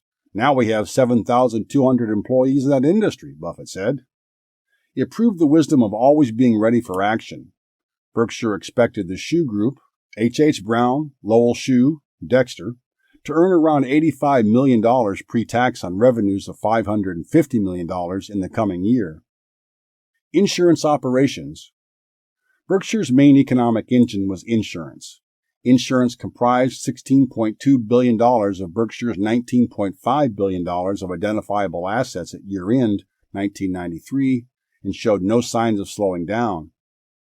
Though patience and a willingness to walk away from business was still the rule, Berkshire saw a large opportunity to put its superior financial strength to use in marketing SuperCat and other reinsurance products where staying power counted. This did not mean that reinsurance was immune to competition. Almost $5 billion of capital had recently been raised to form new entities to compete in the reinsurance space. What it did mean was Berkshire had the financial strength and prowess to weather business cycles and eventually come out ahead. Berkshire's insurance group was proudly holding its own in 1993. As a whole, the insurance group wrote and earned about the same volume in 1993 as it did in 1992. $737 million and $651 million, respectively. See Table 5.32. It also marked the first overall underwriting profit, $30 million pre-tax, since 1981. Better still, both the primary and reinsurance segments wrote to combined ratios below 100%. Examining the largest segment, the reinsurance group wrote to a 93.4% combined ratio and turned in a $17.3 million pre-tax underwriting gain. The bulk of premiums earned from the larger SuperCat policies and quota share arrangements with other insurers. Over the prior 3 years, Berkshire all but walked away from retroactive reinsurance and structured settlements due to unfavorable pricing. Premiums earned in these lines fell 88% between 1991 and 1993, from $363 million to $44 million. The underwriting loss from these business activities was $64.3 million in 1993. These losses were almost entirely due to the amortization of deferred charges and did not accurately reflect economic results, since Berkshire continued to benefit from the use of float. Remember, float from these long-tail policies was usually considerable in relation to premium volume, and its benefits were seen in insurance investment income, not underwriting. In contrast, the primary group had premium growth in 1993 and earned a $13 million underwriting profit. Premiums earned and written were both $208 million, up 57% and 36% respectively. Part of the reason for the increase was Central States Indemnity Company, the newest addition to the team acquired the year before, which turned in a $5 million underwriting gain on premiums of $69 million. Reflecting overly conservative loss reserving, the segment again benefited from favorable loss development. The favorable loss development represented 20% of premiums earned and 7.4% of the amount of reserves at the start of the year. This favorable development was largely attributable to National Indemnity's traditional commercial auto business. The home state companies seemingly needed a new name, expanded beyond their borders, and planned additional expansion in the coming years. Headwinds were likely coming, however, as industry capacity remained abundant. Manufacturing, publishing, and retailing. The new shoe group, together with the other businesses in the manufacturing, publishing, and retail segment, continued to churn out excellent results for Berkshire. Pre-tax earnings grew 8% to $272.5 million on revenues up 10.6% to $2 billion. Pre-tax return on tangible capital, however, fell from 55.6% in 1992 to 48.2% in 1993. Likewise, after-tax return on tangible equity fell from 36.9% to 31.3%, achieved basically without debt. Cash exceeded debt by 3 times. Returns were declining from the stratosphere but remained highly satisfactory. Nebraska Furniture Mart was reunited with its patriarch, Mrs. B., who turned 100 years old in 1993 and showed no signs of slowing down. Nebraska Furniture Mart turned Mrs. B's location across the street into an outlet store and planned a 100,000 square feet expansion for an appliance electronic superstore. Pre-tax profits swelled 26% to a record $22 million. At World Book, revenues continued to slide substantially, falling 19% to $47.3 million. Pre-tax earnings fell 31% to $20 million as electronic competition from CD-ROMs weighed on its paper-based product. Though the company could not say whether the decline could reverse, World Book was not waiting to find out. It was working on its own electronic version to compete with the likes of Microsoft and others trying to take the market share. The Buffalo News saw a modest increase in revenues from increased advertising and circulation. Its pre-tax profits grew 6% to $51 million. The story was largely the same at Kirby, pre-tax profits up 10% to $39 million, Seas down 3% to $41 million, and most of the other units in manufacturing, publishing, and retailing segment. Revenues and earnings bobbed around but were not specifically noteworthy. A new mail-order program at Seas was put in place to try to mitigate the inch-by-inch decline in poundage experienced almost every year since Blue Chip purchased it. Wesco. Surprisingly, Buffett's chairman's letter did not discuss a relatively major event at Mutual Savings. During 1993, Wesco exited the savings and loan business by transferring its savings account liabilities, offset by a mortgage portfolio and cash, to SenFed Bank, headquartered in Pasadena, California.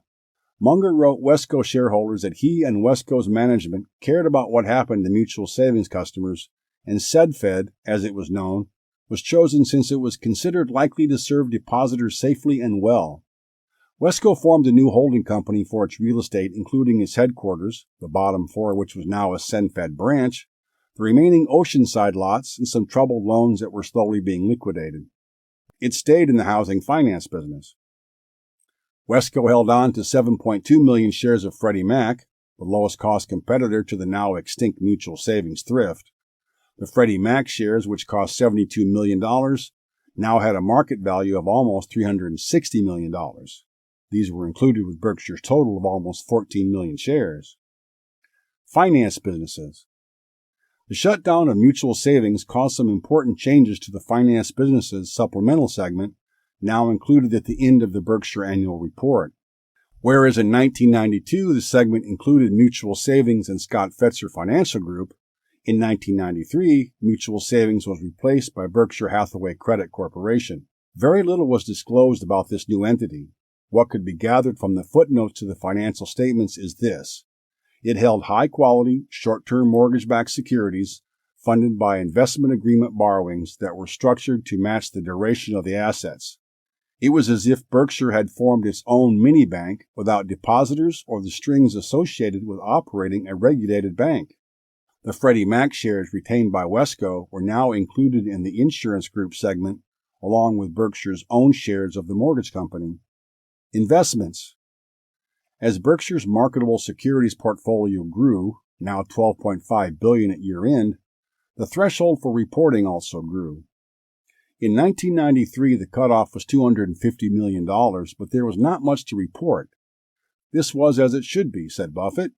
It was hard to find outstanding businesses to purchase, and an owner of a small part of a good company should, like his or her counterpart owning the entirety of a business, hold on with the same tenacity. The lower investment portfolio turnover compared to years past was in part due to Berkshire's growing size, which limited the investable universe, and in part due to Buffett's increasing appreciation for high-quality businesses. Long holding periods also confer meaningful compounding advantages to the way taxation works. Buffett's extreme example was a doubling of $1 for 20 years with a 35% tax rate on the investment. Paying tax annually would result in over $22,370 at the end of 2 decades. Counterintuitively, allowing the compounding to take place and paying one 35% tax at the end would result in a far better outcome, a result of over $680,000, all due to the power of deferred taxes. Berkshire's portfolio contains significant unrealized gains. At year-end 1993, its marketable securities portfolio had over $8.2 billion in unrealized appreciation, a 300% gain. The most extreme examples were Geico and the Washington Post.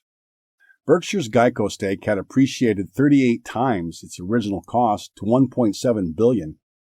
The Washington Post company over 45 times to $440 million. Despite the headwinds faced in some parts of its business, such as insurance, Berkshire in 1993 was proving the resiliency of a financially strong business operated for the long term. 1994 Annual Meeting. Looking back, we have the benefit of hindsight. Now, thanks to technology, we also can sit in on the annual meetings, which were filmed for the first time in April 1994 and made available to the public in 2018. A few interesting discussion topics from the first recorded meeting are worth noting. One was the degree to which Buffett and Munger thought about public companies as private ones. Buffett's shareholder letters around this time started discussing Berkshire's rising share price, which had never been split and which had recently crossed the $10,000 per share mark. At the 1994 annual meeting, the question about share price was asked by a shareholder. Charlie Munger, as usual, cut right to the chase. I think the idea of carving ownership in an enterprise into little, tiny $20 pieces is almost insane. I don't see why there shouldn't be a minimum as a condition of joining some enterprise. We'd all feel that way if we were organizing a private enterprise. Even in the early 1990s, a share of a private company or partnership very likely required more than $10,000. Other questions touched on how Buffett went about finding and valuing businesses. He thought just about anyone could do what he and Munger did by reading annual reports and other communications from companies and their competitors. Buffett said they simply looked at a company's products, distribution systems, and finances. They then tried to determine if they could assess what the economics of the business and industry would look like 10 or 20 years out. He said 95% of the businesses he looked at wouldn't make the cut due to their falling outside of his circle of competence or for other reasons. Another important insight was to ignore noise, including that from pundits and others about the general economy. Charlie Munger said it was best to be agnostic about macro factors and therefore devote all your time to thinking about the individual businesses and individual situations. One key component to valuing businesses was growth. Buffett thought that this was a concept misunderstood by others, including managers and analysts. What mattered, he said, was the amount of cash that could be taken out of a business from now until forever, discounted back to the present. Growth was simply a variable, not something always positive, as others seem to insinuate. If physical or unit growth required additional capital to grow, that was okay, so long as the rate of return on capital was satisfactory. There's a huge difference in the business that grows and requires a lot of capital to do so, and the business that grows and doesn't require capital, he said in a response to a question. As a conglomerate, Berkshire was structured so it could take the cash generated from slow or no-growth businesses with good returns on capital, such as Scott Fetzer, and put it into use elsewhere. Another theme of questions was on management compensation. The answers illustrated the fact that even though Berkshire's arrangements were usually very simple, much thought was put into them. The trick was to structure compensation so it aligned managers with owners. Buffett and Munger suggested a few guiding principles. It didn't make sense for an operating manager to be compensated on Berkshire as a whole, since only Buffett and Munger controlled that outcome. The aim was a system that was symmetrical, meaning a manager was rewarded for good performance, but suffered if poor performance was delivered. The arrangement should be structured based on the economics of the business, since all businesses were different. In short, management compensation was best when it aligned the interest of managers to that of owners, regardless of the situation. By any standard of executive compensation, Warren Buffett and Charlie Munger were paid almost nothing. Their $100,000 salaries remain unchanged to this day. Considering their track record, they could have easily justified 7- or 8-figure salaries like their Fortune 500 contemporaries, but they chose not to, and it sends a strong message. They were already rich, each had most of their net worth in Berkshire, and they loved their work, the perfect example of management alignment. 1994. The effects of Berkshire's size were starting to show. A $1.45 billion increase in net worth during the year equated to just 13.9% growth and resulted in Berkshire's equity climbing to almost $12 billion at year-end 1994. Buffett had been warning shareholders for years that size was forging an anchor to future returns. However, past results far above the 15% goalpost seemed to contradict him. While Berkshire's growing size was beginning to bring down its rate of return, its methods were largely unchanged. Buffett would continue to learn and improve, but Berkshire, he wrote shareholders that year, would stick with the approach that got us here. Importantly, Berkshire would not relax its standards. A fat wallet, however, is the enemy of superior investment results, he quipped. Insurance. Berkshire's float, specifically the cost of it, if forced to choose, was probably the most important aspect of Berkshire's growth over time. Berkshire's float at year-end 1994 averaged over $3 billion. Better still, its costs, as measured by the underwriting gain-loss in relation to average float, registered negative for the second year in a row. Negative is a good thing in this case, since it meant the insurance group wrote to a profit and its cost compared to a government bond was less than zero. Profits of $129 million in 1994 produced an 86% combined ratio. The 1967 National Indemnity acquisition was beginning to look like a bargain. One reason for the extreme profitability had to do with Berkshire's new supercat business, into which it was moving more heavily to put its superior capital strength to work. While it could be profitable in the long run, such business was prone to down periods. Berkshire just hadn't seen many of them yet. With the exception of an earthquake in California, Berkshire experienced an absence of large insurance losses in 1994. This meant most supercat premiums went right to the bottom line and put the loss experience above trend. Such outsized profits could not continue indefinitely and very well could have started in the other direction. In 1994, Berkshire's reinsurance group wrote and earned just $700 million of premium volume. Catastrophe excess of loss reinsurance contracts, supercat, which had grown threefold to $447 million, contributed to the 56% overall increase in reinsurance premiums. Earned premiums declined in other areas, including quota share, structured settlements, and retroactive reinsurance. As noted earlier, profits from the supercat business were a major reason behind reinsurance underwriting profits swelling from $17 million in 1993 to $81 million in 1994. Profits would have been even higher had it not been for the $37 million of adverse loss development. The primary group also grew premiums written and earned. The segment turned in a combined ratio of 81% on $235 million of earned premiums, up 13%, although some markets remained soft. Favorable loss development in traditional commercial auto and click. Favorable loss development in traditional commercial auto and commercial casualty, professional liability specialty risks led to 23 percentage points of positive adjustment. While a favorable adjustment added to reported profitability and could be termed conservative, the change reflected the imprecise nature of reserve estimation. Such a large adjustment in either direction corresponded to meaningful past underwriting errors. Manufacturing, publishing, and retailing. The addition of Dexter for a full year, compared to 2 months in 1993, was a big contributor to the 20% increase in revenues to $2.4 billion and 23% increase in pre-tax profit to $336 million for the manufacturing, publishing, and retailing segment. Pre-tax return on average invested capital remained strong at 49.3%, up from 48.2%. Average tax return on tangible equity improved from 31.3% to 32.4% without the use of leverage. The Shoe Group completed a small acquisition of 11 stores located in Maryland, Pennsylvania, and Virginia, and added a new computerized distribution center, which was expected to increase operating efficiencies. One fact from the summary table, Table 5.2, of the chairman's letter stands out. In 1993, Buffett stated that the Shoe Group, made up of H.H. Brown, Dexter, and Lowell, would probably earn about $85 million in the coming year. The actual result? $85.5 million. This was probably a coincidence, but it also demonstrated that the businesses Berkshire was buying were simple and understandable, with somewhat predictable futures.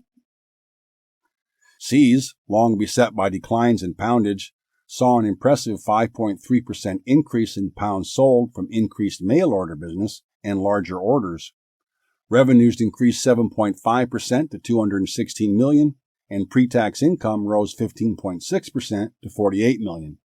Its operating margin remained a mouth-watering 21.6%.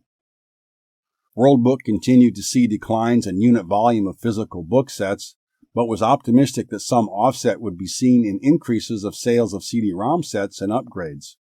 Though revenues declined 3.8% to $191 million, pre-tax income rose over 25% to $24.4 million, largely due to a $3.3 million charge taken in 1993. The home cleaning system segment, led by Kirby, improved unit sales marginally in the domestic U.S. market, but increased them 14% internationally. This resulted in a 7% increase in revenues and pre-tax income to $208 million and $43.9 million, respectively.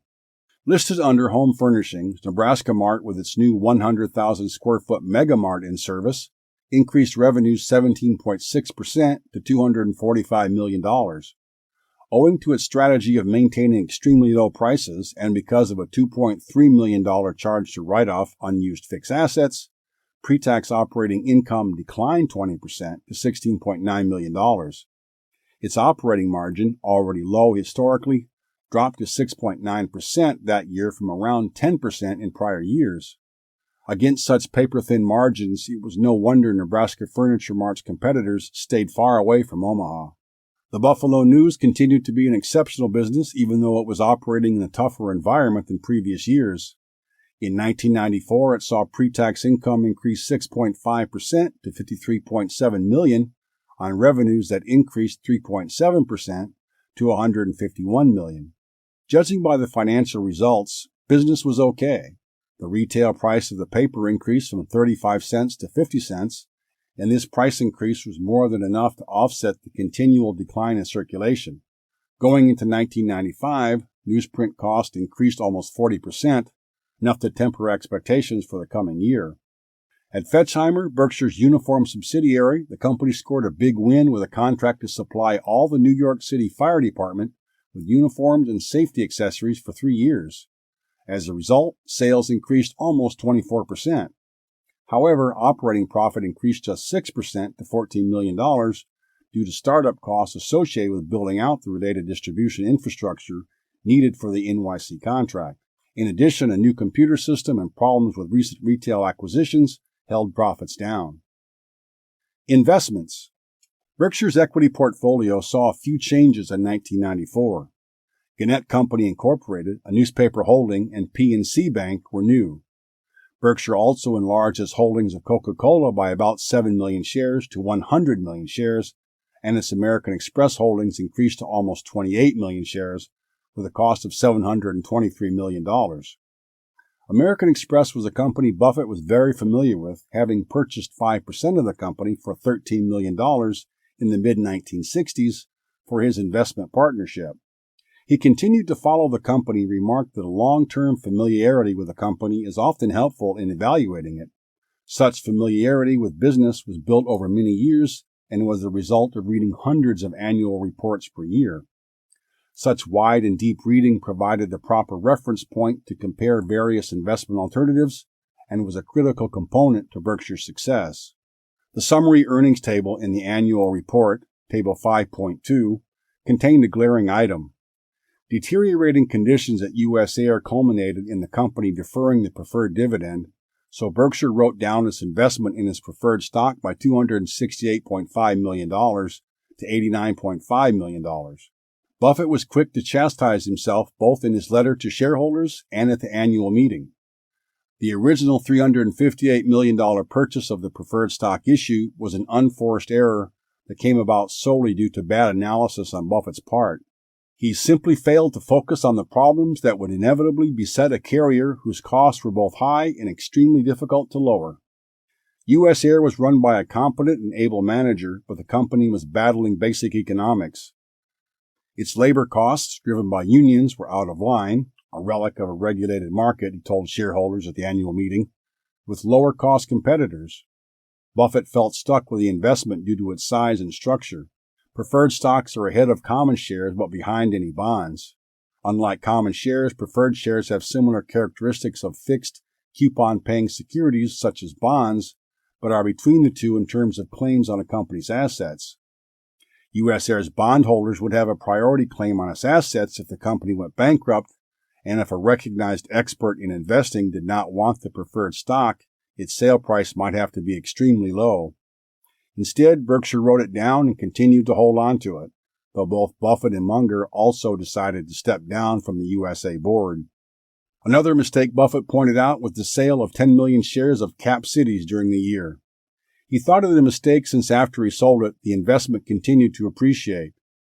The $222.5 million foregone gain on those shares, Buffett did the math for shareholders, wasn't the mistake.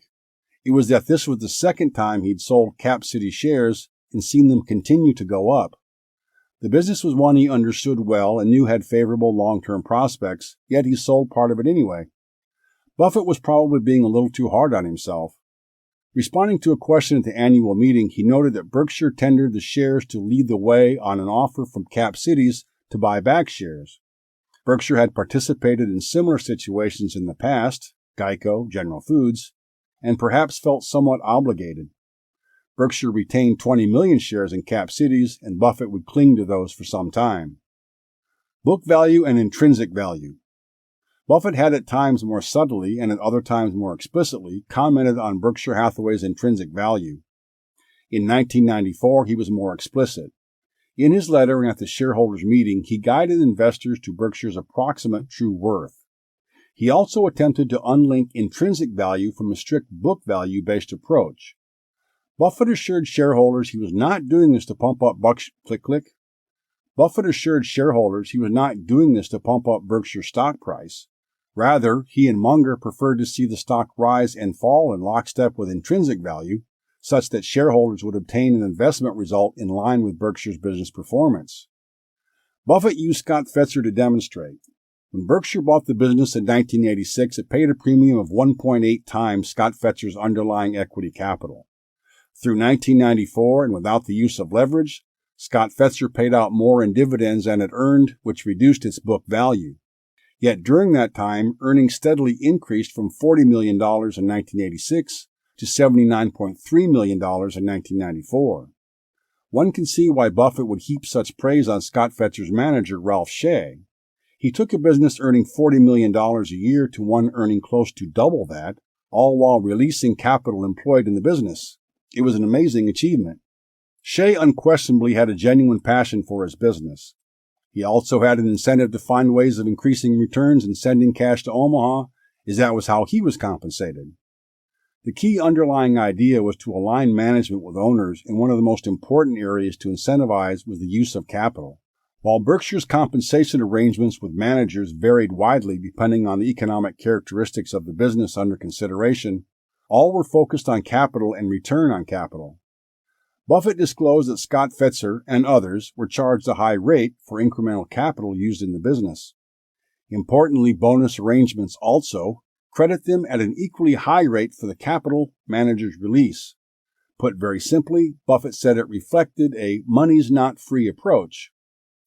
The lesson did not end there. The difference between the purchase price of a business and the original book value, the plug number, was goodwill, which at that time was amortized over a 40-year period. Between 1986 and 1984, this goodwill asset had been amortized from $142.6 million to $54.2 million. Berkshire's carrying value for Scott Fetzer was half of what it paid for it, yet the business was earning close to double what it was when Berkshire purchased it. Clearly, accounting book value was not the definitive guide to business value, as this vividly demonstrated. The Scott Fetzer example provided a more tangible framework for Buffett's comments on the divergence of book value and intrinsic value. It directly related to Berkshire's activities in buying equities, and it also applied to Berkshire itself.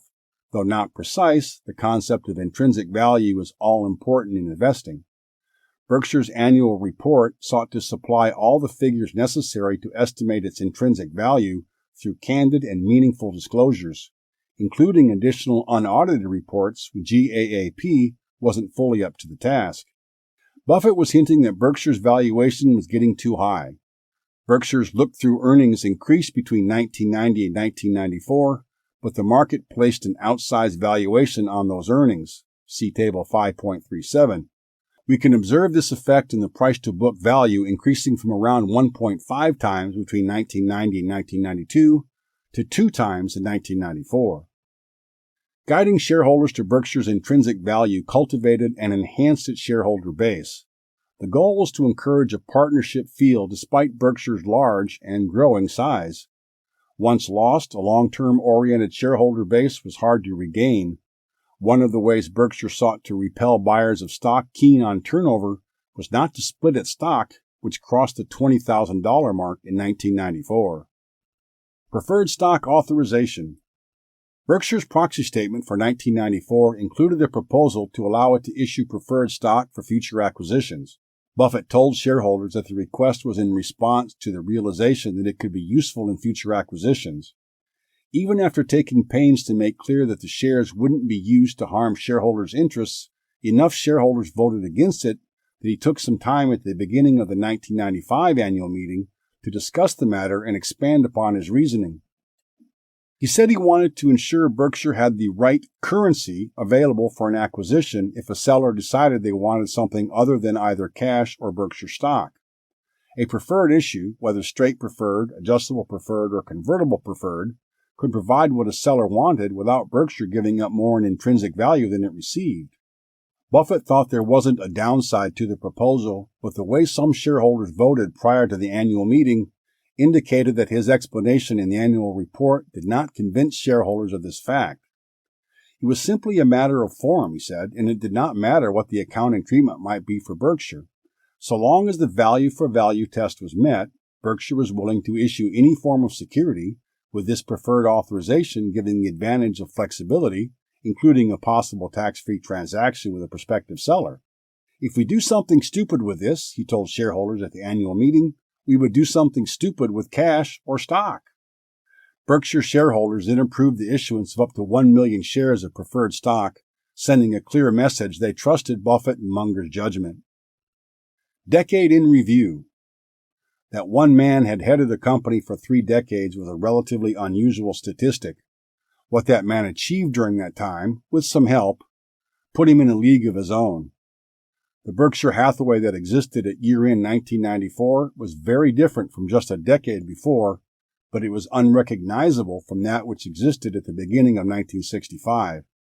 A few key figures tell the story, looking at Table 5.38. Shareholder equity ballooned each decade, as did net income from operations. But this ballooning net income from operations was not the reason for the huge jump in shareholder equity. Berkshire's operations between 1985 and 1994 contributed an additional $2.9 billion to equity, both from existing subsidiaries and new ones acquired during this time. Many dollars, but only slightly more than a quarter of the total increase. In fact, as a percentage of the change, net income from operations shrunk with each decade, and net income from realized gains remained mostly unchanged. The main driver of growth, as we can see when we look at Table 5.39 of major contributions to growth, was the result of investment outside of direct operating subsidiaries, meaning the investment portfolio. Berkshire's investment portfolio, specifically its common stock portfolio, produced over $1.3 billion of after-tax securities gains during the 1985-94 period. On top of that, another $5.9 billion remained on the books as unrealized gains. Thus, a combined $7.2 billion, or 68% of the total change in shareholders' equity during the decade, came from the successful allocation of capital to businesses not controlled or managed by Berkshire Hathaway.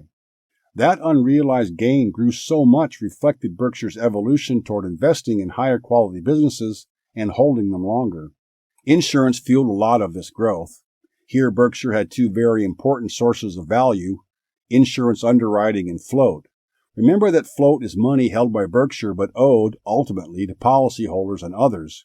A large portion went into the marketable securities portfolio, which enabled the multi-billion-dollar gains in that area. It also provided capital for business acquisitions and allowed Berkshire to operate with very little borrowed money in the traditional sense. Part and parcel with float, and in fact its source, was insurance underwriting.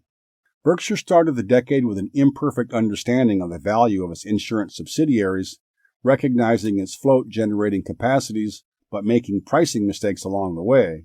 Those mistakes led to a cumulative $285 million pre-tax loss from underwriting activities over 10 years, an expensive but ultimately valuable education.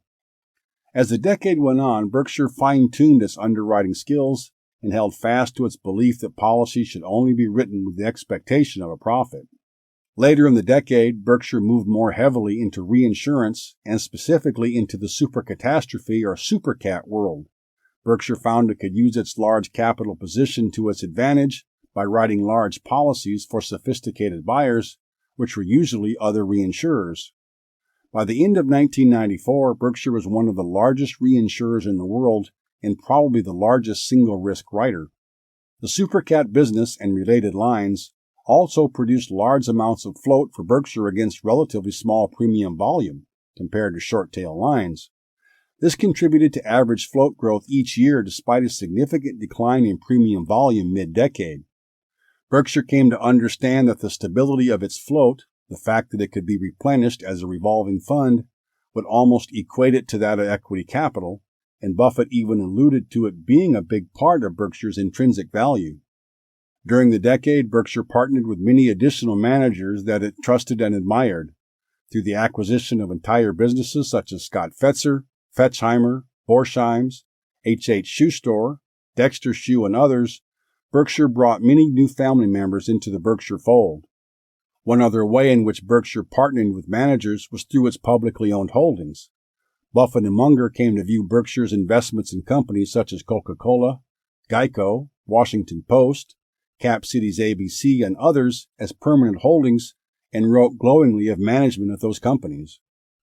Berkshire did have some stumbles along the way, but they were minor relative to its size then and now. One was selling part of its stake in Capital Cities ABC, a multi-part mistake in fact, since Buffett had previously sold some before. Another mistake was the purchase of U.S. Air preferred stock. Buffett wrote that he missed the basic economic situation completely, and Berkshire ended the decade with its investment written down to 25 cents on the dollar. Berkshire's purchase of Salomon Preferred was a mistake in hindsight. Not only was Salomon a company which Buffett and Munger admittedly did not have a great understanding of where the industry would end up in a decade or two, but it cost Buffett a lot of time. During a 10-month stint as CEO of Salomon, he risked his reputation to save the company and Berkshire's $700 million investment. The market finally recognized Berkshire's track record and its ability to compound book value at high rates. Berkshire's book value per share increased from $1,600 to $20,000 in this decade, a gain of 24.7% per year. Underlying book value increased at 25% per year, with the small 0.3% difference resulting from the net change in average shares outstanding. Like the prior decade, an outsized increase in the stock price came from a higher price-to-book ratio on top of underlying intrinsic value growth. This added an additional 5.5% per year to the share price and took the average price-to-book ratio over 2 times by year-end 1994. Part of the premium price-to-book ratio can be explained by interest rates. The 10-year Treasury rate fell from 11.5% at the beginning of the decade to under 5.5% by the end of 1993. Rates increased to 7.8% at the end of 1994. When the market got ahead of itself and priced Berkshire over 2 times book value, Buffett stepped in to subtly nudge onlookers toward a proper valuation, something almost unheard of. At the end of 1994, Berkshire Hathaway, like its equity portfolio, was a compounding machine with 2 capital allocators, Warren Buffett and Charlie Munger, who were not slowing down. Notably, this was the decade where Berkshire made the final split with the textile industry by liquidating its remaining mills. Berkshire had come a long way over the preceding 3 decades, and much more was to come. Lessons, 1985-1994. 1. Businesses don't need to be complicated to be great and have excellent returns on capital. The 1986 acquisition of Scott Fetzer with its World Book, Kirby, and other simple operating subsidiaries was a wonderful purchase for Berkshire. Scott Fetzer distributed to Berkshire hundreds of millions of dollars, more than its purchase price in fact, doubled its earnings power, and best of all, was essentially debt-free. Fetchheimer, a uniform business, the Shoe Group, Berskhire Jewelry, and others demonstrated the money to be made in simple industries. 2. Simple businesses need superb managers who always keep their eye on the ball. Many of Berkshire's operating subsidiaries were not, to use Buffett's term, franchise businesses. See's, Nebraska Furniture Mart, Berskhire, and others were all in tough industries. Their managers loved what they did, knew the businesses inside and out, and focused relentlessly, which allowed for some spectacular business results. 3. Businesses can thrive inside of a conglomerate structure, and they can do better for owners given greater capital allocation choices. Many of the wholly owned businesses inside of Berkshire earned great returns on capital, but could not reinvest that capital to any meaningful degree. Berkshire solved this problem by allowing those businesses to distribute excess cash to Omaha for redeployment into other Berkshire subsidiaries or outside of Berkshire via its investments. 4. Economies of scale are powerful, and feedback loops are important. Berkshire first saw the advantages of a high-volume, low-margin business in Nebraska Furniture Mart. The idea applied equally to Berskhire and the jewelry business. A wide selection at low prices attracts shoppers, and the large volume of resulting sales allow for continued low prices and rates of overhead far below competitors. 5. Float. The money held by insurers but owed to claimants and others can grow significantly while remaining at an attractive cost relative to long-term government bonds.